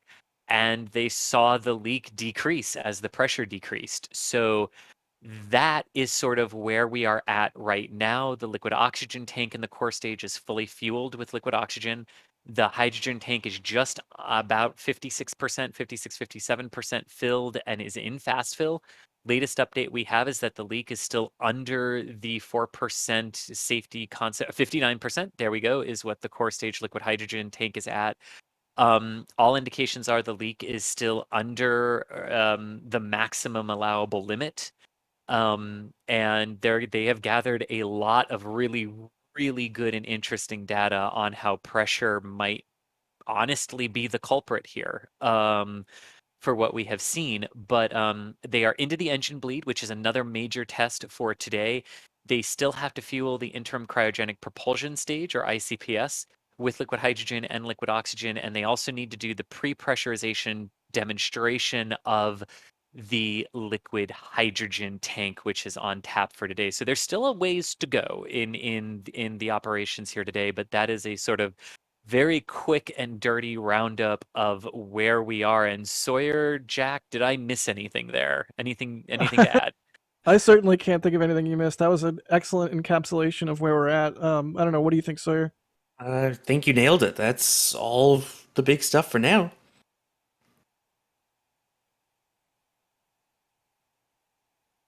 All right. Well, the big let's see. takeaway is go. It's leaking, but not leaking crazy. It's within limits. It's limited leaky. Limited leaky. There you go.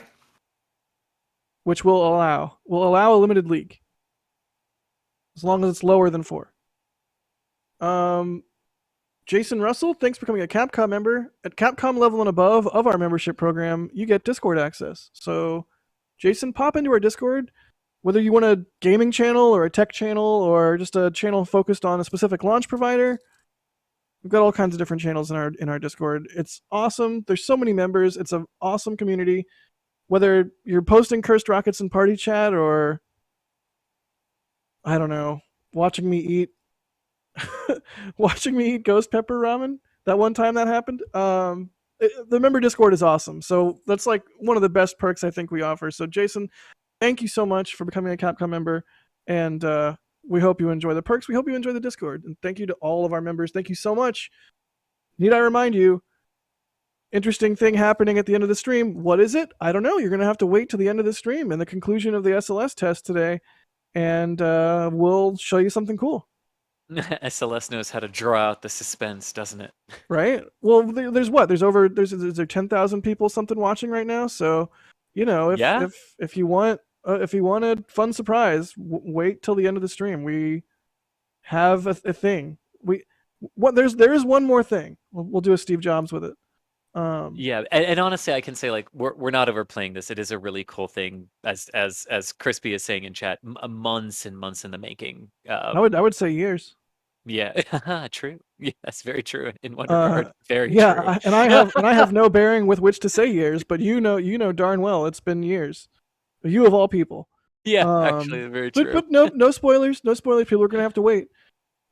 Did you say, Chris, that you have a question via phone? It's like, let's go to the phones.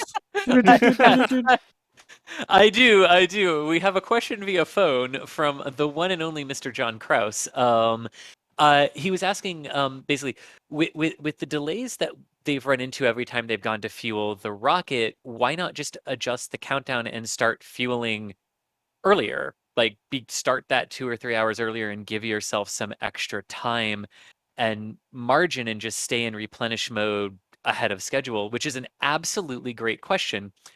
So they don't really want to do that for Artemis I because they don't have to, but they're going to have to do exactly what that question says, because when we get to Artemis II and beyond, there's going to be crew that we need to load into Orion, and SLS has to be fully fueled and in stable replenish before the closeout crew and the flight crew will be allowed to go to the pad to board Orion.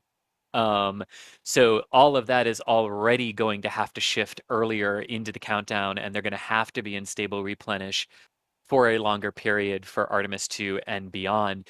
It's just a matter of if Artemis I is sort of the weird one here, because it's that moment of, keeping a vehicle in cryogenic conditions like that doesn't come without some risk. It doesn't come without some added stress to some of the systems. So if you don't have to do it, maybe you just don't opt to do it because you don't have to do it. Hope that makes sense. And one thing that was also pointed out in the back channels here is that you are dealing with fuel as well. You only have a limited amount of that liquid hydrogen that you can keep out at the pad. In fact, even with the liquid oxygen, liquid hydrogen, they mentioned in the previous tests that they would go out and replenish it, and they could maybe get 1 or 2 more tests out of it before they have to refill that up again.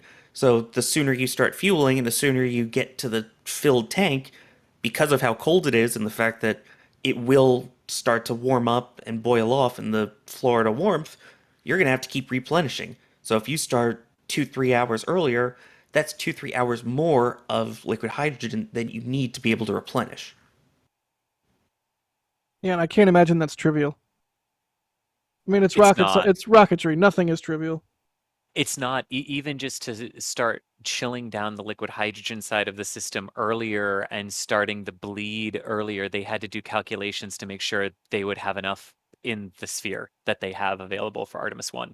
So, like, they even had to go double check just to make sure they were going to be good on those margins for all the attempts. Let's see here. Here's a super chat that I completely and wholeheartedly agree with. John Miles, thank you for the support. They say, welcome to Sawyer. Seems to fit right into NSF's delightfully unorthodox coverage style. Thanks. Wow, thank you, John. I think John said it right. Thank you, Jack and Chris, and thank you to all the viewers. Absolutely. Thanks for putting your hand up, bud. Oh, I love this. You kidding me? This is what I love to do. I love to just talk about space, and it's great to be able to talk with you guys and to share it with everyone who's watching in chat. Indeed. Ryan Vargas, thank you for the super chat. They say, spent 2 months working on that engine hatch on the locks and LH2 pre-valves in the tanks. Go NASA, go Artemis. Go you, Ryan. Nice. That sounds like a cool job. Oh, yeah. Thanks for the support there, buddy. Alexander, thank you for the support. They say, what? I don't even know where you're going with that, Alexander, but thank you for the support. And James Juries, thank you. James, what is what cumulative amount have you I feel like we get so many super chats from James. They're asking, how many people do you think do you think leave this stream at 1:30, and is the thing, I'm not going to talk about what the thing is or isn't. You're going to have to wait to the end of the stream for that. And let's see, Justin Wayne is asking, why does the insulation between the engine nozzles and the base of the core stage look different on the left and right engines? The insulation between, like the boots? Are those called boots? Oh, they're like flexible thermal curtains. On there, I think they just literally look different, just how they're hanging. 12:42 p.m. draping. Eastern Time. You're looking at a live picture of the SLS rocket on launch pad 39B. I'm Daryl Nail with NASA Communications. We have an update now. The launch team discussing where to go from here. As you can see on your screen, we've been tracking the progress of tanking the core stage of the SLS rocket. It has 2 tanks, a liquid oxygen and a liquid hydrogen tank. They have completed tanking the liquid oxygen side, as you can see. It's at 100%, and they are currently in replenish. Over in the liquid hydrogen side, it's been a little bit of a bumpy road this morning.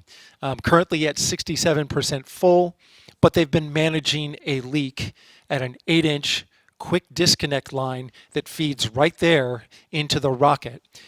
In between 2 plates that disconnect when T0 arrives and the rocket lifts off, those umbilicals pull away and there's a cavity in there where that connection point is.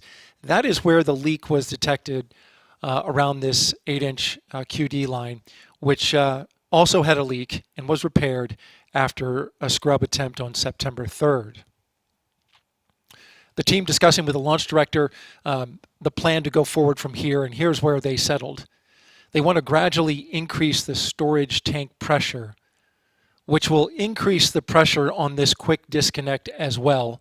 It also increases the flow, getting it hopefully to the fast fill flow that would be nominal for a launch attempt. So that's the ultimate goal. She has signed off, Charlie Blackwell Thompson, launch director here, has signed off on a plan to slowly step up and increase the storage tank pressure, which will increase the flow through that line right there. And as that flow increases, they want to keep track, I should say, of the leak at that QD interface. Right now, it has been tracking well with increases and decreases in pressure. They have been able to manage it quite well. It reached a maximum of 3.5% when they did the kickstart bleed, which raised the pressure on the tank as they vented liquid hydrogen through the engines to pre-chill them for what would be a startup of those engines. This is something that they're testing today and a test objective with this cryogenic demonstration. They flowed that through there, and then they ended the kickstart bleed, and now they're on a vented bleed. The conversation about whether to go forward after they reach replenish on the hydrogen side came to an agreement between the launch director and her launch team to go ahead and stop at replenish and then discuss whether they want to take the next step, which would be to move forward with a pre-press test. This is yet another test objective for the demonstration today, and that's the pressurization of the tank to get a high flow bleed going, which puts it in the condition to start up. They're going to pause at that point once they reach replenish and decide whether or not to move forward. But right now they want to see how this leak tracks with an increase in pressure at the storage tank. So that's where we're at right now. Launch team is in agreement. They want, launch director wants the liquid hydrogen team to keep a close eye on this leak, as they have been. And if it gets to a point where it goes over 4% for more than 5 minutes, the team has been advised to stop flowing propellant through that line.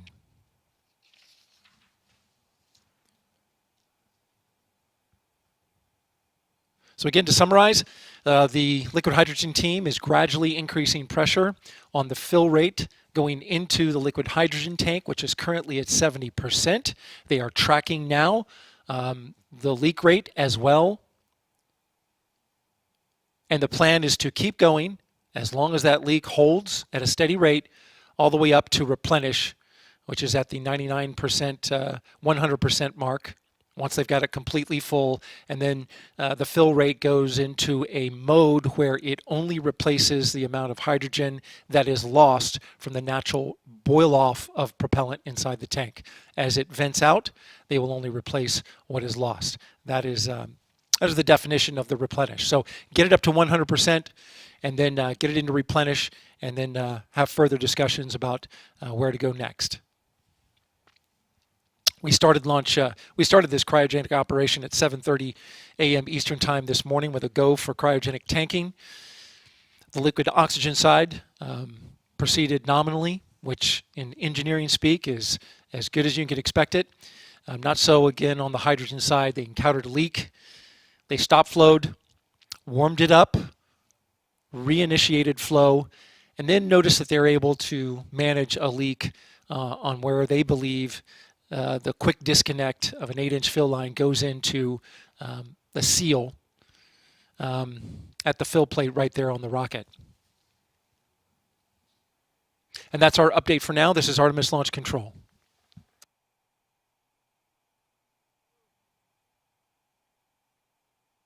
Okay. Yeah, Chris, react to that for me, please. Yeah, there were a couple of things on that front that were kind of interesting updates from before. So apparently they had not achieved full fast flow rate before. I thought from past updates that they had, but they clearly have not, based on that one. So we were not seeing the flow of hydrogen through that area at the same pressures where the leak had spiked up to 7%. They're now going to get back. One more quick note I want to add. The launch team is currently on hold for the loading of the upper stage.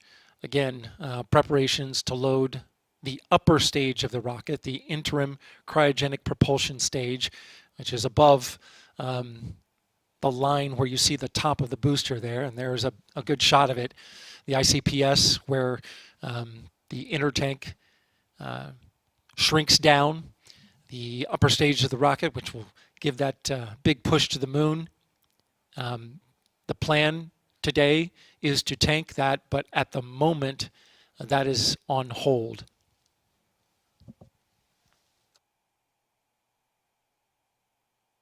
Did he say why it's on hold? I would imagine it's on hold, honestly, just because of the issues that they have seen at the hydrogen side here for the core stage. The ICPS in general, it begins its chill down procedure just before the core stage enters topping, and the core stage will actually enter replenishment mode before ICPS fueling is underway in that regard for the hydrogen side of things. So if we were under a normal launch sequence, they would probably be trying to load this now, but since they're not trying to do that, they're probably just holding off on it while they evaluate what's going on down here. I mean, I don't really love that, because I imagine filling the upper stage and the stresses on the vehicle. I mean, it's got to have some effect on everything, on seals, on leaks, on all potential outcomes. I would have liked that to track with a launch attempt, but we'll see what happens, I guess. But at the same time, it's also a way to separate the leak that we had possibly seen at the bottom of the rocket and rule out, okay, was it because there was a hydrogen issue as well with the ICPS? Yeah, good point. In my opinion, I think it's a good way to just focus on one problem at a time. Yeah, no, that's very astute. I do not disagree. Isolate your variables. Exactly. Let's see here. James Which Juries. to be fair is exactly what they're doing with the pressure. Like, sorry, continue, Jack. Continue. No, you're good. You're good. James Jury's answering my question. This is they have no idea how many super chats. Well, thank you either way, James. It's a lot, that's for sure. So thanks for all the support. And H. Eldred, thank you for the support. A very generous amount, and no message to riff on other than for me to say thank you, H. Eldred.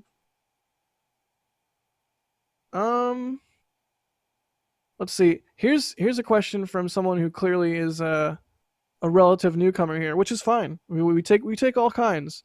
But they're asking, did the space shuttle have so many hydrogen leak problems?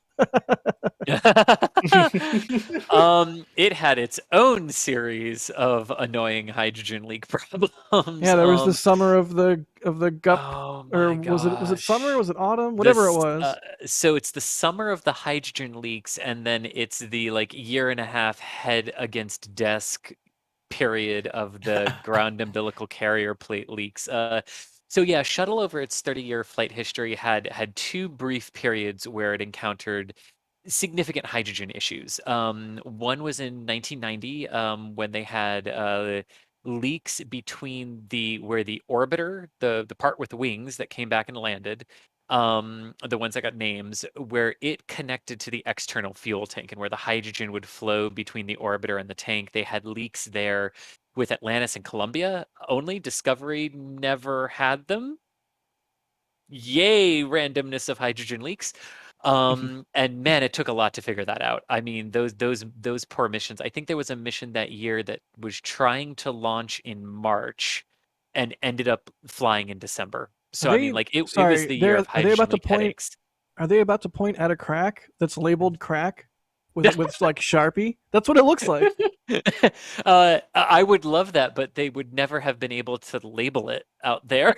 But man, I would absolutely love that. So they had those back in 1990, and then they had no really major hydrogen leak issues until STS-119, and basically when they got to 2009 in the shuttle program, they had STS-119, 127, and 133, where gaseous hydrogen was leaking from the vent line from the external tank outward, and that caused numerous headaches across different things. Oh man, what does that writing say?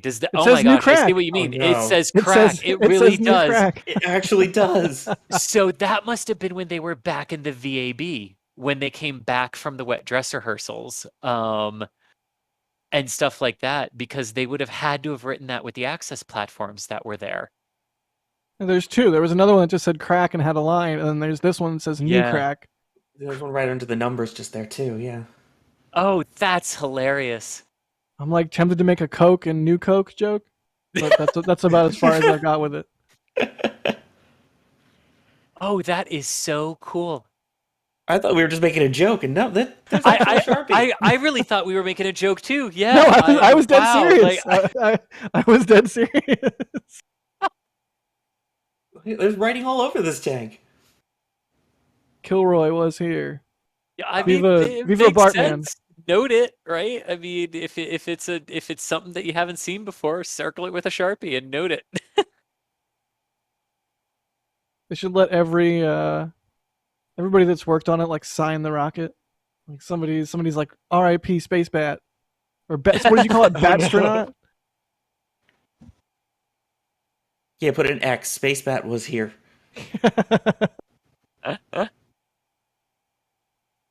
Now we see that with Starship as well. Like you see writing on the vehicle itself. Like it's like rocket graffiti. I don't know, something about it. I really enjoy. So I saw that on the foam there and was immediately just like, okay, what is this?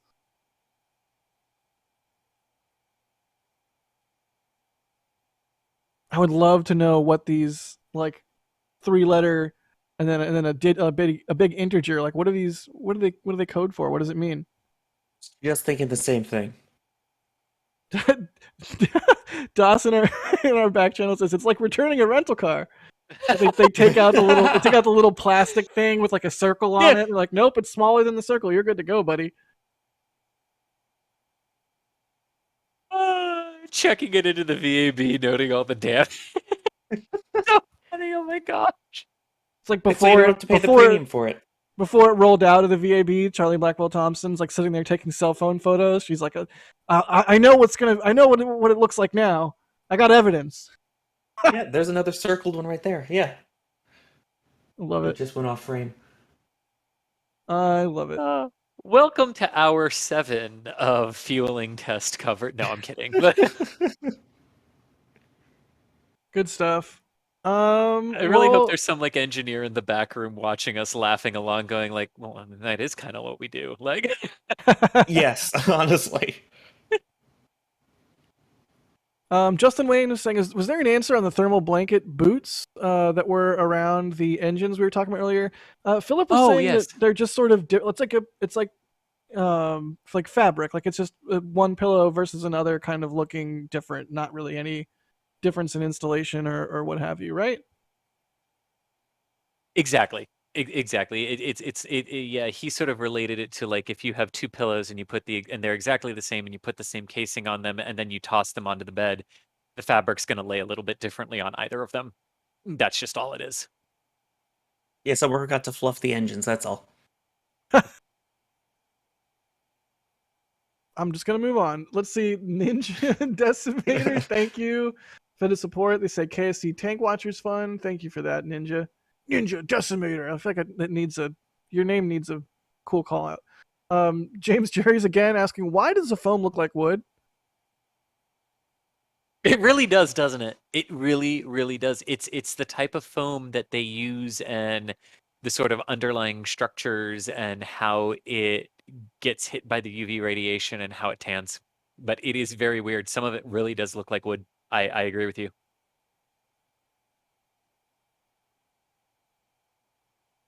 And Joshua Oldenburg and Rai both becoming Capcom members. Thank you so much to both of you for becoming a member of our channel. When you become a member, you get all kinds of cool perks. You guys have probably heard me say this a million times at this point, but I mean, if you haven't, or if you just tune out, maybe just, take a second and consider the membership program. It's so key to helping us do what we do. We literally couldn't do what we do without it. And it's an amazing way to help out. You get to help us bring this coverage to people around the world. You get the cool perks that are part of it. At Capcom and above, you get Discord access into our amazing members Discord. And you get to help us do cool things like what we may or may not be going to reveal at the end of this stream, whenever that should happen. So stay tuned for that. Wink, wink. Nudge, nudge. And I will say there are almost 11,000 of you watching right now. All 11,000 of you are going to want to stick around for whatever the thing is that is going to happen at the end of the stream. Stick around. Also, I don't know, hit the like button if you tell the algorithm you like us. You know where all the things are. Do all the things. It's YouTube. I think that was a great way to put that. I'm just gonna truncate all of my YouTube gabbery into just do the things. You know how to do the things. It's 2022. At this point, you know how to tell YouTube you like us. Yeah, and to be fair, that also helps us too. We do get the question about like how can I help? How can I support you? And hitting the like button really does help. That it helps with YouTube's algorithm of saying, oh hey, people like that, people are engaging with that, I should push that to more people who are who might want to see this cool rocket doing its cool thing. I mean, hitting that like button really does help. We're not just saying that because we're vain and want to see the likes. It really does help us share the message and share the information with people. There's the new crack. What is the other line, the word there with the arrow? What does that say? Wipes? Where? It's to the next of new crack. To the right of to the next. What's wrong with my brain? It's to the right. Great is I totally followed that. There's another one right there. Right, it's just below the 814. See, it looks like it's almost rubbed off a little. Oh, the 814. On the camera number. Yeah. It was in a different view. But yeah, no. To your point, Chris. We spent a lot of time thanking the members and thanking the super chatters, but really, it doesn't have to be monetary support. You can hit the like button, and that is a huge thing that you can do very easily. That helps our computer overlords understand that people like our coverage, which is helpful. So thank you. I'm still dying at the whole new crack thing. They said new crack was better, but it was just awful. Eddie M, thank you for becoming a Capcom member. Once again, thank you so much to all of our members. And Josh Simpson, wow, becoming a launch director, one of the higher levels of support there. Thank you so much, Josh. Just wait till you see what you guys are enabling at the end of today's stream. Just wait. It'll be fun. I promise. James Jerry's asking for a hint on what the thing is. I refuse. Sorry, James. Not even for you. And William Wells, thank you for the support. They say the Gemini Apollo generation missed out on info and coverage about these programs. So thank you to all of NSF. Job well done. What is the gallon per minute at full flow for LOX and hydrogen into the core stage? Thanks. Do we have that figure by any chance? Mathing is going to have to happen on air. Hang on. While can you throw that back into the queue and come back to me in a couple minutes? Yeah, sure thing. And while you do the numbertronomy, yeah, that's a word. We're at 91% on the hydrogen tank, and we are still at 100 instable replenish on the LOX tank. So we're coming up pretty soon here. We'll be full on both tanks. Quite a milestone in today's testing. Correct. And we haven't heard any updates on leaking yet, as they increased the pressure inside the hydrogen tanks. That their words are hard. So basically, where they're getting the liquid hydrogen from, they're increasing the pressure to what normal fast fill rate would be. So we haven't heard any word that the leak has gone beyond 4% or even up to that 10% mark. So seems like so far so good.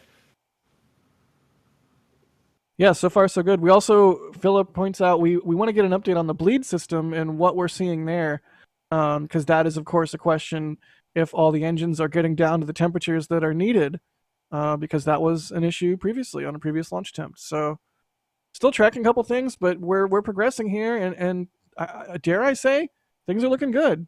Things are looking good, and we'll see what the next update holds. But while it's on my mind, I'm just going to say, oh my gosh, what a cool shot.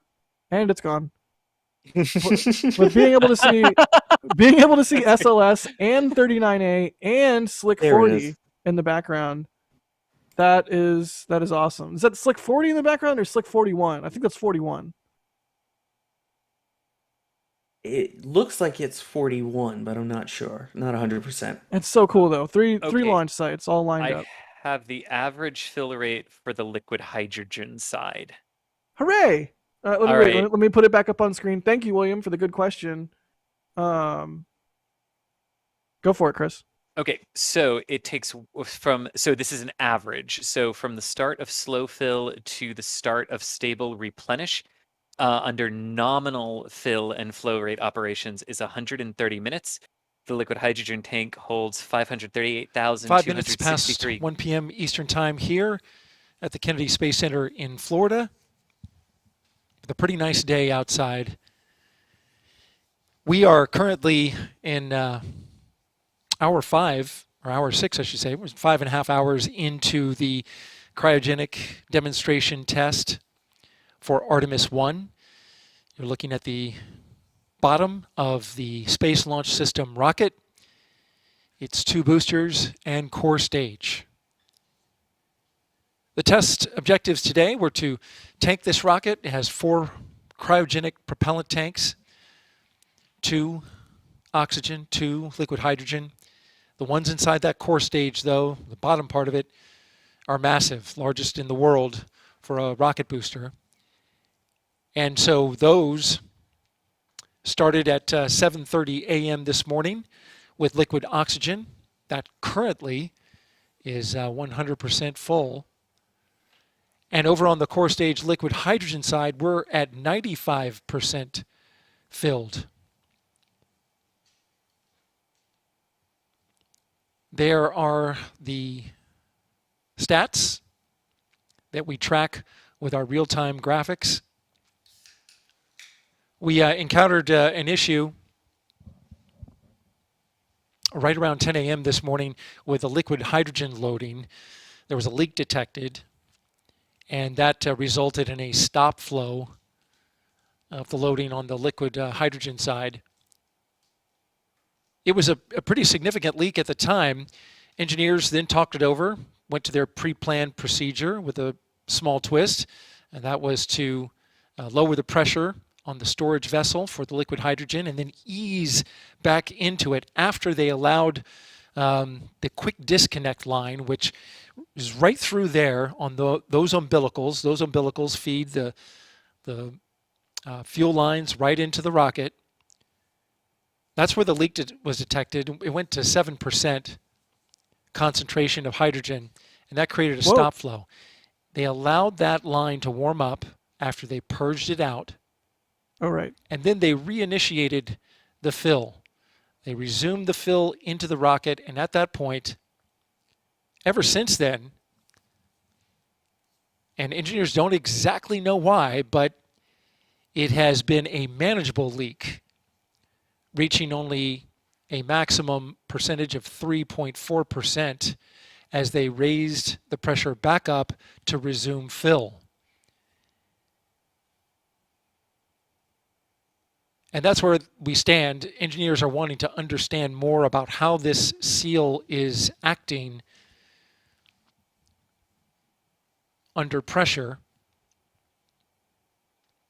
And so far, ever since that they resumed fill, they haven't had a substantial problem. The leak is still there, but they are still moving forward with tanking the rocket, and we're just a couple percentage points off from having the entire core stage completely tanked. Now, as far as the upper stage is concerned, that's on hold at the moment. The plan was to tank both of its cryogenic propulsion tanks, both of them liquid oxygen and hydrogen as well, but much smaller tanks.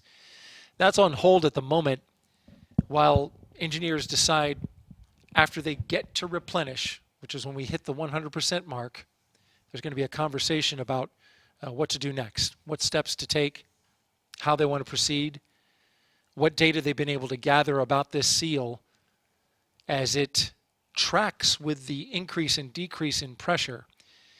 Once they fill this rocket, they do have to detank it, and so that is a consideration as well.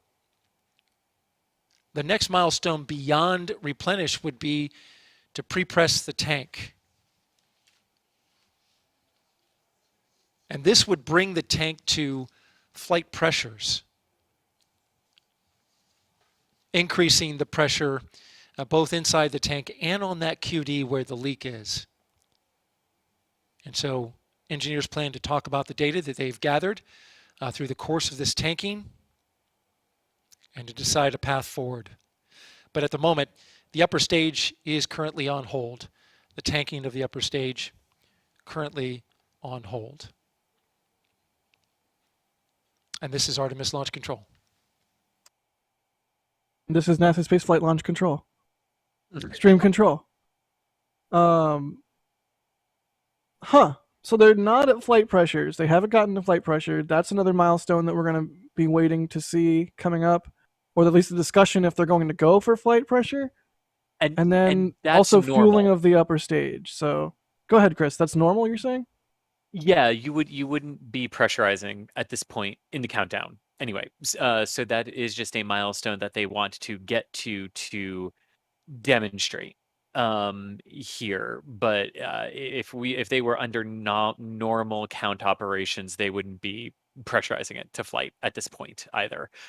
So that part of it's normal. The part that isn't quite normal, even though the fueling sequence sort of got out of whack from how it would normally have occurred, not proceeding into fueling of the interim cryogenic propulsion stage or the ICPS, the upper stage, is interesting. But again, it's not concerning. Quick update for you. We just reached replenish on the hydrogen tank in the core stage. Again, we just reached replenish on the core stage hydrogen tank.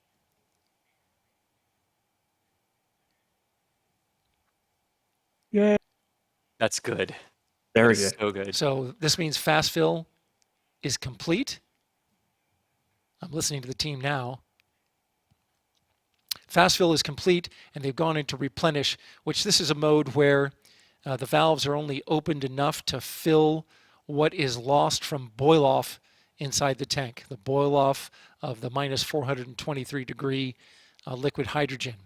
But some interesting data to pass along that we just learned, and that is that during the fast fill operation, where the storage tank was at full pressure for loading the liquid hydrogen, the leak rate was less than 0.5%.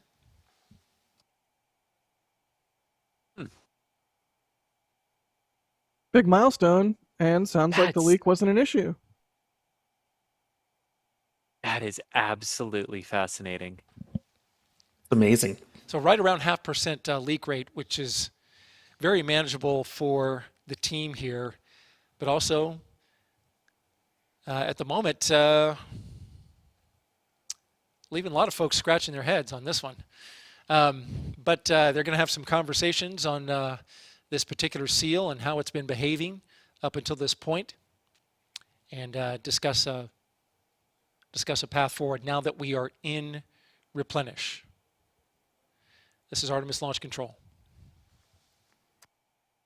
This is NASA Spaceflight Stream Control. Wow. So they've gotten to a full hydrogen tank.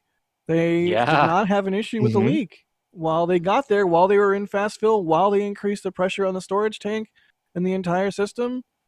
So, And when they brought a crucial thing there, when they brought the pressure in the liquid hydrogen storage sphere up to normal fast fill levels, so fast fill flow rates, fast fill pressures, the seal that leaked on September 3rd and then got replaced and leaked again earlier this morning at the exact same rate as 2.5 weeks ago, then did not leak more than 0.5% ambient concentration when it had been leaking at 7 and 8%. That's a huge, seemingly on the surface win, but what's really confusing about that is it had been tracking higher leakage rates with increases in pressure in the system, and then on the final big increase in pressure in the system, it didn't increase the leak rate. Whereas increasing pressure earlier did. That kind of goes to Daryl's like head scratching comment, right? Like sort of a lot of people scratching their heads over what's going on here.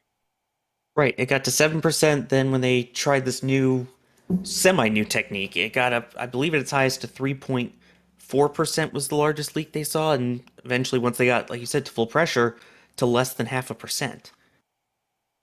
The newer, gentler, more gentlerist method worked. Look at that. Well, it's a big milestone. I mean, we've gotten through a big part of the tanking test today, and that's a good thing because teams are getting good data.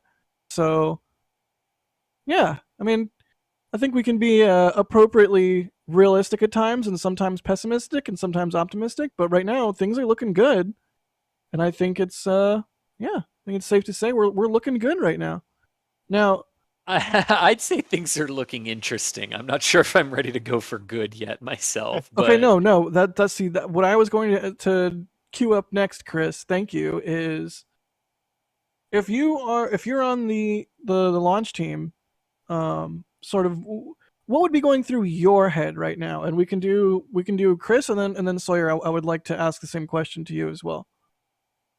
if I were on the launch team seeing this, my head right now would be there is still something here we are not understanding. And I'm using we as if I was on the launch team per the question. There's something here we don't understand yet, and I want to see the information on how could this have leaked so badly to begin with, tracked increases in lower acceptable leaks, but that increased and decreased with pressure increases and decreases throughout the system. And then when we did the biggest final pressure increase, the leak just stayed at 0.5% and didn't increase back to the level it had and didn't increase proportionally. Like to me, it's interesting data points, but I wouldn't, if I was sitting on console today as an LH2 person, like I wouldn't be looking at this going, yeah, totally good to go for the 27th. Interesting. Because I have no guarantee it's not going to just start leaking when they go to detank it. Is it going to leak worse when they come in for another launch attempt? Do we have 70 minutes to sit here and play with the LH2 system for the window on the 27th? You know, like, yeah, it's not a crud, we're coming back to the VAB, but it's not a like, It's also cool, not a onward slam we go to dunk. launch. Yeah, Yeah. it's fascinating from a technical standpoint, is what it is. Shout out to quote Mr. Philip, Spock. who in the last couple hours said something along the lines of, "It doesn't have to be black and white; it could be a gray area." Which Welcome I back to think the now Kennedy we are- Space Center. For those watching on NASA's public television channel, we're at the Kennedy Space Center here in Florida, where we are currently in the Artemis I cryogenic demonstration test for tanking. Quick update: preparations are being made to tank the upper stage of the rocket after Good. the core stage reached replenish. Engineers discussing next steps now. Please stand by. All right, we're standing by. Thank you, Daryl. All right, that is good. I forget the exact question I was answering there, but I also forgot that I have the fuel flow rates that someone was asking about earlier, but I don't want to get away from the question I was answering, but I need a reminder as to what I was answering. I believe it was what would be going through your head if you were on the cryo team in the launch control center right now. Oh, yeah, and I think I finished that. Yeah, that I just like, not a slam dunk. Like, yeah, Philip, we were talking about Philip, like how he said it could be a gray area. And basically Yeah. what I wanted to say to that is always listen to Philip when it comes to one of these vehicles. He called it instantly. Yep. Sawyer, same question to you. If you're on the launch director team, or if you're in a firing room and you're on a console, or just, what would you be feeling right now, or what are you feeling right now, just as Sawyer? I mean, my thought here is it's great that it worked, but they have found a workaround rather than a solution. So it took them all this time, and that's the other big thing is, like Chris was mentioning, if you have only a 70-minute launch window, and looking at how far behind we got today just to get to this point, how much wiggle room would you really have to, on a launch day, go, all right, well, let's try the thing that we tested today and see if we can get it to at least work for now. I think the hope would be that once we take a look at the data and hopefully figure out why it worked this time, that maybe you could actually come up with a solution for the next launch attempt rather than, oh, we can just try this for now. Yeah, is the answer just always do it this exact way? Nah. I mean, there is the saying, if it ain't broke, don't fix it. Yeah. That's true. But you have to at least know what's broke to be able to do that. Yeah, I keep going back to that comment from Daryl about it being a head scratcher. Yeah. Oh, yeah. Matt Weaver, thank you for the support. They say jack.exe has failed, need to reboot. I forget how I failed earlier. Was that because I said hydrogen, or I asked if hydrogen was heavier than air, like an idiot? Oh, I think it was. I think it was to the next of. Oh, got Which, to be fair, I kind of want to keep. I kind of want to use now. I like it. Like, I'm not making fun of you. Like, I kind of like it. It made sense to my brain. I don't know. Moving on. VDiv, thank you for becoming a PadRat member. Super appreciate that. I can't even read this name, but thank you for the support. They're asking, are new RS-25 motors? Oh, and I went too far. Are new RS-25 motors being built? Yes. The answer is yes, right? Aerojet is building more. Yes. Yeah. Aerojet's building more RS-25 engines, and Northrop Grumman are building new segments for the solid rocket boosters. Jeff Wheeler, thank you for the support. They're saying they're old enough to remember John Glenn orbiting the Earth, and they love our coverage. Well, thank you, John. Very kind words. Space Nerd, thank you for the support. They're asking if hydrogen leaks are specific to NASA vehicles, or is it just a hydrogen vehicle thing in general? I think it's just hydrogen hard, right? Hydrogen tricky. Yep. Andrew Cap, thank you for the support. They say support for the thing to be announced later. Thank you. There is a thing that we will announce at the end of the stream, and we appreciate the support for it. Could not have done it without all of our members and support from everybody. So thank you so much. I have some fuel flow numbers if we're interested in those. Really quickly, Yeah. just crazy cripple. Thank you for the support. They say with tanking tests, wet dress rehearsals, is there a slight chance for accidental ignitions during engine chill or something like that, like we saw with B7? I think the answer is no. That's why they don't let the hydrogen concentration get above 4, or in this special circumstance, 10%, right? And during engine chill, is there a slight chance of accidental ignition during engine chill, something like that? Like we saw. Not really, because of exactly what we're seeing here, right? All the really hazardous gas detector sensors that are doing their job and identifying leaks and stopping those concentrations before they get before they get worrisome in that regard. all right, let's do the numbers. Awesome. Okay, so these are average for both slow fill and fast fill throughout the entirety of the fueling process there. But on average, the flow rate for liquid oxygen into the core stage is 980 gallons per minute. And that's just based off of it takes 200 minutes under normal operations to fuel the liquid oxygen tank, and it holds 196,000 gallons of liquid oxygen. So 980 gallons per minute into that. Hydrogen is much faster.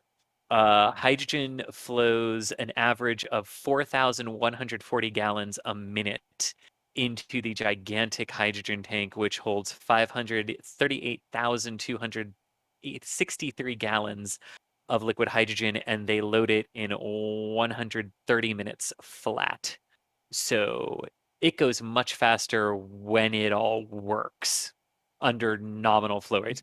What they actually were today, could not tell you. I don't think we have quite enough data points to really pull out what all of the individual flow rates under the different pressure levels were for the LH2 today, but that's if they fuel it under the normal process. And it goes so much faster because it is so much lighter. I mean, you're talking the lightest element on the periodic table there.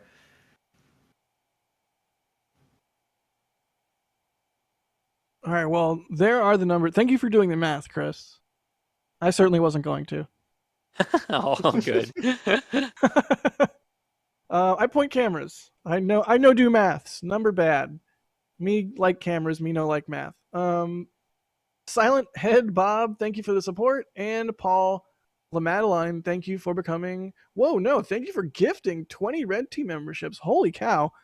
Thank you so much, Paul.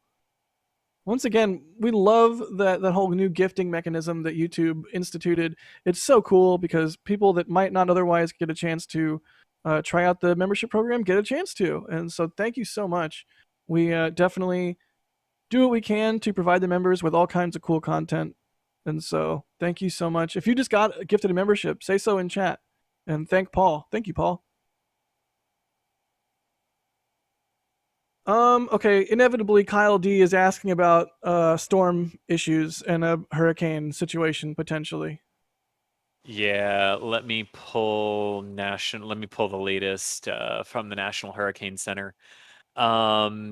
So the latest update that the National Hurricane Center released, so basically the named storms that we have right now, Fiona and Gaston, are not a threat to Florida, are not going to impact Artemis I at all. There are a couple of little waves and areas of development off near Africa that are definitely something to keep an eye on, but they're out there, and one is not going to affect Florida at all based on where it's moving. The trickier one is actually just north of Colombia, just north of Venezuela right now, off just the extreme northeastern tip of Venezuela, tracking through some of the Antilles Islands.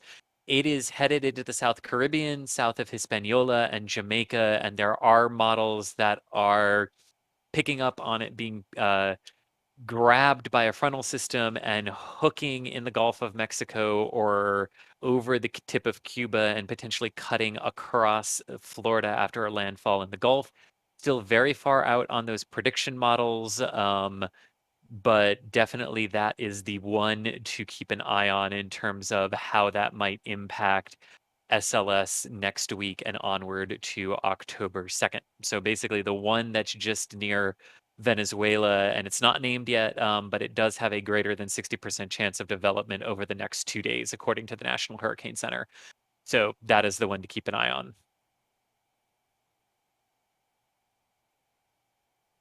Couldn't have said it better.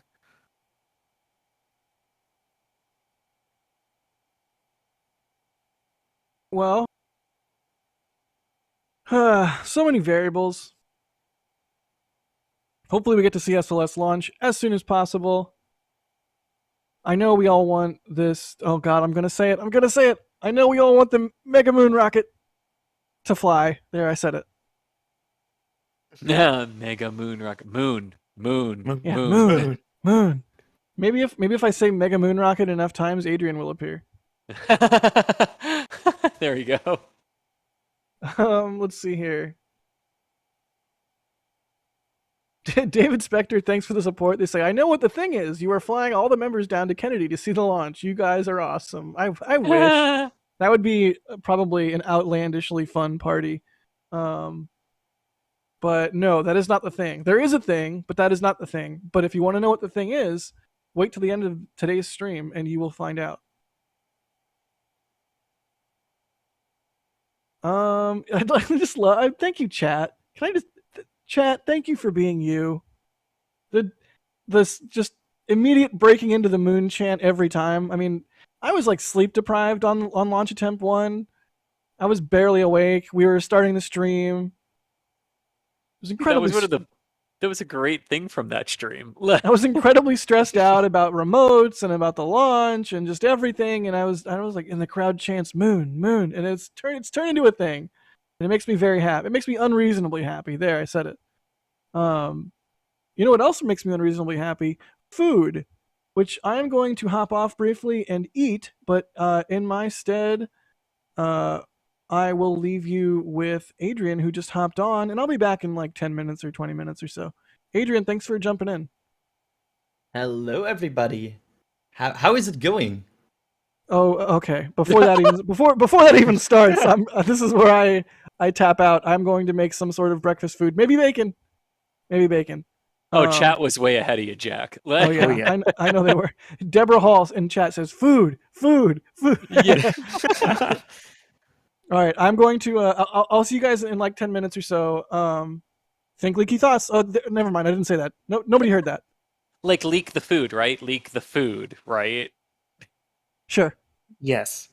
Okay, Like the leak in the boat joke I chose a healthy food, and I'm understanding my error now. So moving on. Oh gosh, did Adrian really just ask us how's it been going?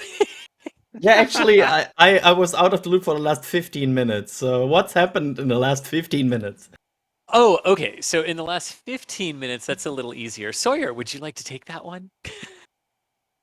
Sure. Yeah, so in the last 15 minutes or so, the topping off has completed with the hydrogen.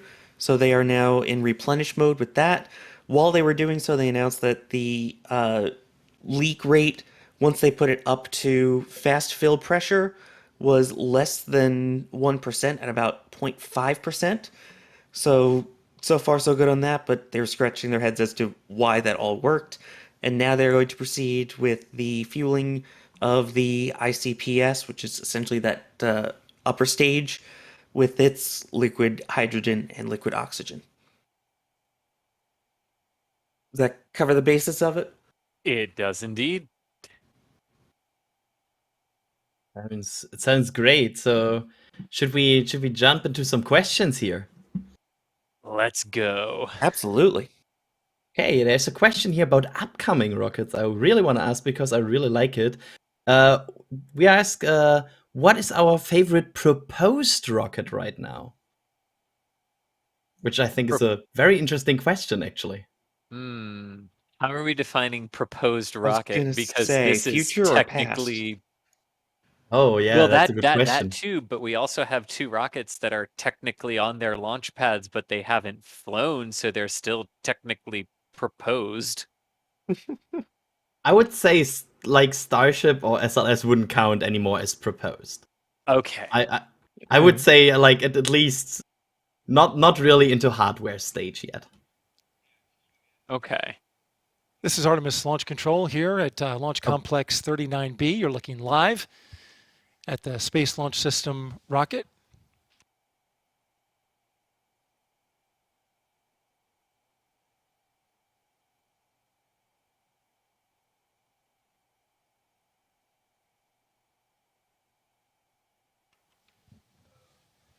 Stand by.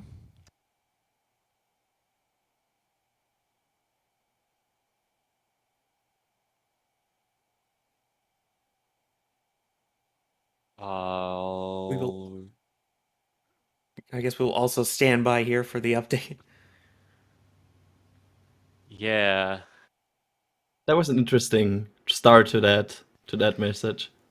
Okay, we're getting some good news from the liquid hydrogen team in regards to the leak that they were looking at early on in this operation and loading the core stage.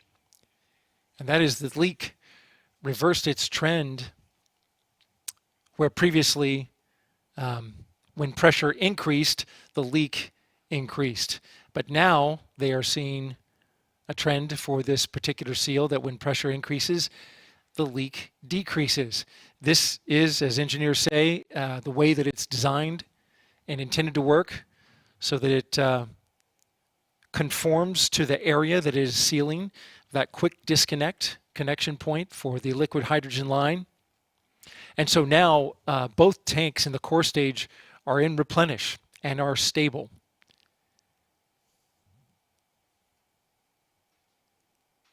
Next up is loading the upper stage of the rocket, and right now teams are conditioning the areas around the engine to prepare them for loading liquid oxygen and hydrogen. And the team's discussing a plan with the launch director just moments ago on one of the main test objectives, which is to do a pre-press test on the liquid hydrogen tank in the core stage after they get the upper stage into replenish. And this will put a fair amount of pressure on that connection right there that you see there, which is the umbilicals. They contain the LH2 8-inch line that we've been talking about, but is now sealing pretty well. The pre-press test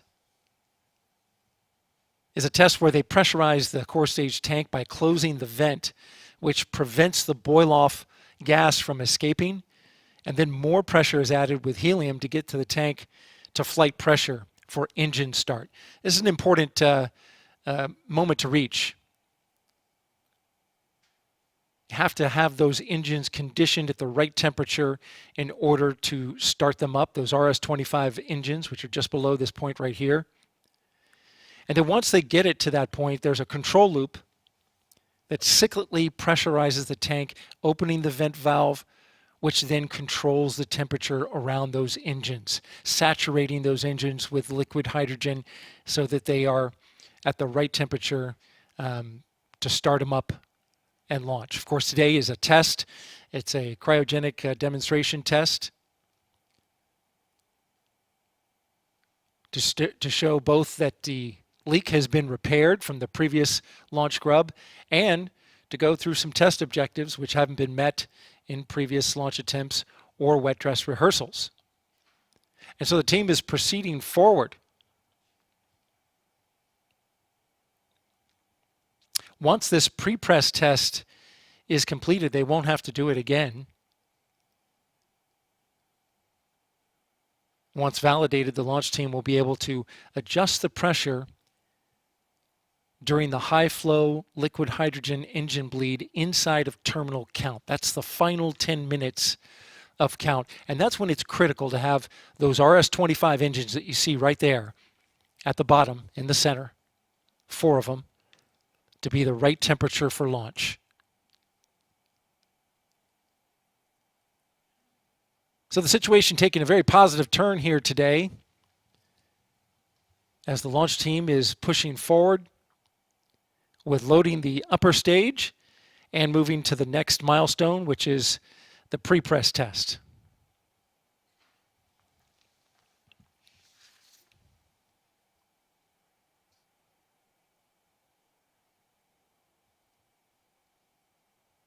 Those RS-25 engines that you're looking at right there, they are known as staged combustion cycle engines. They burn liquid hydrogen and liquid oxygen propellants at a very high pressure. At full throttle, the 4 engines will give SLS about 2 million of its 8.8 million pounds of maximum thrust. Those SLS engines start in a staggered fashion. First engine 1, then engine 3, then engine 4, and then engine 2. And they start up approximately 6 seconds before booster ignition. And during ascent, those engines can gimbal or pivoted to direct the thrust and steer the rocket. To learn more about the Artemis I mission and the SLS, and go to our website at nasa.gov/Artemis. Again, the website is nasa.gov/Artemis. This is Artemis Launch Control. Don't forget, you can also go to NASASpaceflight.com as well. That was a good update, right? So let's unpack what we just heard there. So it looks like the leak is now reversing, and it's kind of like it's getting less leaky with more pressure. So that's good, right?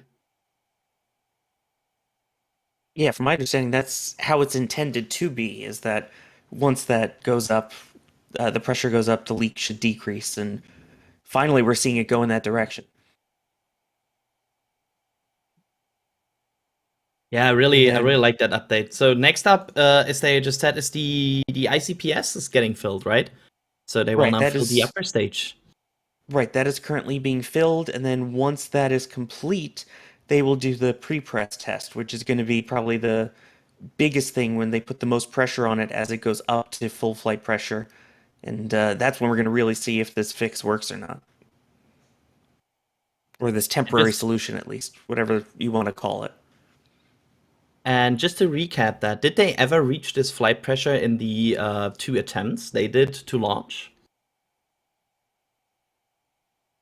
Chris, do you know that one? do not, definitely not on September 3rd. I do not believe they got that far on August 29th either, which is why they're doing it here. So that would be a cool milestone to see if they get to that point to flight pressure. So yeah, that would be huge, and again, allow them to get more data and see how everything acts once it is at that full pressure. So let's hope that continues to trend in a good direction here. So we have some more questions here I want to ask here. And the first question here, I can quickly answer because they just answered it. Are they going to fill the second stage? Yes, they will fill the second stage now. And I think this question was answered before, but we're getting it quite a lot. So just to recap here, what are all of these black and white squares on the boosters and core stage are for? I know we answered this before, but we're getting a lot of questions for that. So just a quick recap there, please. Chris, you want to take that? For a quick recap of where we are right now. Sorry, No, for the sorry. No, sorry. A quick recap of the black and white squares all over the vehicle, just for people who missed it. Yeah. So these are called photogrammetry markings, and these are engineering markings on various elements of the flight vehicle and the ground side.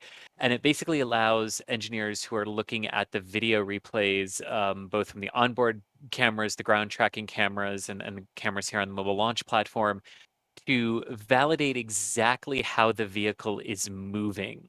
And those squares are what provide the teams who are looking at the video the ability to do that. They provide physical grounded tracking markings where you know exactly where they are on the vehicle, you know exactly how far away they are from one another, so you can calibrate your analysis, and you can basically then use video to validate how the model said, yeah, this is how the vehicle should lift off the ground and lift off the pad, and that's what we saw. This is how the solid rocket boosters should separate.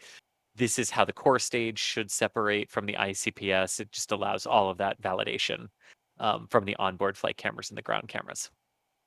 So that's why my QR code reader didn't work on the rocket. Exactly. Yeah, chat also suggested that we should play chess on these squares. I'm not sure if that would work, though. And also, I love how chat is now in the behavior of basically screaming everything 3 times, thanks to the moon thing. So apparently that's now a trend. So you're playing checkers, NASA's playing chess. Sorry, I had to do that. Good one. We have a question here by Dougal. Can they now modify their planned fueling schedule to accommodate for a kinder, gentler ramp up in pressure for future launches? So basically use what they learned today. Yes, my only hesitation there is sort of how this test has gone, where the seal didn't behave like it was supposed to, but then it now is behaving as it is supposed to. And it's also worth noting that a leak, and that's what we've referred to it as today, and as NASA has referred to it today, because it was a leak. At 7% earlier today, it was a leak, and it's the same thing.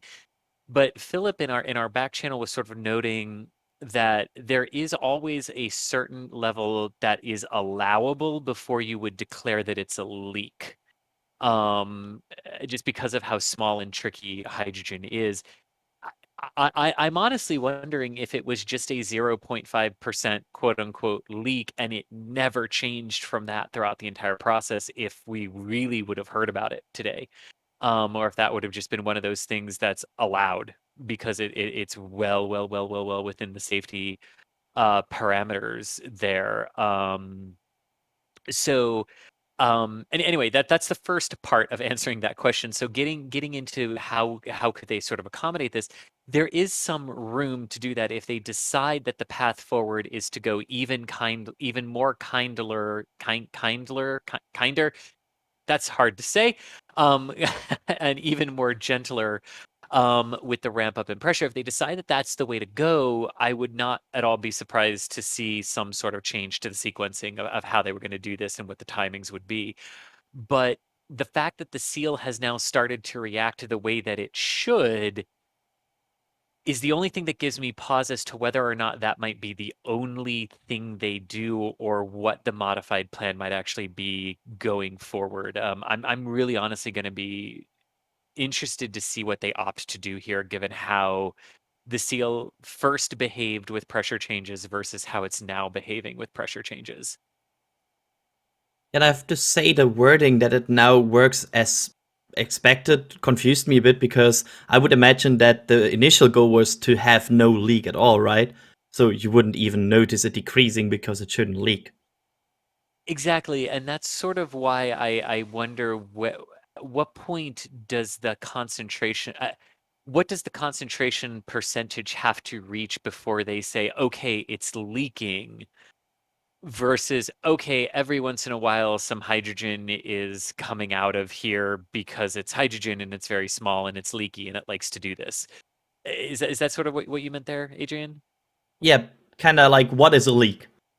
Yeah, exactly. What to them constitutes a leak versus, oh, that's normal because you're never going to fully stop hydrogen from escaping, every single molecule of it from escaping. Got it. And I think that this is a good question for people who might not watch every of our SLS and Starship streams, because Bruce asked, where will moon landing vehicles be stowed on this vehicle? Doesn't appear to have any unused space. Which is, I think, a good question to give like a general overview of how these missions will work in the future, right? Yes, it's a good question, Bruce, because, well, Sawyer, you take this one. I'll let you take this one, Chris. It's all good. No, okay. Okay. You are correct. SLS does not have any, the SLS doesn't have a lot of unused space in this regard, and it's never going to take the moon landing vehicle. The moon landing vehicle from SpaceX. So it will be launched from neighboring pad 39A, fueled up in orbit and sent on its way to lunar vicinity to await the Orion and the cruise. So there will not be a lunar lander carried up by SLS. And a reminder, that won't happen until the third Artemis mission, Artemis III. So this one is right. This one, Artemis 1, is uncrewed and will be at the moon about a month, depending on when it actually lifts off. That date changes a little bit of how long it's out there. Artemis 2 is going to be a free return mission with crew, and then Artemis 3 is expected to be the landing. Thanks for that overview. And here's a more technical question in the structure of this vehicle, which is asking, why do they have both a solid and a liquid rocket type on one vehicle? Great stream. So who wants to take that? Why do they use solids and liquids on one rocket? Well, you need a lot of power for this type of a moon rocket. This is more powerful than the Saturn V, has a bit more throw capacity too, out toward lunar orbit for the larger Orion and ESM. And then later iterations of the rocket with the exploration upper stage will also have modules of the Gateway that are planned to launch, co-manifested with the Orion on the SLS Block 1B variant of the vehicle. So because of that, you needed, working it backwards for what the system needs, you need about 8.8 million pounds of thrust to get off the ground. When they were looking to develop the system, there was a lot of there were mandates by Congress that you had to use some of the technology that was derived from the shuttle. So that gave us the RS-25 engines, that gave the solid rocket boosters that were there. And NASA put together a vehicle based on the mandates that they were given for the country's new moon rocket, and that involved the the dual use of solid and liquid fueled technology here. The handoff from the shuttle program. Yeah, it's also pretty big, heavy vehicle too. You need all that thrust to get it off the pad. Yeah, and solids give you a huge bang for your buck in terms of the kick that they give you off the pad. They'll drop SLS off at a velocity like if you were thinking about it in terms of the orbital velocity, it'll drop SLS off at about 1,300 meters per second. So the vast majority of the delta velocity stage is done by the core stage and the RS-25 engines to actually achieve orbit. But for those 2 minutes that the solid rockets are burning, they are producing roughly 78% of the total thrust of the stack at that point. And they're basically just to haul the rest of the rocket out of the dense lower atmosphere and then let the much more efficient liquid fueled stage take over and bring you to orbit. Well, and in SLS's case, near orbit, because they're purposefully going to leave the perigee suborbital for core stage disposal. And if I recall correctly, that rocket cannot get off the pad without those solids, correct? If you were to just use the 4 RS-25s? That is correct. The entire vehicle weighs, I believe it's about The launch team just 5.5. gave the go for loading the upper stage with liquid oxygen and liquid hydrogen. Again, they just gave the go to load the upper stage with liquid hydrogen and liquid oxygen. This comes just after completion of the purge sequence, where they purge out any contaminants from the RL-10 engine. That's the engine of the ICPS, the upper stage that's contained towards the top of the rocket. That's going to be responsible for pushing Orion into its destination, the translunar injection towards the moon.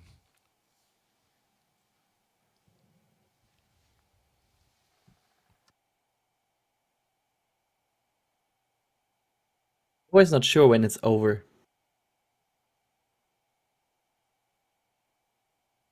Yeah, he didn't say this is Artemis this is Artemis test control, so we will see. But anyway, Sawyer, you are exactly correct. Lighting the 4 RS-25 engines produces roughly 2 million pounds of thrust total. But SLS is about 6 million pounds total when it's fully fueled in there. So they alone are not enough to lift the vehicle. But a large percentage of the mass at liftoff is the solid propellant within the solid rocket boosters.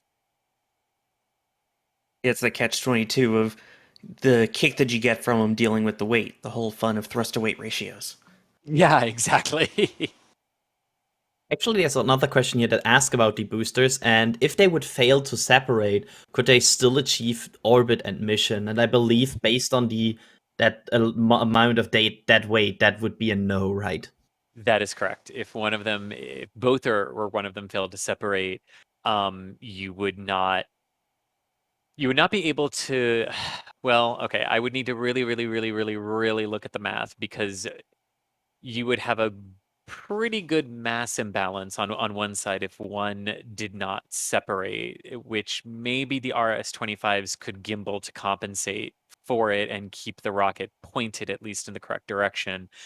You're definitely not going to reach your orbital cutoff targets with the core stage. The ICPS might be able to save Orion in that case, but I would honestly think if that were to happen in flight, it would trigger the abort system. Yeah, I mean, especially with like astronauts on board, you Yeah, at that point exactly. just want to play it safe, right?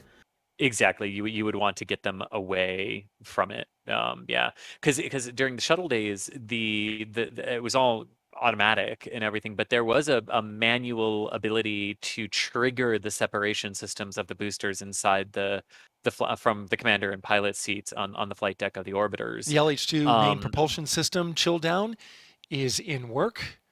The LH2 main propulsion system in the upper stage is now in work.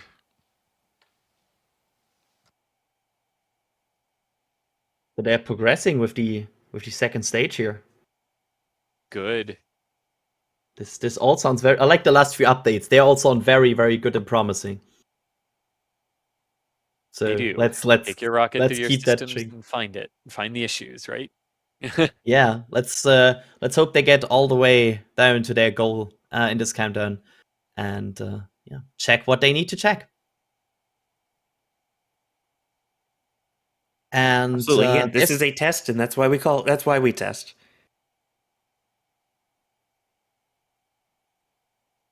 And I believe there's one more question I want to ask here.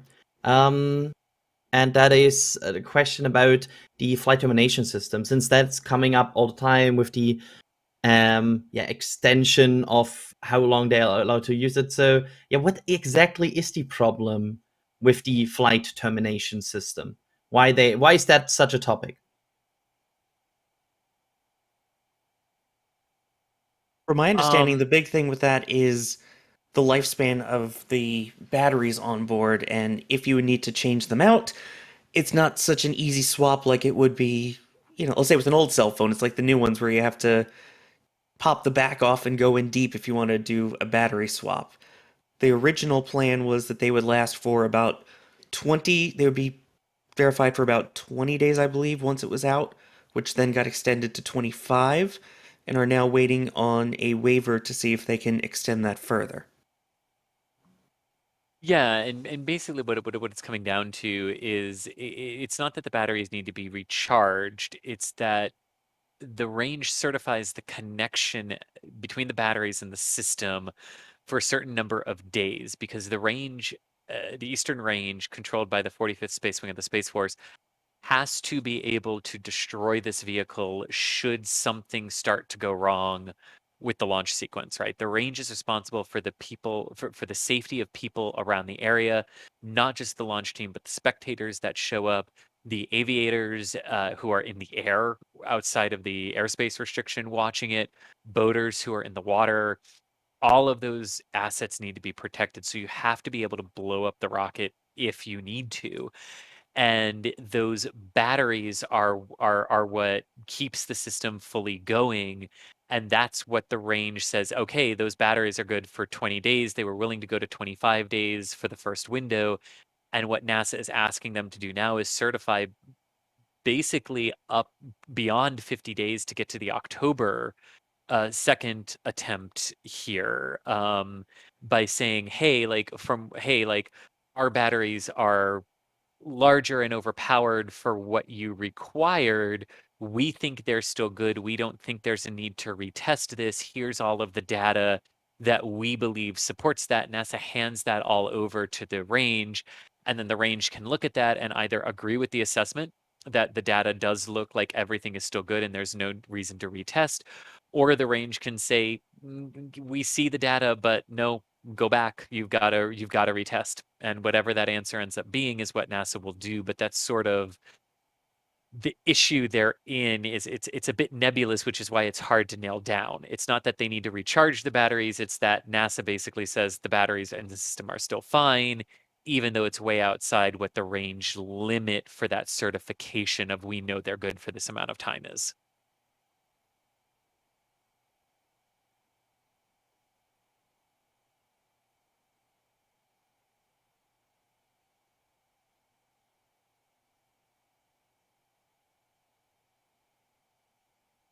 Talking while muted, maybe?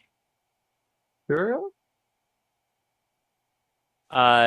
Just in case it's not that, Adrian, what other questions do we have?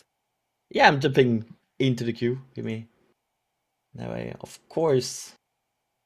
Yeah, there's another question here about Shuttle, actually. So I feel like I have the right person here to ask this question. Was there a time? So they're asking about the precedent that right now we have 2 moon rockets undergoing testing. Was there a time where 2 shuttles were undergoing testing or were on the pad at the same time, Chris?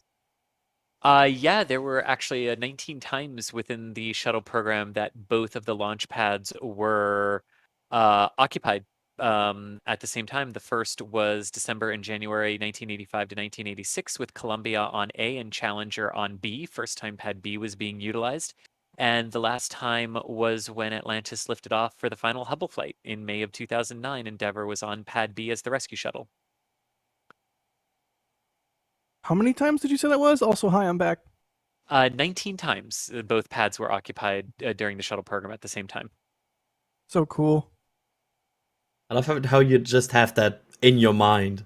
Just, of course, it was 19 times. Yep. Of course he does. He's Chris G. And I really love that there is a photograph. You cannot see the orbiters, but there's a photograph of Columbia on A and Challenger on B. So both Columbia and Challenger were pictured together on both of the pads before we lost them. Wow. Man, 2 shuttles at once, like out in the same photo. Oh, wow. To have been there for something like that. So neat. But, yeah. I mean, hey, we have our own super neat moment, though. And thank you to everybody that is out there with supporting us and helping us bring these fun moments to everybody around the world. Joseph, thank you for the support. They say, anyone want to guess what the probability of this fill completing the next time they do it on launch day? I don't even want to guess. I just hope. Same. I hope that when they're ready to launch, attempt a launch next, that everything goes well. I think we all hope that. Exactly. Just hope. That's what yeah. Keverall, thank you for the food fund. I just made some scrambled eggs and sausage that I'm about to devour in a little bit here. Deborah Hall for the food shout out. Thank you for the support there.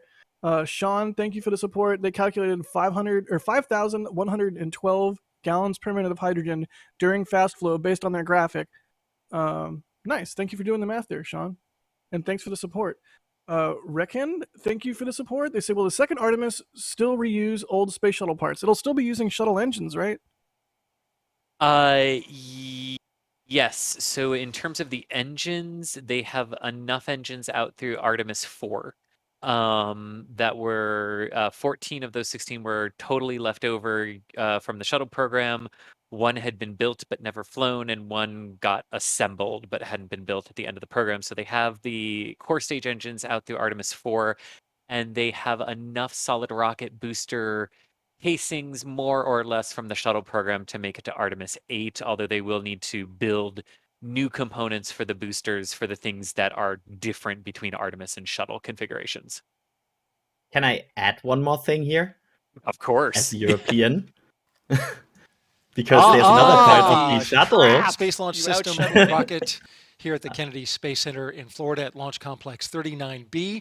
Atop is the Orion spacecraft. We are currently in the midst of the Artemis I cryogenic demonstration test. And so far, so good. We've got the first stage completely tanked and in replenish. It's in a stable mode. That was a good operation and some good engineering that we observed as they tanked this rocket. The liquid hydrogen was tanked completely without any issue. The liquid hydrogen showed a leak, but then that leak managed to get to a point where engineers were able to manage it a lot better. It's reduced now. It's reversed its trend of increasing when pressure increases.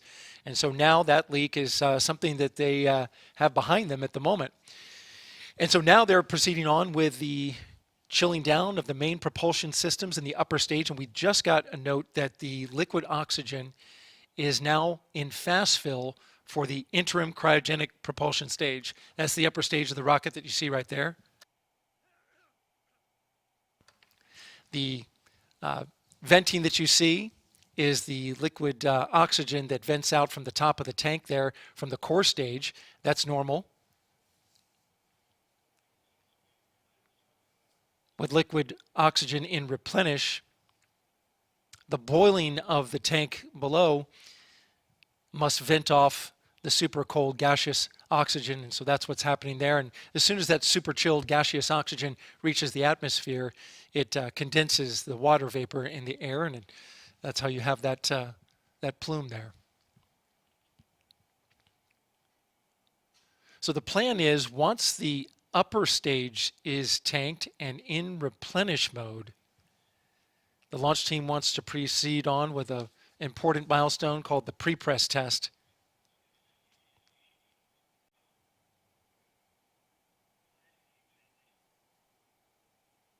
Stand by. Standing by. I like to pretend I'm talking to Daryl, even though I'm totally not. Just to finish my answer, the European Service Module is using HA-10s that previously flew on the shuttle. Indeed, For example, Yep, go ahead. for example, the ESM-2 will use the HA-10 that was used on Space Shuttle Atlantis, if I recall correctly. Yeah, So, they more sort of shuttle. moved around. They were the orbital maneuvering system engines on the pods there, and the pods were sort of interchangeable. I know the orbital maneuvering system engine, the European Service Module engine on this flight flew primarily with Atlantis, but also flew a couple of times with Discovery, and its very first flight was with the Challenger. So here's the thing. I thought I knew something about Shuttle. And then I say that about Shuttle, and then I noticed, wow, I didn't know something about Shuttle. No, but I mean, your point of like the one for the second one was Atlantis. I mean, yeah, I mean, like sometimes they didn't move around, but some moved around quite a bit. It was always fascinating. Today Quick I shuttle learned question. something. Okay. Why with Challenger did I repeatedly hear different commentators refer to Challenger as the Challenger, but we never say the Columbia or the Discovery. We might say like the Orbiter Discovery, but Challenger was always referred to as the Challenger. Is there anything like? Oh my God, Cat almost destroyed everything on my desk, but we're fine. Everything's fine. A quick update from the launch team. The team reporting that they lost boot containment on the ICPS LH2 QD boot. That's the interim cryogenic propulsion stage, the upper stage. Quick disconnect that feeds the liquid hydrogen into the upper stage vehicle.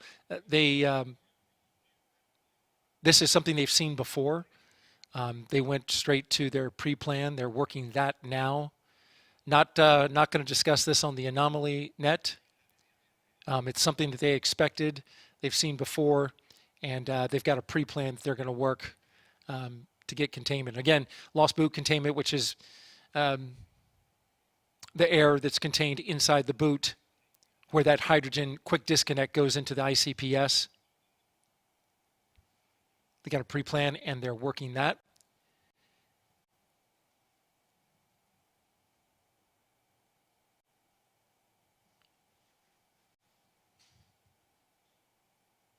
Otherwise, as the upper stage loading continues, the plan is once the upper stage is in replenish mode, they're going to proceed forward with a pre-press test of the core stage.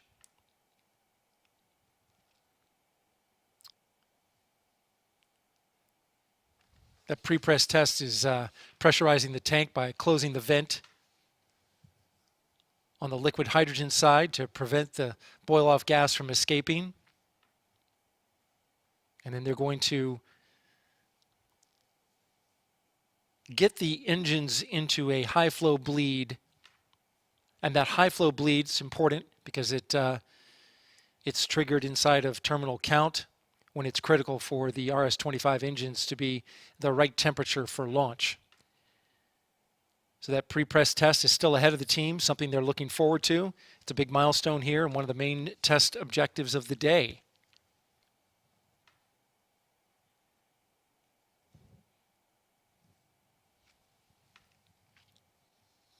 The SLS rocket will launch an uncrewed Orion spacecraft from Launch Complex 39B if this test is successful.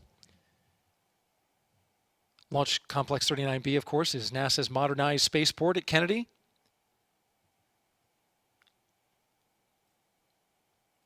Once this rocket does launch, the Orion spacecraft will be sent into orbit around the Earth.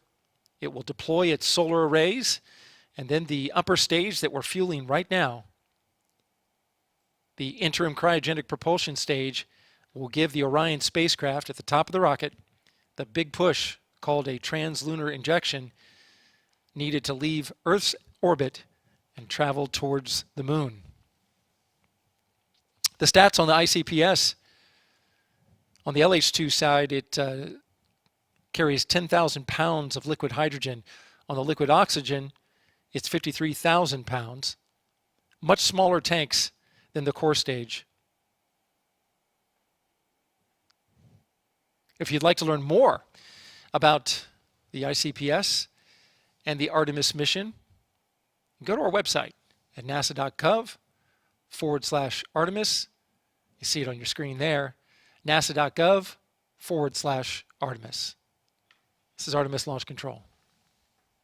And if you want to know more than that, go to NASASpaceflight.com and read some of our articles on SLS that are, dare I say, significantly in-depth. Yeah. I love that it became a habit now that basically after he plugs NASA websites, we are like, but look at ours. I mean, yeah, we can't outplug a plug. This is NASA Spaceflight Launch Control. It's too real. It's too real. That was good. Chris, the Challenger, why? You know, I'm not honestly sure. It might have to do with the accident and just as a sign of respect. No, I'm talking like contemporaneous. I was just watching. No, that's what I mean. Like it might be because of the accident that's why Challenger is referred to as the Challenger in that regard. Yeah. No, I'm saying like I just was watching coverage of STS. I want to say 51F, the abort to orbit. Yeah. Currently in fast that was fill Challenger for and liquid hydrogen and liquid oxygen on the upper stage of the Space Launch System rocket. Again, we are currently in fast fill for both tanks in the upper stage of the rocket. Good looking shot right there, looking down on the rocket. The ICPS is connected to the Orion spacecraft right there at the top of the rocket. And the propellant that's flowing through the umbilical lines right now is flowing at fast fill. This is Artemis Launch Control. This is NSF Stream Control. But yeah, anyways, in that launch broadcast, like, you know, from on the day, they refer to it as the Challenger. I don't know. It was Interesting. Like I was literally watching that last night as I was working on the Boca Chica video we published this morning. And you know what? Honestly, it might be a weird thing where sometimes it's just like how it sounds to certain people and things take off because like there's an interesting thing in like that I've always noted too, like in Star Trek, right? You say the Enterprise, but you never say the Voyager, the Defiant, the Deep Space Nine. The Deep Space Nine. You never say that, but you say the Enterprise. Yeah. So yeah. Honestly, I think it might just be a generational thing as well. I've heard a lot of people that will say the Challenger, I've heard the Discovery, the Atlantis. I have as weird too, as it yeah. sounds, I have heard it from some people. So it might just be a generational thing. Yeah. All right, well, if you'll forgive me that brief derail. Figure in 5, thank you for the support. They're saying if fueling the upper stage puts more pressure on the lower, isn't the delay of fueling on the upper stage part of the problem of the leak on the bottom? No, I see the thought process. I follow the thought process, but no, there is no weight that is carried through the core stage out through the umbilicals, any of the arms that reach out to the rocket, the fueling arms and umbilicals that reach out from the tail service mast where this leak has been. Those are not load bearing. They take none of the mass or weight of the vehicle. They literally just reach out and attach to the side of it. All the weight and mass of the vehicle is transferred through the solid rocket boosters to the eight pedestals that they sit upon. I love how chat went to like a complete stream of putting "the" in front of every word they find. I love it. The chat. I appreciate chat, the yes. Thomas the tank engine. Yes. I don't know how to feel about that one, to be honest. Oh, hey, Thomas. Hello. Gary, thanks for becoming a Red Team member. I just want to get through some more of these before we continue on, because some of these are getting kind of old, and I want to show appreciation for everybody coming out to support what we do. Don't forget, there is a surprise at the end of the stream. Stay tuned for the surprise. I won't tell you what it is now, but we will tell you what it is at the end of the stream. So, Roseanne DeVasto, thank you for the support. CAMP Railroad, thank you for the support. They say, oh, this is a story time one. Thank you for the generous support, CAMP. They say, story time, me and my buddy, we are model trained space nerds. We made a $500 bet on who will launch first. I said SpaceX, he said SLS. I laughed at him, but now I might be paying up soon. The money will be used to buy a train set for kids for Christmas. That's awesome. Good for you, CAMP Railroad. No. Whoever loses the I bet, like bets you're like both that. still winners. Yeah. Exactly. Well, thank you so much, CANP.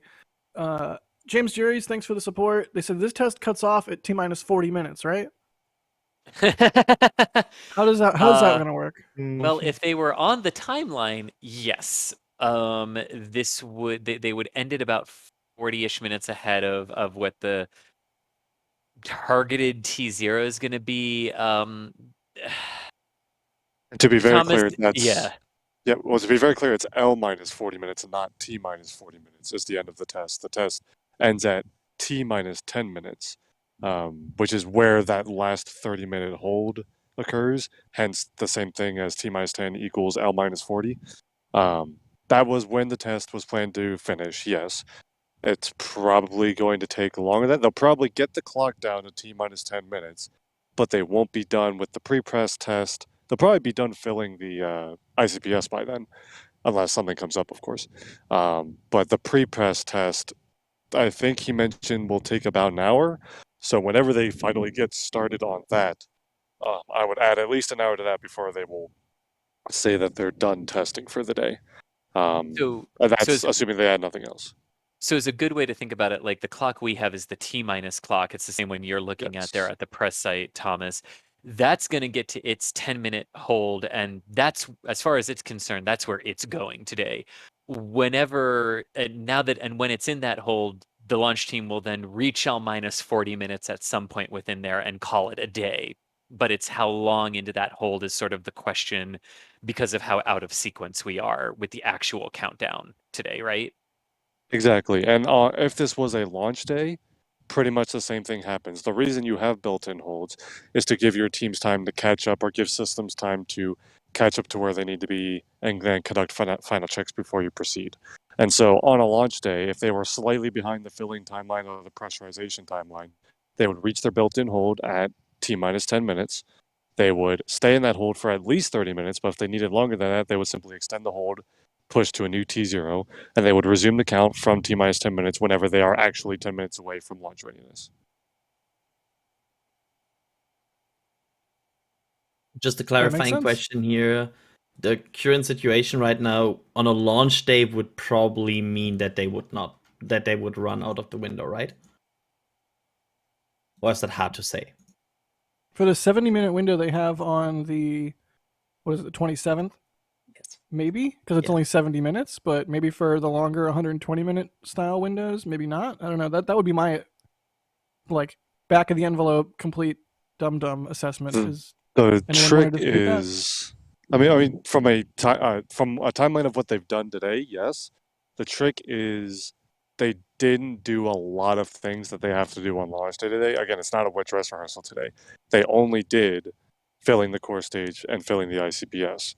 And so it's hard to make a one-to-one comparison, but from a pure timeline to fuel the rocket standpoint, they are probably going to be fueled in time for the T-minus 10 hold.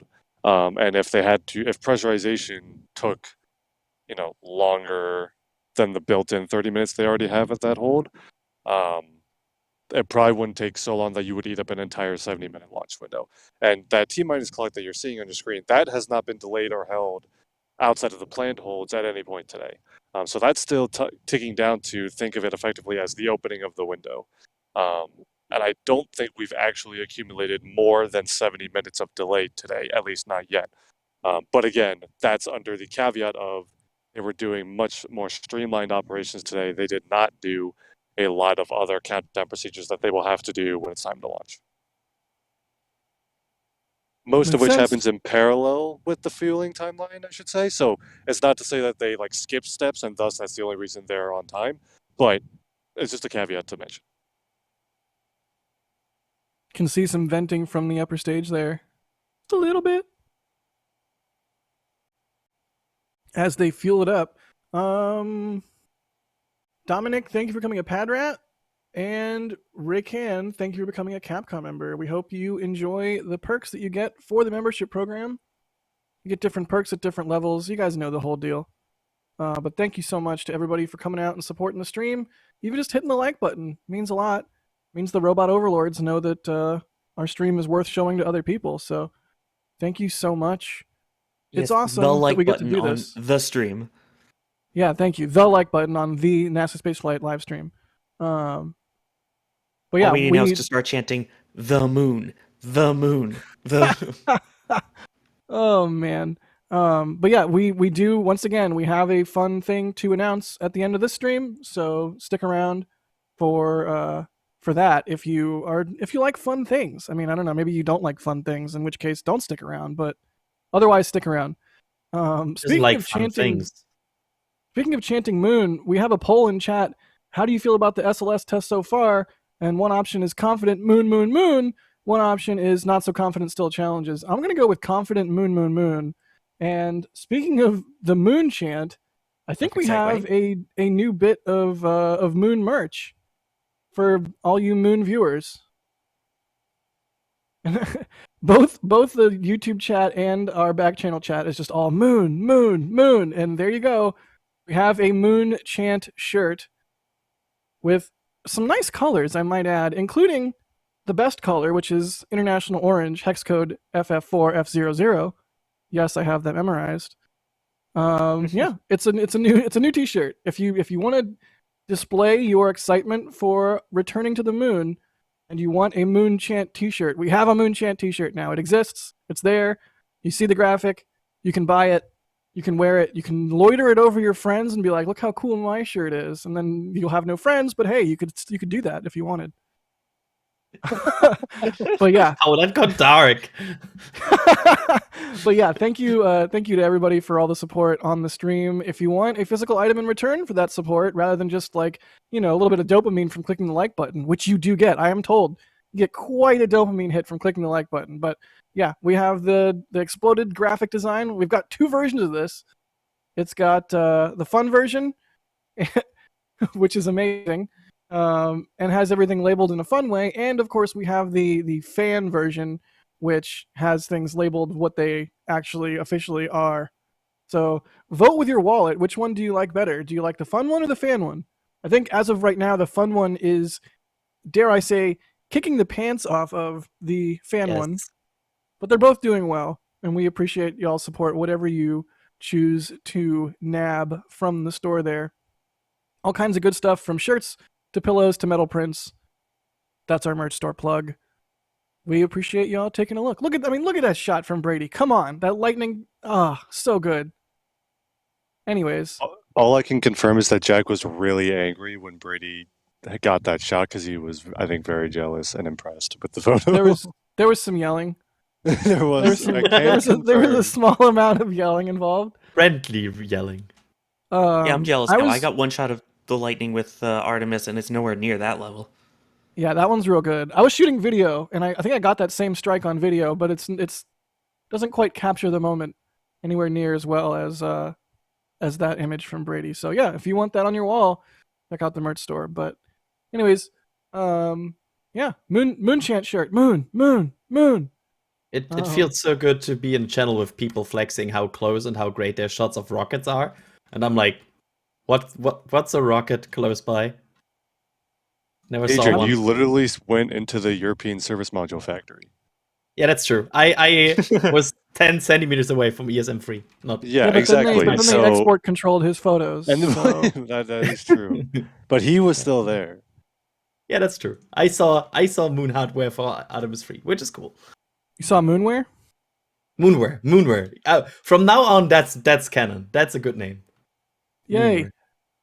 Moonware. Okay, I'm going to stuff this now cold food into my face. I'll be back in like 5 minutes. I will take over the questions here. So, yeah, looking forward to the next Artemis mission, actually. There's a question by Dave. Is there any work going on to build the next Artemis II? And I believe the answer is yes, very much, right? Oh, Thomas, do you wanna absolutely take- there is. Oh, Yes. go ahead, Saya. Oh, no, you can take it. It's fine. No, go ahead. I insist. Yeah, so there is already the work being done on the main tank for the first stage. That's being done down at Michoud in Louisiana. And there is already spacecraft on site at Kennedy as well, I believe for Artemis 2 and 3 that are either completed or currently in the works of being completed.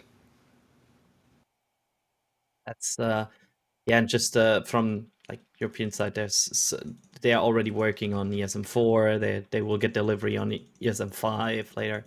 So they are working on every part of hardware for this rocket. Wait, going Sawyer, forward. where did you say the core stage was? I believe they were working on one of them at Michoud. Bless you. Oh God. I walked right into that one. Okay, bye. Yeah, go eat your food. That was unexpected. I'm still not sure if we are safe from more of these, but I feel like they might be coming. Just give more bacon, it'll be fine. Okay, let's look at more of these questions.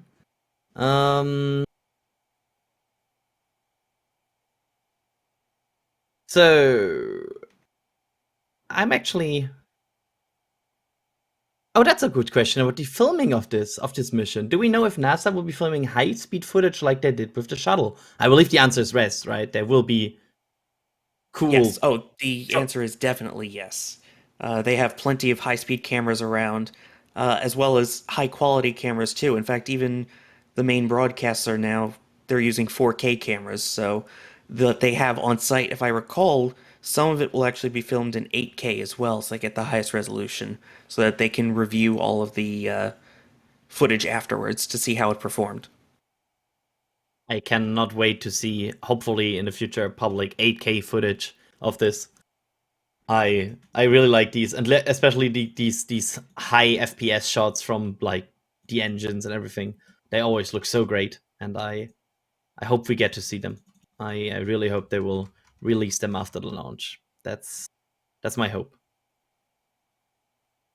So let's hope we'll see that in the future. And there's another question here about what would happen. I think we answered that before, but I mean, at this point, we are sometimes running into questions we have answered before, so I'm sorry for that. But at engine ignition, if one of the RS-25 has an issue at launch, can they stop the booster from firing? I believe the answer is yes, right? Yes. Basically, you have about 6 seconds since RS-25 ignition before the boosters are lit. That's me rounding somewhat graciously, but about 6 seconds. And during that time, part of the reason you have that gap there is for engine health check. So all the onboard computers will verify that the engines are firing and are healthy before committing to launch by lighting the boosters. Of course, once the boosters are lit, you are committed to lifting off. So that's why you have that 6 second gap built in there. Thank you.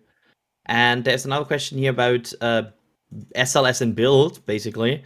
And there's a question here about, is there a spare SLS ready to go? And no, it's not. They don't have like a spare SLS in the VAB, just ready to deploy. So that's why they are extra careful to make this one work, right?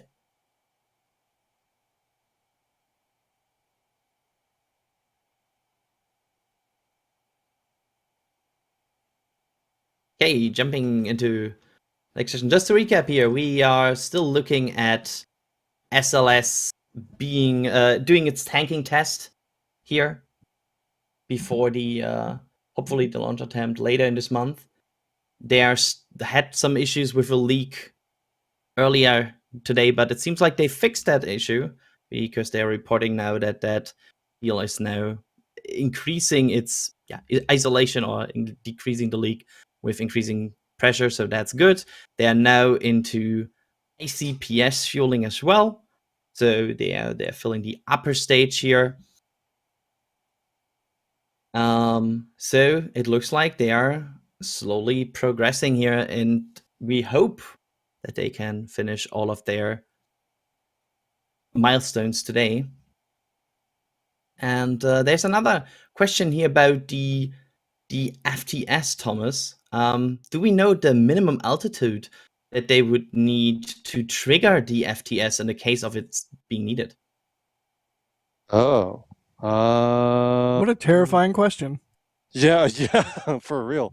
I mean, it's a question, right? I think, all right, logically speaking, if you have, keep in mind, the purpose of the FTS is to prevent the rocket from deviating from its course, because you have hazard zones downrange for both mariners and for aviators, where if the rocket explodes along that path, it won't affect anyone because those areas are cleared out. So the FTS is used to create a debris cloud if the rocket is going to leave those areas, so that you explode the rocket before it actually does leave and risk anything outside the hazard areas. You can't instantaneously be on a path that would leave the hazard area because there's an exclusion zone around the launch pad. So there's a set amount of time after liftoff before an FTS activation would actually be warranted. That's at least past tower clear. So I don't know if there's any written rule about where exactly,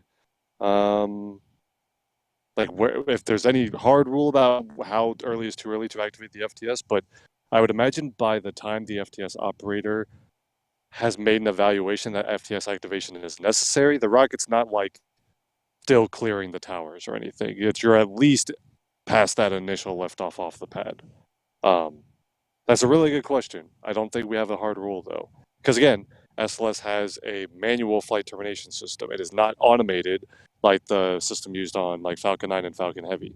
In fact, SLS is one of the very few rockets that has been excluded from the Eastern Range's rule that all rockets need to have an AFTS by a certain year. SLS has been granted a waiver on that requirement. That's a whole different conversation. But yeah. And there's actually a question here about the solid rocket boosters.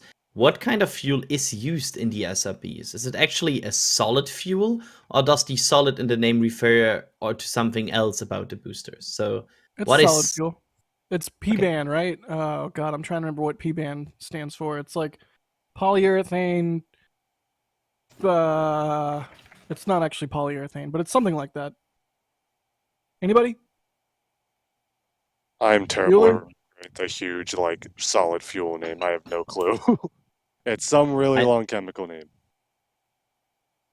So, but it is a solid fuel. Like it's actually like just a mass in there. Yeah, it's kind of a polybutadiene acrylate. Okay, hang on. The P-band? Yeah, I know it's P-band, but like the actual name. Nobody tell me. Polybutadiene acrylonitrile. I'll believe it. Quick update on the cryo loading for the upper stage. We are still in fast fill for both LH2 and liquid oxygen. Again, we are in fast fill for both tanks in the upper stage of the Space Launch System. We got about 20 minutes left, it looks like, for upper stage loading. And then the team will look at starting the next milestone, which is the pre-press test of the core stage.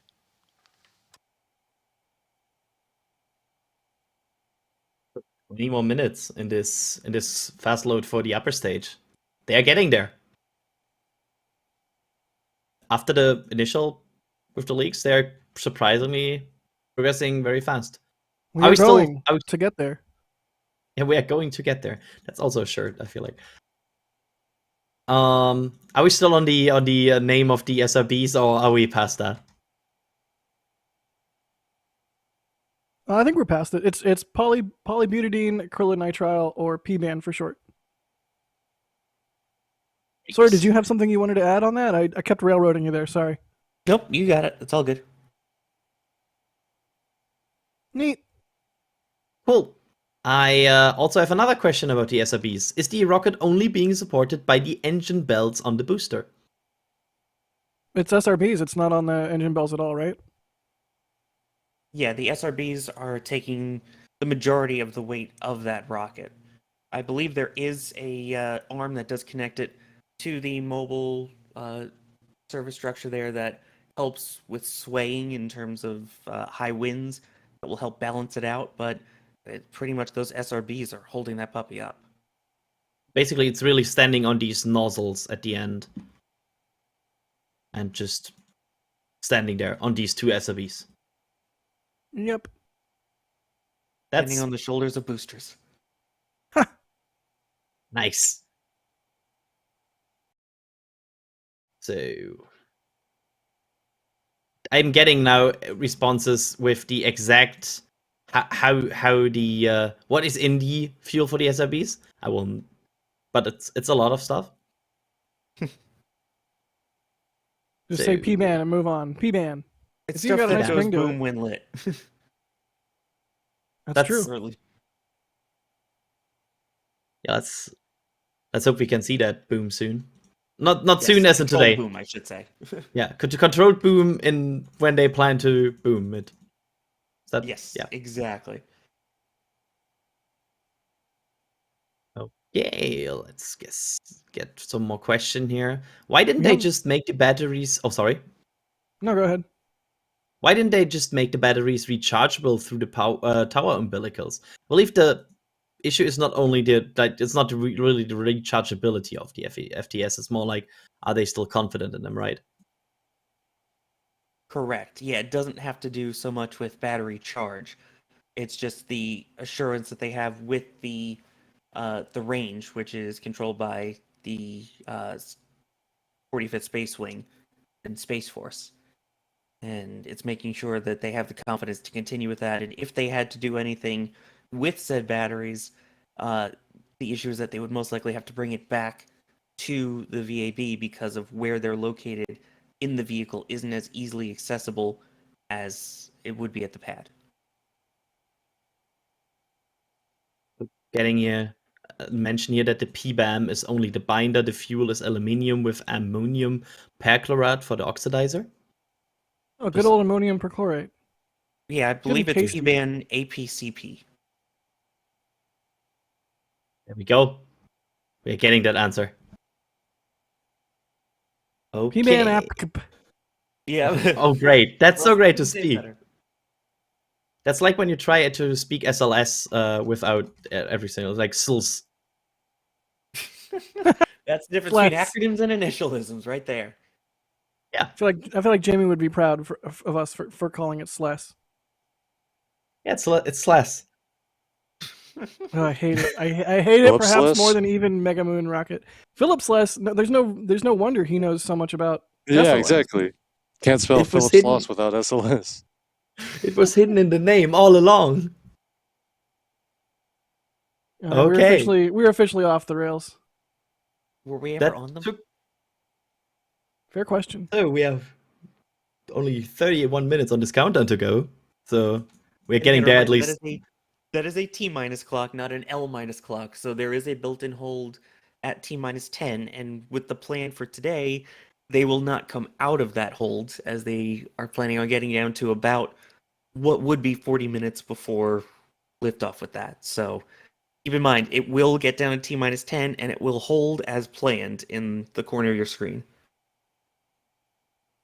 Thanks for that recap. That was a great summary on what we are maybe looking for here in the next hour or so. Yeah, the biggest test that we're going to be looking for as they fill up the ICPS right now is going to be that the the press where they're gonna get the pressure up inside that main tank towards flight pressure, and we'll see if we actually don't get any more leaks there. Well, and I'm also getting a question here about the orange foam on the main tank. Why the orange foam on the main tank? Any ice forming would fall away. Wasn't the foam originally to protect the shuttle tiles? So why the orange foam, Sawyer?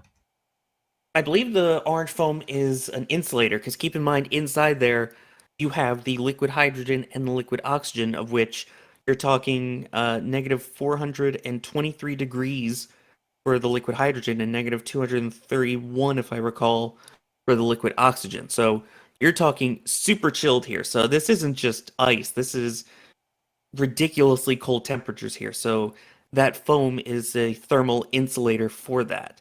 And the orange just happens to be the color that that foam is made of, which you may recall for the first couple shuttle missions, they actually used to paint that tank white, but then realized the paint added extra weight that they could have used for payload instead.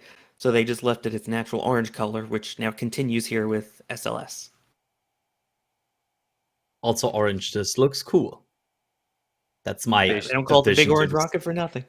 Space shuttle, foam, tank, white. What? We have successfully summoned Chris G.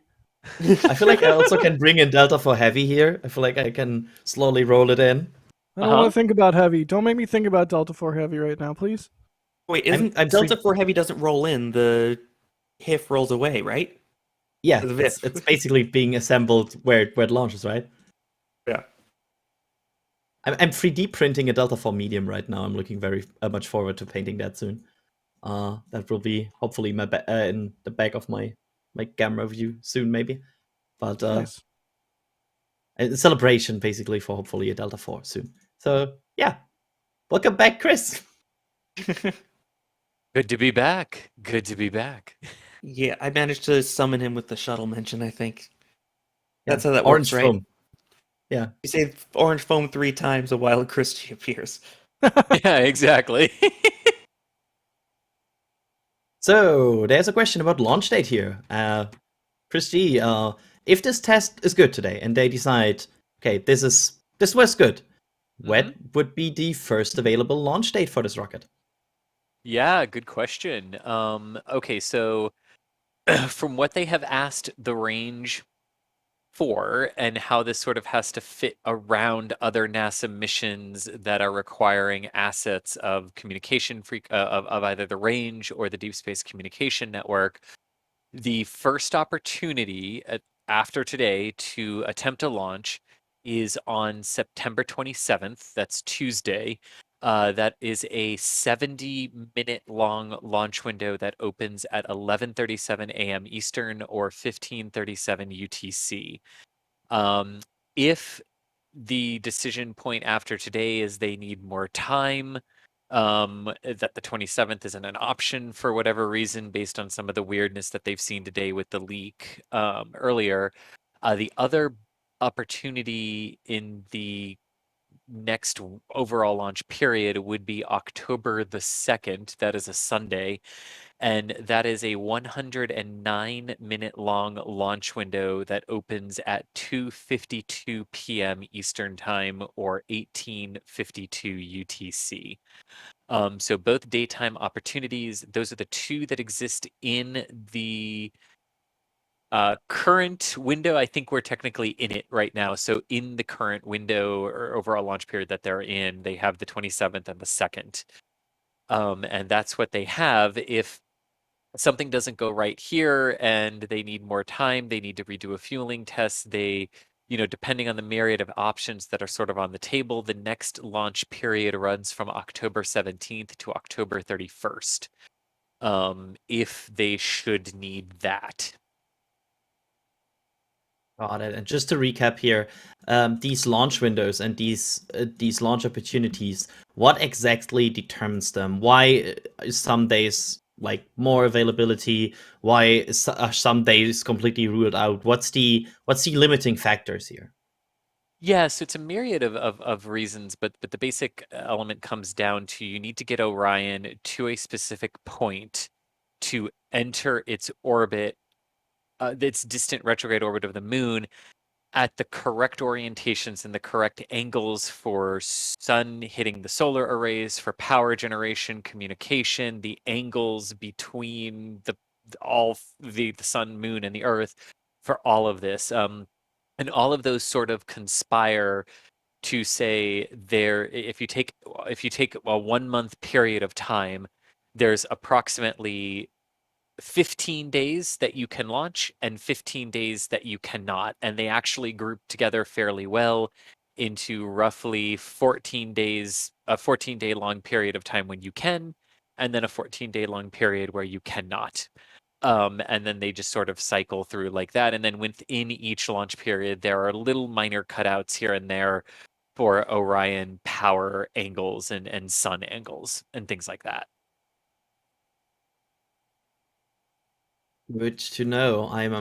Yeah, it's always it gets a bit confusing with these windows and when this is allowed to launch, and then suddenly the FDS is also in discussion. So just wanted to give like a quick overview here for maybe people who are not watching all the way right now, so they know, okay, this is why it is right now, and this is why the situation is right now. There's another question here about the critical path to Artemis III. Like, what will be the pacing item to get Artemis III rolling? They're given like SLS readiness, HLS readiness, EVA suit readiness, or something else. So what do we think? What would be like the critical item that might pace when the launch is available? Well, the easy answer to this is yes to all three of those. I mean, in all honesty, you hit them all. It's the readiness of the SLS vehicle. I would include the Orion in that as well, because it is the first Orion that is being built for reuse.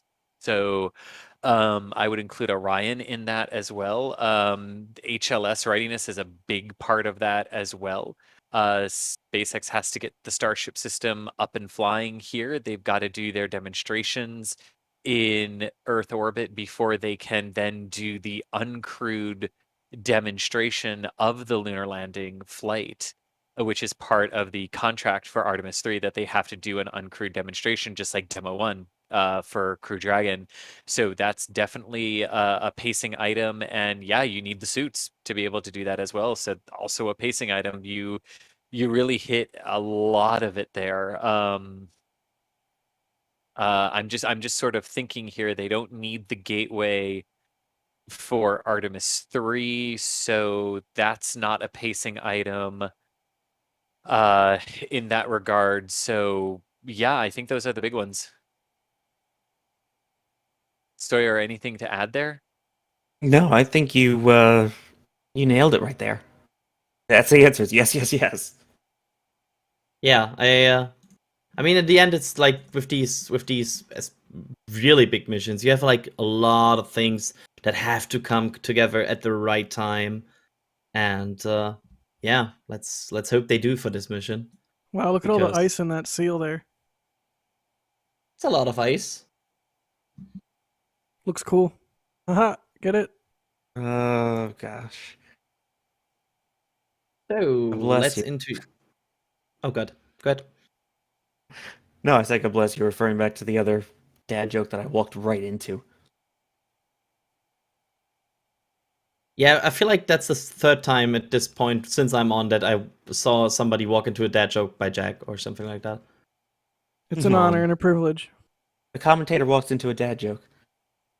It's like the start of its own right there. It's the start of a joke now. Okay, this is the meta joke. Like we had joke in a joke. If Jack tells a dad joke and nobody else is around to hear it, does somebody still groan? Putting us Jack dad joke. I think the answer to that is going to be yes anyway. How many jokes could a dad joke tell if a dad... No, sorry, whatever. You can tell this stream is going on for a longer period of time at this point. Just a little, huh? And I hope all 10,000 of you enjoy it. Why don't we get to some questions or super chats then at this point? Yeah. Yeah, I can do that because we got a lot of super chats here, and thanks everybody for doing that, because as we say from time to time, it really keeps the lights on here. So we have a question here in that super chat. My usual contribution and question: can you explain to the ignorant, in brackets me, why can't Orion be strapped to a Falcon Heavy instead of this rocket? I will say rocket. So why can Falcon Heavy lift Orion?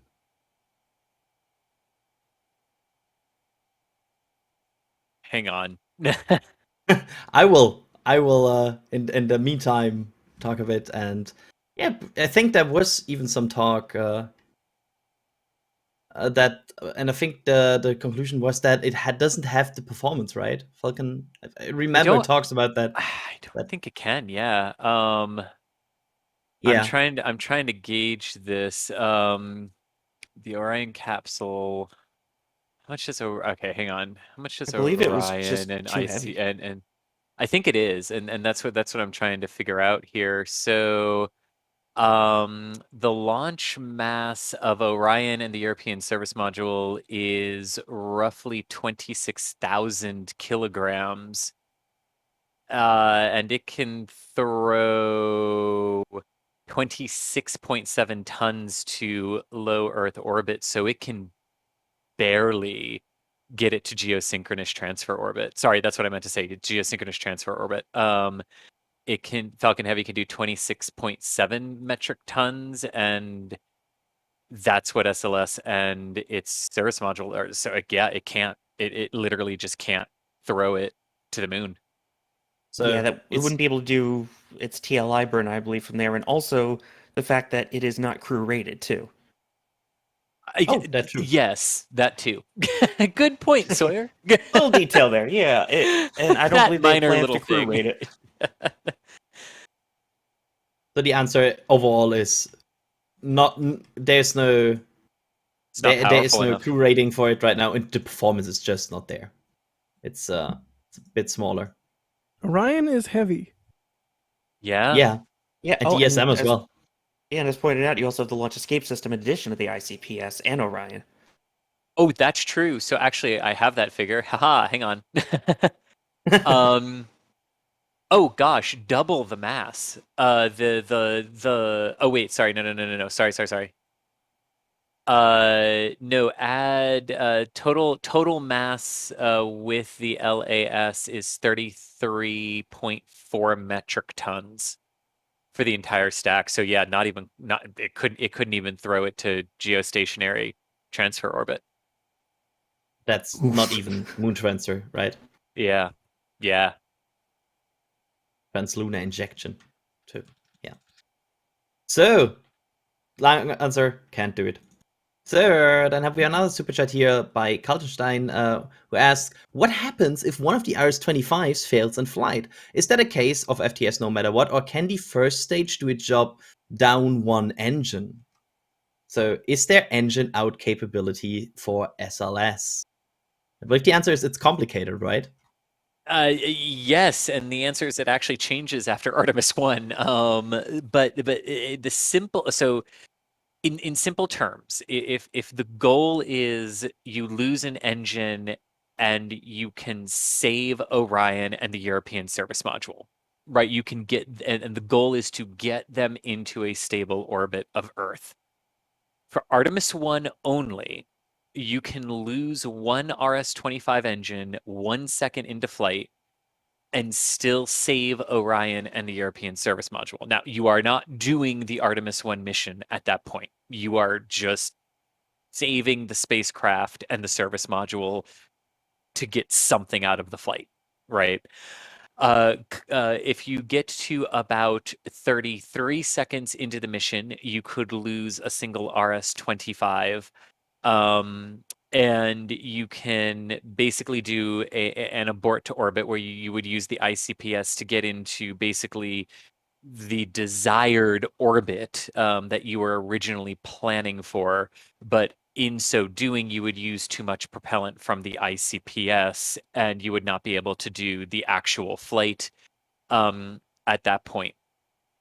I believe it starts about the 3.5 minute mark into the flight. If you were to lose an engine at that point, you could pretty much do the Artemis I mission to an extent.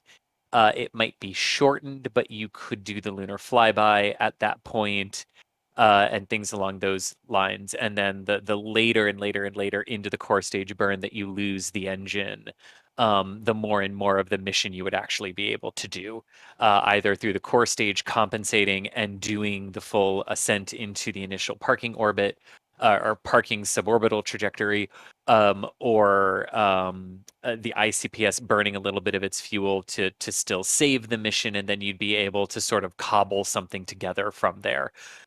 So complicated, yes, but you could lose one at different points in flight and still do the mission. It's not a instant flight termination system or anything like that. No. And a quick question for you on that then. So for Artemis 2 onward, you're going to have the ECLS, the Environmental Control and Life Support Systems, on board, which I believe is going to add more weight. And does that impact that? Yes, you hit the nail right on the head there, Sawyer. That all changes, and the timings for all of those events change for Artemis 1 for Artemis 2 and beyond, because you add the crew.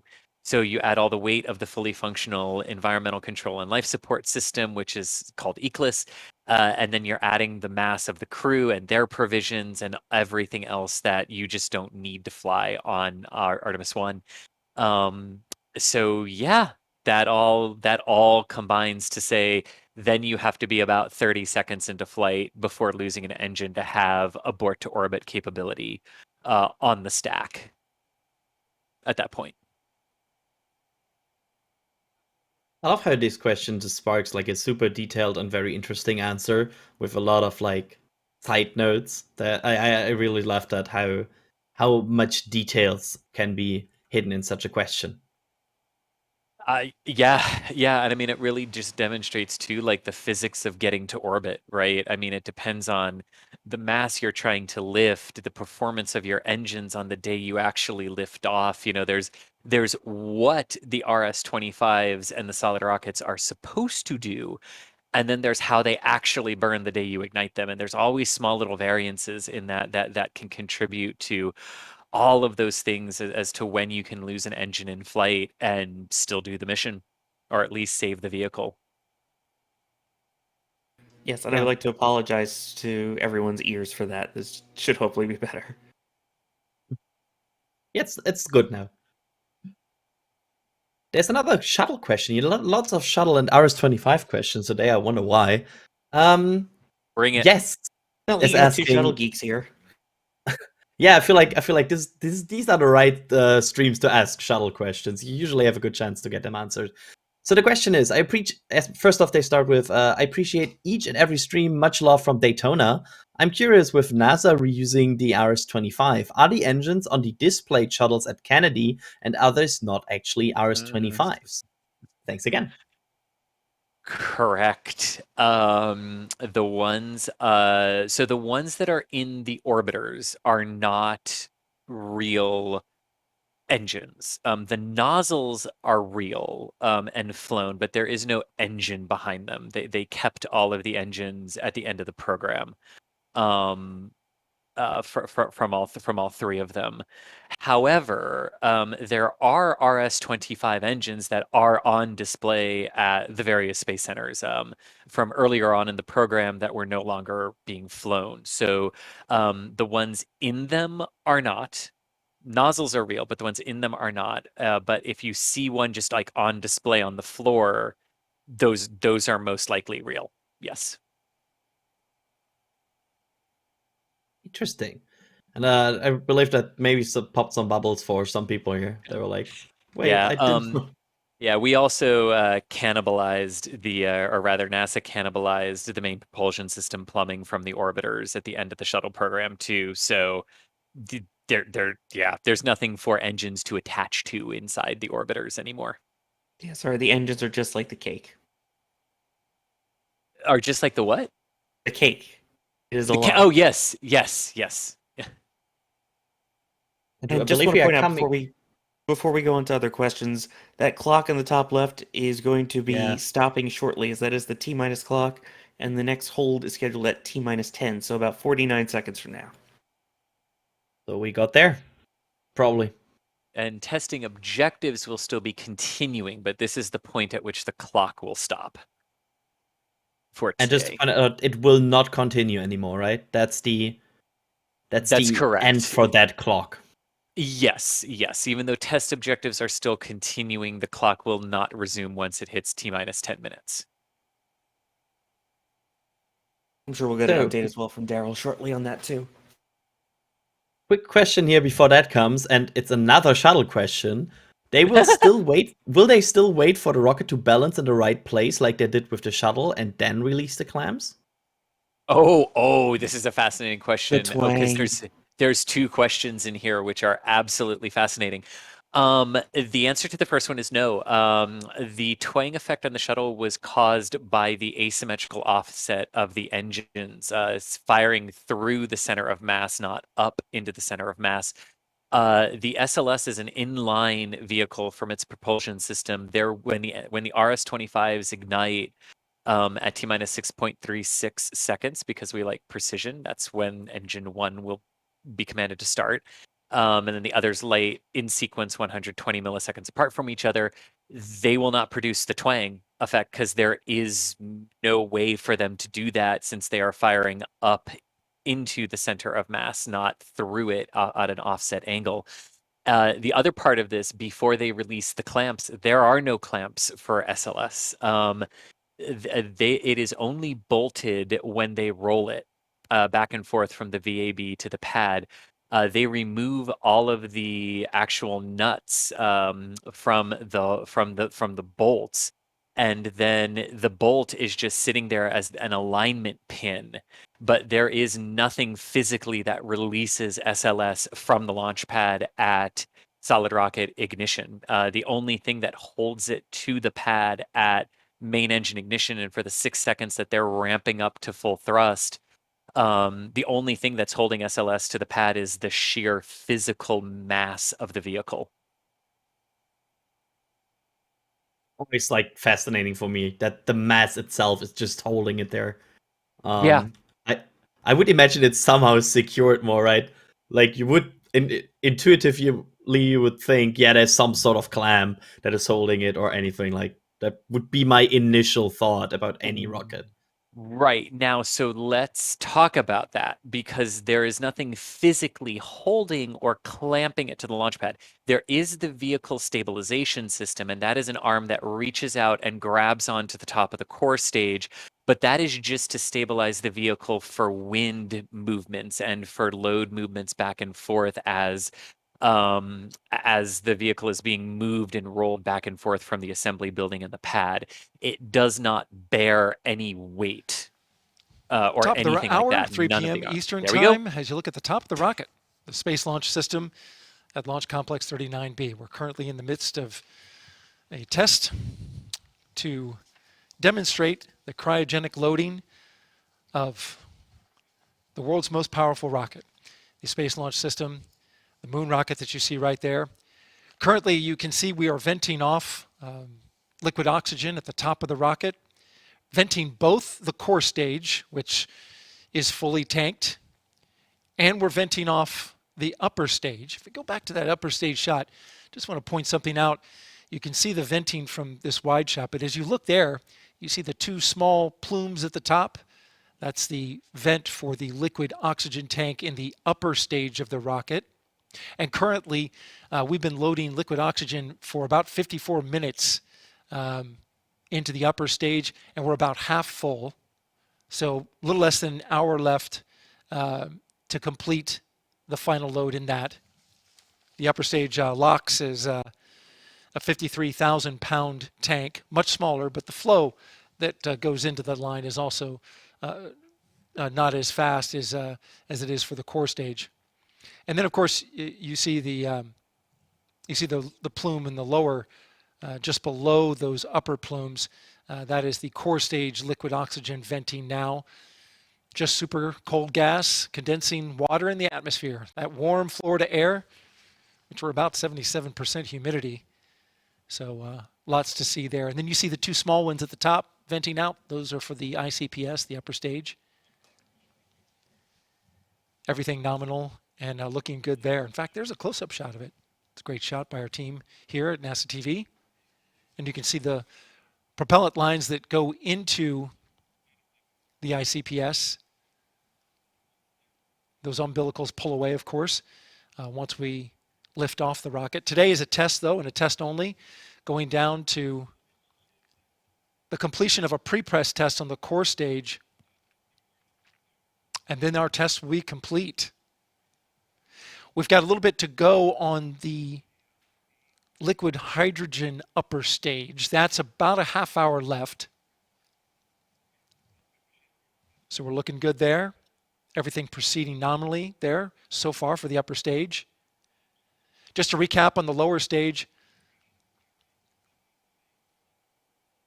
had a really smooth loading of the liquid oxygen tank on the core stage, but then on the liquid hydrogen, ran into a leak, had a stop flow. But then the engineering team warmed that line up in an attempt to reseat the hydrogen line that goes in and connects to a seal that's right against the flight plate there. They were able to get it, to get that leak to substantially reduce, and as they increased pressure, got it to the point where the leak started coming down, which is what they want to see. They've been managing that, and it's been all good from there. Tanked the entire liquid hydrogen tank on the core stage, and now both of those tanks are in replenish. Got a little ice there at the bottom of the two nozzles that we can see. Actually, we can see three nozzles, three of the four nozzles of the RS-25 engines. A little ice formation, not a problem, say the engineers.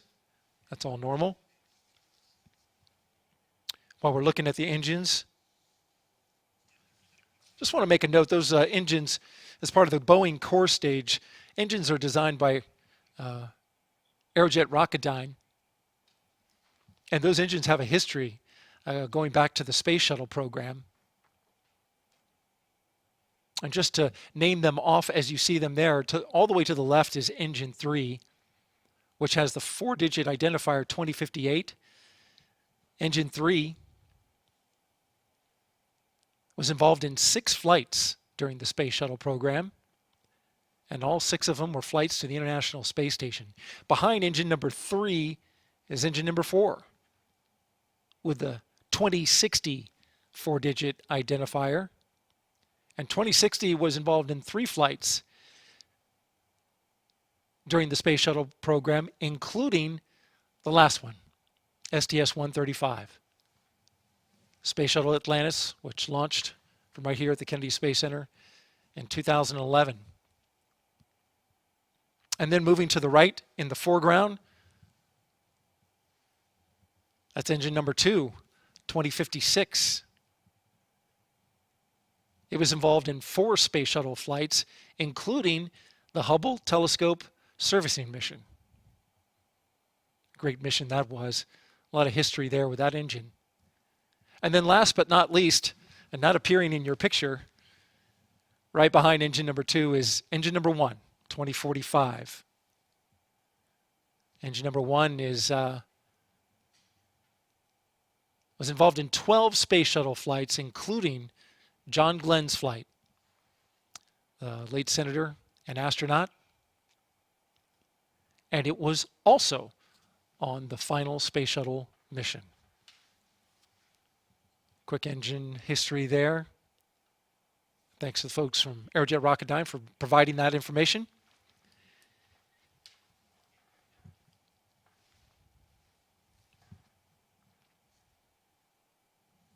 Weather turned out to be good for today. Really good day for tanking. Had some storms offshore, but those were of no consequence to the loading operation. They moved right past that.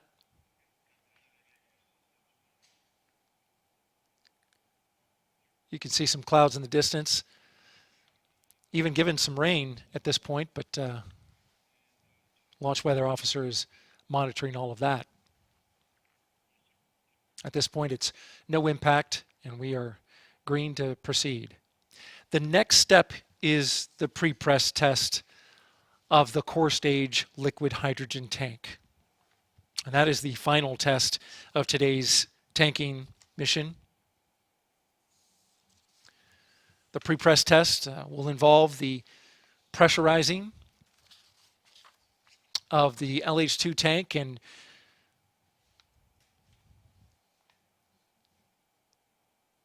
bringing it up to flight levels. So what this pre-press does is it mimics what happens to the LH tank in terminal count. They'll close the fill and drain valve. They'll terminate replenish. Pressurize that tank to flight levels, and then do a high flow bleed check. This high flow bleed will flow liquid hydrogen through those engines at the bottom to get them in the proper thermal condition for launch. Get them at the right temperature before they start flowing minus 423 degree Fahrenheit liquid hydrogen through there, along with liquid oxygen at minus 297. And when they combust, it'll be fast moving water vapor that'll come out of there, totaling about 2 million pounds of thrust. That's during launch. But the pre-press test, which is coming up, which will be a one-time test only, is a big moment that launch team is looking forward here to starting up. It runs about an hour. Of course, we'll be tracking all the milestones along the way.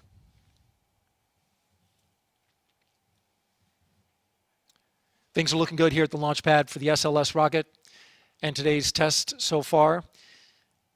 That's all for now. This is Artemis Launch Control. What a cool Thanks, Daryl. engine summary we just got. Yeah, that was Like that that. was neat. 12 times on that one engine. 12 flights. More. That's a lot. They've got history. They really do. Chris and/or Sawyer. Haha, there's more than one of you now. What is the flight leader of shuttle main engine? Like, is there one that's flown more than 12 times? Oh, I was not prepared for that question. I don't know off the top When of my this head. rocket is We'll ready look for back launch, to the list. it will be the first in a series of increasingly complex missions. Artemis I will provide a foundation for human deep space exploration and demonstrate NASA's commitment and its capability to extend human presence to the moon and beyond. To learn more about the Artemis I mission and the Space Launch System, go to our website, nasa.gov/Artemis-Roman numeral 1.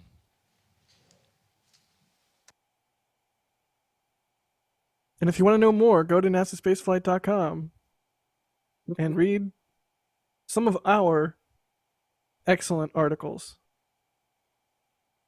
This is NASA Spaceflight Stream Control, standing by for the pre-press test. A one-time only test that we will be seeing here in a moment, hopefully. That was my best, Daryl. It was a good Daryl. That was pretty good. Not as good as a real thing, but I mean, hey, you got what you take. You got what you get for. Get what you pay for.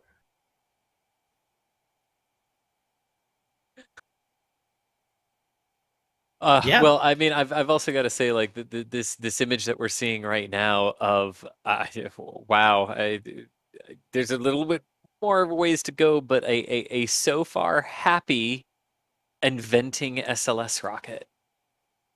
That's good. That's At this point, very- how, like, 27th is on the table completely, right? I don't. That's the vibe I'm want getting. to say that. I really don't want to say that because of the issue that was faced earlier. Because a reminder here that they Daryl referred to it as definitely a head scratcher that the seal was doing the exact opposite of what it was designed to do for a long time today before it then started to behave like normal.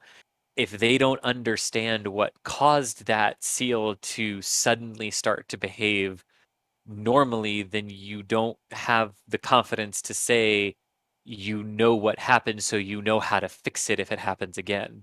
That's going to be a huge question before them, and they might not want to just proceed down into a launch attempt. They might choose to do that, to be fair, but they might want to stop too and go take another look at this, and pull this apart again. We'll have to wait and see exactly what they choose to They're do, and then of currently course in there's topping the range. for the liquid hydrogen tank on the ICPS in the upper stage there. Currently in topping for the liquid hydrogen tank on the upper stage of the SLS.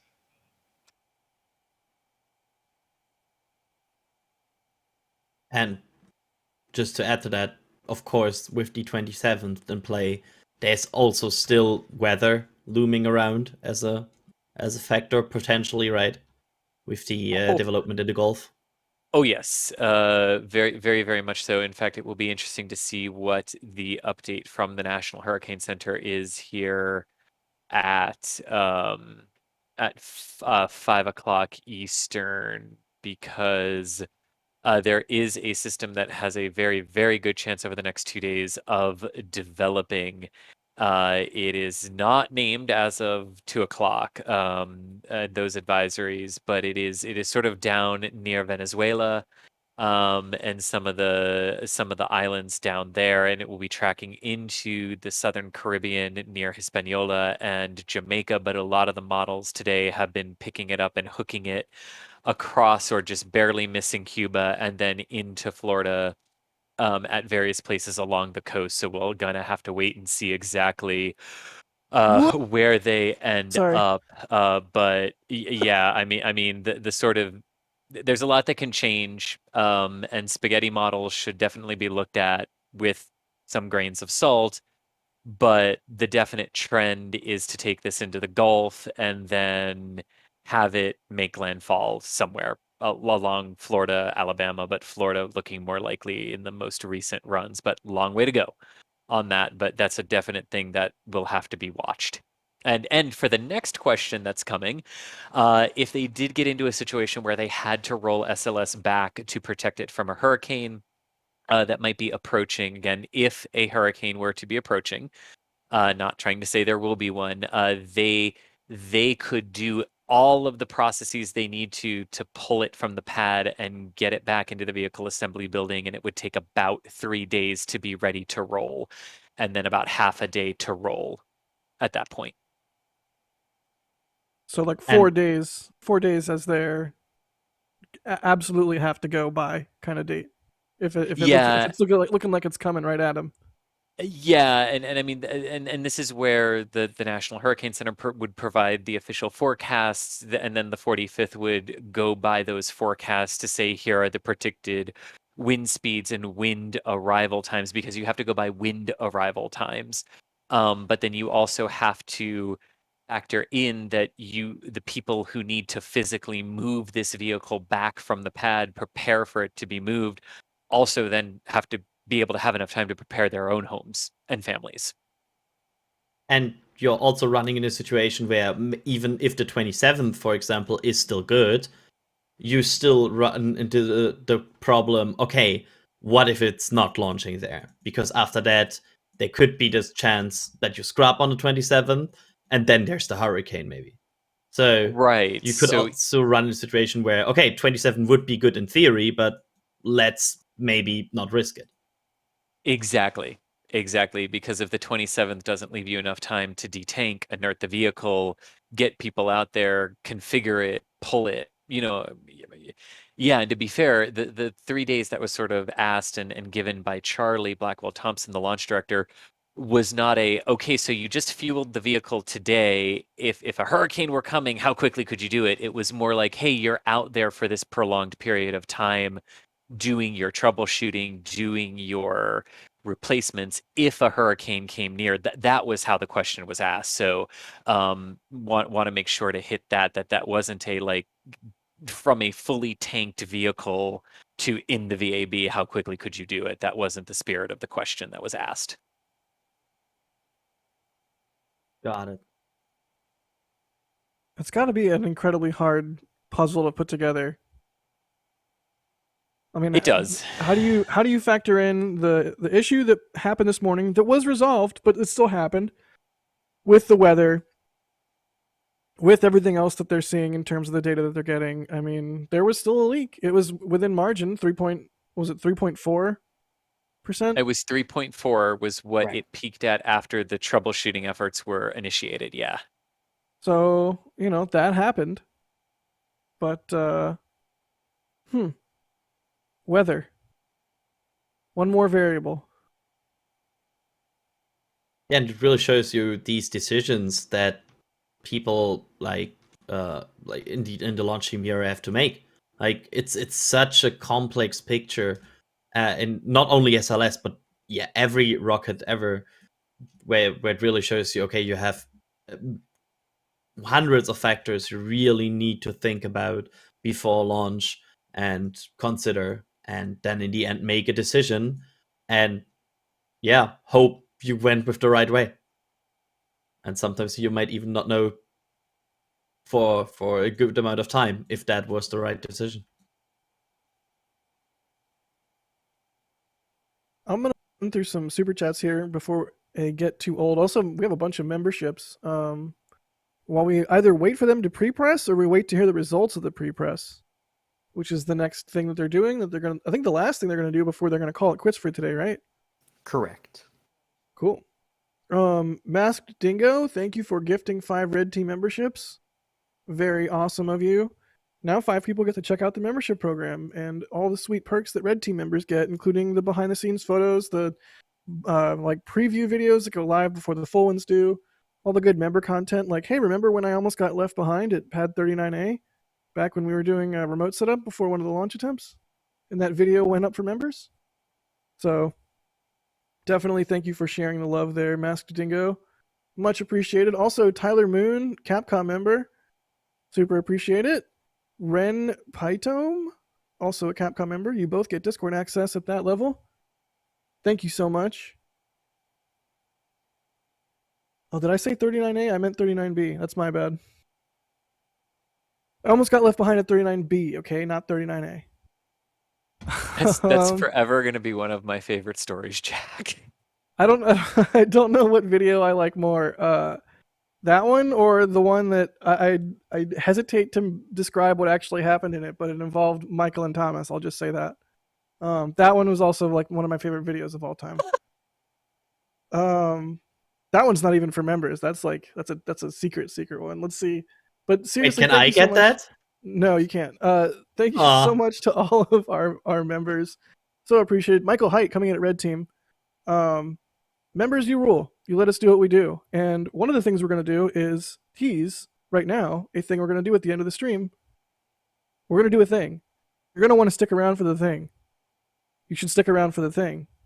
There's a big project we've been working on that we're happy about. Yeah. So thank you to all of our members for helping us do things like that, all kinds of stuff in the works constantly here at NSF headquarters. So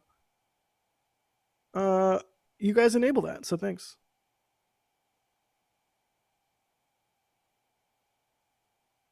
Here's a question from JP3C3 asking, why are the welds at the bottom of SLS not perfectly smooth and flush? Wouldn't they want the spacecraft to have perfect aerodynamics? We've gotten like variations of that question, right? Because there's like a quick little programming note that stick out. Oh. In just a few minutes, we are going to be switching our coverage here on NASA's main public TV. You don't have to worry about that. We're not going anywhere. Yeah. That's them, not us. Where I completely forgot where I was. Geez, The thanks, welding. Daryl. Oh yeah, the welding. Where did that go? Oh, here it is. Bingo. What's up with that? is my encapsulation of the question. Chris, what's up with that? I wish I knew exactly what. Perhaps that. Perfect. Yeah, I kind of see what they mean. I mean, wouldn't you want everything to be absolutely perfectly smooth? In reality, this is negligible in terms of the overall drag effect that it has on the vehicle and the overall profile and the slipstream that it sort of creates from the higher up components and how the vehicle builds out its oh boy, what's the word I'm looking? Diameter. There we go. Sort of builds out its diameter from top to bottom. So it's negligible in terms of the aerodynamics and the drag. There's to the even things I performance. would consider like really counterintuitive. Like, what are those two? I don't know, triangular nubby things. There's one on the left, one on the right from stick this up? perspective. Yeah. Oh, those are cameras. Those are Aha. the onboard cameras that are looking up at the solid rocket boosters. So when we get video of the solid rocket boosters separating away and we're toward the back end of SLS looking up, those are the cameras that we're getting them from. That's awesome. Wait, can you point my eyes? Okay, the checkerboard and then the orange strips of foam. The orange strips of foam end, and there's a band that goes circumferentially around SLS, go outward Yes. about 45 degrees, and there are two Oh. little triangular things that point where the base of the triangle seems to point up. Those are the camera housings. Some reason I just assumed they were vents or something. Today I learned. Yeah, just imagine there's somebody or probably a team of people out there who their job is to design a camera housing, a space camera housing for a rocket. How Mhm. cool is that? I mean, that's a great job description. But that explains why those are shaped like that. Like, those are not aerodynamic; those are functional, and it's okay. Exactly. Yep. Just like on the solid rocket boosters, actually, where the bolts connect, where the actual struts connect to the solid rocket boosters, there's a big ring right on the outside of the booster casing called the stiffener ring, and it goes all the way around the booster. And I mean that is there for load distribution. So it is exactly what you just said. It's function, not aerodynamics. Sometimes it's not how it looks; it's how it works. Westy the Third, thank you for the support. Curly L's there. They say just some appreciation for the long shift you guys put in for us today. Appreciate all the awesome coverage as always. We appreciate you, Westy. Thanks. Upper stage Another one of those LH2 things- is in replenish. The upper stage LH2 tank is now in replenish.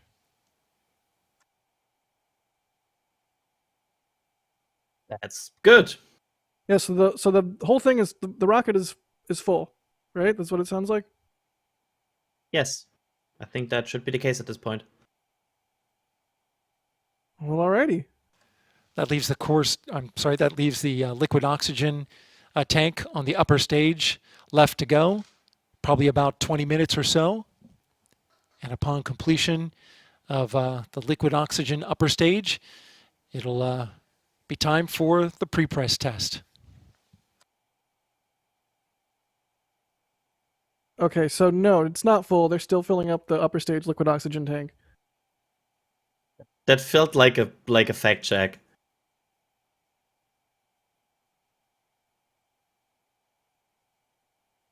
We're wondering if maybe he misspoke and it's the liquid hydrogen tank. Either way, still some fueling or filling to go left on the upper stage there before they get into the pre-press test. Yeah, I mean the last thing that should fill up is the liquid hydrogen tank, right? It should not be. I think it should be the hydrogen. So I think he misspoke because that should really be the last one that fills. Got it.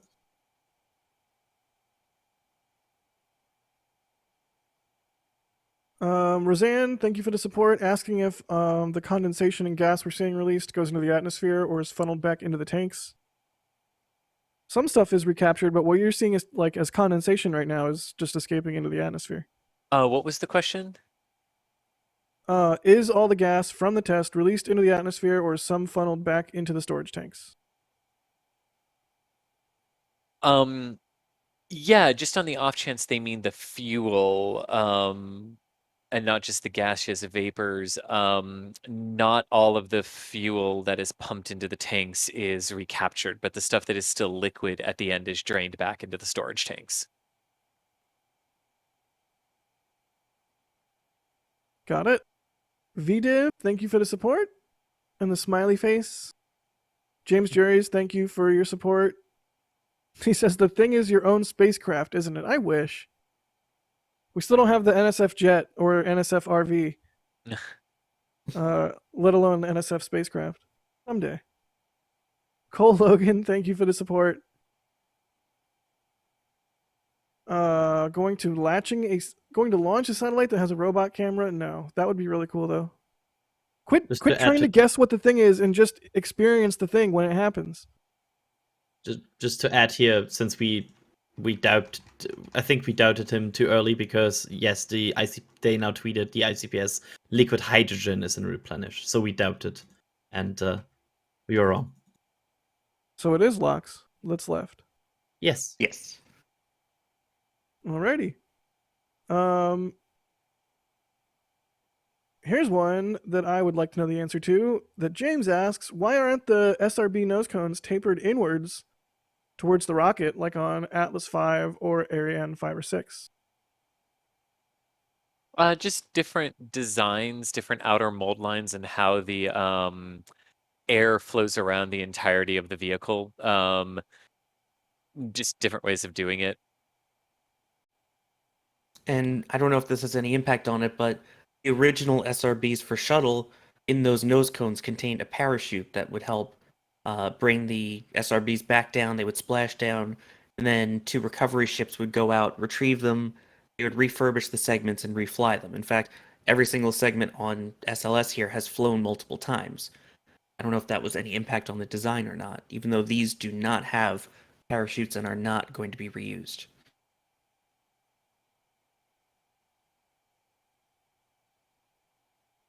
Craig asking, is the thing the friends we made along the way? And I'm smitten.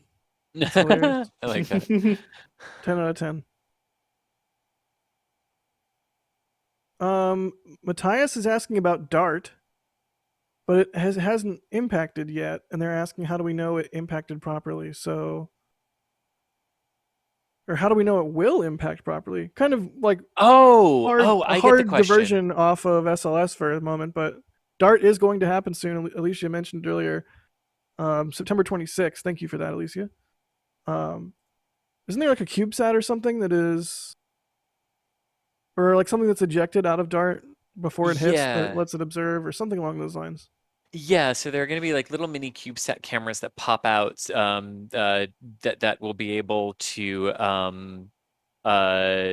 sort of monitor what goes on with the initial impact. The Deep Space Network is going to be looking at this a lot. The asteroid is close enough. Okay, folks, a little early on this, but we just got the go from the launch director given to the liquid hydrogen team to proceed with the pre-press test. Again, launch director Charlie Blackwell Thompson giving the go to proceed with the liquid hydrogen pre-press test. This pre-press test will pressurize the liquid hydrogen tank to flight levels. They're going to close off the vent line, terminate the replenish, and then start a engine bleed with high flow that saturates the engines at the bottom of the rocket to super cold temperatures that would be ready to receive a flow of liquid hydrogen and liquid oxygen through those engines for startup. This is an important moment, an important test for the team.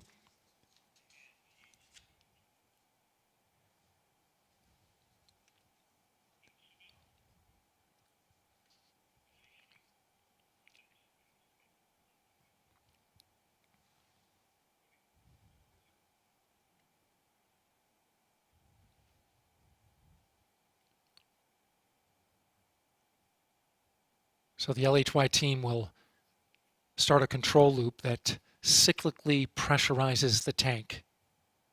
They'll open the vent valve, which will help control the temperature.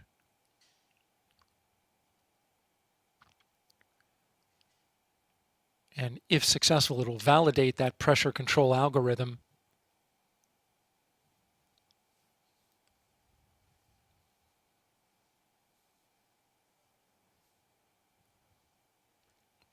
This pre-press test is critical for terminal count.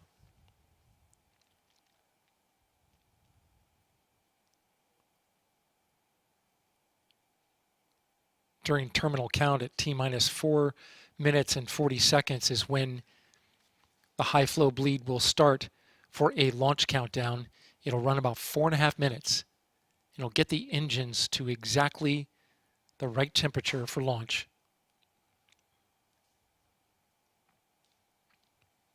Launch team to this point haven't been able to validate this procedure yet.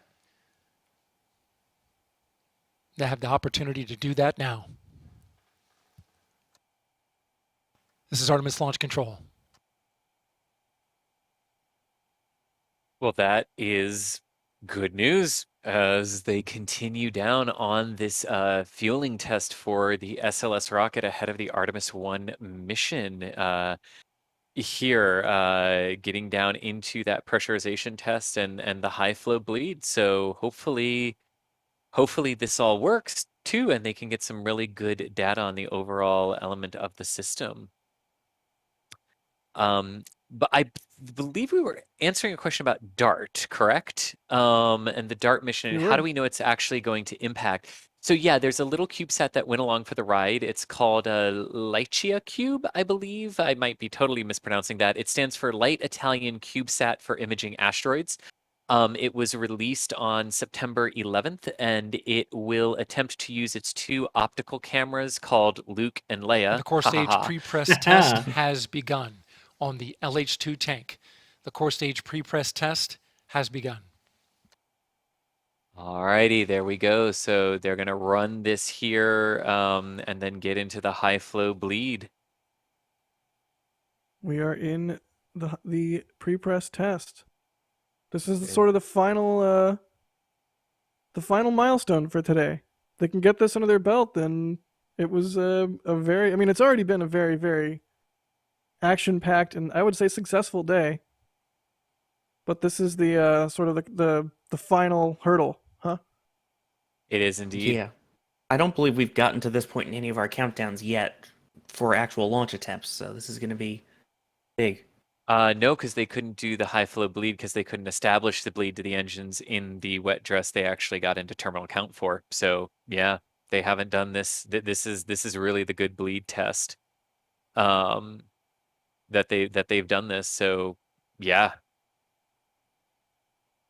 This is really the area now where they start to learn things about this they have not learned on this as the pad so far. pre-press test is happening. The liquid oxygen tank, just an update on that, in the upper stage is continuing to load. The LOX tank in the upper stage is still loading.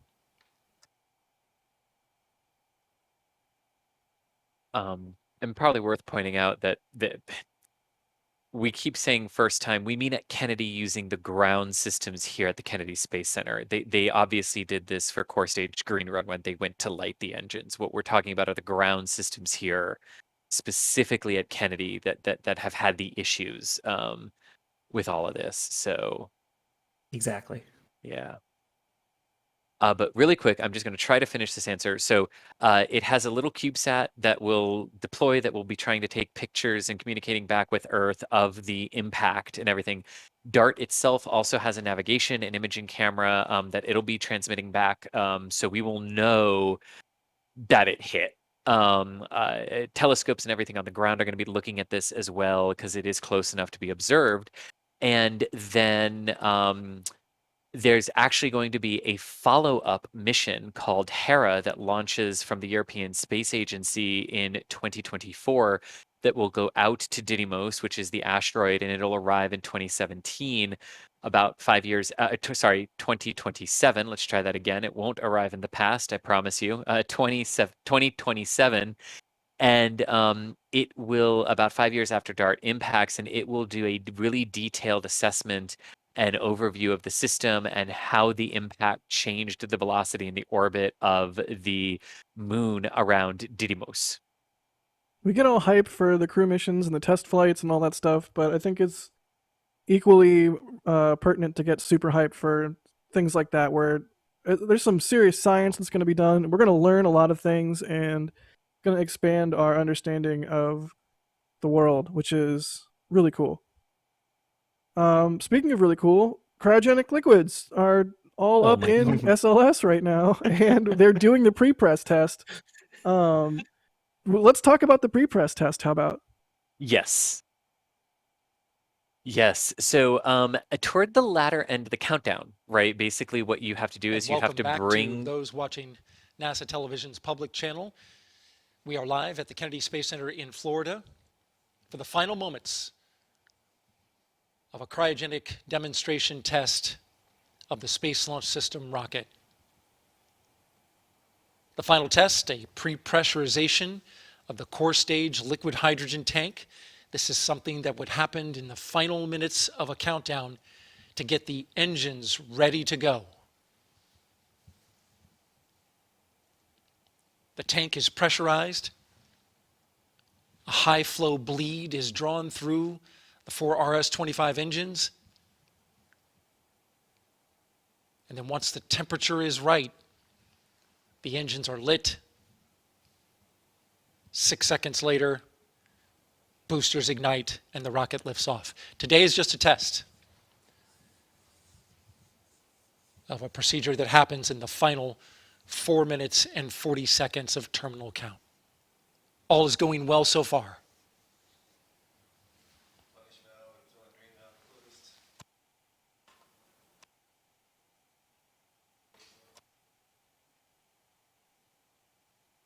And that sort of answered the question you asked us, Jack. Thank you, Daryl. Yeah, thanks, Daryl. Back to you, Chris. He's part of this commentary at this point. I mean, to be fair, I don't really know what to add to that. That's exactly what they're mimicking here. They just basically plucked a part of what happens in terminal count out. LH2 core stage tank pressurization has begun. The replenish valve has closed. This is the one that replenishes liquid hydrogen as it boils off and just replaces what is lost. The fill and drain valve is now closed. This is the one that filled it to 100% or close to 100%. This is the 8-inch line right there. That's now closed. And the vent valve towards the top has closed, and so now the tank is pressurizing. Engineers watching the telemetry and data closely, as are we.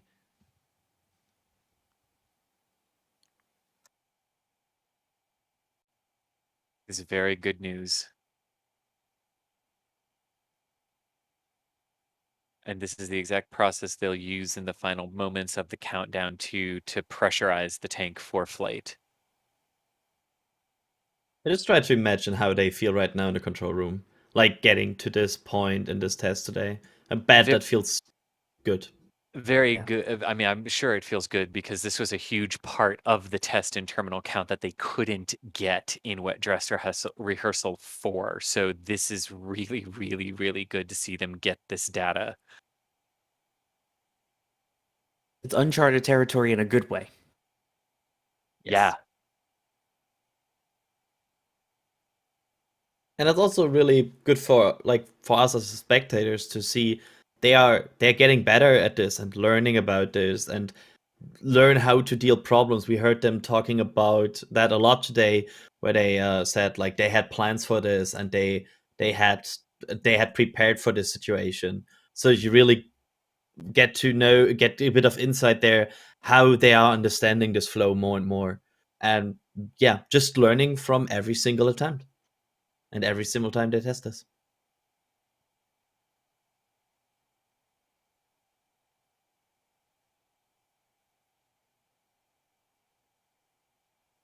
Here's one. Now that we're getting sort of into the last hurdle here with this pre-press test, John's asking how long will it take to detank after they're done today?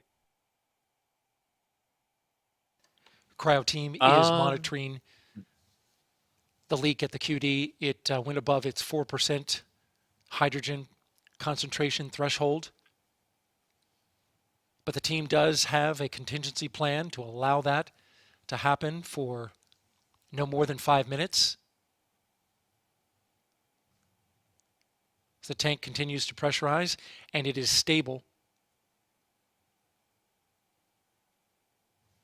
The leak is stable at around 4%.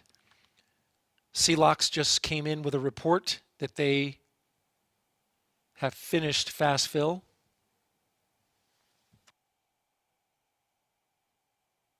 That's the liquid oxygen in the upper stage. They are in replenish now. Okay. So we're leaking around 4% now. Leaking above 4%. It breached the 4% concentration limit, is still within the 10 percent ambient concentration limit there. The liquid hydrogen tank itself is pressurized and stable. So the high feed, let's try that word again. High feed bleed through the engines should be underway for their thermal conditioning as well. But the fact that leak shot back up again is interesting. I don't honestly know where they go from here right now. Let's let them get through the test. I know there's going to be a lot of questions about, so what does this mean for the 27th and the 2nd? And we'll talk about that and talk about the weather complication that might be coming as well, with a potential tropical system forming and entering the Gulf of Mexico and approaching Florida. But it's a mixed bag today. I mean, definitely progress, and a lot of good data, but it's not cut and dry as to what's going to happen from here on out. Yeah, right now it feels like if somebody would ask me, will they launch on the 27th, I would say, yeah, I don't know.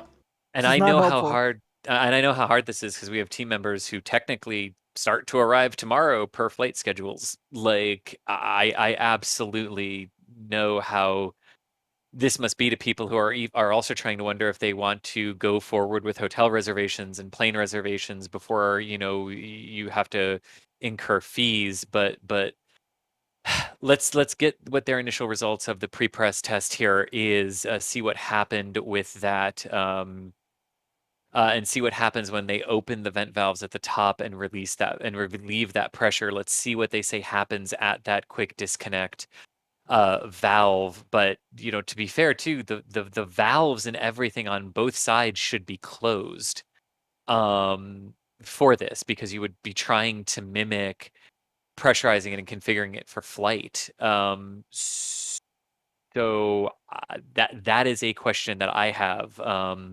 And I'm just making sure I heard this correctly, is that it is currently above 4% but below 10, so they're going to continue on with their plan, which is to at least let it continue this way for 5 minutes and only emergency cut it off if it jumps above 10%, correct? So that's what they said in relation to when they were fueling, and they were in fast fill, and they would have entered stop flow in that Update regard. But you should, on the pre-press test, the engineering or the launch team has achieved the pressure they were looking for in the engines, the RS-25 engines, through the high flow engine bleed. They've got it to the proper delta P they were looking for. It's a tight range, but they've got it in spec. big accomplishment there.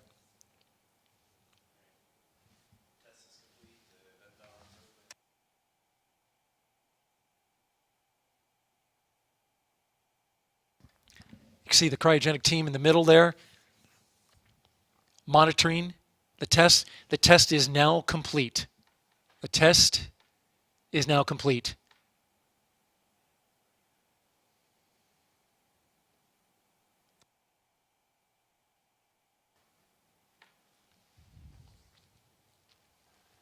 Again, there was a leak that was in the 4% range. This is from the quick disconnect, 8-inch QD right there at that location, but it was stable throughout the test, which is a good sign. Stand by. Okay, while he's listening in, that's a good clarification that the leak rate was about 4% around there and stable through the pressurization of the core stage to flight pressures and for the engines to achieve the bleed pressures that they Now with the needed test for complete, the liquid hydrogen team is preparing to get back into loading the core stage. Part of this pre-press test is they closed off the fill and drain, which is basically the fuel line that puts liquid hydrogen right there at that location. Now they're going to reopen that valve to put back the propellant that was lost while they had it closed up and pressurized during the test.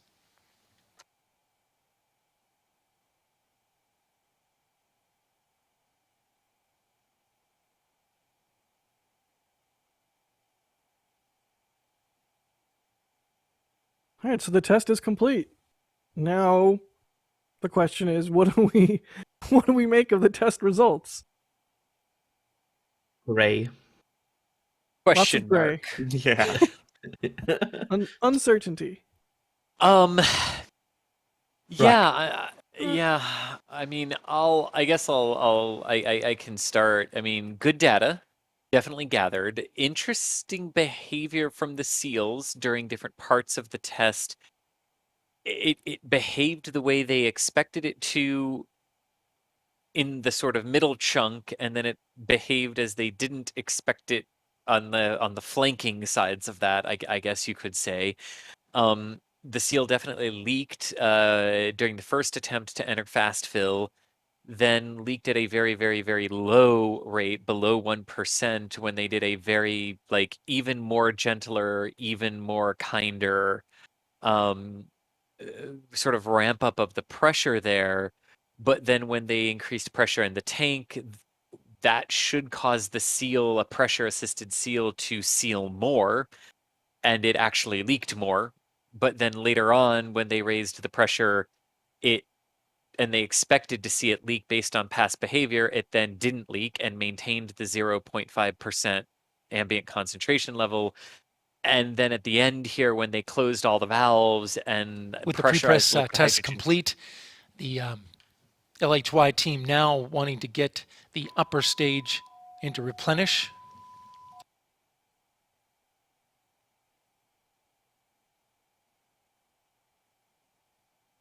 But then the last part of that from my end was that, but then when they pressurized the liquid hydrogen tank for the pre-press test here, this seal leaked much, much more, up to around that 5% or 4% range. And he did say it breached it at one point, but it stayed around 4% and was stable through that. So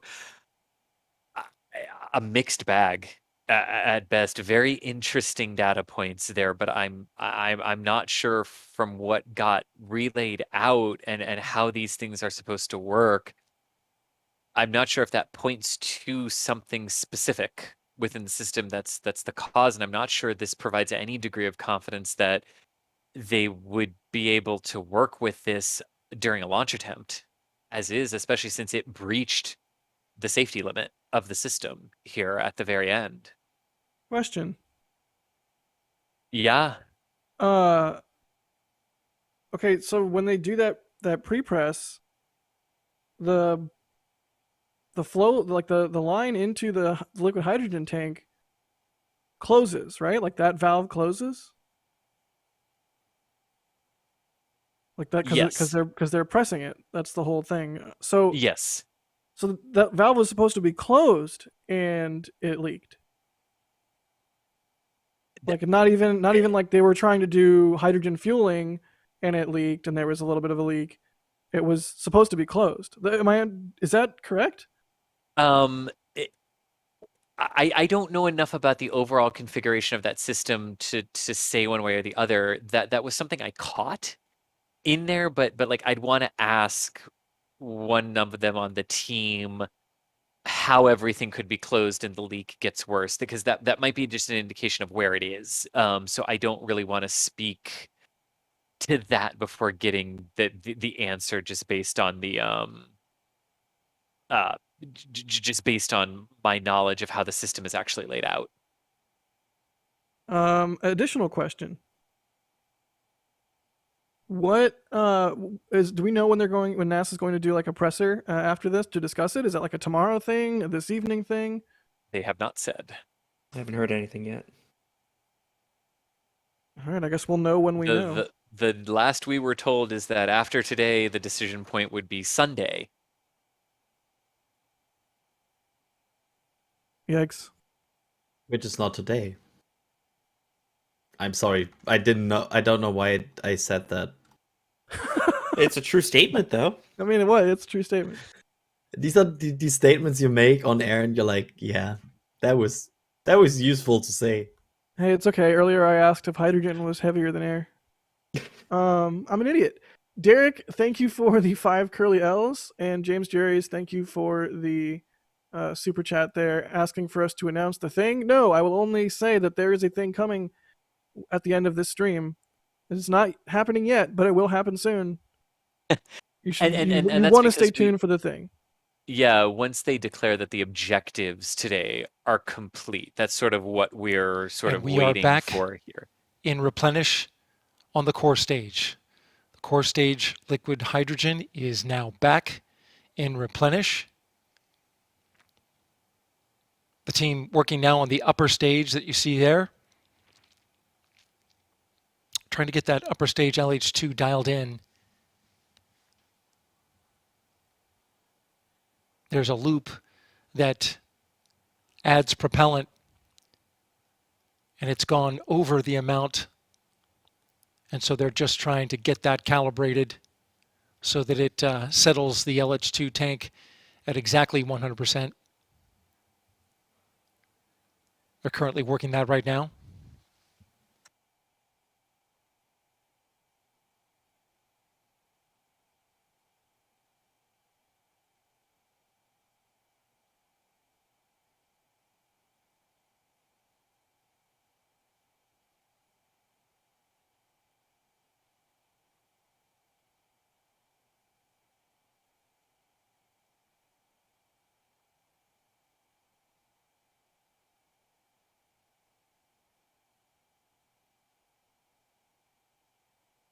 So at this point, we're waiting. I mean, we're kind of just expect like a wrap-up statement. Yeah, and just to kind of see what more information we might get from this, right? Yeah, hopefully we'll get some additional update, especially now that they're back into replenish mode before things wrap up.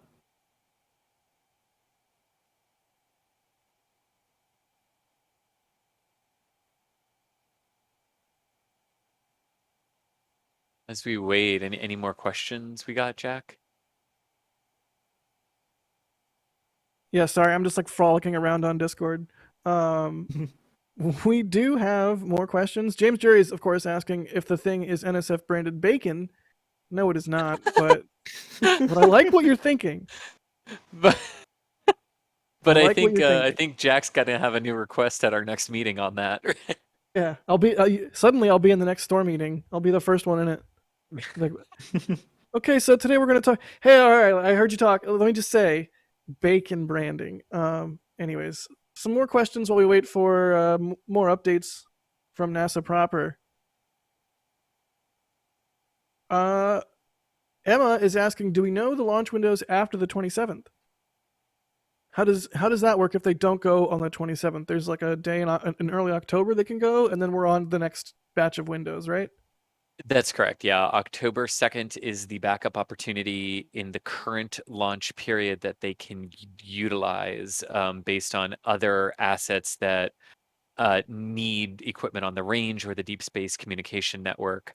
That liftoff would be at 2. That window is 109 minutes and opens at 2:54 p.m. Eastern or 18:54 UTC on October 2nd. If they are not off the ground by then, the next window opens October 17th and runs into early November, I believe. But then you're really going back to ask the range for yet another waiver extension to your FTS batteries. So the odds of a rollback start to increase from a flight termination system standpoint at that point. I believe it might be October 31st if it doesn't go a few days into early November. Yeah, Oh my that's what God. I thank you. That's what I couldn't remember if November 31st was like the end of the window or just like because it's Halloween, that's when I want it to launch. Yeah, November 31st doesn't exist, but October 31st, yes. Or that. Yeah, there we go. It's a giant orange rocket. I mean, a Halloween launch would be perfect. Can we make the fates align? It would be amazing. Also, coincidentally, I'd be able to see the last Delta Heavy from the West Coast on the 23rd. I mean, these leaks are very spooky.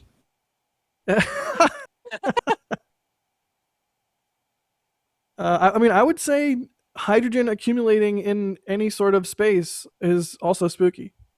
You can't see it, you can't smell it. It could kill you. That's pretty spooky. No? All right. Yeah. All right, I'll come on as David Pumpkins for the 31st launch stream. It's David Pumpkin. I forget that. Oh my God.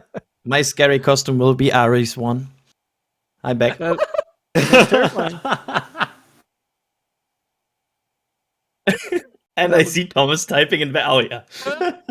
Got him. That was so unexpected. That was good. It's just like low-hanging fruit. Like you don't even have to try. It's just right there. Adrian. I need to correct some runs information up. about the hydrogen leak that was observed during the pre-press test. That was on the 4-inch QD for the engine bleed line. Again, that was for the engine bleed. It was a stable, but different leak, not on the 8-inch fill and drain. 8-inch fill and drain was isolated. It wasn't in play. But that leak was observed in the 4-inch QD quick disconnect on the engine bleed. Okay. Major thanks to Daryl for that clarification, because that clears up the question, Jack, of wait, if it was isolated, how could it leak? And that's why I was saying, well, I don't want to speak without having the diagram of how it is in front of me, because I don't know either. Because it wasn't that one. That one was totally isolated, and it was not the one that leaked. It was the 4-inch quick disconnect that was leaking there at and just above the allowable concentration limit. It sounds like there are so different bleed, but also a seal that was replaced in between the last launch attempt and this one. So the gray area gets grayer. I hope the sigh was audible there and didn't get canceled out. Okay, good. It's like, yeah, but that totally explains how the leak happened. Yeah, it wasn't the seal that had been leaking earlier, because that was isolated, which it would be in that type of configuration. So yeah, there we go. So the good answer might be that they really fixed the first leak and it's not a problem anymore. But the bad news of this is there's a second one. Well, I don't want to make anyone else nervous. There's a lot more than just 2. We only hear of 2, and let's hope it stays that way. Man, hydrogen is tricky. It's a tricky element. Yeah. On the flip side of this, the hydrogen side of the systems for fueling the ICPS are working great. Let's focus on that too for a minute. ICPS, they're working on still that fueling element of it, but LH2 is in stable replenish on the ICPS as well. No leaks, no nothing. That's working fine. So, this issue is not hydrogen system wide. I want to make that very clear too. ICPS and those associated fueling systems on the arm that reaches out there is working fine. So that part of the system is good and is really validating itself. And it's also important to focus on the pre-pressurization test of the liquid hydrogen tank to flight levels to mimic what will happen at the tail end of the terminal count. Went according to plan from the pressurization standpoint and the engine bleed standpoint, the high flow engine bleed that's needed there in the final moments of terminal count to finally get the engines into the proper start range. That worked, but it was when they did that the other smaller 4-inch quick disconnect seal on the liquid hydrogen bleed line started to leak, and it leaked, from what Daryl said, around 4%, but did breach it per previous statements, but was stable around there. So it didn't spike to that 7 or 8 that we've seen in terms of the concentration percentage on the other quick disconnect seal, the larger 8-inch one on the fill and drain valve, on the main fill and drain valve line there.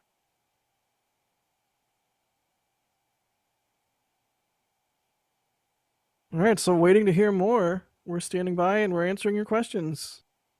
Really quick, do we know what the exact difference is between the 4-inch and the 8-inch? Don't say 4 inches. Oh yeah, I was gonna say one is. Oh darn my it! Darn it! You're getting smarter.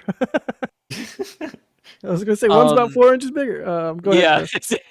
Yeah. Well, that's he knew where we were going with that answer. I'm not Jack. falling for another one of yours, Jack. See, Falling you for too really many see that already. are experts on these streams. The lines that the seals are on do different things. So the 8-inch seal is on the main fill and drain valve into that pumps allows the hydrogen to flow into and out of the tank inside the core stage.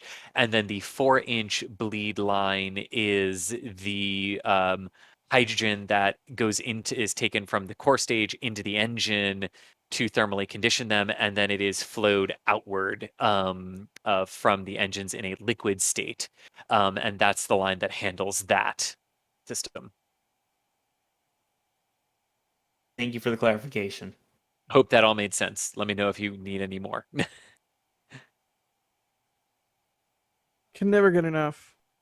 That's why we like the likes of you, Sawyer, and/or Philip, on these streams. Well, thank you. I'm Glad you like me because now you're stuck with me. No, like wahaha at the end of that. No. The silence makes it way more dangerous. It's Okay, like that's There fair. you go. Yeah, I like that better. And I I'm think just looking for some more questions. I don't know. Go ahead, Chris. Yeah, I think a good question here, too, is that I got as well was is the allowable percentage leak different for the 4-inch quick disconnect than it is for the 8-inch? And the answer to that is no. It's the same across the system because it's a measurement of the ambient hydrogen in the compartment, and that is set at 4% because that is the percentage in the ambient air conditions at which point you would be concerned about flammability for hydrogen. So that's a system-wide across the board limit. Got it. James Jerry's guessing the thing that we're going to announce at the end of the stream is the thing from Fantastic Four. No, it's not. But it is also still really cool.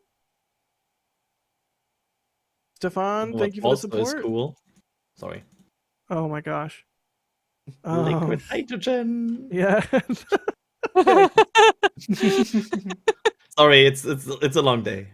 Welcome to hour 9. Right. Good tell, right? Stefan, thank you for the support. They say, how are astronauts going to enter the capsule through the escape tower? I haven't seen any hatch of any sort. By the way, +1 for bacon in flame trench. Wouldn't it then be a bacon trench? We're also going to get a crispy. Oh, yeah. So there obviously is a hatch that goes through the launch abort system covery coney type thing, right? The shroud. Shroud. That's no. I'm pretty sure the technical term is covery coney type thing, but yeah, I guess we could call it the shroud for lay people. But so how does that work? Stefan has questions. Oh, yeah. So the launch escape system has its own hatch. So Orion has a hatch, and the launch abort system Shroud has a hatch. So both of those. So the Orion hatch will be opened. The hatch on the side panel hatch on the Shroud will be removed. The closeout crew will assist the astronauts in boarding the Orion, and then Orion's hatch will be closed. They'll pressurize and do the leak checks on Orion. And then once all of that is done, they will bring over the hatch for the launch abort system, and they will bolt that on. And then that's one of the final things the closeout crew will do before breaking down the white room and then leaving the pad themselves. Do we know at what time that would happen around? Like, or is that No, still an unknown? I do not know that for Artemis and Orion, no. Okay.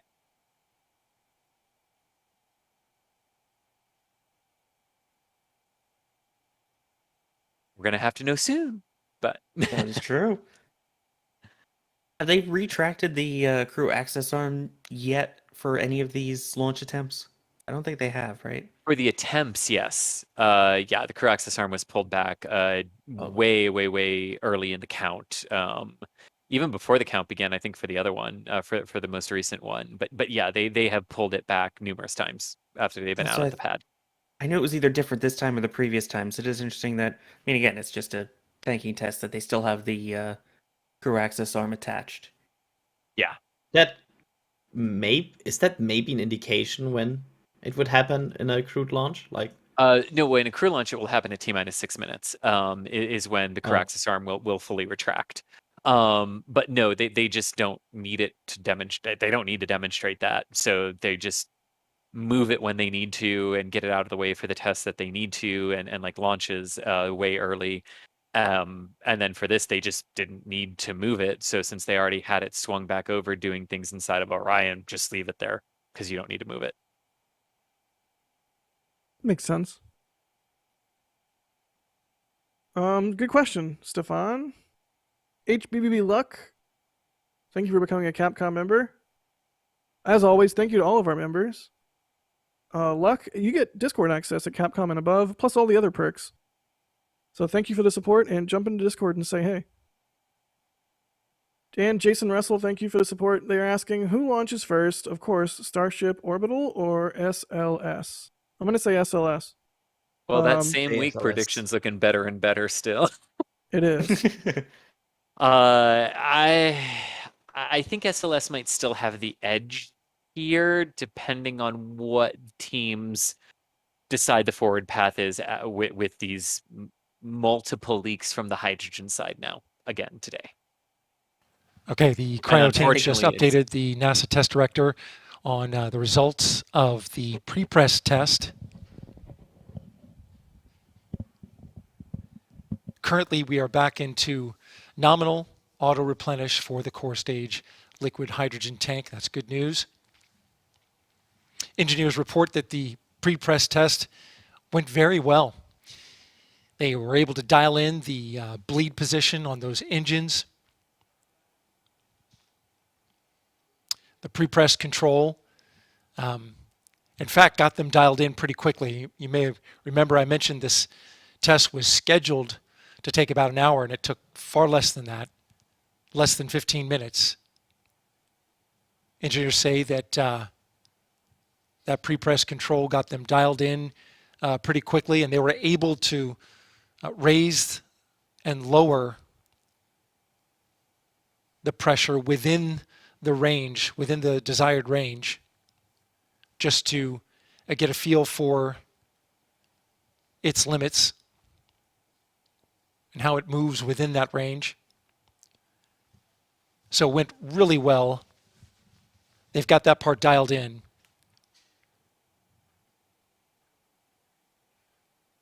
The liquid hydrogen team also addressed the increase in concentrations of hydrogen detected during the pre-press. This is the leak. So they reported it got up to a little over 5% in the cavity. This is likely the 4-inch bleed QD. This is the line that carries the liquid hydrogen out of the engines after they've run through the engines and super chilled them. They saw it go a little over 5% during max pressure on the bleed system, but as the flow continued, they reported that the leak rate lowered on its own through no input on their side. If we were in terminal count, which is what this was testing, it would have been a violation and stopped the count, but for the ground rules that were set for today, they were within those, and the launch team's looking forward to getting back that data and taking a close look at it. Currently still dialing in the LH2 load on the upper stage. Still working that replenish in the upper stage, but the hydrogen team reporting that they're almost done with that. And so we're looking to get confirmation of that. Once we do, we've asked Charlie Blackwell Thompson, the launch director for the Artemis program, to come in and give us a report, and then we'll close out the show. She's currently talking to the launch team, as you can see there, next to her assistant launch director, Jeremy Graber. We'll look forward to talking to her in just a bit. For now, this is Artemis Launch Control. This is NASA Spaceflight Stream Control. Thank you, Daryl. Back to you, Chris. I'm just gonna keep making the joke. I'm sorry. It's so nice when he does that little sign off, and we know he's done talking for a bit. It really is. So that was interesting. So the leak on the 4-inch bleed line quick disconnect on the hydrogen side got just above 5% and stabilized there. But then it lowered on its own with no input from the ground, which again is interesting. And considering how the other seal sort of took its time, but then began behaving properly under pressure. Okay, maybe there's a similarity there. You know, first sort of thoughts as to what's been said and what we've seen so far today. Very important note there that if that was a launch count, it would have come to a grinding halt at that point, and no liftoff would have occurred with it. So these leaks have breached the safety limits, today. So that is very important to note. Although once they did the even more kindler, even more gentler fueling and pressure approach on the larger 8-inch quick disconnect seal, it never breached the 4% concentration limit after that point. But then this other 4-inch seal that had been behaving earlier in the count now was not. So all around interesting. I mean, I think it adds to the overall feeling that today is a mixed bag. It's not a slam dunk. The issues are clearly not fully fixed, but I definitely feel like today they are much better understood than they have been before, because this really, really looks like pressure is a driving factor in what is being seen here and how quickly the pressure changes are occurring. Obviously we wait for the engineers, but that just seems to be what's gone on. Sawyer, what do you think to that? No pressure for them to fix it. Put them to. Oh my. Yeah. Sorry. No, honestly though, I mean, it is like you mentioned. It's a head scratcher because you've got the fact that things finally held with the 8-inch quick disconnect there, and everything was going the wrong way at first, where the pressure would go up and the leak would go up, but it eventually reverted to pressure up, leak down like it's supposed to. Now you've got this where it's within the testing limit for today, but would have caused a scrub, or at least a hold in the count on launch day. And it's now the question of figuring out what that is as well. So you've got two different hydrogen leaks to look at data for now. And I think it's going to be very interesting to see what they find from that. that will hopefully decide our path forward of when we launch.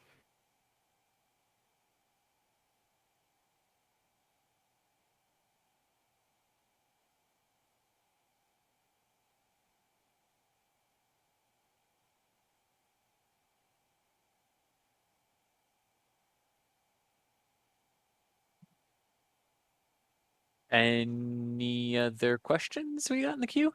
Oh, we've got questions. One we didn't answer earlier, but we started to. John asked, "How long will it take to detank? To untank? To re T-Tank, I think, is correct. Re-untank? No, we're gonna find it. I'm pretty sure. I know. It's like out liquid tankifying. How long is that gonna take? Detaking, getting all the fuels out of the vehicle at the right speeds and pressures and everything in the right flow rates. It'll take a couple of hours to a few hours to detank the vehicle initially, but then you have to really make sure that the hydrogen tanks are inerted. So you kind of have to open valves and let what's left boil off, and really make sure those tanks are inerted before. Yeah, I mean, so yeah, detanking a couple hours, and then inerting the tanks takes more time than that and can take several hours. See, Isn't it right when typically 12 to 16 hours or so, I believe, till anyone can even go out to the pad following detank, or at the start once detanking begins? It's very restricted because of residuals. Yeah, at the beginning. I think it's different depending on where at the pad you're going. Like, I think if they needed to like start working on quick disconnect systems or umbilicals or things like that, I think you're exactly right there, Sawyer. It's about that long. I love it. Chad is coming up with different versions of detank. Re-empty. Unretank. I like re-empty. I really like re-empty. The outpumping. Depropellantifying. I like that. Intentional leaking? Yeah, there we go. I like that Chad is also still trying to figure out what the thing is, which don't forget, the thing is coming. At the end of the stream, we will announce the thing, and you're going to want to be here for that. But as you can see in the lower third there, coming up is an interview with launch director Charlie Blackwell Thompson. I think after that interview, we might actually do the thing, you guys. So if you want to know what the thing is, stay tuned. Also, if you want to know, I don't know, what's going on with SLS after today's testing, maybe also stay tuned and figure out what launch director has to say.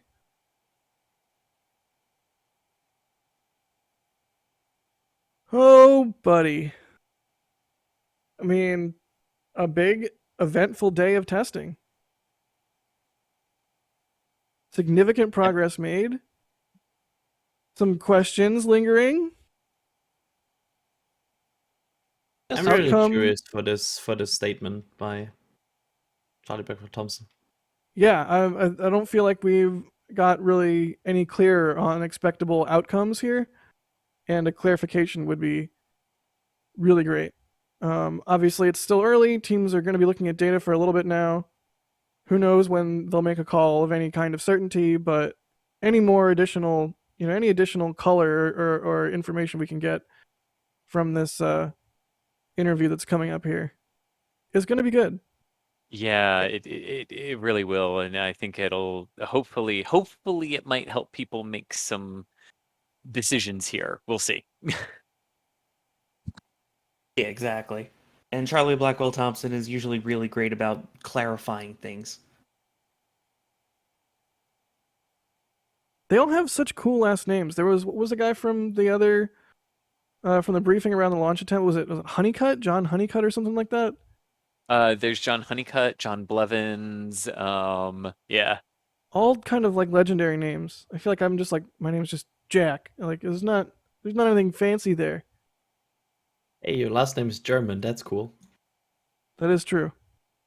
I'll take it. It's a lot of people with last names in German at NSF, I noticed. That's kind of trend. Yeah, huh. I'm like can't resist like listing them off in my head. Let's see here. Going through some more questions while we wait for that interview.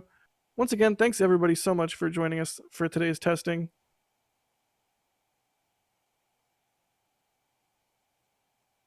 I'm looking a lot. I mean, we've answered a lot of these. Here's one from San Diego asking, why are they allowing a leak today but not on launch day? The vehicle risk is the same. Well, that was part of like they were going to let it go up to potentially 10 so they could get more data on the leak itself, right? That was kind of part of the flow that they settled on.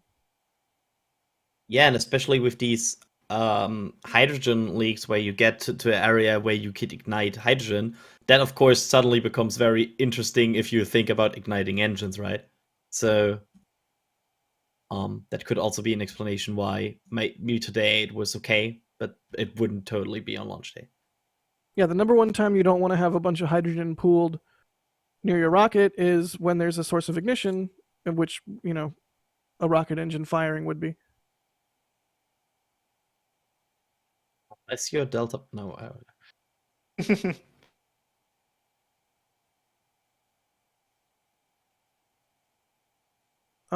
Let's see here.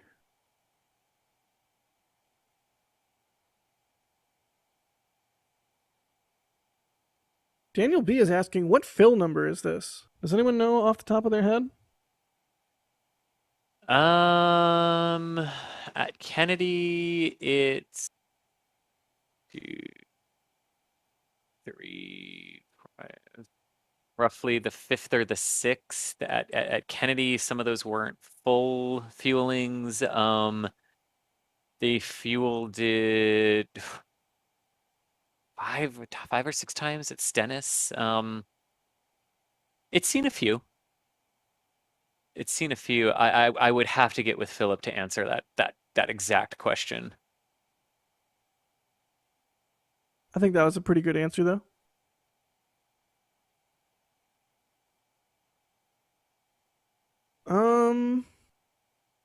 Looking for some more questions.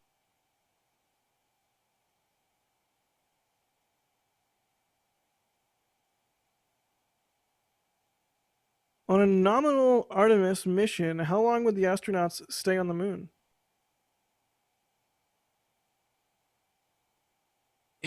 Aren't they? I think I remember reading somewhere they're thinking about a week or so for some of the initial landing missions.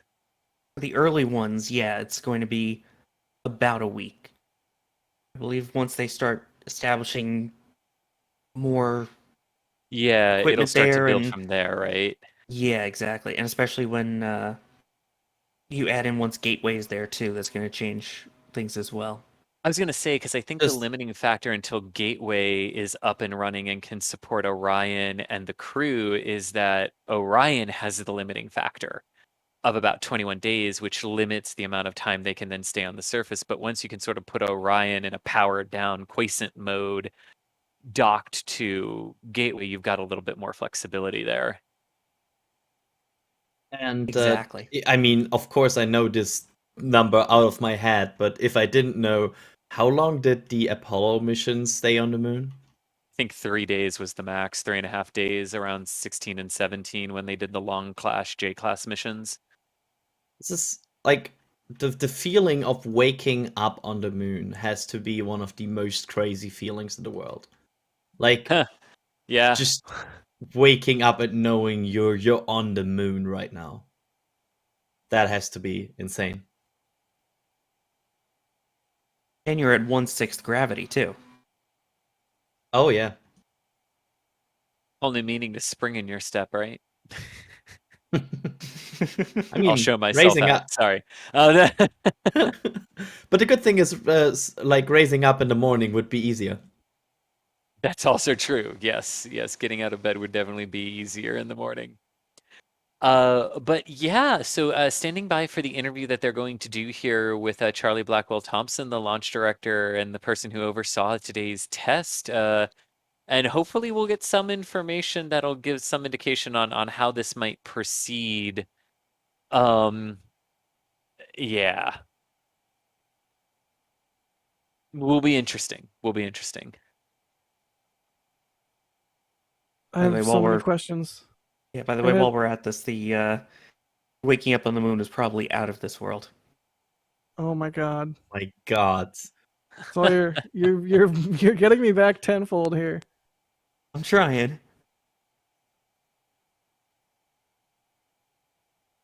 Mixed feeling in me of being proud and mad.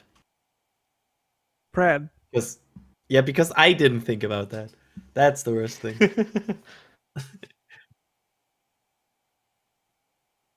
All right, well, we're hanging out, waiting, we're answering your questions. Here's a question from CSLR asking, what's the best kind of bacon? I would say short back bacon, like British bacon. It's the best type of bacon. But I will limit my bacon discussion to that, and we can move on. I just figured I'd cut cracked pepper bacon. Ooh, nice. That's where it's at for me. Well, I'm more of a slab bacon person. And none of that myself. ham from Canada. Negative. Ooh, shots fired. Much like the best part is no part, the best bacon is all bacon. It's all bacon. It's like that. See, like Parks and Rec, Jack. It's like when Ron Swanson goes, "Give me all the bacon and eggs you have," and then he goes, "Wait, I fear what you heard was give me a lot. What I said was give me all." Like, I love Ron Swanson with all my heart. Okay, serious face time. SLS. We're waiting to hear the results of a day of critical testing. Yes. We're not lusting after bacon. I mean, maybe we're doing both. Not openly. Flawed Perspective is asking, how long until the thing? I have to go get dinner. Flawed Perspective, I can't tell you when the thing is going to happen other than it's going to be at the end of the stream, which, I mean, right now we're waiting for this interview with Charlie Blackwell Thompson. We'll probably do the thing after that, but I mean, we don't know when that interview is going to happen. We're waiting for it just alongside you.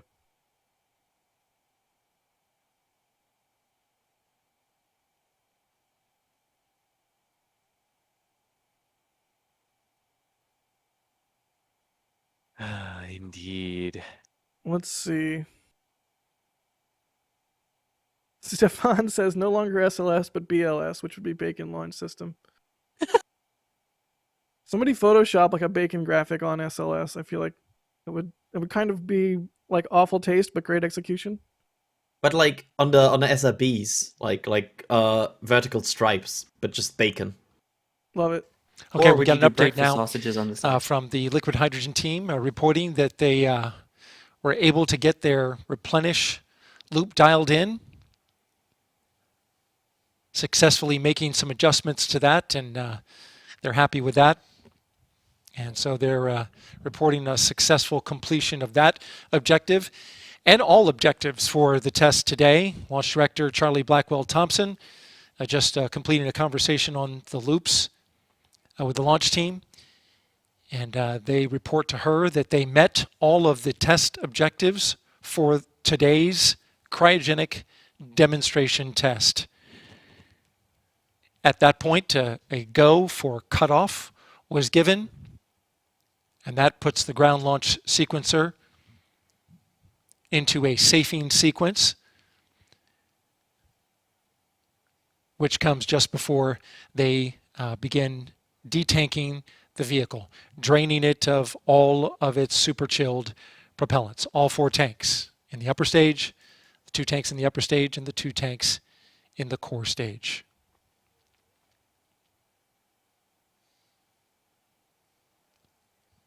Good news there all the way around. Charlie Blackwell Thompson now getting ready to do a debrief for their team, while we await a final closeout interview for our broadcast today.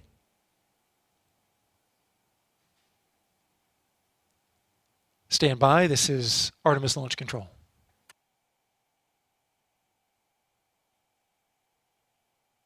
Thank you, Daryl. This is NASA Spaceflight Stream Control.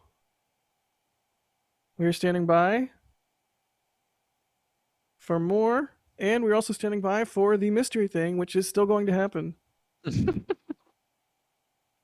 We promise. We promise. And the crowd quietly chants, "Thing, thing, thing." Oh no, there goes chat. There's like one guy in the corner who didn't get the memo who's like, "Moon? I thought moon, a moon."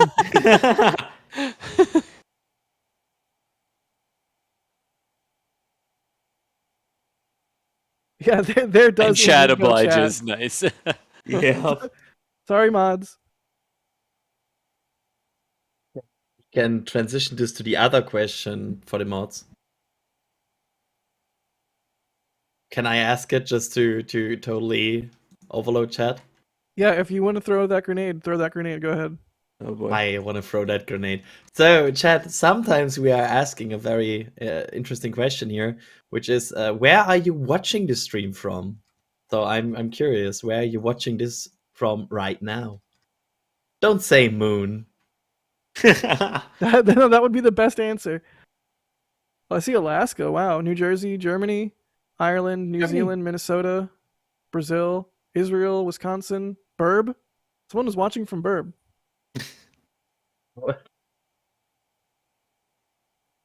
Texas. It's always crazy to see all of these places. Oh yeah. Netherlands, Washington, D.C., Denver, space. I mean, technically, we're all in space. Yeah, that's not a wrong answer.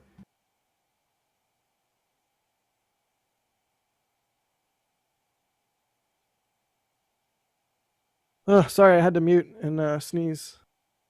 Scrolling so fast. I love it. Almost didn't make it to the mute button in time.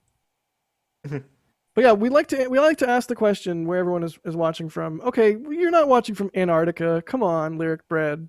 If you're watching from Antarctica, that's awesome. But you're not, because I feel like they're way more bandwidth limited than that. If you're watching from Antarctica, send us like a screenshot to somewhere in our DMs, because I feel like we would love to see that. Also, can I come to Antarctica? I want to go to Antarctica really bad. But it's cold. I don't care. I don't really like the cold, but I like barren wastelands. Now I have frozen in my heart because you said that don't really like the cold, and now there was lyrics there. Whatever.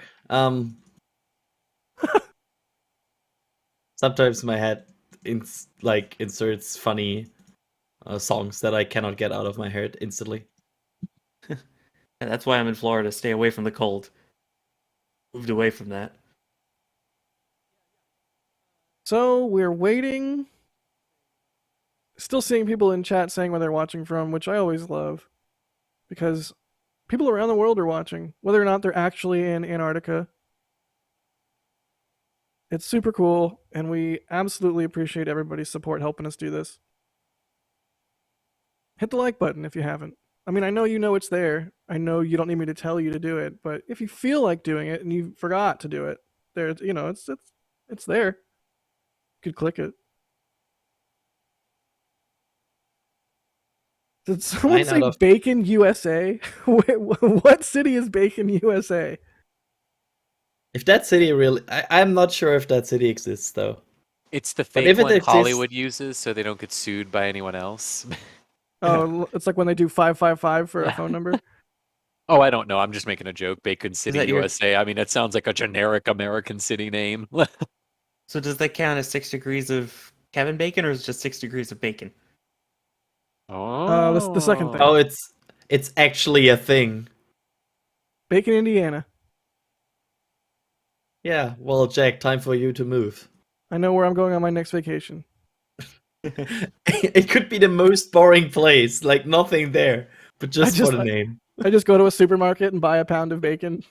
And be like, there's also Bacon Town or Baconton in Georgia. Baconton. I'm from Baconton, Georgia. I drink sweet tea and I eat bacon. You could make like a bacon round trip and travel to every single city in the US that has a name related to bacon. All right, that's the thing we were announcing. I'm going on a bacon tour. Check my website for dates. I'll be in your city or near it doing the bacon tour. No, this is completely not true. Please nobody have thought that was real. So we're waiting, as you can tell, since we've devolved into Bacon Talk. It's hour a million of this live stream. How many billions of times have you been told not to exaggerate? Come on. Wow. Hour 9.5 of this stream. Everything went great today. There were some issues here and there, but all test objectives were met. So now we are hanging out and waiting to see what happens with this interview with Launch Director Charlie Blackwell Thompson. And dear God, some Hagen in our back channel actually photoshopped the Bacon launch system. Oh, God. And it's awful and amazing. It's so bad, it's beautiful. The worst part is he used one of my photos. No, that's the best part. He used one of my photos. So, wow. That's kind of amazing, but also very terrifying. I hate it and I love it. By the way, Jack, who upset the test objectives? What? It wasn't me. Well, you said the test objectives were met. Oh, whoops. Did I say that? No, but upset. Oh my! It was just that joke. Whatever. Right over my head. I'm completely lost. Hi, Lost. I'm Sawyer. I gotta have to go. Bye. Just making sure I fit in. Doing fantastic. Thank you.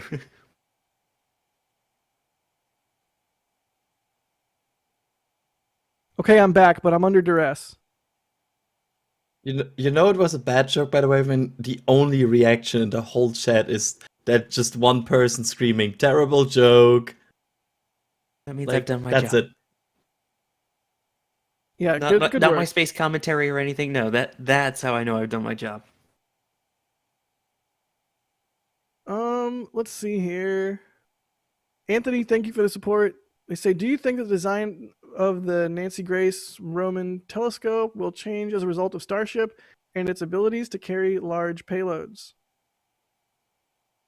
I have no idea. I could see Starship shaping the design of a variety of upcoming observatories, satellites, all kinds of things. But well, Nancy Grace Roman will not change anymore because it's very much locked in onto Falcon Heavy, I feel like. So I feel like I don't think that Starship will have any impact on Nancy Grace Roman anymore. It might have an impact on future telescopes, but Nancy Grace Roman is, I would say, too far into its process that Starship will have any impact. And again, it's signed up for a Falcon Heavy ride. Thank you, Thomas, in the back channel, for making sure we knew that it was launching on Falcon Heavy. And thank you, Adrian, for that. And of course, Alex is chanting, I don't even know how to say it, Lavore? Lavore. Louvior? Is it Louvoir if it's French? Louvoir. Sometimes I feel like these acronyms are... They really want to force them. Louvoir? But yeah, not for Roman, but for other things. Yeah, Starship will have an impact. But Roman launching on Falcon Heavy. Oh yeah, side note, good also question. it was a gifted NRO set, so Hagen pointing that out. So it's fixed in the way it's designed. I still love that. Just the NRO, like NASA, as you know, is personified as a human being, is like sitting at a McDonald's eating a cheeseburger, and like in comes the NRO personified as another person in like, you know, dark sunglasses and a hat and a trench coat. And they're like, hey NASA. NASA's like, what? And the NRO is like, hey, we've got some extra telescopes. You want them? And NASA's like, sure. And then here we are.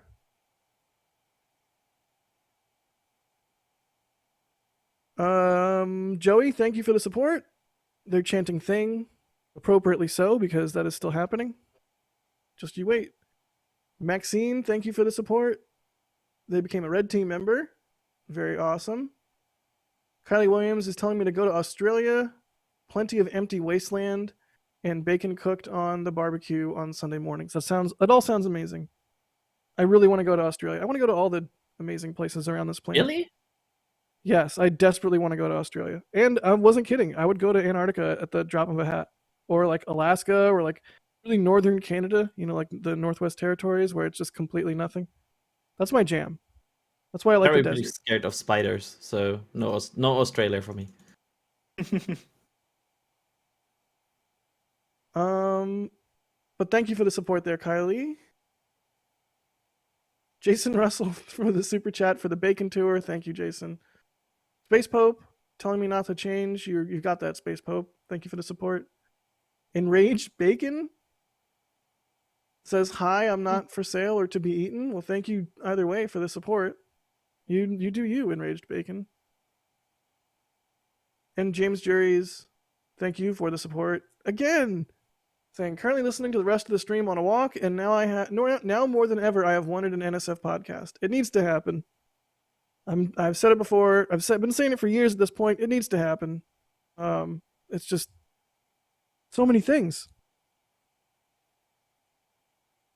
All the things, yes. There's so many rockets to cover. There's so many videos to make. But yeah, at some point, I want that to be a thing. Sometimes we even sleep. Yeah, that's true. Sometimes.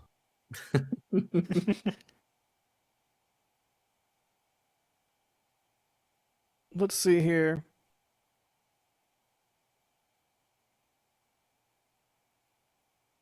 Just waiting on that update or interview or whatever you want to call it from Charlie Blackwell Thompson, launch director.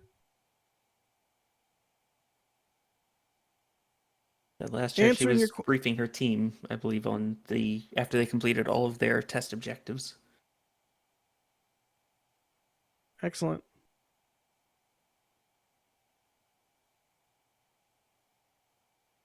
Let's see here.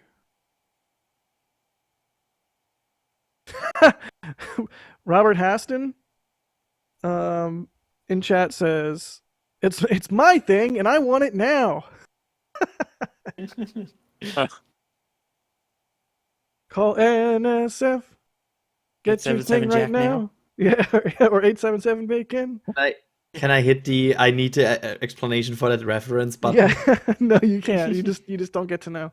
It's a really annoying and extremely overplayed commercial in the United States. I'll send you a link. Thank you.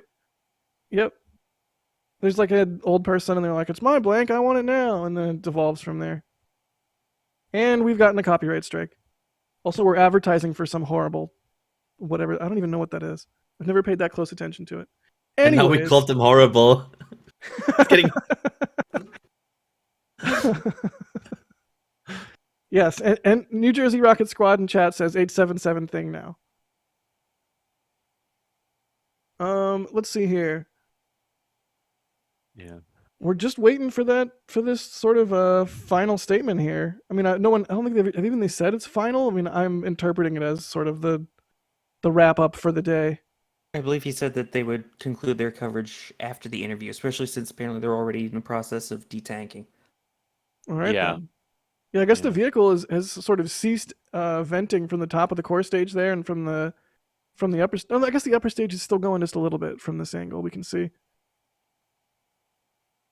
So right next up is the depressed vented, and they open the road, right? Yeah, exactly. We'll see the taco truck line up at the road closure, and then the sheriffs will move the barricade. Okay. And oh my god! And that puts a It's the perfect road. shot. That's the perfect shot. That's amazing. Yeah, so there's no cars at the roadblock right now. That's really weird. Wait, in this case, would it be a taco truck or would it be a grilled cheese truck? I guess grilled cheese. Nice callback. Yeah. Thank you.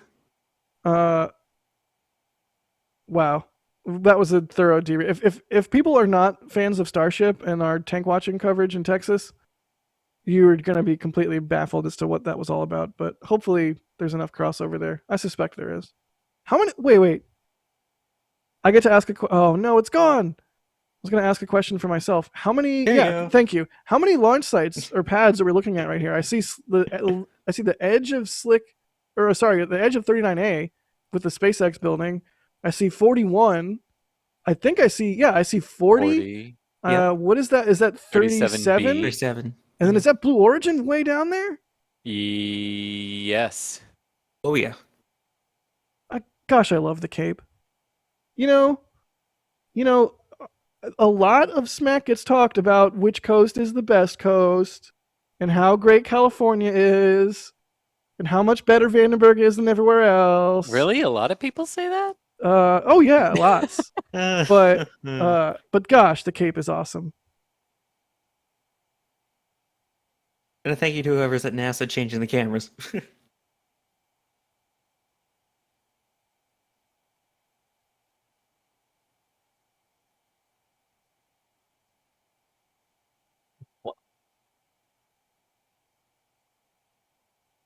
But yeah. Reminds Like me you were of saying. the flyover videos that NSF has on YouTube as well. Just looking at all the changes and all the work going on at the Cape, the multi-user spaceport. It really is at this point It a is multi-user now. spaceport Yeah. for spaceport. For a long time, that was kind of like a little bit of a joke, like haha. But no, I mean, if it's not fully fledged, it's fledgling. But it's definitely a thing now, which is nice. Right. You've got NASA, you've got SpaceX, you've got Blue Origin, you've got Relativity, all with pads out there. ULA. Amazing warehouse expansions. Sorry. Right, and all the work going on now for Super Heavy to fly out of the Cape as well. For Starship. Gosh, that's gonna be such a sight. I cannot wait. I believe there's also a potential maybe for a pad 49 at some point too, so. Yeah, if you like the skyline as it is right now, soak it in, because it could be changing with a lot more Starship towers. Oh yeah. I kind of like that though. More progress. More progress, more better. Yes. More rocket launches means if I fly over one day, there's a high chance I will see one, which is good.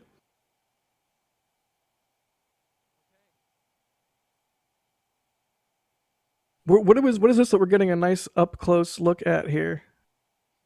Oh, one of the pieces of foam where there's a sensor or a port or something underneath it on the tank that they did work on at one point.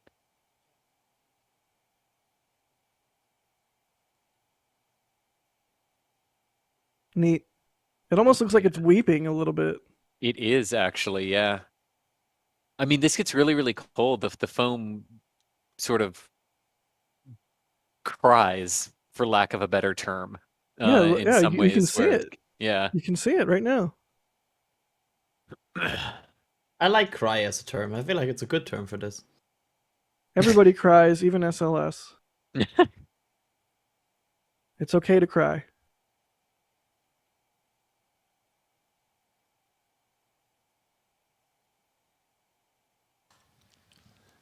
This is Artemis Launch Control at the completion of the Artemis I cryogenic demonstration test.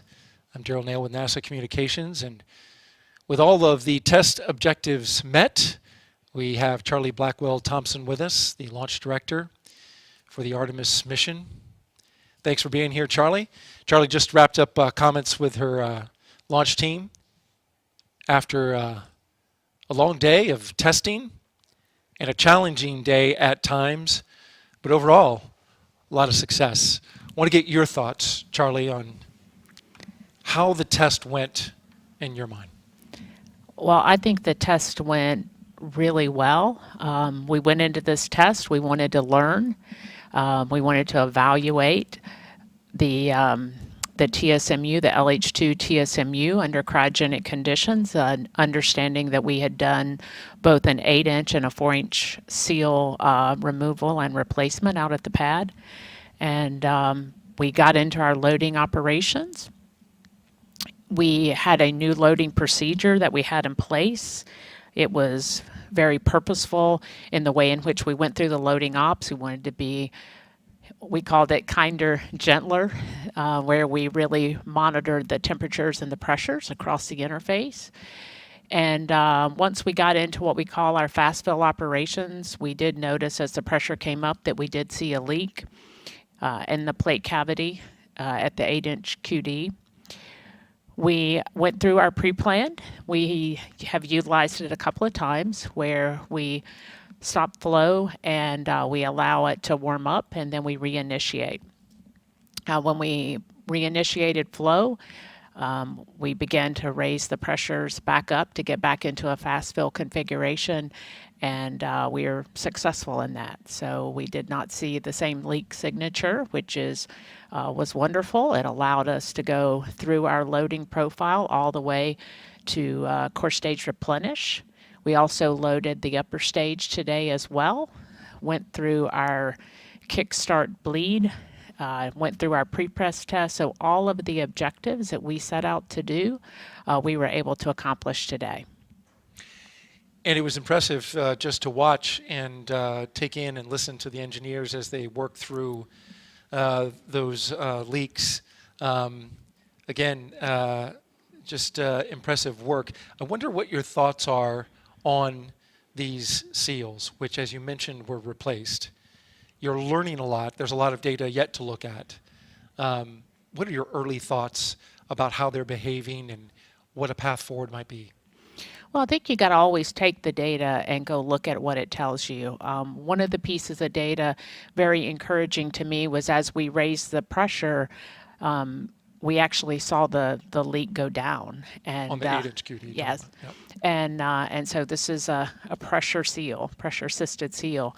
So that was very encouraging. And then, we saw the leak rate really taper off. So we'll go take all the data from this event, the early data, the data all the way through loading, through our pre-press test. The engineers and the team will go take a close look at that and evaluate what we learned today. And then we'll certainly be applying that as we get ready for launch. The big question is, as you just mentioned, getting ready for launch. What does that mean? What are the chances for a launch here on the 27th?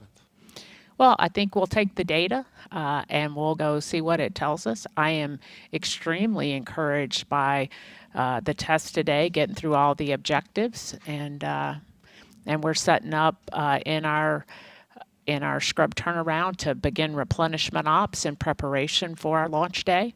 Like I said, we'll go take a look at the data. I think I don't like to get ahead of the data. And so I'd like the team to have the opportunity to go look at it, to see if there are changes we need to make to our loading procedure, our timelines, or if we're, good as is. But I'd like the team to have an opportunity to look at that before I speculate. And last question on the team itself. As we encountered that first leak, you could kind of feel the room deflate just a little bit.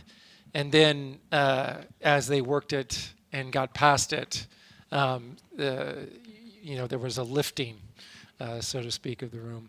Talk about kind of what you went through when you were observing this and what you saw your team and how they reacted. Well, I'm really proud of the team. I think they reacted well. You're going to be disappointed when you see a leak, and I think that's normal. But what they did is they went and looked at what are our contingency procedures, what do we have in place, how do we work our way through it, and they went through those ops just as I would expect them to do, and we were successful in managing our way through it. And you're right, as we began to see that those contingency procedures were successful, certainly there was a lift within the room, but I couldn't be more proud of the team today and the work that they did. And so now you march on and get that data, take a look at it, and see where it leads us. Charlie Blackwell Thompson, Launch Director for Artemis, appreciate you being here. Thanks for taking the time, and that'll wrap it up for us here at NASA TV and the Kennedy Space Center. Our test coverage complete today. And stay tuned to all of our social media channels for more information and updates about where we go from here. I want to just say that with regards to the Artemis program, it is a new era of lunar exploration. NASA and its partners will lead humanity forward to the moon and prepare us for the next giant leap, the human exploration of Mars.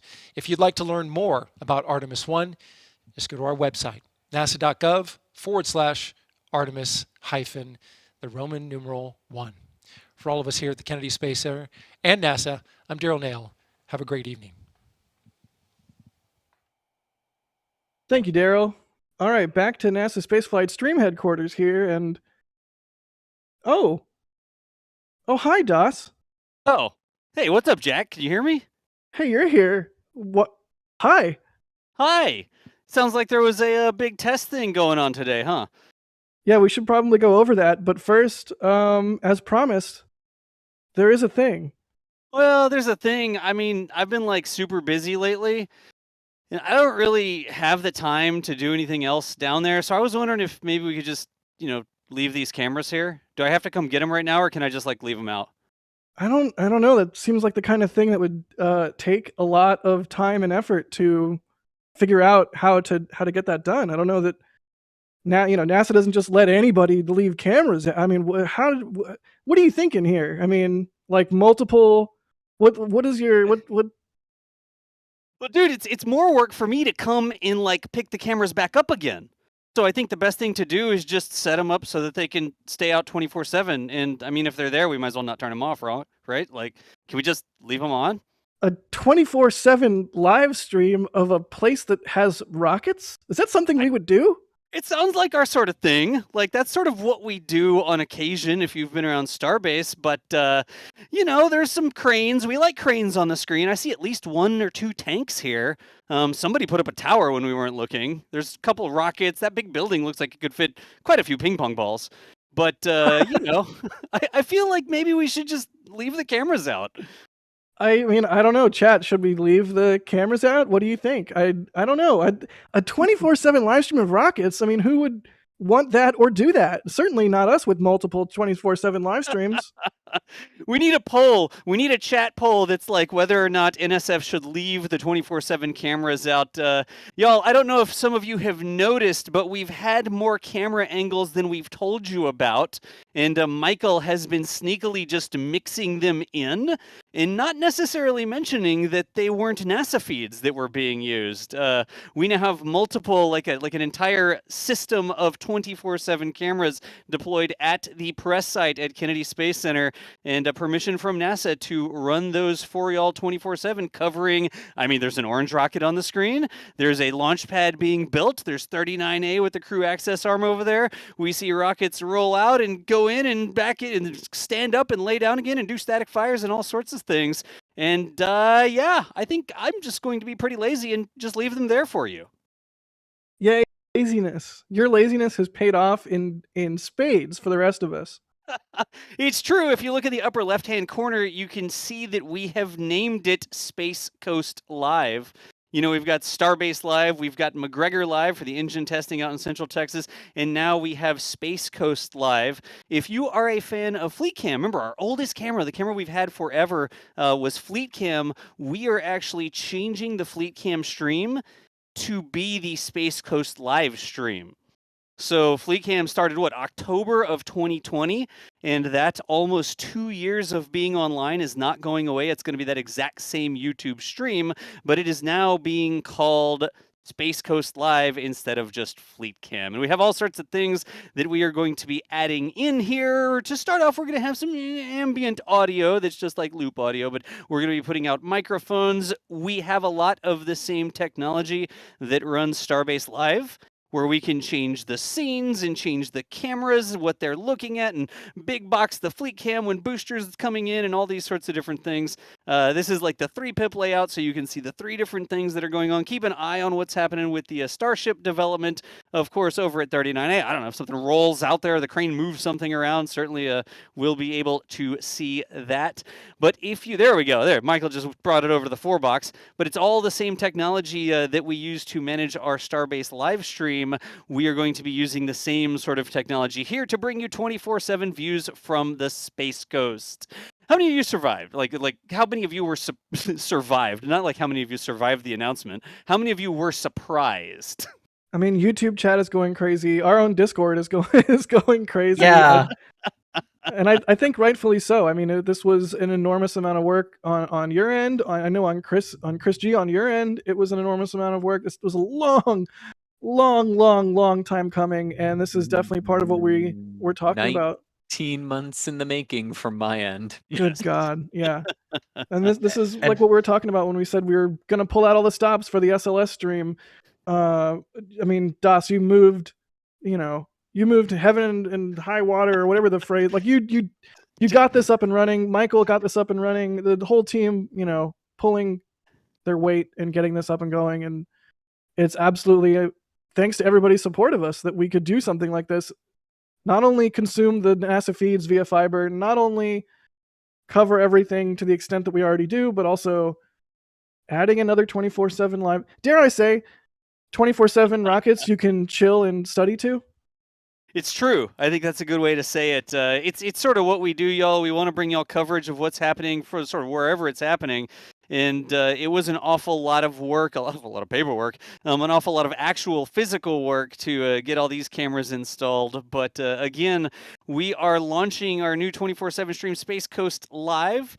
We've got multiple cameras out there at KSC and the port, and we're sort of rolling all those together. We have lots of upgrades coming for Space Coast Live. We're going to be having a lot of the same interactivity with chat and things like that we do at Starbase Live. It's sort of the same backend that runs it. And we'll be sharing even more than we've been able to cover with you in the past, like static fires before launches. We can see quite a few of the different pads here, of course, 39A, 39B. We've got, we can see over to 41 as well. So ULA doing stuff over on their launch pad. We can see that. And we can see launches from the other pad. There's some trees in the way. You can't quite cover everything.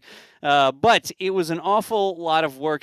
I mentioned it on the first SLS launch attempt, but I'm the proud owner of a badge for KSC that expires the day before the first SLS attempt. So I went out there for a week. I was out there for an entire week before SLS was supposed to do its first attempt, and I had to leave. My badge expired the day before the first attempt because I was not there to see SLS launch.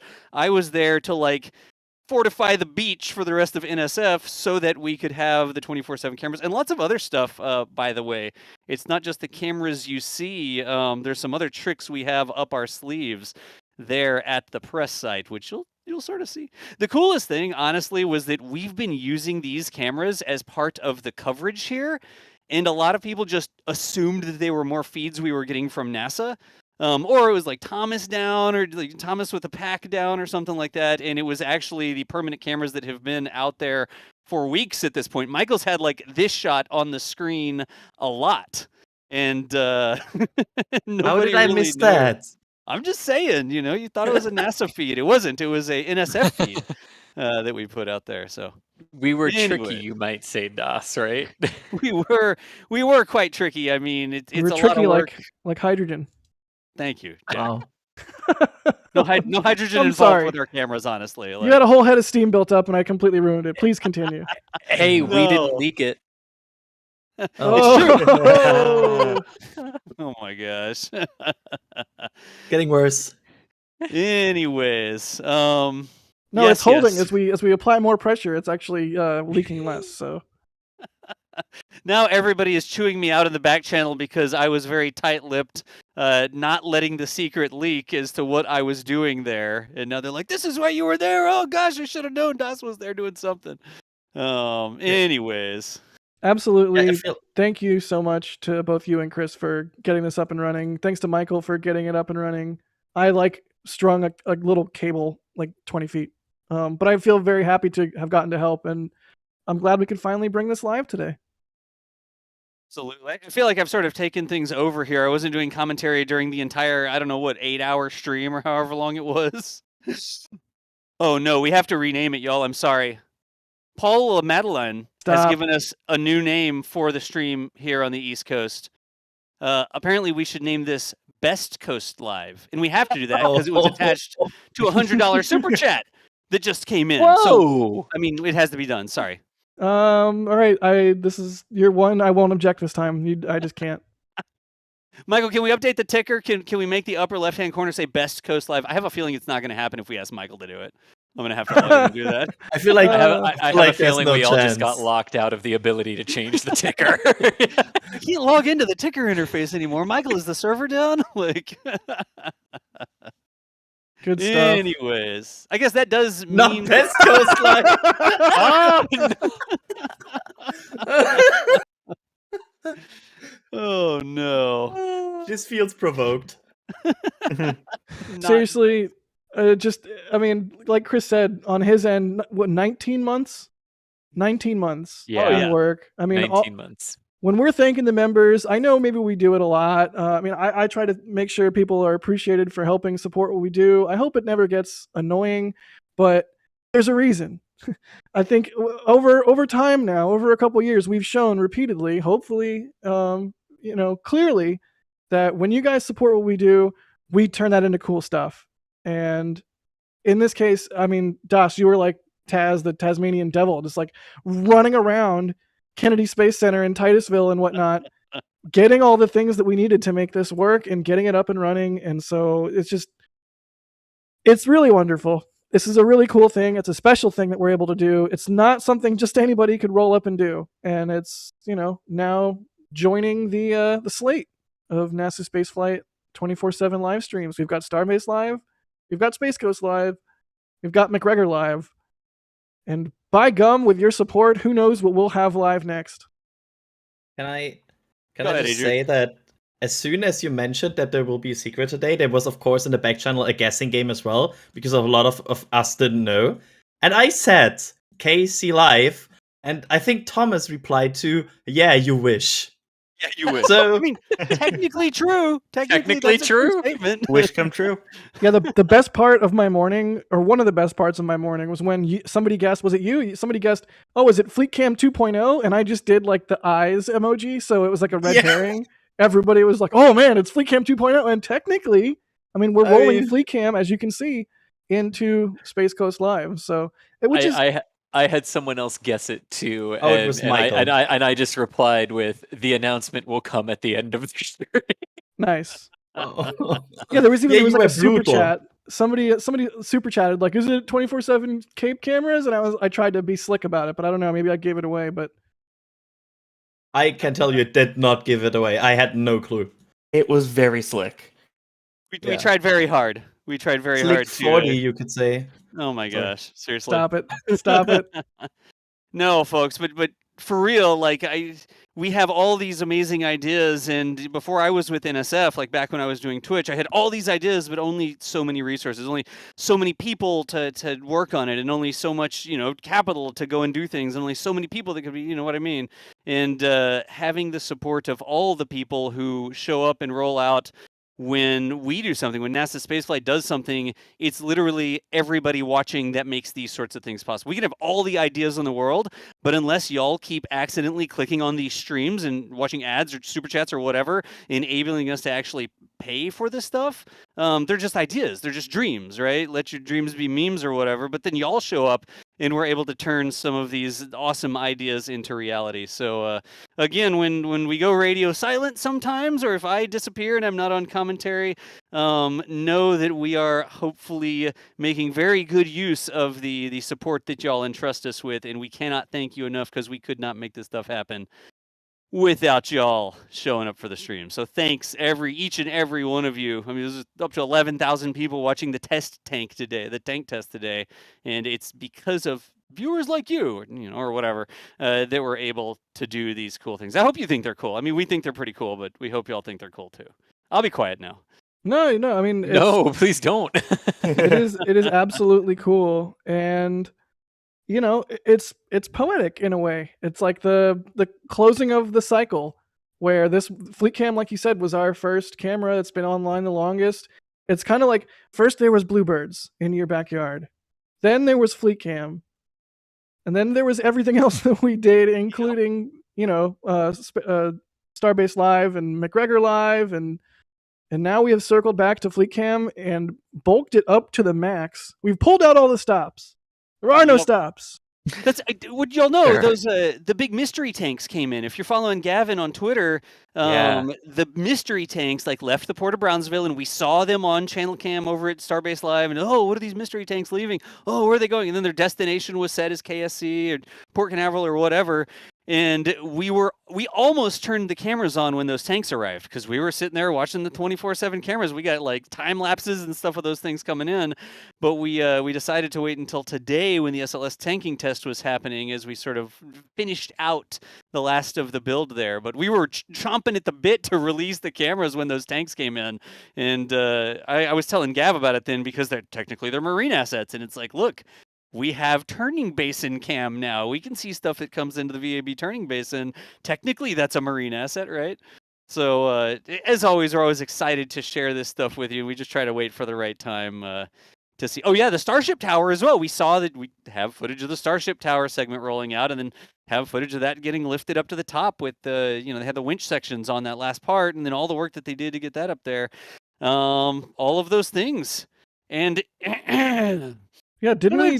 It feels sort of extra pertinent that we just yesterday got a tweet from Elon saying that they're going to move ships and boosters from Boca Chica to the Cape via a barge.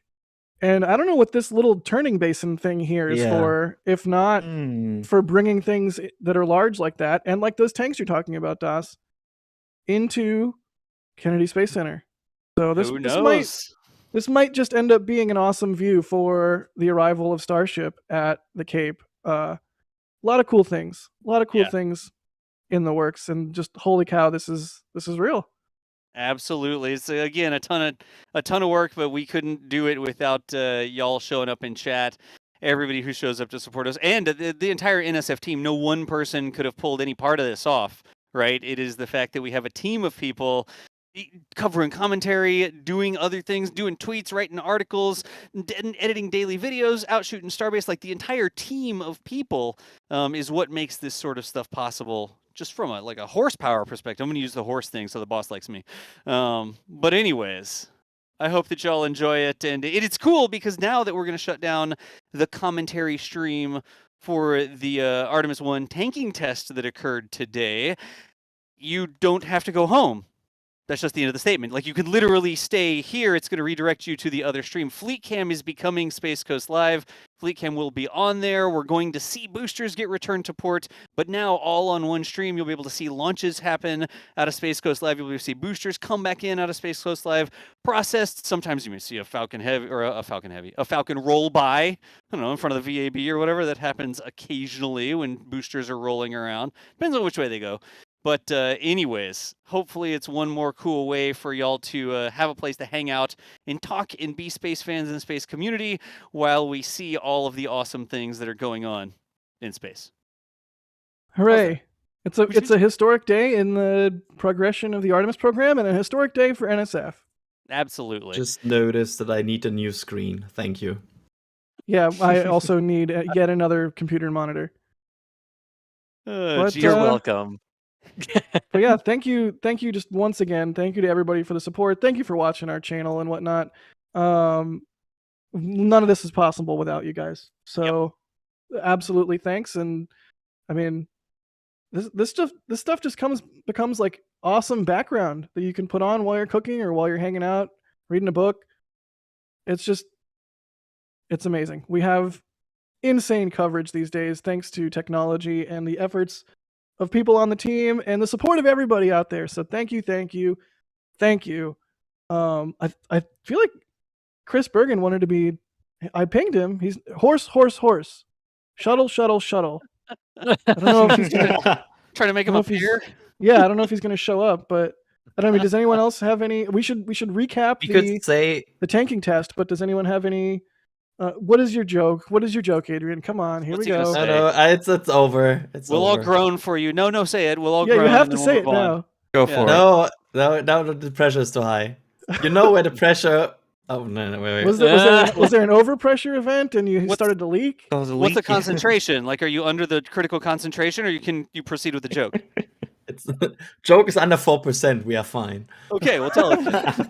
I lost the joke. But the stream is derailing like crazy. This has become the joke now. The fact that you can't remember the joke. Yeah, there were never rails. Let's be real. So thank you once again, Das and Chris, and everybody on the team that helped make this happen. Michael, Thomas, just all around. What a great thing to be able to do. So excited about it. Chris is busy right now. Chris Bergen is busy because they're rolling a booster out at Starbase Live, so he's doing commentary on the Starbase live stream is where he is. So There you go.